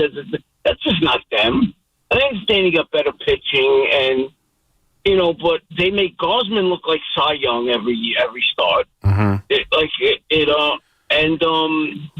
What's his name? Like, and like people are talking as if Bieber's like some trash guy off the Heat somewhere. No, he's not trash, but they've hit him very well. They've hit Bieber very well. He's got a 4, and thank you for the call. He's got a 4.11 ERA against them overall. And then in the postseason, let me get the exact numbers again. I think it's in the postseason, the Yankees have scored 10 runs against him or 9 runs against him in 10 1/3. So let me look at the game logs. It's two games. He pitched against the Yankees the first game of the wild card series of 2020. Now, again, Judge is on that team. Stanton's on that team. But that's about it. But still, he went 4 2/3, 9 hits, 7 earned runs, 2 home runs. So he got absolutely lit up. The Yankees ended up winning that game 12-3. He got lit up in that game. Then he pitched against them in 22, and he went 5 2/3 and gave up 2 earned runs and a home run. So that's not a terrible start. 5 2/3 and 2 runs. That's not bad. But a combined 10 1/3 and 9 earned runs in the 2 playoff starts against the Yankees. And then overall against the Yankees, it's 4.11 as an ERA in the regular season. So they've hit him well. You're right. I have no idea what they're going to do. This lineup needs to mash, though. They need to score runs. 100%. They need to score runs. This lineup is better than this. It's not because of how they're built. It's not because of Yankees' philosophies. There is no reason they should be shut down like this. It's on them. It's on them. This has been a better offense. This is not an offense that is built in a manner in which they can't hit in the postseason. I'm sorry. I refuse to believe it. It's absolute nonsense. They need to come through. Is there something about the pressure of being a Yankee that has particularly hit this core? Maybe, although it hasn't hit Stanton. But is there something to that? Maybe. Maybe. Is there something to Aaron Boone not having them in the right mental capacity for postseason series? Maybe. Maybe. I don't think it's because of how they teach hitting, because you can, we see home runs all the time in the postseason. They need to hit home runs. It's who they are. They hit good pitching, at times during the regular season. They get shut down by the top. So does everybody. Nobody's going to hit Garrett Crochet. If the Red Sox moved on into the next round, nobody was hitting Garrett Crochet. But they've got to be better. They can be, and they need to be. Gene in New Hyde Park. What's up, Gene? Oh, hi. Thanks for taking my call. You got it, buddy. Want to make just a couple of observations about Aaron Judge. I think he's the greatest player, and it's just that when I see him at bat, he looks very uneasy, very apprehensive, very uncomfortable, and especially when there's two strikes. And I just want to compare his look, if you look at him when he bats, to Stanton. Stanton is steely-eyed. He may not be as good as Judge, but he's steely-eyed. He's just ready to kill the next pitch. It doesn't look like he's uncomfortable. Judge, I think sometimes, a lot of times to me, my observations, he looks like a deer caught in the headlights. He's just not comfortable. Now, what I'm trying to say is that if he can be comfortable at bat instead of being worried about it, like I see in Stanton, he could hit 100 home runs every year. It's just that, unless they walk him 50,000 times. But I just think if you just take a look at him when he bats, he looks apprehensive. He doesn't look comfortable. Although the results are unbelievable. Like imagine if he was more comfortable. Yeah, that's why I have a hard time believing your proposition there, Gene. I don't think he's uncomfortable at all. I don't think Aaron Judge, excuse me. I don't think Aaron Judge is uncomfortable at all. I don't buy that for a second. I think he's very comfortable. You can't do what he does being uncomfortable. I'm sorry. He never looks like a deer in headlights to me. And he never looks uncomfortable. And yeah, guys go about it in a different way. That's it. Mariano Rivera looked like he was half asleep on the mound. Right? Bernie Williams would notoriously take naps right before the game. Some guys have it, and it's in different ways. Paul O'Neill would be fierce and beat up the water cooler, and other guys could, lose a huge game and walk right off the mound and have no issue with it. Like the greatest closer who will ever live, Mariano Rivera. There's no rhyme or reason. There's no body language look. Aaron Judge just needs to be better. That's bottom line. I don't think there's anything keeping him from being better. I don't think it's a mentality other than in that moment the other night, he felt like he needed to come through, and he swung at a miserable pitch. 888-808-1019. Quick break. McMonigle here with you on The Fan. We'll come right back. Keep listening for your chance to score a pair to see John and Pete at UBS Arena on October 15th, courtesy of UBS Arena. To purchase tickets, visit ubsarena.com. Go running with the Devils on November 2nd, a 5K race hosted by RWJ Barnabas Health and the New Jersey Devils. Register at rwjbh.org/runningwithdedevils. Looking for the best waste removal on Long Island? Maggio Environmental is your partner in recycling for zero waste. From commercial recycling to full-scale construction projects, we handle it all. Lead reports, trash, and everything in between. With state-of-the-art recycling facilities and service within 24 hours, including convenient roll-off containers, we make waste removal simple, efficient, and eco-friendly.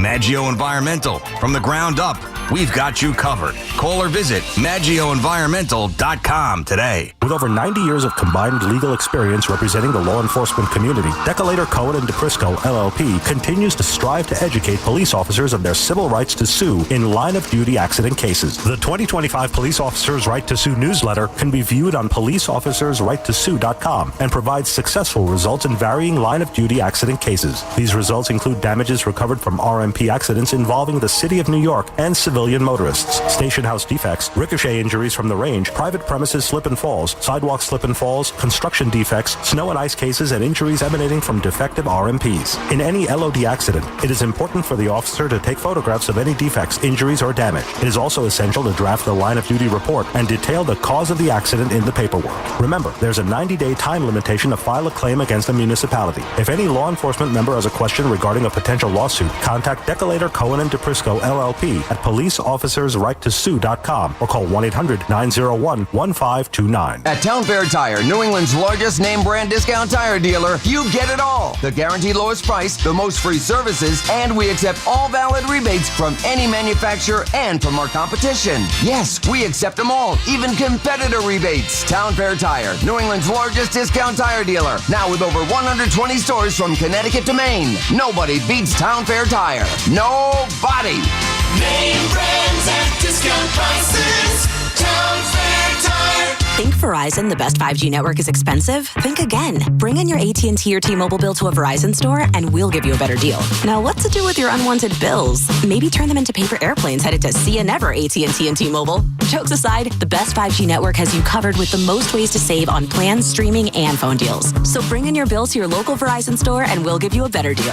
Rankings based on Root Metrics Root Score report dated 1H2025. Your results may vary. Must provide a postpaid consumer mobile bill dated within the past 45 days. Bill must be in the same name as the person receiving the deal. Additional terms apply. Do you owe $10,000 or more in credit card debt or personal loans? With credit card debt at all-time highs, Debt Relief Advocates is urgently notifying consumers of debt relief now being made available, designed to aid consumers with out-of-control credit card debt. Those who qualify and enroll for this relief program will only have to pay back a fraction of what they owe. This is not bankruptcy or a debt consolidation loan. This is a relief program that credit card companies would rather you not know about, as it ends your debt nightmare and saves you lots of money. Consumers owing at least $10,000 in credit card debt or personal loans can now take advantage of this debt relief as the cost of living skyrockets. Debt Relief Advocates has established a relief hotline for you to call to learn what debt reduction you may qualify for, so don't wait. For this free information, call the Relief Hotline at 800-707-6152. 800-707-6152. 800-707-6152. At Town Fair Tire, New England's largest name brand discount tire dealer, you get it all. The guaranteed lowest price, the most free services, and we accept all valid rebates from any manufacturer and from our competition. Yes, we accept them all, even competitor rebates. Town Fair Tire, New England's largest discount tire dealer, now with over 120 stores from Connecticut to Maine. Nobody beats Town Fair Tire. Nobody. Name brands at discount prices. Town Fair Tire. I can still remember my very first paycheck. It felt great, but waiting for it, brutal. With Cash App Direct Deposit, you can actually get paid up to 2 days earlier than some banks. That means your money is in your hands faster when you actually need it. Download Cash App today. Use code WFAN10, send $5 to a friend within 14 days, and get $10 instantly. Terms apply. That's money. That's Cash App. Cash App is a financial services platform, not a bank. Banking services provided by Cash App's bank partners. Prepaid debit cards issued by Sutton Bank, member FDIC. Direct deposit, overdraft coverage, and discounts provided by Cash App, a Block Inc. brand. Visit cash.app/legal/podcast for full disclosures. Injured? Don't be a whiner. Call me, attorney Mark Miner. I'm Mark Miner, and I have over 30 years of experience handling personal injury cases. If you or a loved one has been injured in an accident, don't whine. Call 1-800-LAW-LINE. You can trust that the personal injury law firm of Zalman, Schnurren, and Miner will treat you with respect and fight for your rights. Don't whine. Call 1-800-LAW-LINE for a free consultation. Our goal is to transform your pain into payment If there is no recovery, there is no fee. We handle all type of accident cases and value the opportunity to help you. The sooner you call, the better. If you are injured, call 1-800-LAW-LINE so we can discuss how to transform your pain into payment. Don't be a whiner. Call Zalman, Schnerman, and Miner at 1-800-LAW-LINE. Zalman, Schnerman, and Miner, personal injury attorneys. Don't whine. Call 1-800-LAW-LINE. That's 1-800-LAW-LINE. Get the scuttlebutt on your favorite team, the Fan, on the Odyssey, iHeart, and TuneIn apps.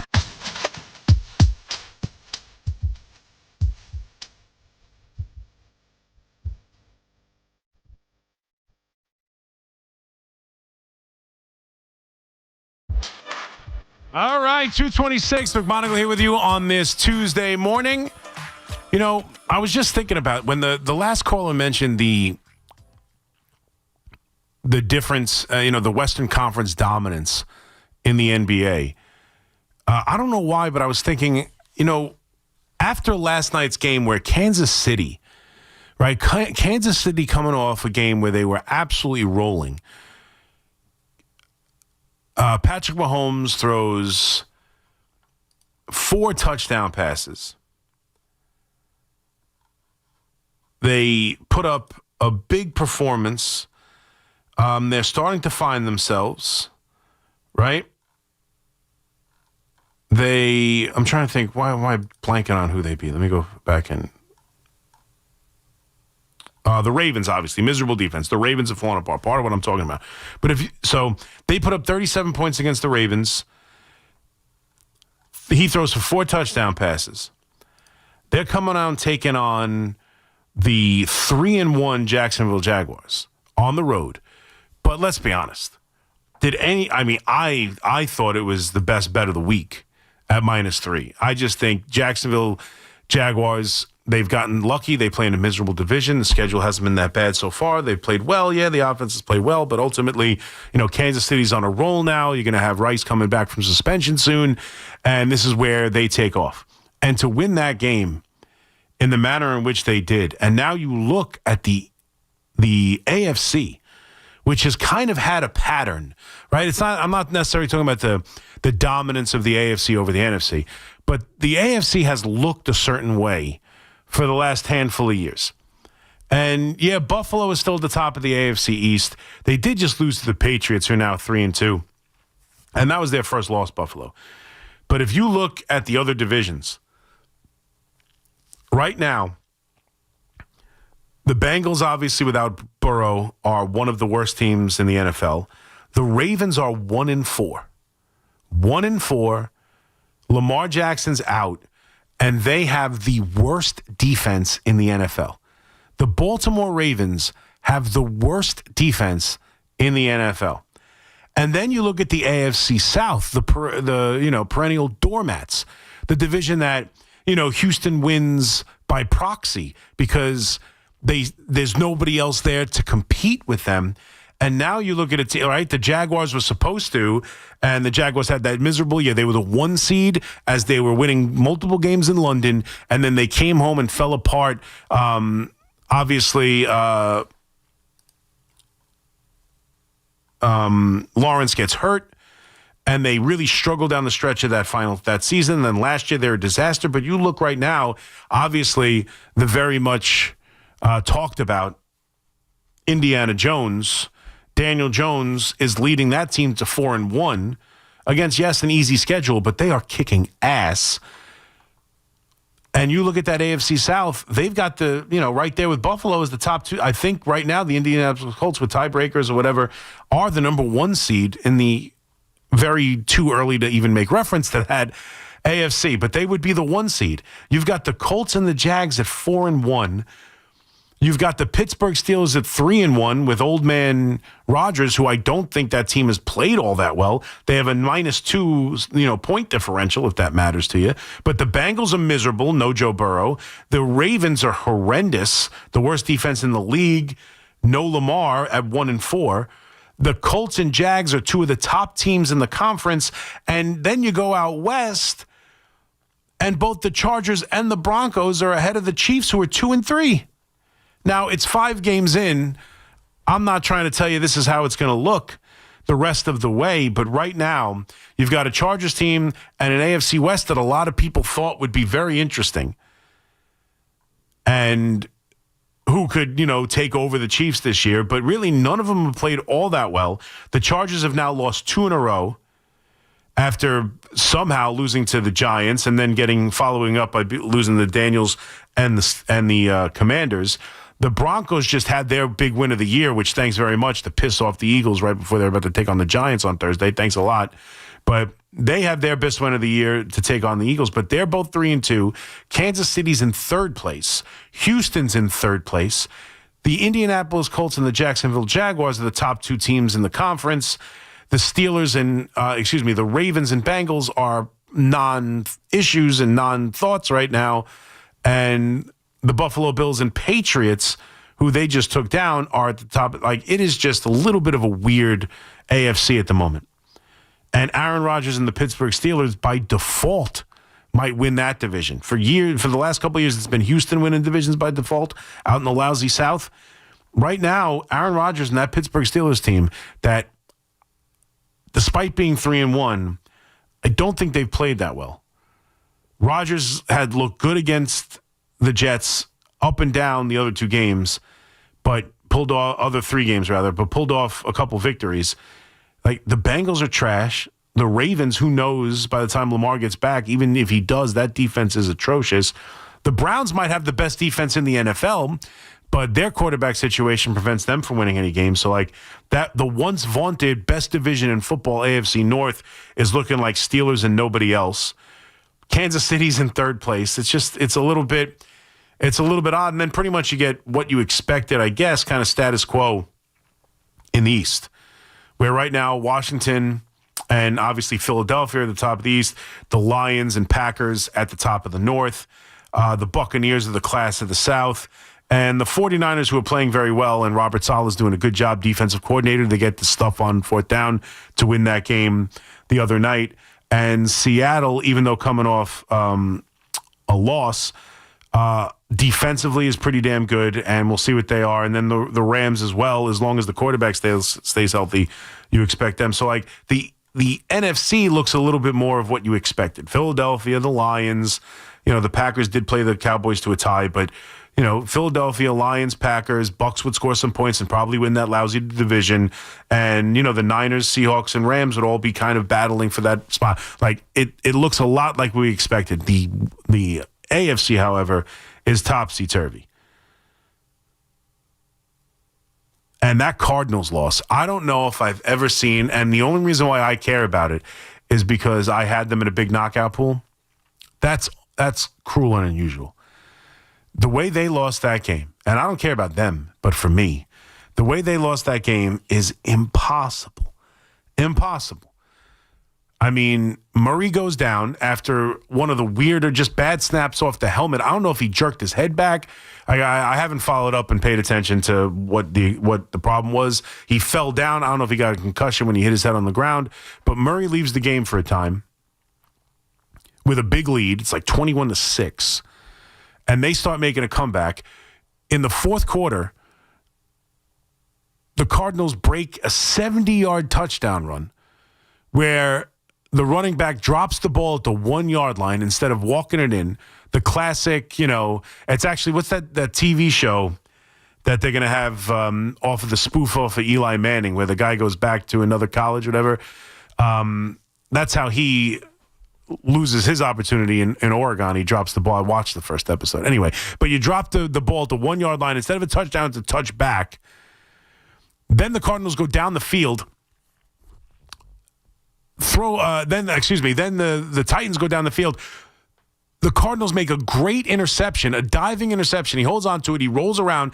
As he gets up, he just drops it. The ball gets kicked around into the end zone, and Tennessee falls on it in the end zone for a touchdown. Those 2 plays, the way they scored 16 points to win that game in the 4th quarter is unimaginable. That's one of the worst losses I've ever seen, and I've had some doozies in knockout pools. That could be the most stunning, because I stopped watching it to pay attention to the game. It's Sunday, the Yankees were playing. I could care less about it. All of a sudden, I put on the red zone, and I'm like, he's kicking a game. I'm like, Tell me that doesn't say 21-19 as he's lining up for a field goal. I'm like, tell me that score is not 21-19 as he is lining up for a field goal. And then I see it, and it's a chip shot, and I'm like, no way that this is 21-19, and he is lining up for a chip shot field goal to beat them. Couldn't believe that. It was a lousy NFL day, but I paid less attention to it. It was Yankee baseball, even if they were getting their asses kicked. 888-808-1019. So we'll talk some football, get into the Giants and Jets. The Giants are running into an impossible situation this week. Let's be honest. They're running into an impossible situation this week. Short rest. Eagles team that's pissed off after losing at home to a Broncos team.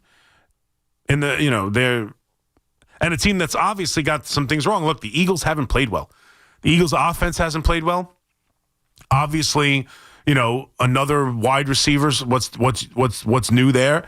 Obviously, as Brown is unhappy with his utilization and targets and all that, they're dealing with that. The passing attack has been in the dumpster all year. I mean, no one seems to be mentioning Saquon Barkley, and I know they won the Super Bowl, so it doesn't matter. But Saquon Barkley has done nothing this year. I think he just scored his first touchdown in the game against the Broncos. Like, he's really had a down year. They don't run the football. They haven't really passed the football. And yet they're winning games based on championship pedigree and making just enough plays and blocking field goals and blocking kicks. And, they haven't played well. This is the get-right game of all get-right games. Philadelphia coming off a bad loss at home. They are going to look to take it out on the New York Giants. This is a tough spot. You could look at it both ways. They're not playing well. They just got beat. There's a reason they got beat. Or you could look at it, a championship-level team has been going through the motions and not quite finding themselves offensively in the first couple of weeks, who will look to the New York Giants, who they've owned for, 50 years, it feels like.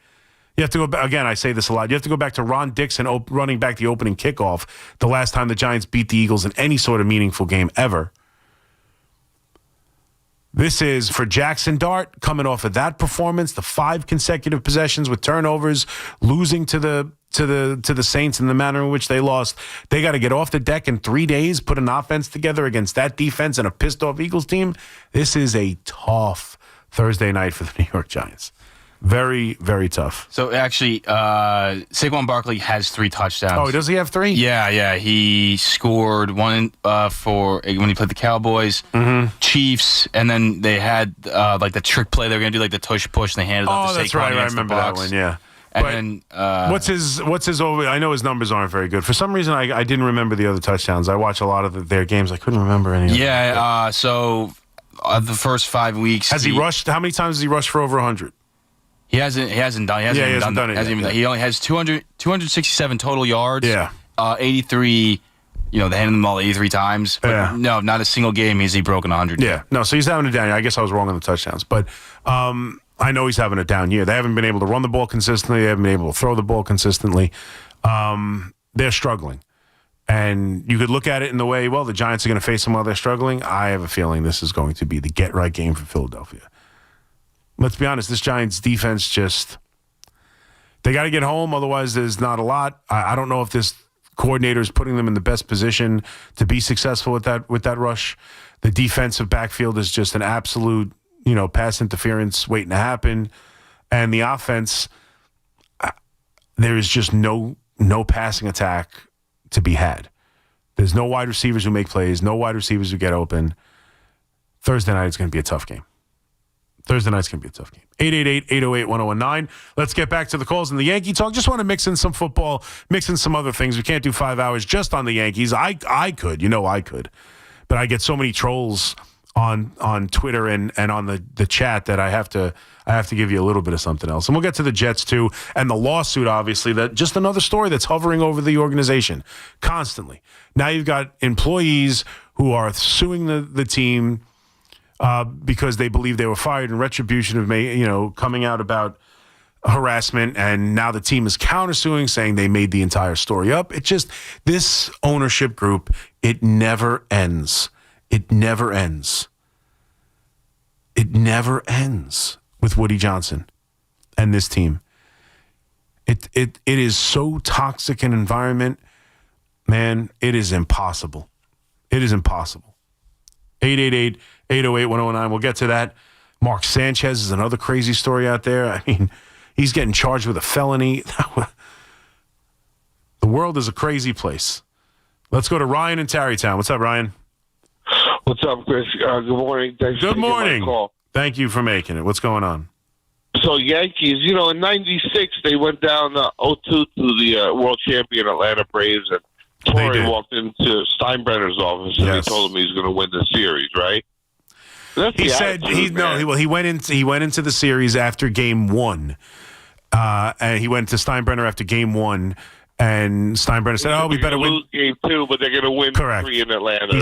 He said, "You know what, George? I don't like our chance. I don't like the matchup tonight. We'll probably lose tonight, but don't worry. Atlanta's my town. We'll go there and win all 3 and come back and wrap it up." Yeah. And we got Rodon on the mound, and you got Schlittler on the mound. I mean, and remember, if Let's go. They were solid championships at that time, And in '99, the same Braves team came in, and it was like easy pickings 4-0. Yeah. So I think it's pivotal. I think this is pivotal. Well, I mean, yeah, it's pretty pivotal. I don't know how you get more pivotal. This is the most. This is as pivotal as it gets. They got to win this game. There's no pivoting off of it. They got to win it. Now, look. I just got done saying it's unfair to compare this team to that dynasty team, and I'm not going to do it the other way either. Like, it's just, that was a different group. I do think they're confident. And you know what? That's what's funny to me is, like, it's just, like, it's secondary. Aaron Boone comes out and acknowledges the comments made by Buck Martinez in the press conference. He comes out and he acknowledges it, and he says, contrary to what people think up here, we're a good team, mentioning the Buck Martinez stuff. He even mentioned Buck by name. And I didn't see anybody have a problem with it. In fact, I kind of liked it. I like the idea, get a chip on your shoulder, use stuff as bulletin board material. Let's get going. Now, with the way it went, obviously now I see 1 million people commenting on it that Boone's a loser. Why would you even bring that up? Oh, my God, it's embarrassing. This is the manager of the Yankees, blah, blah, blah. Why would you acknowledge what, a broadcaster said? If they won the 2 games, we would praise it and say, look, they're finally pissed off and they're, like, using motivation. He's a loser because they lost, not because he made comments about Buck Martinez. Like, it's just, it never ends, man. It never ends with we take everything, the second they lose, we'll take everything in our power to make it see, like, look at this loser, look at what they do, this is embarrassing. It's not embarrassing. They got to get off the deck, and they can. And whether they did it in 2001 or 2017 or in a 4-game series, obviously in the World Series in '96, or any other time they've ever been down 2 and have come back. There's probably more scenarios than just the ones we're thinking of. You can go back to the World Series back in the 50s and 40s. They were probably down 2-0 in some of those series. Like, none of that matters. They have a chance to win the game tonight. If Carlos Rodon gives them a good start, throws 6 innings of 2-run baseball, 3-run baseball or less, the Yankees need to score runs. The Yankees need to do what the Yankees do. The crowd needs to be absolutely nuts tonight, and they got to figure out a way to get a big win. Mike in Brooklyn, what's up, Mike? Hey, Mac, how you doing, brother? Good, buddy. How are you? Yeah, everything's good. Good. I actually think I'm going to be up by you. Did you ever go to a place called Malia Estate? Is it Stoutsburg? I think it's up by you. In Wareburg? Stoutsburg? Staats? Yeah, I don't know. I don't know Stout. I know Sloatsburg. I don't know Stoutsburg. Okay, because I don't know if I told you about a month ago, my daughter's boyfriend asked to marry her. Oh, congratulations! And, thank you. I appreciate it. But they're planning everything for he planned to marry her up, to ask her to marry her. Is this in New Jersey, Stoutsburg?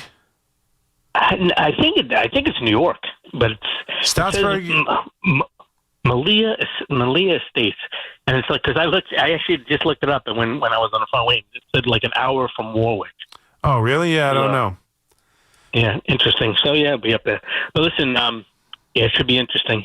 But well, congrats. Thanks, I appreciate it, man. First of all, good luck to the Yankees. I'm not one of those Mets fans that hate. Well, I hate a lot of Yankee fans, but I don't hate the Yankees. Mm-hmm. But you're different because you're what it goes. Because I already know you're a shill, which is okay. There's nothing wrong with that. But you bring up a lot of good points about them, and I wish the best for you. You know that. So I hope they win. You know what the problem is, and I told you from day one with this whole thing with the Mets that they needed an ace, and then everybody got on the bandwagon with Stearns about the pitching line and stuff. Every team that's in there in the playoffs right now, they all have aces, at least one ace. You know what? You know what would help the Mets this year? Those 7-game losing streaks when they had 3 of them. When you have somebody who's solid that could win a game, it's such a big difference than having all garbage every single outing. Like, I don't understand. I don't understand how they can't come up with one ace to get one ace. It's unbelievable to me. Yeah. No, I hear you. And it's frustrating, but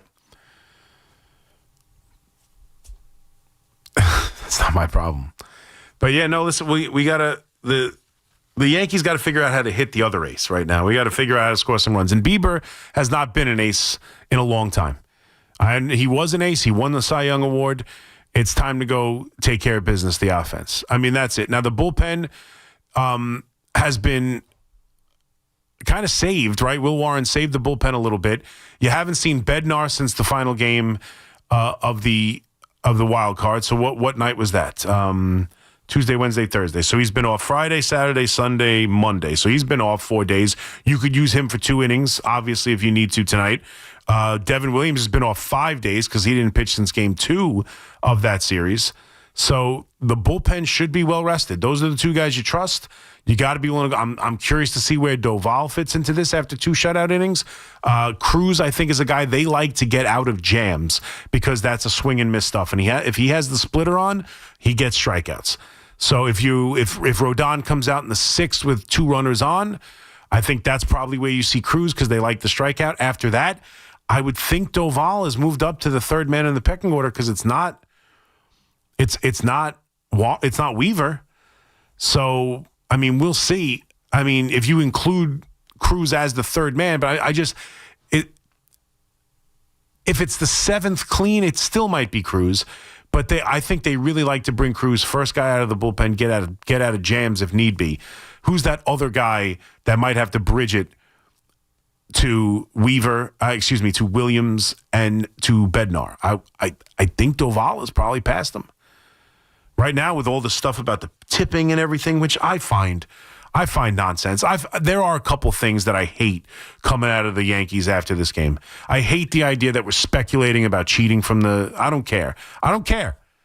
I'm sorry. If it comes out, it comes out later on, and we'll go back and find out what it is if you think they're cheating. Figure it out. I don't want to hear about, and again, the Yankees haven't necessarily come out and said they're cheating, something's up, this is BS. It's not like the Yankees are using it as an excuse, but there's just enough smoke to it. They're laying down just enough if you read between the lines, and you know how many reporters are, and probably behind the scenes, people are telling these reporters. So it's like starting to come out like, wow, look at the run differential at home and versus on the road. Look at their strikeout numbers on the road versus home. Like, I don't want to hear anything about that. Max Fried wasn't good. Bottom line. And I don't want to hear about Weaver either. And I'm sorry. I don't want to hear Weaver complaining about adjustments being made because he's tipping pitches or for whatever reason. Just go, I got to be better right now. That's it. Stop giving. We don't need to hear the excuse making of something's up and, I don't want to get into it, but there's some internal changes because people are seeing something. Shut up. I hear what you're saying, man. I'm not a professional athlete. It must be tough. I get it. We don't want to hear it now. Just say, I got to be better. That's it. Tell us in the offseason that you were struggling with that crap. I don't care. When you're on the mound, get it done. That's it. And if the Yankees know he's going through stuff, don't pitch him. Anthony in the Bronx. What's up, Anthony? Yeah, Chris, you know how you made me laugh. That's pretty funny. I agree with you about Weaver and the tip and pitches, and nobody wants to hear it. So you got to keep that to yourself, honestly, even if it's going on. You're a professional, so nobody really wants to hear it right now. But I do want to laugh also about this Aaron Judge. Why can't you just admit he's a little different in the postseason? It's not like there's not a long history. This guy is a little tight when he gets to postseason play. I'm sure, or I'm not sure, but you'd think he'll have one massive postseason, kind of like A-Rod did, where he makes a massive impact, and at least for that year he could put it to bed. But here's my point. Here's my only point. And I'm not saying you're wrong, and I've never said he's not a little different. I'm just saying that, like, right now, if Judge hits a 3-run home run in this game, right? Let's just say, for example, he comes out tonight and hits a 3-run home run in this game, and then you look at his postseason numbers. Are you going to tell me he's had a bad postseason? No, not this year. Well, that's what I'm saying. No, that's all I'm saying. No, I'm saying right now he's hitting 440. He's a home run, but that's this season. Overall, he's still not really a great postseason player. He's a 220. He's a 220 career postseason player. He's got way too many at bats to be a 220. You know, I feel like there's two types of postseason players that, at least of the failures. There's the guy who hits in the regular season bad pitching and his numbers are there, but then as soon as he gets to the postseason when it's good pitching, his numbers fade. Yeah. And then there's guys who are really just tight. They're really good regular season players, and the postseason comes and you could see it that they're tight. Right. A-Rod was like that, and so is Aaron Judge.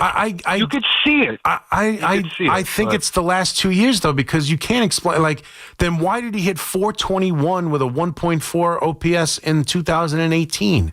Why did he have a great series then? Like, why did he have his first postseason? No, it was I'm not sure. Second. I can tell you his first three postseasons in 2017. The batting average was low, but his OPS was 116. He had 4 home runs and drove in 11 runs. Like, the batting average was 200, 190. But let me ask you this: don't you maybe over the years? This is the one answer that's hard to come up with because we don't know him, but I would imagine over the years the pressure is mounted, especially with making the money. I think after hitting 62 home runs and knowing that the rest of the lineup was trash heading into the postseason, I think that's a great point. Maybe he tried to carry them, maybe got into some bad habits, and now it's spiraling on him, now he feels the weight of it. I think that's possible. I think that's possibly true, because I think that Aaron Judge actually recognizes that, like, he needs to be the guy to carry them typically. It's like Goldschmidt has faded again. Jazz isn't a great hitter necessarily. You don't know what you're going to get. Cody Bellinger gives you confidence, but he's like really the only one besides Judge of at least the superstars who I think, or the only one that really you feel kind of confident in. And the rest of them, you're kind of not sure if they, like Grisham, I'm not surprised he's not hitting right now. He's not a great hitter. He had a great season. Yeah. He's really not a great hitter. It's not about surprising. I guess it. I guess it. But like that's part of it. Like it is what it is. Like some guys you're going to have to was like, again, I know we're comparing was Chad Curtis a great hitter? Nobody hit a walk-off home run. Is Tommy Edmonds a great hitter? Nobody's an NLCS MVP. Was Steve Pearce a great hitter? No, I mean that's one season. That's what we're asking for. That's what we're asking from the do. They gotta. Well, that's what you're asking him, but I'm really just talking about him overall. No. Well, I'm talking about you're asking him. But we're talking about the secondary players on the team. We're talking about the secondary. No, you were talking about Grisham. I'm talking about the secondary pieces on the team. They still got to. You want to win a championship? So one of those guys have to step up. There's no doubt about it. That's it. So we gotta, when you have a great year like he did in 33, you need him to come through. He had a clutch year too. Let's be honest, big clutch home runs over and over again. And again, here's my only point about Judge. If you're saying he's, these are all meaning, like if Judge hits a home run that's impactful in this game, he's had a good postseason. Like all it takes is one. Like he hit the big home run in the postseason last year. He hit a down by 2 in the 8th inning against a premier closer. And again, the Yankees who never hit good pitching, I know no one cares because it was an AL Central team, and somehow that doesn't count for some reason. The Cleveland Guardians last year had the best bullpen in the American League by far. By far.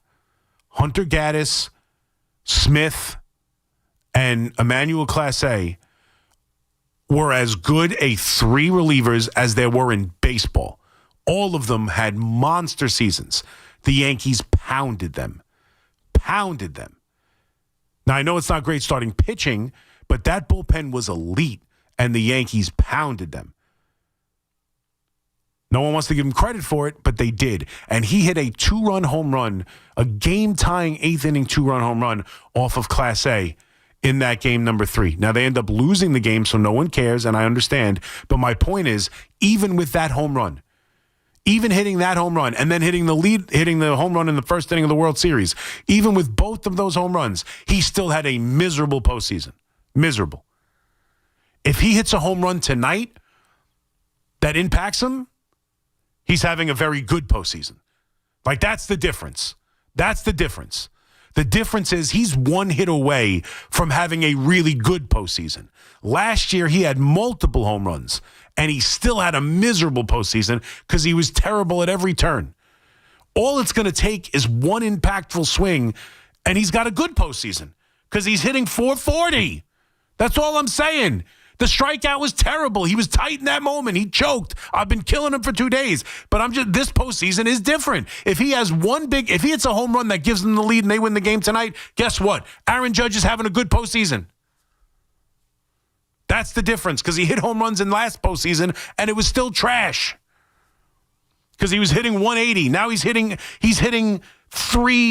260 points higher. 888-808-1019. We'll get more to the football. I see Taurus and Paul want to talk a little. Jarvis and Taurus want to talk a little football. We'll do that on the other side. Continue to weave the Yankees through the entire conversation, obviously, as we take you to the final 2 hours of the show. McMonigle here with you in the overnights. I got you till 5 in the warm-up show. We'll be right back. It's Keith McPherson at night on the Fan, 101.9 FM. The Yankees were due to eliminate the Boston Red Sox. The Yankees were due to play baseball in a way that everybody said that they couldn't to get the job done. Listen to Keith McPherson on demand on Apple Podcasts, Spotify, or wherever you get your podcasts. When the job gets tough, tradespeople get tougher, and Supply House is built to back them up. Supply House stocks over 250,000 products from hundreds of the top brands in plumbing, HVAC, and electrical. Whether you need an industrial boiler or a 2-buck coupling, they ship it fast and deliver customer support that knows the trades inside and out. Use promo code FAN5 for 5% off your first order. That's supplyhouse.com, promo code FAN5. When it comes to affordable term life insurance, everyone's whistling the Big Lou tune.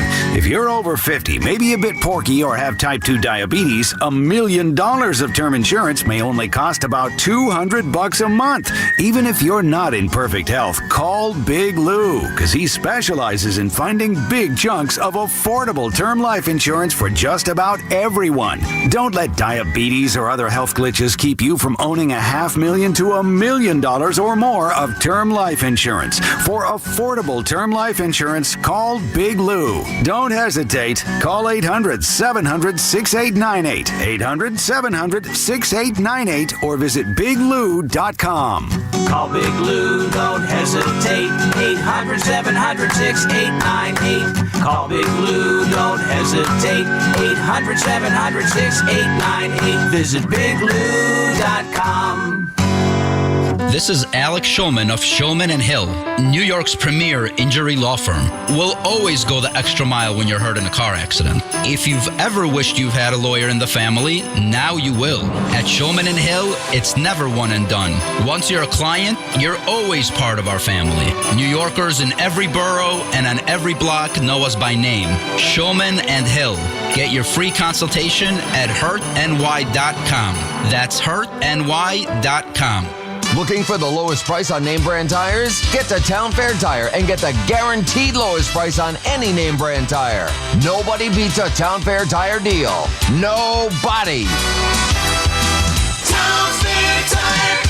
Imagine a gentleman's club with over 200 gorgeous exotic dancers every week. Hey, big boy. From the people who make fantasies come true, Gallagher's 2000 in Long Island City is the place to be. Gallagher's 2000, a gentleman's club for today, gentlemen. Gallagher's 2000 features 2 floors, 3 stages, discounted drinks, VIP, champagne rooms, and dinner specials every night. Gallagher's 2000 offers complimentary lunch Thursdays and Fridays with any drink purchase. Come on down, big boy. Gallagher's 2000 is New York's York's largest upscale gentlemen's club and Gallagher's 2000's bachelor parties will blow you away. For their bachelor party specials, call 718-361-1348. Gallagher's 2000 is located at 4319 37th Street in Long Island City, Queens, just a half a block north of Queens Boulevard. Call 718-361-1348. Gallagher's 2000 is unlike any club in New York. Come tonight for the time of your life. Gallagher's 2000. Let your imagination run wild.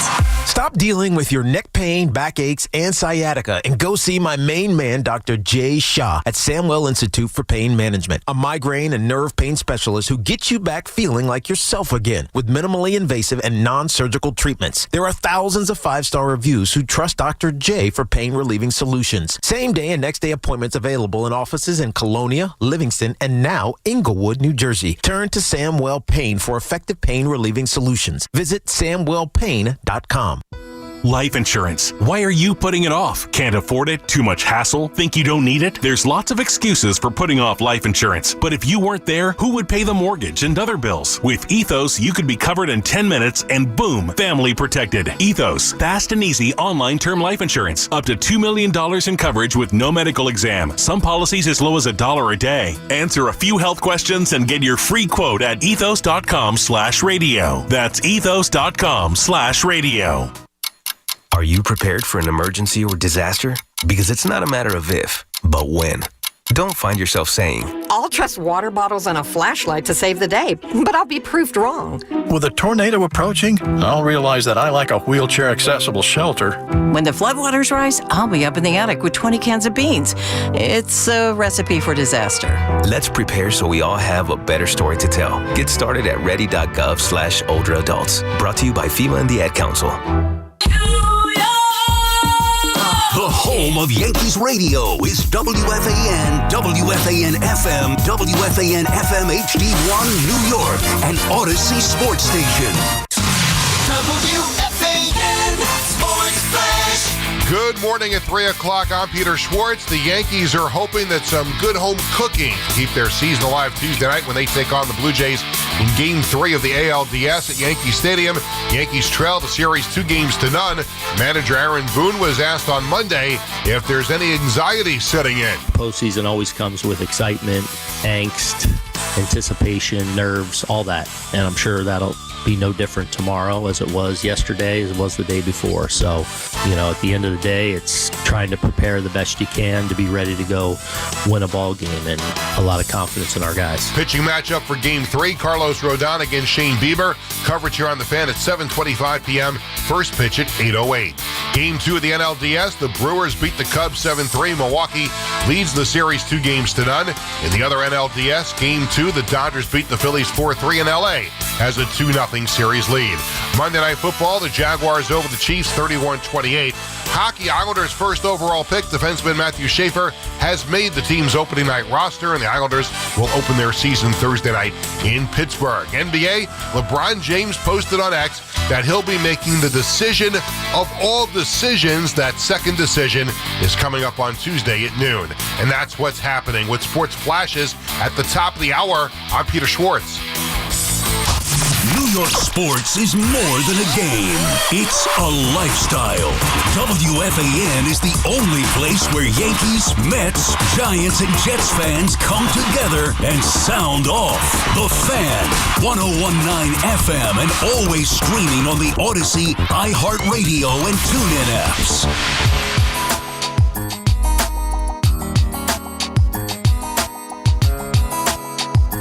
All right, 304. McMonigle here with you on the Fan, 888-808-1019. Obviously, a lot of Yankees as tonight's game number 3 must win for the New York Yankees. Carlos Rodon on the mound against the Toronto Blue Jays in a matchup that's not an easy one against a lot of right-handed hitters in that Jays lineup who are obviously on fire, scoring, I think it was 72 runs over the first 2 games of this series, looking to take a series sweep at the hands of the Yankees. And the Yankees are going to need Carlos Rodon, the rest of the team, including Aaron Judge, who's been a main conversation piece throughout the first 3 hours of the show. But let's get to the football as well. We talked a little bit about the Giants. For me, coming off of that game, and you could look at the defense. the penalties, the big plays that the Saints were able to make. But, it's a game based on turnovers, mistakes, and I just think this week is going to be tough. That was the season. I mean, if they were going to have a season, you needed to go 2-3. You needed to win that game. This is a tough spot for them coming up against an Eagles team who has owned them forever, coming off a bad loss. I just think Thursday on short rest. We'll get more into it maybe tomorrow. I know tomorrow's going to be a reaction show to Game 3 of the Yankees. Very well. It could be me, the Yankee shill, telling you why. Woohoo! All it takes is one. Come on, boys. Hop on board.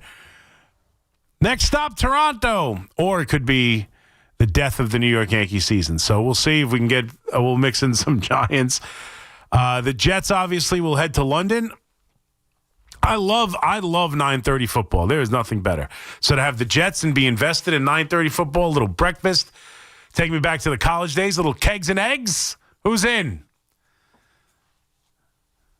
But Jets against the Broncos. Obviously, the Broncos playing extremely well as of late. They just took down the Philadelphia Eagles. That defense can be ferocious. And this Jet team is as bad as it gets. And it's time. I mean, I was afraid to kind of say it yesterday. Here's my thought on the Jets. And I was afraid to say it yesterday because I know it's so early and you hate to do this. But it might be just time to tank and clean house. It might just be time. I don't want to give up on this coach yet. I was against the hiring of this coach to begin with. He's done a miserable job. He's just done a miserable job. And I hate to hire and fire coaches within 1 year, but this team looks as bad as ever at all of the areas he was going to improve. That's just the bottom line about this Jet team. You could mention other things and other areas of the team and whatever you want, but there was a level of competitiveness and a level of getting rid of all of the issues that's all he was brought here to do. He wasn't brought here to develop a quarterback. He wasn't brought in here as Adam Gase was because he was coaching to where football was going or whatever stupid nonsense that the Jets fooled themselves into hiring that dope. But he was brought here for one reason. He was going to build a culture. He was going to cut out the penalties. He was going to cut out the turnovers. And he was going to give the, lunch pail New York. I hate that cliche so much about it. I'm not saying I disagree with it, but it's just become so cliched and it's lost any type of real meaning. But the lunch pail New York, fan base could be proud of because that's who New Yorkers are. We wake up every morning and we go fight for our living and for our right to be here and for the high taxes and whatever else New Yorkers wake up every morning to go fight for. We go fight, and we want our teams to fight. And the Jets just don't fight, and they still have turnovers, and they haven't stopped penalties. All of the things that he was supposed to come in here and clean up have been still there, if not worse. Let alone the offensive game plan, let alone what's going on with Sauce Gardner right now in the defense. They're atrocious. They're atrocious. The offensive line has gotten worse. And that was the best part of the team. Everything has gotten worse. Everything has gotten worse. And you know what you're staring at. You are staring at drafting a young quarterback because Justin Fields ain't it. And unfortunately, in this league, if you don't have it, you have to go find it. And the best way to go find it and the best way to set up your franchise is to draft the right one. And that's where they are. And the New York Jets are probably best served losing every stinking game. And if you do that, you're probably hiring a new coach. And I don't know how after even only 5 weeks, anyone could be greatly opposed to that. And you can't let Muji make the pick either. Just it was a disastrous go of it. The Jets are a joke. They've got all of these issues. Me and Fleegs were talking about this yesterday. What they need to do is find a veteran coach who's been successful in this league and just give him the keys. I don't know who that is necessarily. We were spitballing some names. I don't know. I mean, I know Giannotti will tell you it's got to be John Gruden. I wouldn't even be opposed. I know what's going on with him, and he'll probably never, I think he's convinced he's never going to get a coaching job again. But someone of his ilk, someone who's had success, someone who's won a championship, someone who knows what they're doing, and just give him the keys. Bring in a general manager that he wants to work with. They need a guy who's been here, proven, who can win. Typically and hopefully an offensive-minded guy.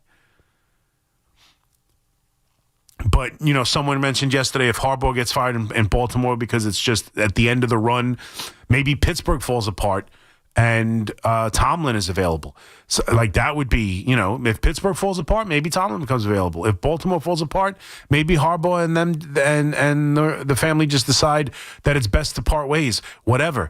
But in my mind, it is no longer in the Jets' best interest to win football games.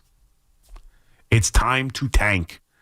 And tanking probably means, at this point at 0-5, tanking probably means hiring new people all over the place. Hiring a new coach, hiring a new GM. It's just, I don't know what else to do with the Jets. This is why I didn't want to do this. That's why I wanted to hire Pete Carroll, and I wanted to keep Aaron Rodgers. That's what I wanted. Now, Pete Carroll's doing a terrible job with Geno Smith and with Vegas and the Raiders. Geno Smith has more turnovers and interceptions than anybody on the planet. It's been an embarrassing start for them offensively. But you know what? You would have felt better about moving on from them than thinking you found the next great head coach. Because, again, I know I make this joke a lot, because he could tell you how windy it was on the day of the AFC Championship game in 1998. And because he was with Dan Campbell when he was talking about biting kneecaps. That's why he got hired. And he was going to come in here and change everything, and nothing's changed. Nothing in the organization has changed, as you're getting new stories now about lawsuits between former employees. They're suing the Jets for wrongful termination. The Jets are countersuing, saying her and her husband made the whole thing up. It's absolute madness. The Jets are absolute madness.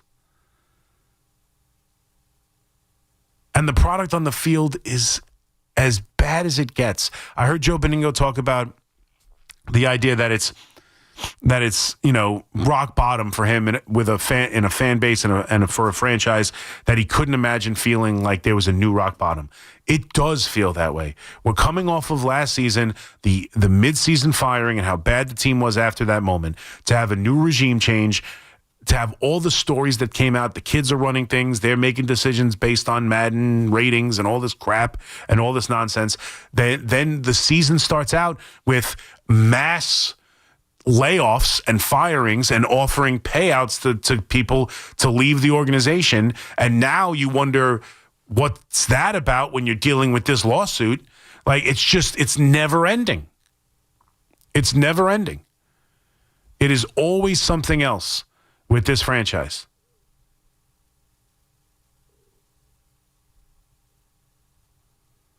It's always something else with the ownership. It's always something else with the franchise. And now the losing is as bad as ever. That game against the Cowboys was embarrassing because their defense stinks. Their offensive line only had 1 out of 5 starters. You couldn't get any pressure. The only thing the Jets do fairly well is run the football. That's it. It's time to tank. Jarvis in Harlem. What's up, Jarvis? What's up, Chris? How are you doing? Good, buddy. How are you? I'm doing good, Yeah, I want to talk about the Jets and,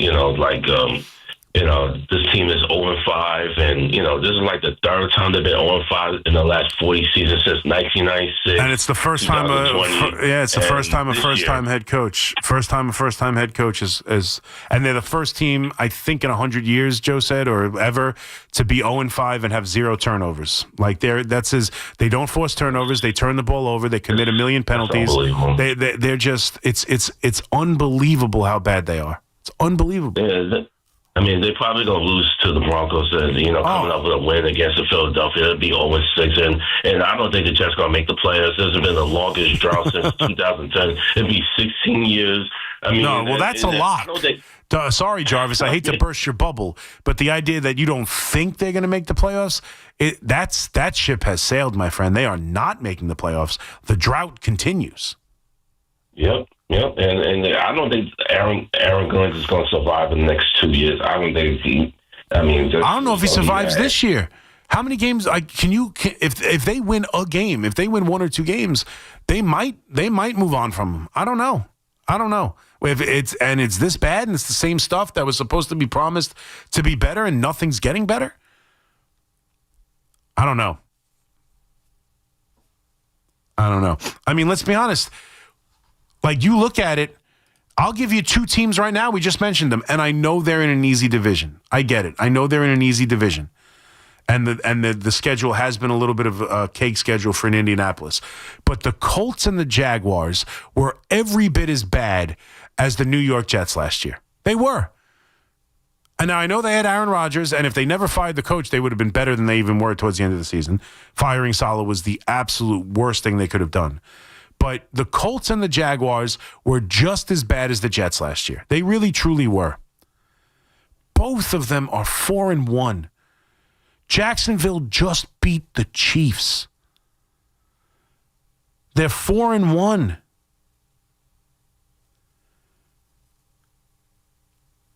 I mean, Daniel Jones has gone to Indianapolis, and him and Jonathan Taylor in that offense, they hardly punt. Now, they've played a cake schedule. I get it. Still, they're right there with Buffalo. They're the top 3 teams in the conference. They were just as bad as the Jets last year, just as bad, and they found a way to turn it around. The NFL is built on quick turnarounds.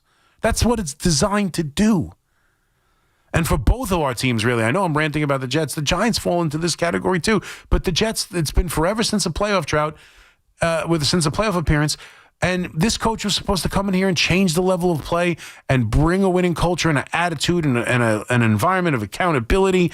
And the Jacksonville Jaguars, whose coach who made a fool of himself when he got hired with the Duval thing, made an absolute fool of himself. It reminds me of Nick Sirianni. Actually, Nick Sirianni, same thing with Philadelphia, had one of the worst press conferences you'll ever see. And Dan Campbell, too. I know a lot of people like the Dan Campbell press conference. I thought that whole, we're going to bite kneecaps, I thought it was ridiculous. I know some people liked it. The other two were universally panned. Nick Sirianni couldn't speak in his opening press conference. He's been to 2 Super Bowls and won one. And what's his name with Jacksonville and the whole Duval thing? He sounded like a moron. He's got them beating the Kansas City Chiefs. They're 4-1, and Trevor Lawrence just played the game of his life. And the Jets get worse every day. Amazing.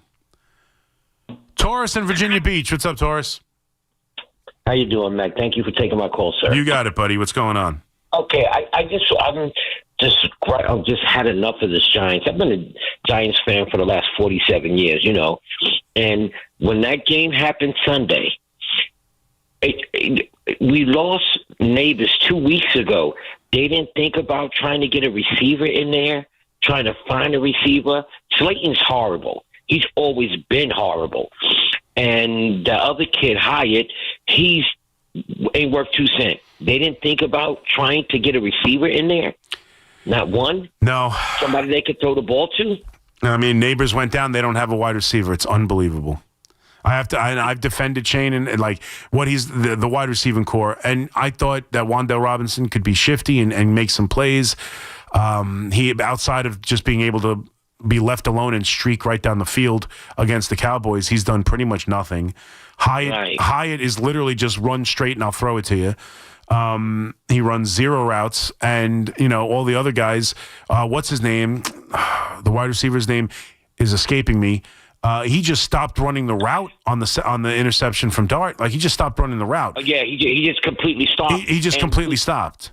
Did you see what happened when Dart took off and ran like 15 yards and went straight through the middle of the field? When he got hit, he got up because Hyatt was behind him, and he elbowed Hyatt in the chest. It was like, block for me. Yeah. Don't sit there and look at me and let me get my head taken off. Block. Yeah. But I just don't understand why these coach and this GM have not thought of. Cano got hurt 2 weeks ago. They got the kicker from Atlanta. You don't mean to tell me that you don't think ahead of time? I mean, you could call think ahead of time with what? Whisperer. You could call him the quarterback whisperer or whatever you want to call Dabs.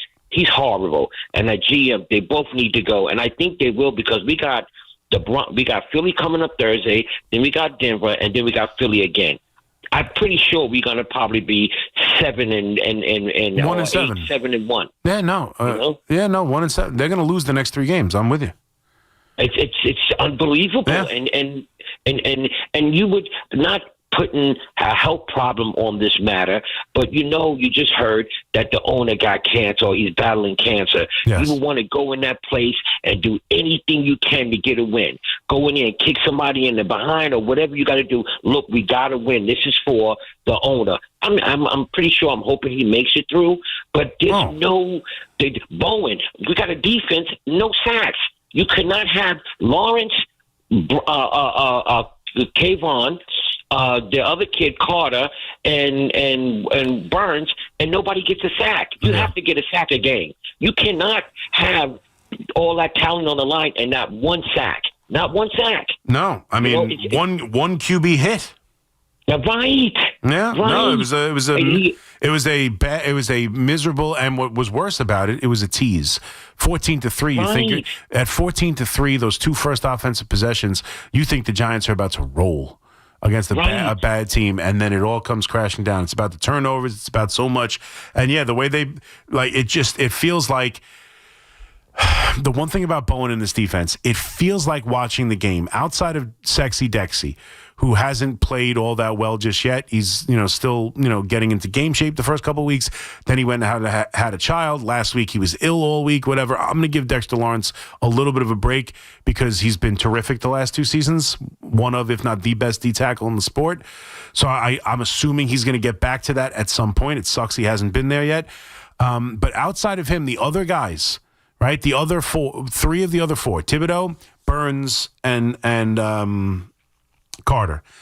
Watching the game, I feel like they win their one-on. I feel like they win more than they should. I feel like there's not enough success and not enough of them impacting the game, despite feeling like they win at the pointing of attack against their guy one-on-one a fair amount of times. I don't know I just feel like the game plan and how they're using him, and certainly early on the snap count for Carter and lining him up as inside linebacker and doing different things with him. It's just felt like, despite them looking on the field like they're playing well, you're just not getting enough success. I'm totally with you. But, I mean, it's hard to win a game, and it's hard to really focus on anything else when you have 5 consecutive possessions of turnovers. You can't turn the ball over on 5 consecutive possessions. That's just, you're not going to win that way. There's nothing you could do against no other opponent. You can't beat anyone. So, but yeah, the wide receivers Bo Collins was the guy I was thinking of. He just stopped running a route. Just stopped running it. Their wide receiving core stinks. And I was somewhat positive about it heading in. They lost Neighbors, and you can forget it. There's nobody to make a play. That was a devastating injury for a multitude of reasons. One, the offense is going to suffer immensely, and the pass game is going to suffer immensely, which makes them a one-dimensional team with running the football. And good luck, once teams good luck running the football against the Eagles and the Broncos, who you play 3 times in the next 3 weeks. Good luck running the football against that team without a pass threat. Good luck. So it impacts the offense on the field. It impacts Neighbors getting his career going and getting better as he moves along. Plus, everyone's different, and I have no reason to think he won't come back from the injury just fine. But surgery, and ACLs are ACLs. You never know how long it takes him to get back. And 3, it's impacting the development of Jackson Dart, who's got nowhere to go. That was a devastating injury. This team stinks. Everything about it stinks. It's hard to get it. This is just, to lose that game in the manner in which they lost it, to just give it away. They're not going to play a lot of teams they're better than. They're not. They're not going to play a lot of teams they're better than. They're not going to play a lot of teams that they can jump out to a 14-3 lead. They're not going to play a lot of those teams. You can't lose to the teams you do play like that. They had the Saints on the run, man. They had the Saints on the ropes. They were one more touchdown from a knockout punch, and they decided to hand the game away. It's incredibly frustrating. Paul in Buffalo. What's up, Paul? Chris, there we are, man. Tonight is Carlos Rodon's night, Chris. This is, life comes at you fast and hard, and it ain't Carlos fair. Rodon with our lives on the line, just the way everybody wanted it. That's it. It ain't fair how people are banging on Judge. It's not fair for us as Yankee fans that we have a $25 million ace on the line tonight, and no one has faith in him. I have faith in him. I don't have faith in him to be what Max Fried was game 1 of the Red Sox series. I don't know if I have faith in 6-7 shutout innings, but I have faith. Chris, we got to will it into reality. Yeah. This is the Bulldog Carlos Rodon, who had the lowest batting average against. In Major League Baseball, yeah. Who has gone 7 innings a handful of times this year for the Yankees. Yep. And we need him tonight. They need him to go. They need him to go. He has to go 6. He doesn't have to go 7. They need him to go 6. And they need 7 would be great. Don't get me wrong. If I only have to see Devin Williams and Bednar, boy, I'd be real. Yeah, happy. but Bednar is on. The bat's got to hit. Bednar is on. We know that. Bednar's about Rodon. I agree, but my point is Bednar is on 4 days rest, and they're off the day after tomorrow. He could do 2 innings. He could do 2 innings. That's my thought. Sick. My thought is I can get 1. Williams does not do more than 1 inning. If I can get 6, I go Williams, and this is the recipe for tonight. I was talking about this earlier. I'm with you. The recipe for tonight is you get 6 out of Rodon. Williams for 1, Bednar for 2. That's how I'm handling tonight. If I get 7, I'm not going to take him out just to get to that. Like if he's pitching where he can give me 7, great. But those are the only 2 pitchers on the mound tonight. Williams and Weaver. Rodon, Williams, and Bednar are the only 3 pitchers hitting the mound tonight. That's the recipe for success. I agree with that, and I want to see Paul Goldschmidt get into this game in a big at-bat tonight. I want a veteran in there who's not going to go up swinging at the first pitch. I don't know when it's going to be, but I have a feeling Paul Goldschmidt's going to have a big at-bat tonight. Don't know why. No, I mean, I have faith in him. I'm with you. I have faith in Paul Goldschmidt, too. He's hitting the series in a handful of at-bats. They don't really, they have the one lefty who can give them innings if you get to him. But, I mean, who do you, against the right-handed hitter, who are you going to pinch hit him against? Like, that's the only thing. Against the right-handed hitter, against the right-handed pitcher, you're not going to really pitch him. You're not going to pinch hit him against anybody. You're not going to pinch hit for anybody against a right-handed pitcher. That's my only issue. Right now, Volpe's going too well to pinch hit for Volpe.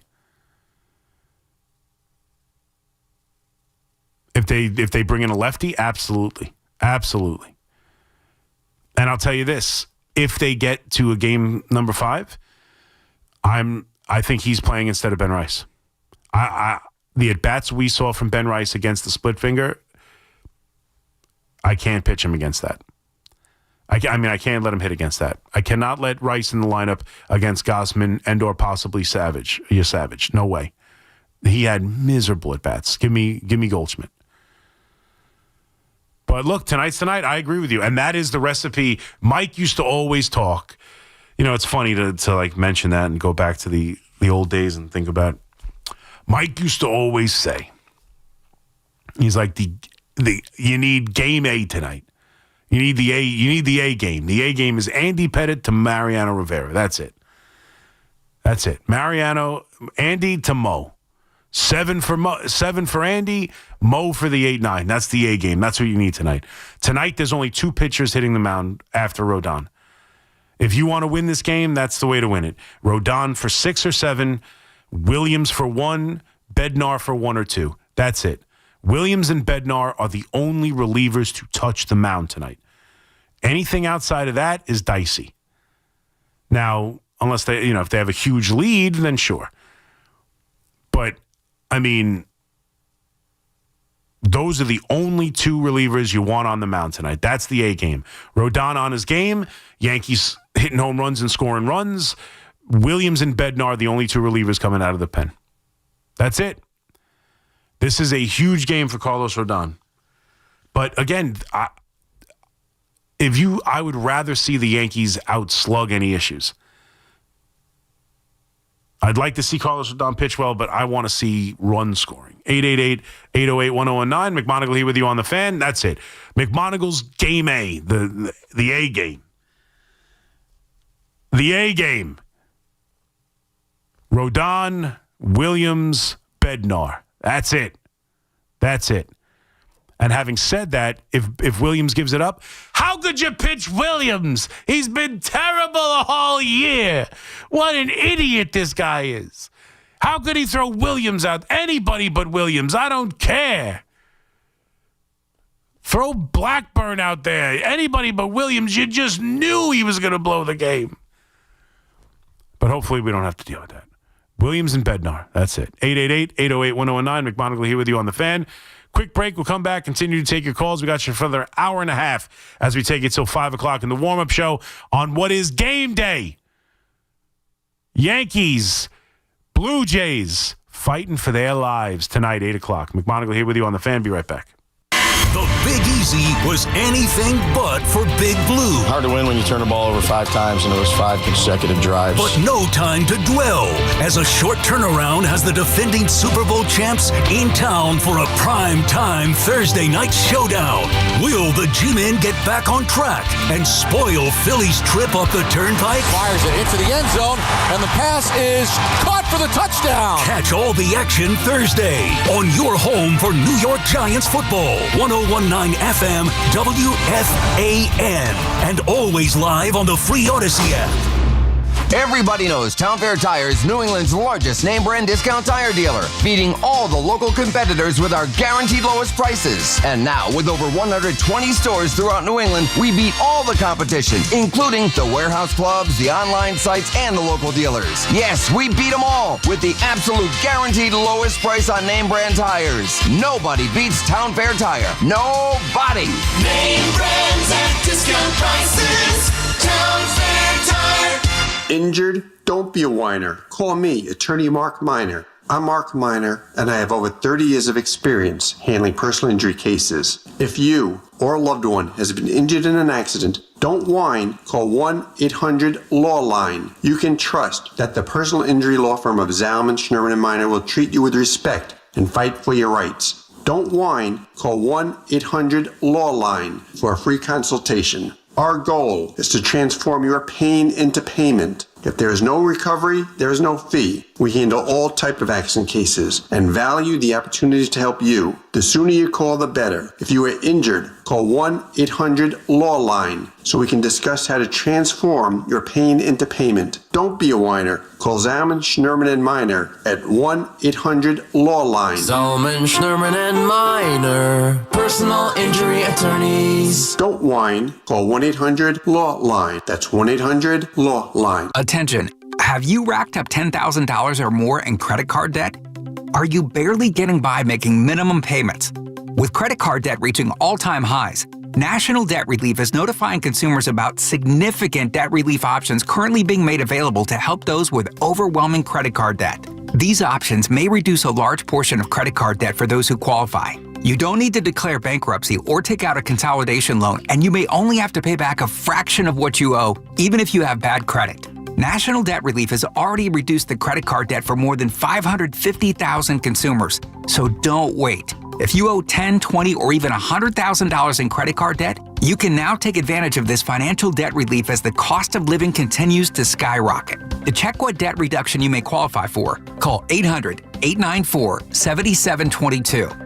That's 800-894-7722. Again, 800-894-7722. Drowning in IRS debt? If you can't afford to pay your IRS debt due to economic hardship, you can now be free of IRS collection efforts by taking advantage of a special IRS tax hardship program. This program allows Americans who owe the IRS to resolve their delinquent tax debt once and for all. In some cases, maybe even reducing what you owe significantly. An open phone line has been established by Community Tax for consumers to call and see if they qualify. Simply dial 800-485-7220. If you owe back taxes to the IRS and cannot afford to pay them back or have years of unfiled tax returns, help is standing by. Just call the Community Tax Helpline today at 800-485-7220 for the help that you need. Don't take on the IRS alone. They can attack your wages, savings, pension, home, and even your Social Security check. Call 800-485-7220 to see if you qualify. That's 800-485-7220. Looking for the lowest price on name brand tires? Get to Town Fair Tire and get the guaranteed lowest price on any name brand tire.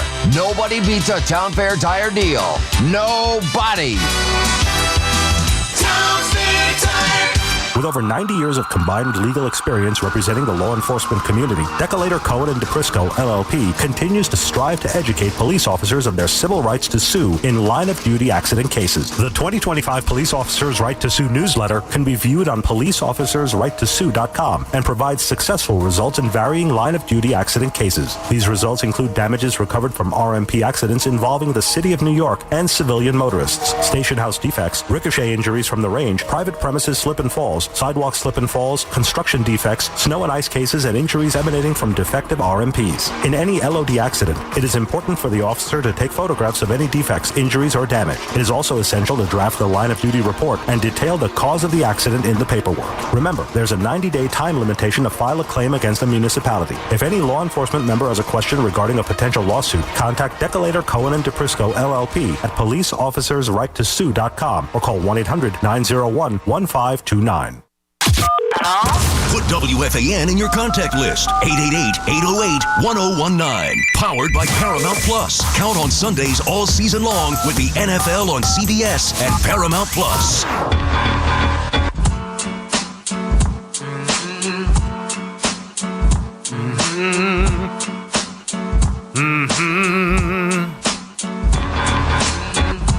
Like the way you work it. 888-808-1019. McMonigle here with you on the Fan.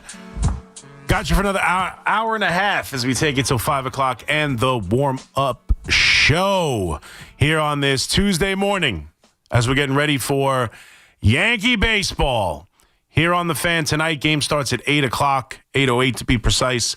Huge game for Carlos Rodon. Huge game for this offense. Huge game for Aaron Judge. We've been talking about Aaron Judge a lot this morning. His playoff failures. The at-bat in game one of this series in the sixth inning, which I think is the turning point of the series. Despite all the runs they scored, that's the turning point for me. They had them on the ropes. Bases loaded, nobody out. That was the inning to break through. If they put up a big number, if they put up a crooked number there, they score 3, 4, 5 runs. That game is different to me. So that was a killer moment. Judge had a killer at-bat. But besides that, he's been good. So I can't help but defend him a little bit, but that was a miserable at-bat, and it's the first time you could point to it and say he choked. He felt the pressure, and he choked. And hopefully tonight, big night at Yankee Stadium against Shane Bieber, who they've hit in the regular season to a tune of an ERA of about 4, and in the postseason have scored 9 earned runs against him in 10 and a third inning. So tonight's the night for the Yankee offense. Tonight's the night for Carlos Rodon. Tonight's the night just for the back end of the bullpen. That's how this year, I said it going into the series, the Yankees, it was nice to win the games the way they did against Boston. It's nice to win games like that. Tonight, the Yankees need to show up. And that's a home run hitting team. And there's nothing wrong with that. There's nothing inherently flawed with that. Go and hit home runs. That's how you win in the postseason. That's how the Brewers won today. That's how the Blue Jays have beaten the Yankees. Home runs. 888-808-1019. Let's go to Carlos in Clifton. What's up, Carlos? Hey, C-Mac, what's up? What's up, buddy? Hey, I just think, like, the current state of how we are now, if Stanton doesn't get going, it's killing us because, Judge can't throw anybody out. It gets tiring. You know what type of player he is. You see singles turn into doubles. It just, like, we can't put him at the DH spot and run another outfielder out there. So, like, Stanton really needs to get going. Like, I just don't see us getting any further if Stanton doesn't start becoming playoff Stanton. No, he's got it, or at least some facsimile of. No, he's got to be much better. The Judge stuff hasn't really impacted them all that much. There was definitely a killer in the Red Sox series, no doubt. In this, I know, not his arm, but he misplays the ball down the line on the Varsho double into a triple that ultimately didn't mean anything, but he made it. He still covers a lot of ground. He's still able to, go, especially at the short porch and right at Yankee Stadium. He can get up there, and I was just watching highlights of 2017. He robbed a home run. So they've also run on Grisham. They've also run on Grisham's arm too. But it is definitely a little bit of it's definitely an issue with his arm right now. There's no doubt. Do you see him? Because I haven't seen him since they announced the injury and he went and worked out, and I haven't seen him get any better. Do you think he's going to need surgery? Like, how bad is it? Because I've never seen Judge like that. I don't know. He's I think he's gotten as high as like 88 miles an hour on one of the throws. Some of them, I do think the throws have gotten better. Yes, the throws have gotten better. The velocity on the throws when he lets it loose have been better. He doesn't let it loose all the time. He's leery of it, but I don't know. I don't think they would let him play. As crazy as this sounds, because it's the postseason, he's the captain, he might be forcing them. I don't know. If he was in significant danger and needed surgery, and his arm, like Tommy John is coming, and they're just, running him out there with like a really torn UCL, I would be surprised they would do that. I would be surprised. I think they would play Stanton in the outfield and hope for the best. Like I don't think they would risk Aaron Judge. He's too important to them, too valuable to them. I don't think it. Now, does it mean he won't have surgery in the offseason or it won't get to that point? I don't know, but I don't think they are just throwing him out there knowing he's significantly hurt. And that they know for a fact he's going to need surgery. That the UCL is torn. That if this were in the offseason, he would have Tommy John. Like, it's the playoffs, so they're pushing through it. Like, I don't see that. But could it get to that point if he's working out in the offseason after time off and he re-injures it? Maybe. But I don't think they know right now, he's going to need Tommy John. Let's just get through this. I doubt that very much. Kenny in Queens. What's up, Kenny? Hey, Chris, how are you, pal? Good. How are you, buddy? Good. As a Mets fan, I want the Yankees to win. I do, because it makes it a lot more interesting. Anyway, you give up 24 runs in 2 games, you're not winning. No, of course. So to blame Judge, to blame it's not. Yeah, but you got to understand things. When things happen, it impacts the game. If Judge hits a grand slam there, and I know that's the extreme, but say the Yankees, they were down 2-0 at the time. If the Yankees score 4 runs and go up 4-2, decisions and bullpen decisions and things are handled differently. You can't guarantee that they score 10 runs in that game if the Yankees jump out to a 4-2 lead. He might not use Weaver in that spot. He might use Williams and then have Bednar for 2. Like, we don't know how he handles it if they're up 4-2. Like Guerrero hitting the grand slam. That changed the game completely. Yes, of course. So I understand that. And that's why it goes on to be worse. And why and the idea that, like, because a lot of people are like, if you don't give up that grand slam, you end up scoring 7 runs and you make it close. Do you? Because if you don't, you probably don't, because if they don't jump out to that big lead, if it's only a 5-0 game, Does Toronto take out Savage throwing a no-hitter? Absolutely. They probably leave him in there because the game's too close. Do they bring in the same crappy relievers they brought in, up 9, 10, 11 runs? No. So the idea that, if you keep it a 5-run game, they score 7, Yankees win 7-5. That's not how it works. No, I understand that. Yeah. That's correct. Tonight, Rodon they have to win tonight, obviously. But Bieber, if they can't beat them and that bullpen, I mean, it's a game. Listen, as much as I want to tell you that I like the matchup against Bieber, and they've had success against him in the postseason, and he hasn't really even shut them down in the regular season, pitching to an ERA of 4.11, which isn't brutally bad, but it's not very good. It's not like an ace-like against the team. It's not what Crochet has done against them or even Gossman has done against them, but I would tell you this. I love the matchup, but The way the offense is swinging it right now, and Bieber is a former Cy Young Award winner. He's had good games with them this year. Let me see. Let me look up Bieber and what he's done this year with Toronto.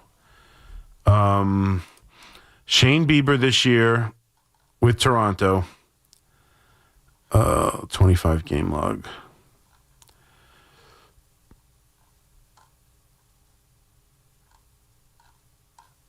He has had 7 starts. He's made 7 starts. He is pitching to an ERA of 3.57. So his first start, he's gone 6 innings, 1 run, 6 innings, 2 runs, 4 innings, 5 runs, 5 innings, 3 runs, 6 innings, 1 run, 6 innings, 2 runs, 5 innings, 2 runs. So he's only had 2 games where he's given up more than 2 runs. He's thrown at least 5 innings in every start. He's got an ERA of 3.5. He's got a whip of, where's the whip? I got to go all the way to the end of the page for whip. Come on now.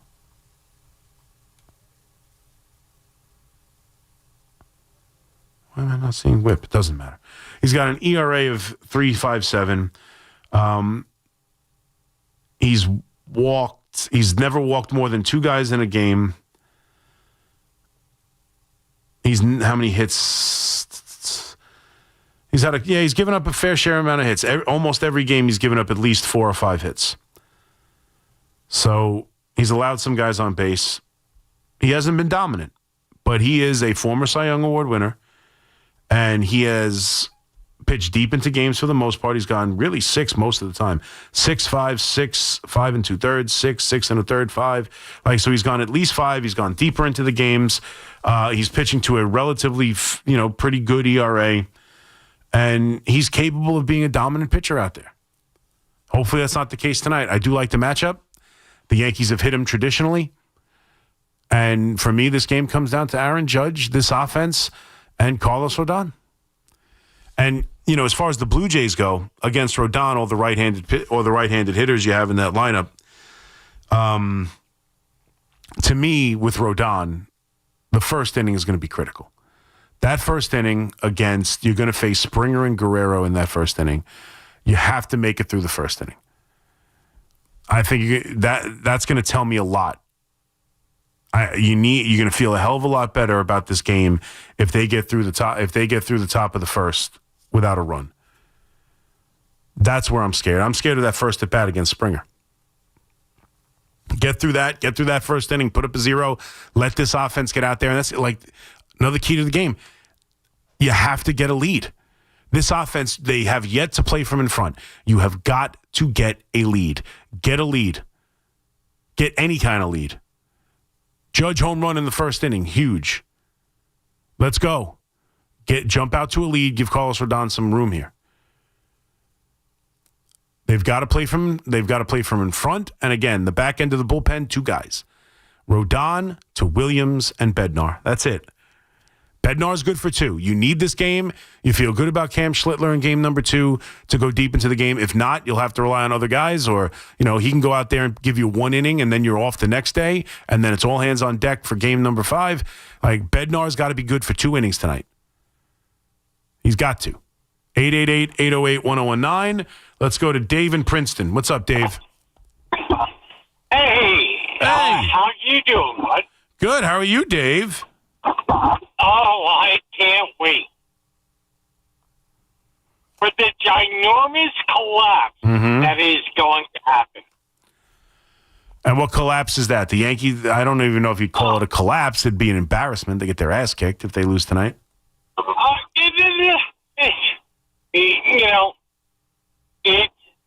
I love it. I love it how you adore your Yankees, and they are going to collapse. Again, I don't know if you'd call it a collapse, but they'd get their ass kicked. It's an embarrassment, no doubt. I don't know about a collapse. Why would you not call it a collapse? where because they were never leading. A collapse, for example, is when you have the best record in baseball in June and slowly have it whittle away to the point where the Cincinnati Reds overtake you and get into the postseason. That I understand is that. a collapse. Of course. This is getting their ass kicked in a playoff series. You didn't have a manager that can actually manage a baseball team. You When you have it's weird because he's got like a top 10 winning percentage in the history of baseball. You said you have the best manager in baseball, though, right? I've never said that. No. So why is he? I've never said Aaron Boone is the best manager in baseball. No. He manages games well, correct? I think he's a solid manager. Yes, I don't think he's the best. I think Terry Francona is better.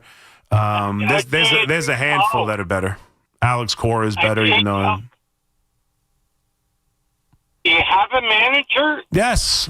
Can you speak a little? Can you try and get invested into the conversation?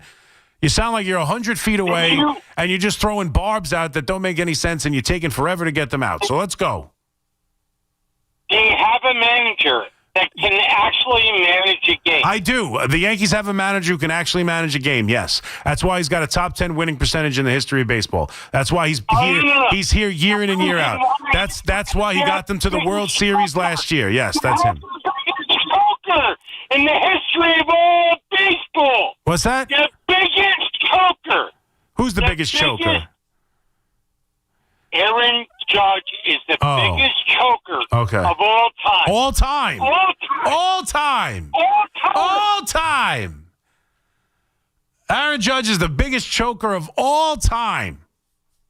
All time. Okay. If you say so, he's the biggest choker of all time. Oh, boy, you guys are funny. You guys are funny. We'll see. Judge, please. Please. I don't ask for much. I really don't. I ask for less than any other Yankee fan you know, Judge. All I ask for is to shut these people up. Shut me up, because I've been all over you for that at bat. Shut me up. Shut us up. Have a big game tonight. Because I'm telling you, if he hits a home run in this game and they win it, you're not going to be able to tell me he's having a bad postseason. You're just not.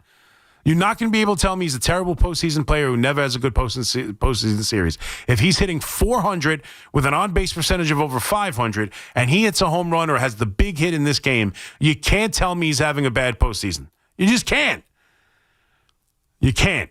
So please, Judge, do it for all of us. Do it so we don't have to be embarrassed. Do it so I don't have to hide the koozie I bought at the stadium with your face on it. Please. With the impulse, I was like, the last time I went there with the kids, I have to buy this koozie. I've been staring at it all year long. I got to buy it. Don't make me embarrassed to have your koozie. Come on. The biggest choker of all time. Do you want to go through some of the postseason history of some of the other great baseball players in the history of baseball? Stop it now. Stop it now. Again, it's not been good enough, and he's been nowhere near as great a player he is in the regular season. I can't even come near having that discussion. He's been brutally bad the last couple, and that at bat the other night kind of broke me in some way. Somewhere deep down inside, it kind of broke me, watching him swing at that pitch. I've never been more frustrated, arguably, in my entire Yankee fandom, outside of maybe the fifth inning of the World Series last year. But he's got a 787 OPS. You can't call him like the worst postseason player in history with a 787 OPS. It's just, you can't. It's not great. It's not all-star level. It's not nearly good enough for the caliber of player he is, whose career OPS is in the 900s. But, you can't tell me that he's the worst, biggest choker of all time. When they went to the World Series last year, he's been in the postseason every year. He's hit home runs. He's had good series, and he's got a 787 OPS. He's not the worst. He's just not nearly good enough. And he had the quintessential at bat of this series if it goes the wrong way. All of those are true. 888-808-1019. McMonigle here with you on The Fan. So he needs a big night. He needs a big night to shut up morons like that. That's what we need. We need to be able to shut up morons. Please, Judge, get us a victory so we don't have to hear this crap anymore. And we don't have to feel this way and feel like we have to defend you all the time. And listen, it's not wrong. I'll give you all these numbers. It's not wrong, though. It's not wrong. He's got to be better. I still believe he can be. I don't think that this is something he can't do. I don't think he's incapable of hitting in the postseason. But so far, the dude's not been good enough. And even in a postseason here where he's hitting .440 and he's got an OPS over 1,000, an on-base percentage of .500, like he's on base every other at-bat. Even in a postseason where he's performing to that level, it's still a postseason known for his failure. Like, it's got to stop, Judge. Tonight's the night to put it to bed. Tonight's the night to put it to rest. And again, we'll go over it again when we reset at 4, I guess. Tonight, it's an opportunity, man. You win this game, everything changes. That is absolutely true. That's not hyperbole. It doesn't mean everything changes where they're now the favorite in the series, but the entire feeling of the series changes. And if you were someone who thought the Yankees would win the series, like I was, you would have to have guessed that they were going to need to win both games at Yankee Stadium. The Blue Jays have played extremely well there. The odds of winning 2 out of 3 in Toronto always seemed unlikely. Like, if you thought they were going to win, it was going to take winning both games at Yankee Stadium.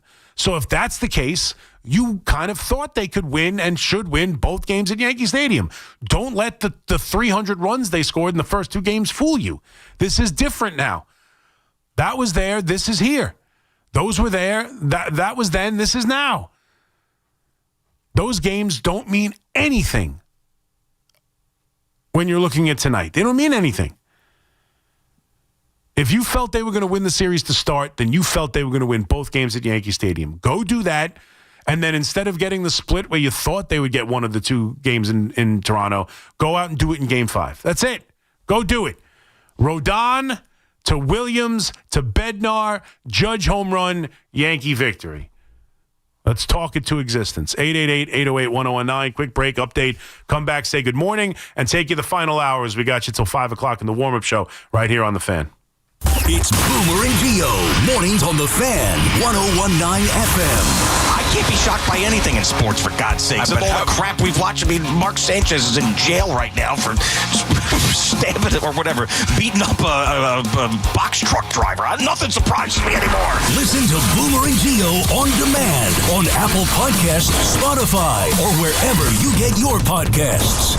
The Association on Aging in New York is celebrating the 60th anniversary of the Older Americans Act, which funds vital programs for millions of older adults. Services include meals, transportation, home care, Medicare counseling, case management, and caregiver support. Today, people are uncertain whether some programs remain available. We can help.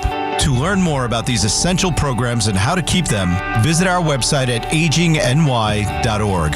Sponsored by the Association on Aging in New York. Imagine a gentleman's club with over 200 gorgeous exotic dancers every week. Hey, big boy. From the people who make fantasies come true, Gallagher's 2000 in Long Island City is the place to be. Gallagher's 2000, a gentleman's club for today, gentlemen. Gallagher's 2000 features 2 floors, 3 stages, discounted drinks, VIP, champagne rooms, and dinner specials every night. Gallagher's 2000 offers complimentary lunch Thursdays and Fridays with any drink purchase. Come on down, big boy. Gallagher's 2000 is New York's largest upscale gentleman's club, and Gallagher's 2000's bachelor parties will blow you away. For their bachelor party specials, call 718-361-1348. Gallagher's 2000 is located at 4319 37th Street in Long Island City, Queens, just a half a block north of Queens Boulevard. Call 718-361-1348.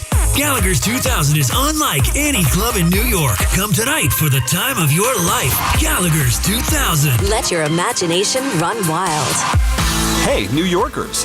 Fast, reliable internet can be yours when you switch to Fios. For a limited time, combine Fios home internet and 1 line of mobile for just $69.99 a month. Get unlimited welcome for $50 a month with autopay plus taxes and fees when you bring your phone. And add Fios 300 megabytes per second for $19.99 a month with autopay, mobile plus discount, and bonus discount. Visit your tri-state area Verizon store today to get this limited time offer and switch to our reliable 100% fiber optic 5G network. Fios. For eligible new Fios Internet and mobile customers, both the $15 monthly discounts for Fios and Bring Your Phone applied over 36 months. Mobile and home discount enrollment required. $99 Fios setup charge applies. For unlimited welcome, unlimited 5G and 4G LTE may be temporarily slower than other traffic in times of congestion. Domestic data roaming at 2G speeds. Town Fair Tire honors any valid rebates, manufacturers or competitors' rebates. Yes, even any competitors' rebates. And we give you the guaranteed lowest price. Nobody beats Town Fair Tire. Nobody. Town Fair Tire.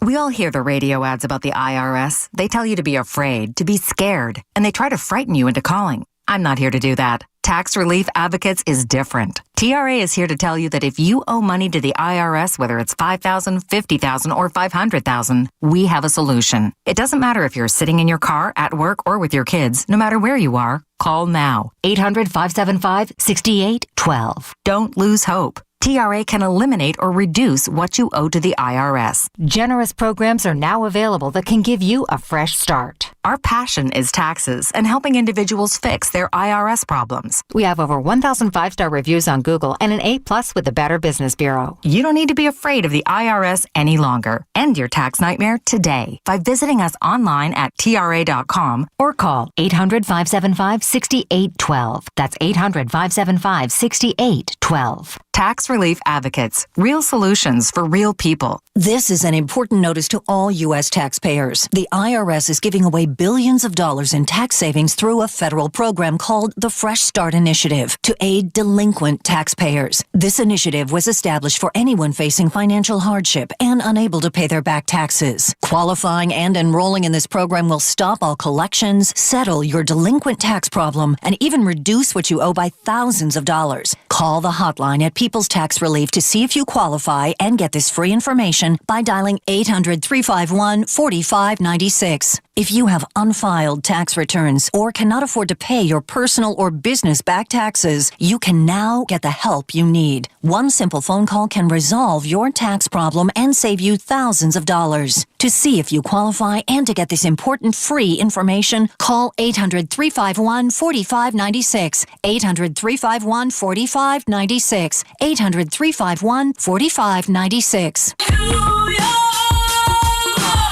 Wake up with Boomer and Gio. Mornings 6 to 10 on WFAN, WFAN FM, WFAN FM HD1, New York, and Odyssey Sports Station. WFAN Sports Flash. Good morning at 4 o'clock. I'm Peter Schwartz. With their season on the line, the Yankees are set to host the Blue Jays Tuesday night in Game 3 of the ALDS at Yankee Stadium. Toronto leads the series 2-0. The Yankees will have Carlos Rodon on the hill, while Cody Bellinger and the Yankees will be facing Shane Bieber. I feel like I haven't faced him in quite some time, but veteran pitcher. From what I remember, the stuff is obviously very good, and it's definitely going to be a challenge, right? And he's one of the better pitchers in the game, and so we just got to, focus on ourselves and do what we can to prepare and put together our best at-bats. Coverage here on the Fan at 7:25 p.m. First pitch at 8:08. Game 2 of the NLDS, the Brewers over the Cubs 7-3. Milwaukee leads 2-0. The other NLDS Game 2, the Dodgers over the Phillies 4-3 as LA takes a 2-0 series lead. Monday Night Football, the Jaguars beat the Chiefs 31-28. Hockey Islanders first overall pick, defenseman Matthew Schaefer, has made the team's opening night roster. The Islanders open up their season Thursday night in Pittsburgh. From the NBA, LeBron James posting on X, he'll be making the decision of all decisions, the second decision, coming up on Tuesday at noon. And that's what's happening with Sports Flashes at the top of the hour. I'm Peter Schwartz. Talk New York sports here. The Fan. Morning! Call his wife in 403. McMonigle here with you on The Fan, and it is a good morning. Let's put aside the negativity. Let's talk about the fact that the series isn't over yet. Yeah, they're in a tough spot. Yeah, they're down 2-0. Yeah, it's hard to envision winning 3 in a row, but you know what? They don't have to win 3 in a row tonight. They just got to win one game. One game for the New York Yankees against the pitcher they've had success against, with their second best starter on the mound who's had a great year for them. Hardest pitcher to get a hit off of in all of Major League Baseball this year. That's who Carlos Rodon is. That's who they need him to be tonight. You need the A game. The A game. Rodon, Williams, Bednar. That's it. And you need Aaron Judge to come through. We've been talking a lot about Aaron Judge as well. But for me, I mean, look, you win this game, it changes the series. It does. It changes the series. They have to go out and win the next day, which they have the pitching advantage for. And a couple things. Like, if you felt they were going to win this series, you expected them to win both games in New York. They've already won 2 games in this building in elimination fashion. They have to go do it again against a Blue Jays team that is good, a Blue Jays team that has owned them in the first 2 games, but a Blue Jays team that has been far better at home than on the road. And this is a game that, for me, I'm not sure. I know a lot of people want to talk about this, and we will if and when the season ends. And hopefully that's not in 24 hours when we're doing the show tomorrow. But we're going to want to talk about this manager and the job he's done. And, this is a game for me that will be an indictment on this manager if they do not get up. If this team goes lifeless and if this team just goes quietly into the night and gets swept by the Blue Jays, I do think it's an indictment on this manager. And I know we could talk about analytics and, I know that's the dirty word. And, Aaron, BT and Alex Rodriguez are talking about it's not his fault. And, analytic guys are making all the decisions for him. I think that is completely overblown. I think it's completely overblown. I think Aaron Boone deserves a lot more credit and a lot more blame than that. I do. And if he can't put this team in the mental atmosphere, in the mental frame of mind to show up and win a baseball game, I think you have to start looking at things. As much as I'm an Aaron Boone defender, this is a big game for the franchise. It's a big game for the coach. It's a big game for the team. It's a big game for Aaron Judge, who right now, despite having a good series and despite having a good postseason, is going to be known for that swing and miss, is going to be known for the ball in the corner. That's right now the MO on Aaron Judge. And he's done nothing despite hitting over 400, having an on-base percentage over 500. Despite those 2 facts, it doesn't change the narrative on who he is in the postseason. And that's something that needs to change tonight. He needs to have a big moment. This team needs to have a big moment. This offense that has been, and again, there is nothing wrong with it. There is nothing inherently wrong with it. There is nothing wrong with the way they put it together. It's an offense that scores runs more than any other team in baseball this year. A team that's relying on the home run, sure. I'm watching the highlights last night. I didn't see the Milwaukee Brewers winning this game by sacrifice flies and moving runners over and, hitting the ball the other way and positive outs, productive outs. They hit the ball out of the ballpark. They've scored 9 runs. They've scored 7 runs. All home runs practically. Last night, all 7 runs. 2 3-run home runs and a solo shot. That's how they got all their runs. Hitting home runs isn't the problem. It's not inherently the issue. You got to go out there and do it. That's the problem. They haven't done it. The Blue Jays, how do they win? Oh, they put the ball in play. Sure they do. Over the fence. They hit 5 home runs in the game the other day. In game number 2. 5. The Yankees aren't inherently doomed because they rely on home runs, because home runs win in the postseason. They've got to go out there and hit them. They've got to score some runs. This offense needs to wake up. They're capable of it. They've been that kind of offense all year. They need to show up. Rodon needs to show up. This is a game they need to win, but they can. And if they do, not that Cam Schlittler is some guarantee. The last time he faced the Blue Jays in that building, it wasn't very good and didn't get out of the second inning. But it's him versus a bullpen game. Win these 2 games. Bottom line, win these 2 games. Start tonight, win the game, get back to Toronto and see what happens. And I'm tired of hearing that there's something wrong with, it's not analytics, it's not anything else than players not coming through.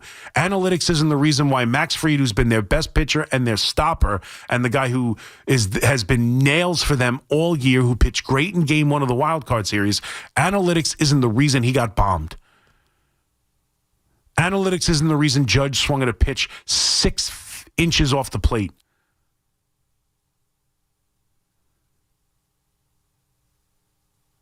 This team's capable of winning this game. They got to go out there and prove it. They're just as good or better than the Blue Jays on paper. They got to go out there and put it in practice. They've lost 2 games. I don't care how bad. I really don't. It doesn't mean anything to me how bad and ugly it is. There have been, we've seen it before, right? I know we don't want to compare them to the 96 team, even either good or bad. It's not fair. But that 96 team got their ass kicked by the Atlanta Braves the first 2 games at Yankee Stadium. This isn't over. But tonight, there is a formula for me, very simple, especially with the bullpen. That's been their bugaboo. It's been their issue. It's gotten creamed in this series. There are 2 relievers touching the mound tonight. Otherwise, the Yankees are in big trouble. If the Yankees are going to win this game, Rodon's got to go at least 6, and then you've got Devin Williams for the 7th and Bednar for 2. That is it. Outside of that, Weaver can't touch the mound. I'm afraid of any other reliever touching that rubber. Even though Duvall throw 2 good innings, I don't care. I don't want to see him in this game. Tim Hill has been a steady guy for them the last 2 years. Nowhere near this ballgame. Cruz, the emotion, getting out of jams, I don't care. Nowhere near this ballgame. There needs to be 3 pitchers on the mound. Rodon, Williams, and Bednar. And this offense has got to erupt on a pitcher they've consistently performed well against. That's the formula for victory. We've talked about the Giants and Jets as well. The Giants have a very difficult turnaround in just a couple of days against the Philadelphia Eagles, which seems like a tough spot considering they just got beat in come-from-behind fashion by the Broncos. They're going to be pissed off. They're going to be looking to get right against this defense and against this Giant team who they've perpetually beat the crap out of for years. And the Jets, you've got lawsuits swirling. We went over that. You've got a team that is as bad as any in football. They are the only winless team. They don't have turnovers. They commit turnovers. They commit penalties. The coach is in way over his head, and it's already tank time. It's a great time to be a New York sports fan. We need the Yankees to figure it out for us. 888-808-1019. Let's get back to the calls. CJ in Springfield. What's up, CJ? Hey, my man. How you doing tonight? Good. How are you, buddy? I'm doing well. I just got off of work, so I'm on my way back home. And I just wanted to ask you, so I've been thinking that Boone's, butt might be in the hot seat just because the expectations for him to be successful this season, make it to the World Series, it was an expectation that I think he could have achieved. And do you think that if the Yankees get knocked out, God forbid this happens, I do want them to make it to the World Series, but do you think if they get knocked out, his Boone will probably be much more of a situation this offseason than he would be as a good manager to keep going forward? Word that out one more time, exactly what you're saying. If they lose this series, I think you used a lot of words where you could have used less. You want to know if they lose this game or this series, do you think they'll fire Boone? Is that your question? Yes, that's what I'm saying. And do you think that they should? What do you think before I answer the question? Would you fire him? Well, going into the offseason, do you think that Boone would be a situation that they would want to keep going forward and into the future as a manager for us, or do you think they're going to try to step away from Boone? Yeah. Again, worded weirdly. Yeah. Look, I think to me, I thought if they lost the Red Sox series, he should be fired. That's how I felt. If you can't get out of the wild card, if you lose 2 out of 3 in your building to a Red Sox team that I'm sorry you're better than, I would have felt very strongly that it's probably time to move on from Aaron Boone. In this series, I would tell you if they get swept, I feel fairly strongly that he should not be the manager. You can't get swept. Can't get swept in this series. You got to rise up. Now again, they're the higher seed. I know the Yankees were definitely the favorites to win the series in Vegas, but the Blue Jays were the higher seed with home field advantage. That's something that Evan talks about. It's something that he can hold on to. Hey, look, I never lost to a team. I was a higher seed then. I never lost the series where I had home field advantage. I don't think they're so inclined to. Look, they like him a lot. He's under contract for another 2 seasons. Him and Brian Cashman are kind of on the same page, and Brian Cashman's going nowhere. I think Brian Cashman just had a good year. I know if they lose, he didn't have a good enough year. But to lose Juan Soto and Garrett Cole and have a team that won as many games as anybody in the American League and had an offense that scored the most runs and then had a rotation that figured itself out, and you brought up kids like, you had a rookie like Warren who had the year he had. Cam Schlittler comes up and performs like he did in the postseason and looks the way he looks. I don't think Cashman's going anywhere. So if Cashman's not going anywhere, I doubt Boone is going anywhere. So I have no problem with keeping Boone. I don't. It doesn't mean I'm against him being fired. If they fire him off of this series, you're not going to hear me complain either. I don't think they're doomed because they're keeping Aaron Boone. I don't believe they can't win as long as he's the manager. I don't believe he's the reason they're losing. I don't. He's not the reason Max Fried didn't pitch well. He's not the reason the offense couldn't come through in the 6th inning with bases loaded. And he's not the reason the bullpen stinks. I mean, he's just not. So I don't blame him. But if he doesn't get this team off the deck, if he doesn't get this team in the right frame of mind, and if they get their ass kicked again, and they get their ass kicked 3 consecutive games, like, something's got to change. That's the bottom line. Something might have to change. So I don't think they have the stomach for it. My guess is beating the Boston Red Sox was enough to keep his job moving forward. But we'll see. Tonight would tell me a lot about the manager, but I don't think the Yankees view it that way. Chris in Massapequa, what's up, Chris? Hey, Chris, how you doing? Listen, I was just thinking, outside the box a little bit. Game 1, Gosman did his thing, split fingers, sinkers. Yankees didn't learn anything. Game 2, same thing happened. Yankees didn't learn anything.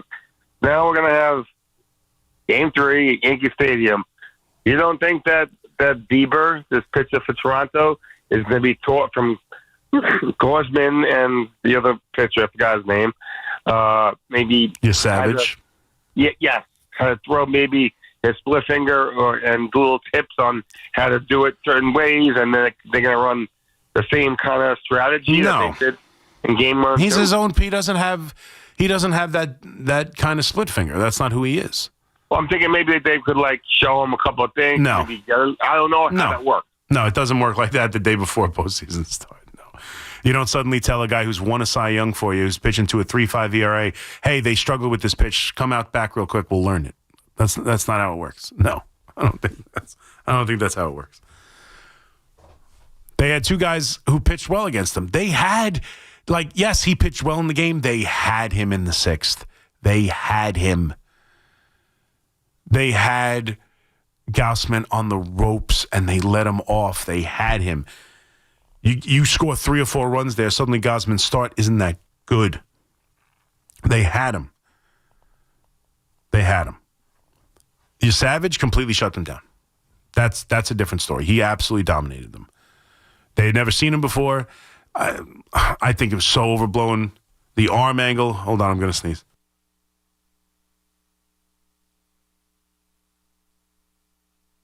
That's for you guys on the live stream. Bless you. Thank you very much. Nobody said God bless you. None of you could say God bless you. All you people listening out there. I lost my train of thought. The sneeze. But what was I talking about? Come on, Jack. You got to be with there to help me. I was talking about something, Jack. No, you were talking about how... Come on. Oh, man. Yeah, look, now you lost it. Yeah, I was distracted by your sneeze. Now you lost it. Oh, that Bieber could learn a split finger and just shut them down. There you go. No, that's not how it works. Now, look, he's pitched. The Yankees have had success against him. There are tips. They've played well against the Yankees. The Yankees won 2 out of 3 the last time in this building. Look, it's just a matter of this offense waking up. It's the bottom line. Can this offense wake up? Because we know they're good enough to hit. They got to go out there and hit. They can hit Bieber. They've hit Bieber in the past. He's a Cy Young Award winner. He's got good stuff. He's pitched fairly well down the stretch here. It's not an easy matchup. And it's a tough matchup for Rodon. It's a lot of right-handed hitters, a lot of right-handed hitters with pop, a lot of right-handed hitters that put the ball in play. The Yankees are going to have to play good, clean, crisp baseball, which they have for the most part defensively. And they're going to have to go out there and swing the bat. This game comes down to scoring runs. And no, they don't. Oh, so much was made about your Savages coming from the top, and no, they'd never seen him before, but he absolutely shut them down. He dominated them. And if they get back to Game 5, which would be Gausman and possibly, now I'm curious to see, if they win Game 3, we'll talk about this looking into Game 4. I'm curious if they would treat Savage Game 4 like a throw day, because so many people just assume they'll piggyback him again for Gausman in Game 5. I would think in a bullpen game, you never know, as confident as they would be in a Game 5 scenario in their building, like, if you get a lead, if you're the Toronto Blue Jays, you get a lead early on in that Game 4 against Cam Schlittler. You hit a 2-run home run, you're up 3-1, whatever. You got an early lead, you're doing this bullpen game, and you got a chance on a throw day from Savage to go out there and he can give you an inning or two. I mean, do you use him then and just rely on your ace Gausman and your bullpen relievers, or do you wait for him and piggyback him in that Game 5? That was like all the talk. That's why they pulled him when they did. They could save him for something. I would wonder if they'd save him for Game 4 and help that bullpen game as opposed to waiting to piggyback him off their ace. The ace doesn't typically need piggybacking. So I would think there's a chance you see him in Game 4, but I would think if the Yankees ever get control of this series or, get it back to Toronto or have leads in either Game 4 or Game 5, you could absolutely see Savage again. So they'll have to figure that out, but Bieber has not been that to them. They need to figure out how to hit Bieber. They've done it before. They need to do it again. 888-808-1019. McMonigle here with you on The Fan. Quick break. Back with more of your calls next. A disappointing weekend in Toronto leaves the Yankees with their backs to the wall, facing elimination. Swing and a miss, got him. All game over. And the Blue Jays take a 2-0 lead in this ALDS. A return home to the Bronx could be just what the Bombers need to turn things around. We haven't lost any confidence. Obviously they've had our number and gotten the better of us so far this year. But I don't think anyone in our room doesn't feel like we can't go out and beat them. Catch all the action tonight. First pitch, 8:08 on your home for New York Yankees baseball. 1019 WFAN. And always live on the free Odyssey app.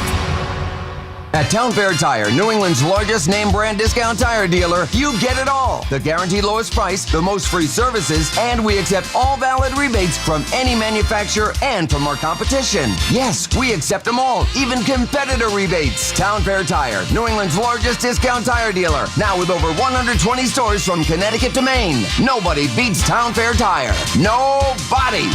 Name brands at discount prices. Town Fair Tire.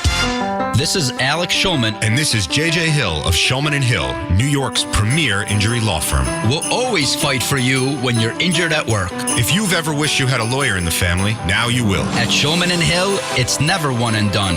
Once you're a client, you're always part of our family. We'll always go the extra mile for you. New Yorkers in every borough and on every block know us by name. Schulman & Hill. Get your free consultation at hurtny.com. That's hurtny.com.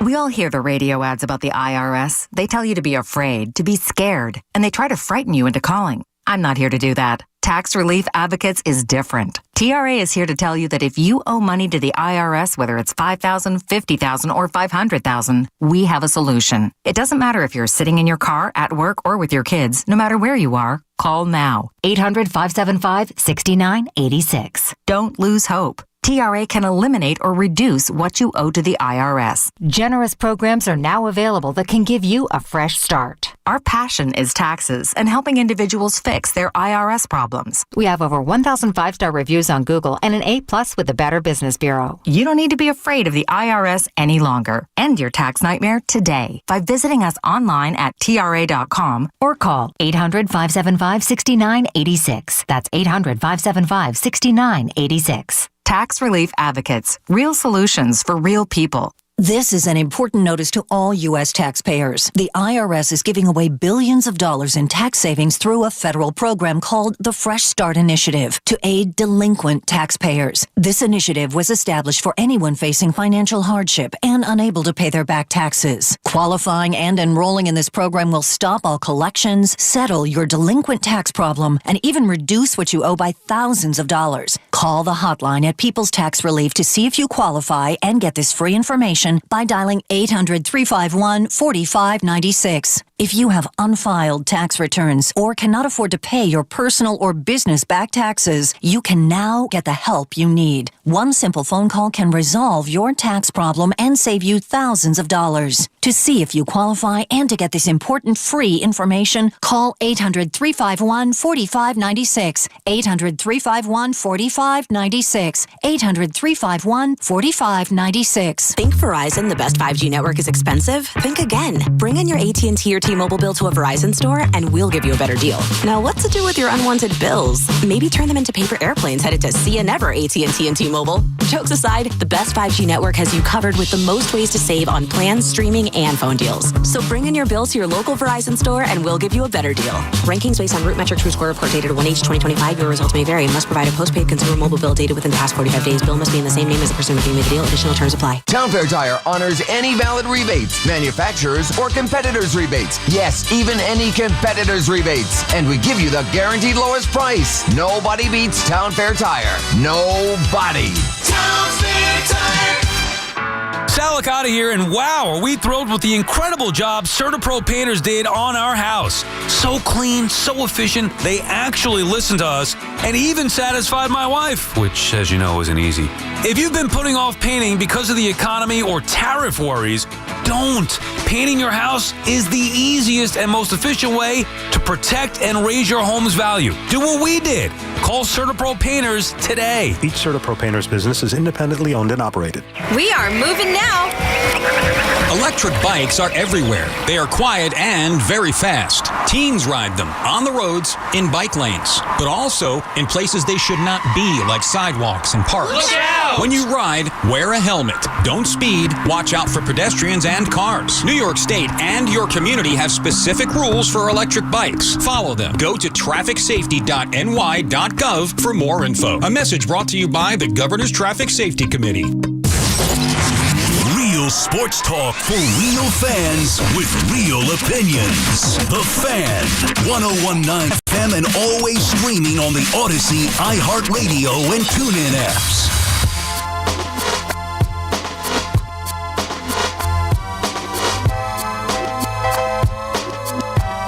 All right, 426.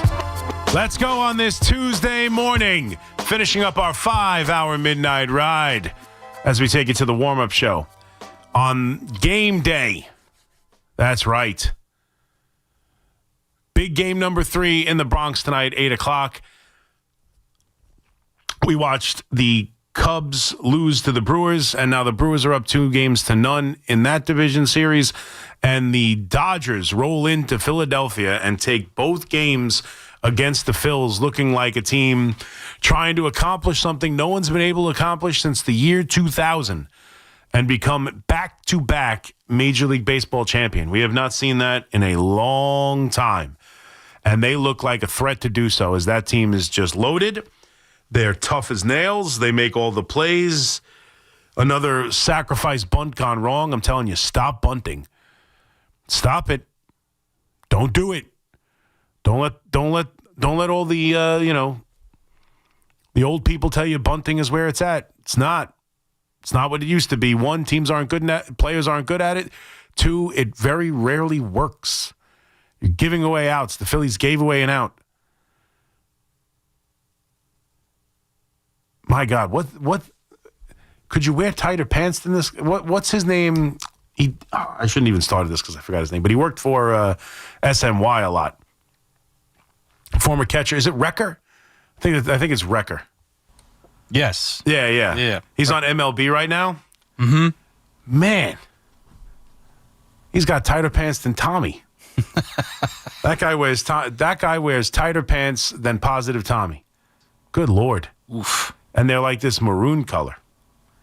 Yeah, not great. No, not great. He looks like I don't know. He looks like a dad from a 1970s sitcom. That's what he looks like with those tight pants. It's like kind of like a yellow kind of shirt with the maroon pants. That's what he looks like. Weird combo too. Yeah, it's a weird combo.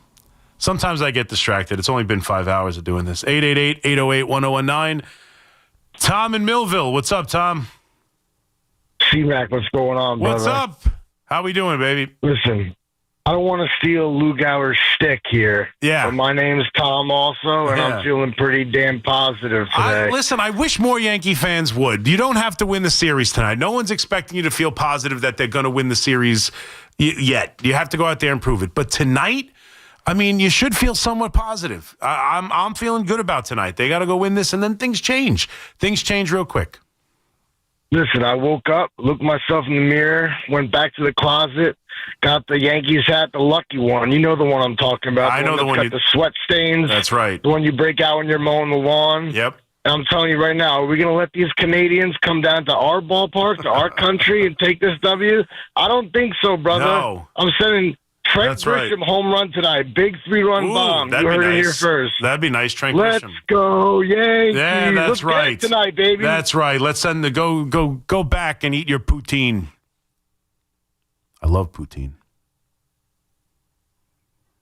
There's a place in Greenwood Lake makes great poutine. Cheese curds, it's the best. But go back and eat your poutine. Yeah, no. I am confident tonight. And we'll see. Trent Grisham, someone's got to hit a big 3-run home run. That's what they need. The Yankees need a first or second inning 3-run bomb, preferably from Aaron Judge. But like a big home run that gives them they need the home run. It's nice to put together an inning. You need to at times. 2-out hits are killers and great and important. But that's what they need. They need a deep breath. They need a 3-run bomb. They need a big inning. They desperately need something. They desperately need a little bit of separation. They haven't had a lead in this series. They've been absolutely blitzkrieg. It hasn't even been close. You have to admit that. It is true. They got their ass kicked. Does it mean anything? No. It really doesn't mean anything to me. And maybe I'm in the minority. It doesn't matter. 10-0, 13-7, 1-0, all the same. It's a loss. It means nothing to me. It means nothing to me. In the moments where the game was on the line, they were better than the Yankees. That's all that matters. And the games are over. They lost. I don't care about the tack-on runs. I don't care about Varsho hitting another home run. I don't care. I don't care about Paul Blackburn giving up runs in Game 1. I don't care. I care about what's on the table tonight. And the Yankees have the pitching matchup just because Shane Bieber hasn't pitched all that much this year. And this Yankee offense is due. It is due for a big night. And that's what they need. They need to explode and create some separation, have that big moment where everybody can take a deep breath. Because even in the win, even in the 2 games where it was Boston, there wasn't that moment of oh, thank goodness. There was that inning. They scored 4 runs, no doubt. The big hit from Wells off of the first baseman's glove led to the extra 2 runs to make it 4. And you certainly felt better with the way Cam Schlittler was going, and there was a little bit of relief there. But they need that bomb, fly ball deep to right field, out of the ballpark, lights flickering, 3-run bomb, up 4, up 5. That's what they need desperately. And they need Carlos Rodon. But this is an environment that, look, the last time they played in the regular season, the Yankees won 2 in a row to win. They lost the first game with Cam Schlittler on the mound, oddly enough. And then they took the next 2. That's what they need to do. Win 2 games. Win a game tonight. It starts to change in the opposite direction if you could just win tonight.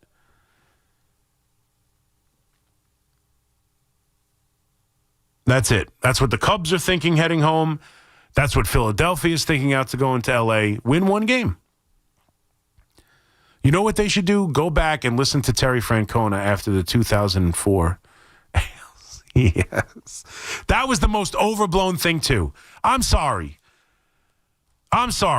Is it that big a deal?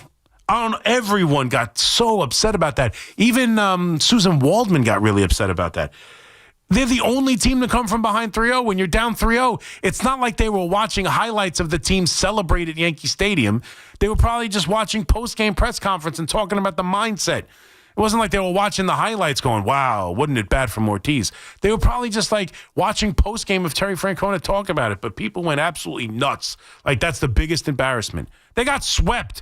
That's what's embarrassing, not what they decided to show the players. Go back and talk to Didi Gregorius. He was there in 2017 when they came back and won 2 against Cleveland. Go back and ask him about his 2 home runs in Game 5 in Cleveland. Go find Aaron Hicks. See what he's doing these days. If you must. Shane Spencer's got to be somewhere. Go talk about 0-1. Man, oh, man.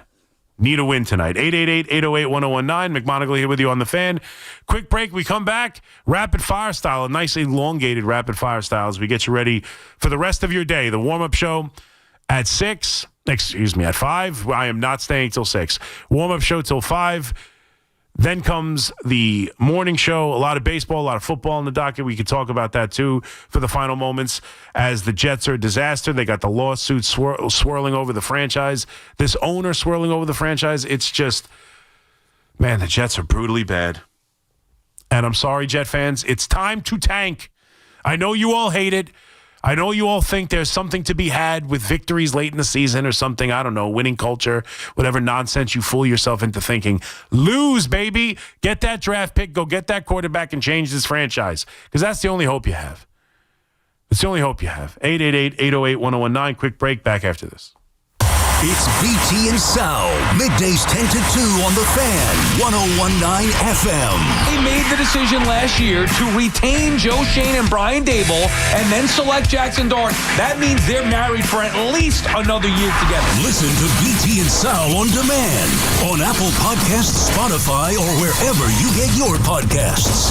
With over 90 years of combined legal experience representing the law enforcement community, Decolator Cohen & DePrisco, LLP, continues to strive to educate police officers of their civil rights to sue in line-of-duty accident cases. The 2025 Police Officers' Right to Sue newsletter can be viewed on policeofficersrighttosue.com and provides successful results in varying line-of-duty accident cases. These results include damages recovered from RMP accidents involving the City of New York and civilian motorists, station house defects, ricochet injuries from the range, private premises slip and falls, sidewalk slip and falls, construction defects, snow and ice cases, and injuries emanating from defective RMPs. In any LOD accident, it is important for the officer to take photographs of any defects, injuries, or damage. It is also essential to draft the line-of-duty report and detail the cause of the accident in the paperwork. Remember, there's a 90-day time limitation to file a claim against a municipality. If any law enforcement member has a question regarding a potential lawsuit, contact Decolator Cohen & DePrisco, LLP at policeofficersrighttosue.com or call 1-800-901-1529. Imagine a gentleman's club with over 200 gorgeous exotic dancers every week. Hey, big boy. From the people who make fantasies come true, Gallagher's 2000 in Long Island City is the place to be.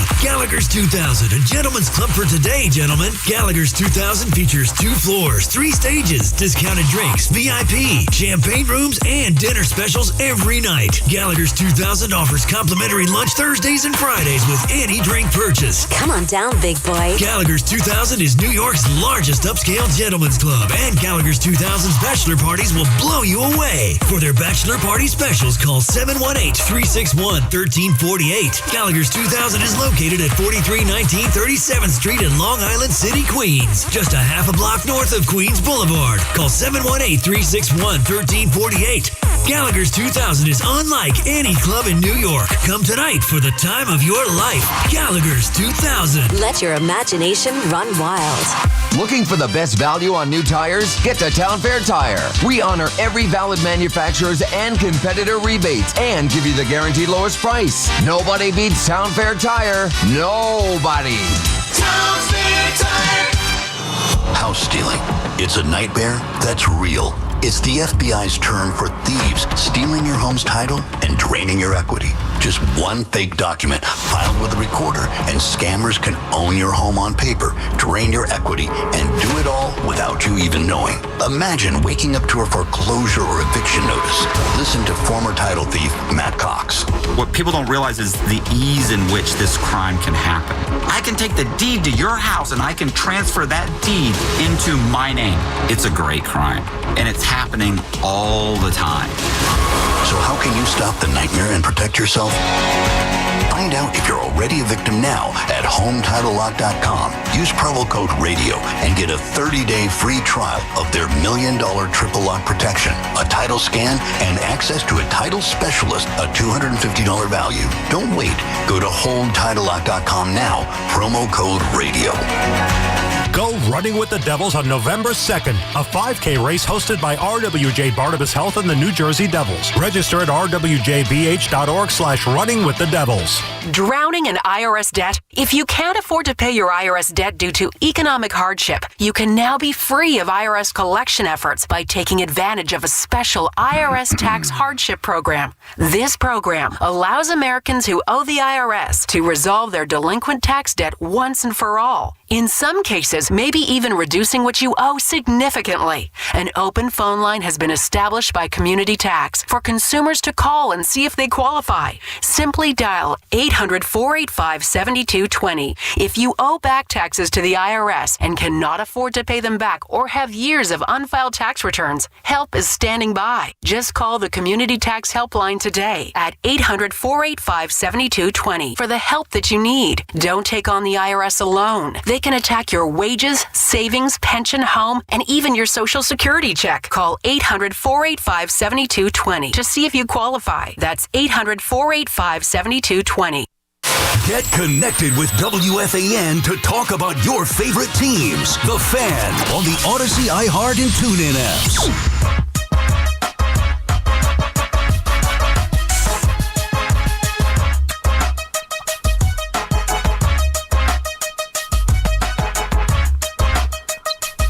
All right, 440. McMonigle here with you on The Fan. 888-808-1019.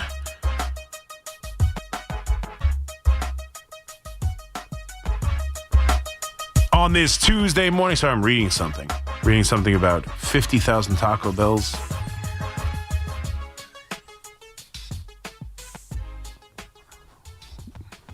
No point. Yeah! All right, let's go. Another 20 minutes. We got you till 5 o'clock. And the warm-up show, talking mainly Yankees. We did open it up to football. And last night, unfortunately, I had to drive in, so I didn't get to see the end of the game. But, I am still stunned at the statement that the Jaguars made last night against the Chiefs. Now, I know the Chiefs aren't the same. Didn't you know the Chiefs aren't the same? I know. Rice still is suspended. The Chiefs haven't been the same.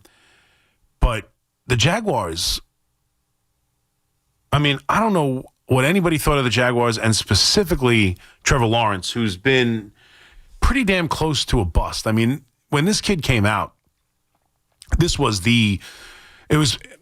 recent memory, it's him and it's Andrew Luck, right? Those are the two big, huge, can't miss, guaranteed great players in this league. I don't know if I'd put anybody else up there. I'm trying to think. I don't think there was another, just can't miss guy to that level. Trevor Lawrence never lost a game on Saturday. Was incredible in Clemson. Had all the tools. Andrew Luck. Those are the two guys that jump out at me in recent history. I feel like maybe I'm missing someone, but I don't think so. And he's been really bad since their trip to London, winning 2 games in London, being the number 1 seed. He came back, he had an injury, and they've been bad since. And he's been bad. Now, I didn't see all of this game, but that final play, if you go back and watch his touchdown to give them the 31-28 lead with, 20 seconds left, he trips over his offensive lineman's feet. He falls backwards onto the ground. He almost stumbles trying to get up the first time, somehow gets to his feet, runs to his left, avoids pressure, and just dives into the end zone for the game-winning run. And for them to even be in this position, they had a huge pick 6 for 99 yards. That is a huge win and a crushing blow. Now look, are the Chiefs still going to make the playoffs at 2-3? Probably. It's hard for me to say they won't, but I was talking about this earlier. They're 4-1, and along with the Colts. And here's what sucks for Jet fans, and I got to be honest with you. Here's what sucks for Giant fans too, for our 2 New York football teams. The NFL is built, and the business of the NFL and the way they do business is made to have quick turnarounds. It does not take forever to change your franchise. We had seen, there was a stretch about 5 or 6 years ago where it was like 3, 4, 5 years running where there was a last place division team to win that division the next year. Like, it happens all the time. Teams turn around quickly in this league, right? You get the right head coach, Harbaugh comes in, suddenly the Chargers, who have been, talented but kind of squandering their seasons, boom. The Broncos, who were terrible with in the Russell Wilson era and everything, they get the right head coach in Peyton, get the right quarterback in Nix, boom. Like, there have been franchises, sure, the Browns have been at the bottom for forever, the Jets and Giants now for a long time, the Miami Dolphins, had brief moments, the Bears have traditionally been bad now for a while, but like, you look, the Colts and the Jaguars were as bad as the Jets last year. They were every bit as bad. Now, I know it's 5 games, but they're 4-1. And you know what the difference is? And right now Brian Dable's not working out. I'll be the first to admit it, even though I'm a Brian Dable guy. What'd those two teams do? What'd they do? They hired young offensive-minded head coaches. That's what they did. They got coaches with an offensive game plan. Indianapolis, they got Daniel Jones to run it. It's worked extremely well. He's similar in some ways to what happened in Philadelphia, and and his skill set is similar, with his ability to run. And Jacksonville hires this kind of goofy, has a miserable opening press conference with the Duval thing, but you knew he was an offensive, real interesting head coach. And what he's done with Jacksonville now, and their defense is playing great. And again, a pick 6 in this game, a 99-yard pick 6 against Patrick Mahomes in the red zone. You savor that flavor. That doesn't happen often, man. You get a 99-yard interception return from Patrick Mahomes. He doesn't throw red zone interceptions, man. That is an impressive win. An impressive win. And what sucks for us is we're sitting here and we're talking mainly baseball, getting ready for a big playoff game tonight. Our 2 football teams couldn't even sniff the playoffs. It's going to be 16 years since the Jets made the playoffs. The Giants are staring the most difficult 3 weeks of their schedule right in the face at 1-4. Jets are the only winless team left in the sport after Tennessee found a miracle, after the Saints found the Giants. And our 2 miserable football teams hire new coaches, new coach, new GM, new regime, new everything, new quarterback, it doesn't matter. And the Colts, who were so bad that they cost the Giants an opportunity at the first overall pick, because they were so miserable and had no interest in tackling and no interest in playing and no interest in being on the field with the Giants at the end of the season. The Giants won that game. They've got Jackson Dart and Carter because of it, instead of Cam Ward, which we'll see which one ends up being the better of the deal. But they were so bad. And Richardson was hurt all the time. I get it. And Daniel Jones has definitely brought some stability, if nothing else. I don't know if we'll see if he's going to be in the MVP discussion all year. I think they've had an easy schedule, and I think their offense is really predicated on the run game with Taylor. But he's played great. Can't argue it. He's played great. Steichen and that offense have been incredible. And they're at the top of their division. They're the number 1 overall seed in the AFC. And the Jacksonville Jaguars just kicked the crap. I shouldn't say that. It was a close game, but still. Went down the field when it mattered, got a pick 6 when it mattered, and found a way to beat a team that I thought that was the best pick of the week. I'm pissed as hell about it because I was this close to having a perfect week. I would have been, if the Chiefs would have won last night and covered the 3, I would have been 5-0, and I hit the take a chance parlay. It would have been a legitimately perfect week.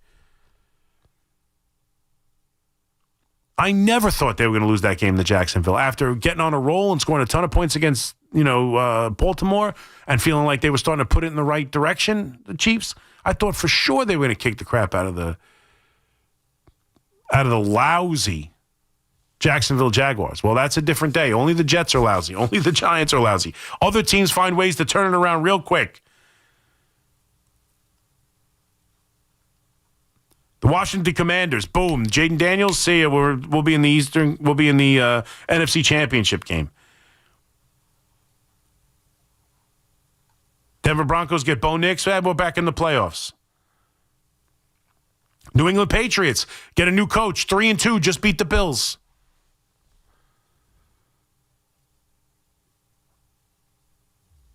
Indianapolis Colts take on the garbage of the New York Giants and put him at quarterback. 4-1. The Jacksonville Jaguars have a guy, who embarrassed himself in the opening press conference. They're 4-1. They just beat the Chiefs. And the Jets are 0-5, doing the same crap with a coach who looks inept. It's unbelievable. Unbelievable. Giants don't have a wide receiver on the team. They don't have a wide receiver. They lose Neighbors. They don't have a wide receiver. They got a defensive backfield that draws penalties like they're Picasso. It's just... They've played 10 games between the two of them. 10. There's one win. When you consider there's a countersuit in the Jets situation, there's more lawsuits against the two teams. And obviously, and what's going on with the Giants as well. There are more lawsuits between the two teams than there are wins this season. It's just... 1-9 between our two football teams. 1-9. Can't beat the Saints when you're up 14-3. You turn the ball over 5 consecutive drives. The Jets are the only team in the NFL without a win, the only team in the NFL without a turnover. Every part of their team has gotten worse week to week. You got a quarterback who can't throw the ball. I mean, you might be able to run a little bit, but God forbid you fall behind in the second half because you can't throw. And you got to watch the Jacksonville Jaguars figure it out. You got to watch the Indianapolis Colts figure it out. You got to watch, and for Jet fans too, how about this one? You got to watch Aaron Rodgers and the Pittsburgh Steelers win a division by default because the Browns are inept. The Ravens are banged up in 1-4 and falling apart with the worst defense in the league. The Bengals don't have a quarterback, and they're the average at best Pittsburgh Steelers at 3-1, and Aaron Rodgers is probably going to win that division.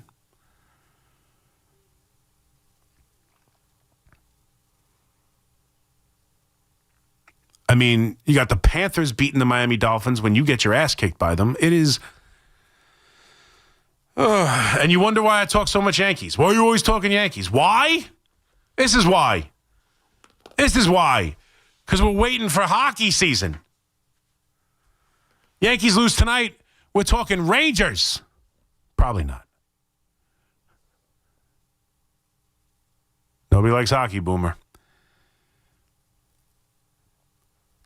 But, I mean, seriously, we're getting ready for the Knicks. Yankees lose tonight. Come on. Let's all rally behind them, even Met fans. You don't want to talk Knicks already. You don't want to talk hockey. Let's go. We need these games. We need these games. That's why people don't believe me. I swear to you. You think this, and considering what we do here, you think I would have? You think I was happier seeing the Cincinnati Reds take on the Dodgers? You're nuts. We need some playoff baseball around here. We need another victory. Come on, Hal needs another gate. Let's go. Come on. Do it for Hal. He needs at least one more gate. You need one more game, don't you, Hal? Come on, give it to him. Tell him. Tell him it's all about money and you'll be okay. Hey, listen, it's already you're only one game shy of the World Series run last year. That wild card, all 3, you knew they were going 3, right? Hal wanted all 3 gates. Give him game 1. Same thing here, a little drama.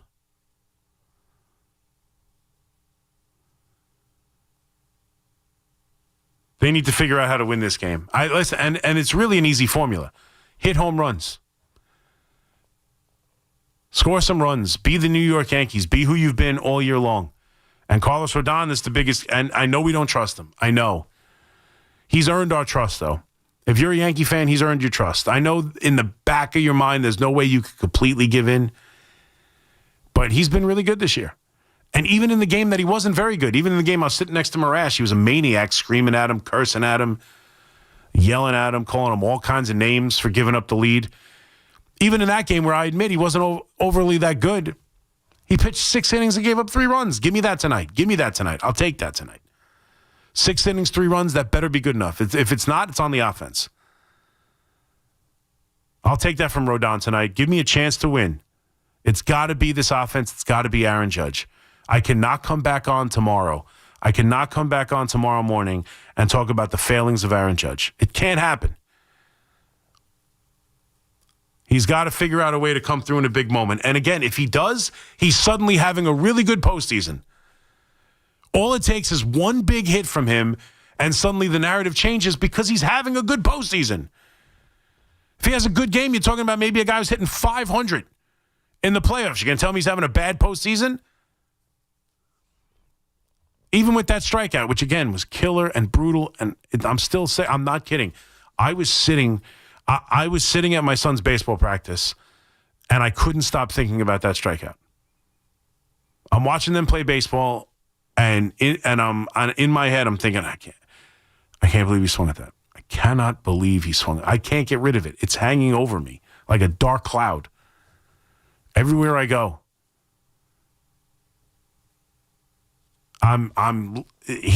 That can't be Aaron Judge's signature moment of this postseason. It cannot be. Need a big game. And I'm getting hit up by a lot of people. Oh, Toronto's beat them all year. How could you have any confidence? It's one game.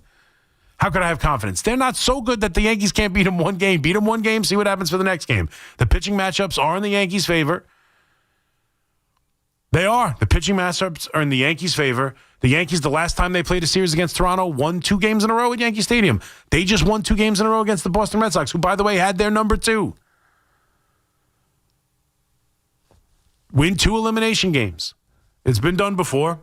Send it back. Send it back to Toronto. That's the message. Get back to Toronto. Get back to Toronto. We want some poutine. We want some milk out of plastic bags. We want all of it. We want all of it. We want our Molson Ice. Molson Ice champagne. Let's go. Yeah, let's see Bednar chug 4 Molson Ice all at once.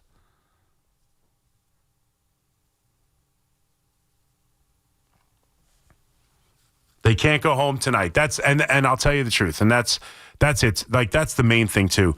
It's about pride on some level. And I think I personally think this is a big game for Aaron Boone. I don't know how the organization feels. This team can't show up and get swept. And they can't get swept after losing the first 2 games the way they lost it. Even if tonight's 1-0, even if tonight's 3-2, even if tonight's a well-played game and they battled, and you can't lose this game. You can't get absolutely decimated in Toronto and then lose this game and get swept in this series. You can't. Not against a divisional rival. You just can't.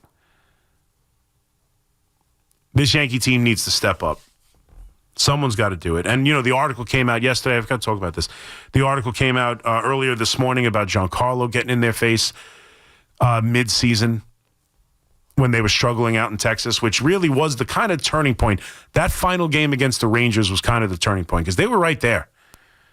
That final game against Texas, which, by the way, was the first game I've ever bet against them with my emotional hedging.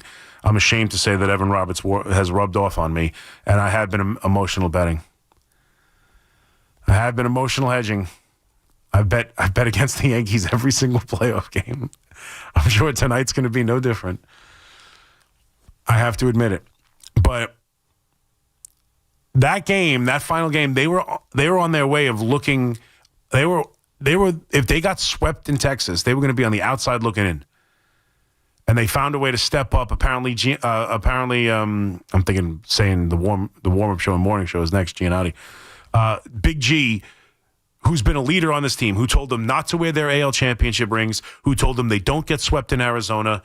They don't get swept at home by the Arizona Diamondbacks in the beginning of the year. And now apparently midseason in Texas stood up and had a one-player meeting and was giving it to the Yankees. He needs to show up tonight. He needs to be playoff Stanton. They need Aaron Judge to be Aaron Judge. The Yankees have to score some freaking runs. They need Carlos Rodon. Go out there, get a win, and we'll be back having the same conversation tomorrow. Let's go, Yankees. Thank you guys for calling. Thank you for listening. Thank you to all of you in the chat. Watching, chatting it up. All of you watching live on YouTube. We appreciate it. It got big numbers tonight. I think we got up to like 250, 260. That's pretty good for this, overnight show. Not bad. Thank you for sticking with me. It must be Yankee baseball. So let's have more of it. Thank you to Jack on the other side. The warm-up show is coming up next. I'll be with you again tomorrow, 2 a.m. after Keith after the game. Let's go, Yankees! Sports Radio 101.9 FM. WFAN New York. Talk Yankees and Mets all season long. WFAN, WFAN FM, WFAN FM HD1, New York, and Odyssey Sports Stations. WFAN Sports Flash. Good morning at 5 o'clock. I'm Peter Schwartz. This report is sponsored by the Rothenberg Law Firm. Injured in an accident? You need help. The Rothenberg Law Firm, lawyers that have built a legacy of victory over 5 decades, winning billions for their clients. The Rothenberg Law Firm, call 1-800-624-8888 or visit injurylawyer.com. And this report is also sponsored by Moderna. The Yankees will try to keep their season alive on Tuesday night when they host the Blue Jays in Game 3 of the ALDS at Yankee Stadium. Yankees are facing elimination. They're down 2-0. So, what's the mindset of manager Aaron Boone's team? We approach it like we have really all season, but even more specifically, the last 6-8 weeks where, we feel like we've been playing with a lot on the line every single day. And we'll go into our, hitters meeting, and it's about win today.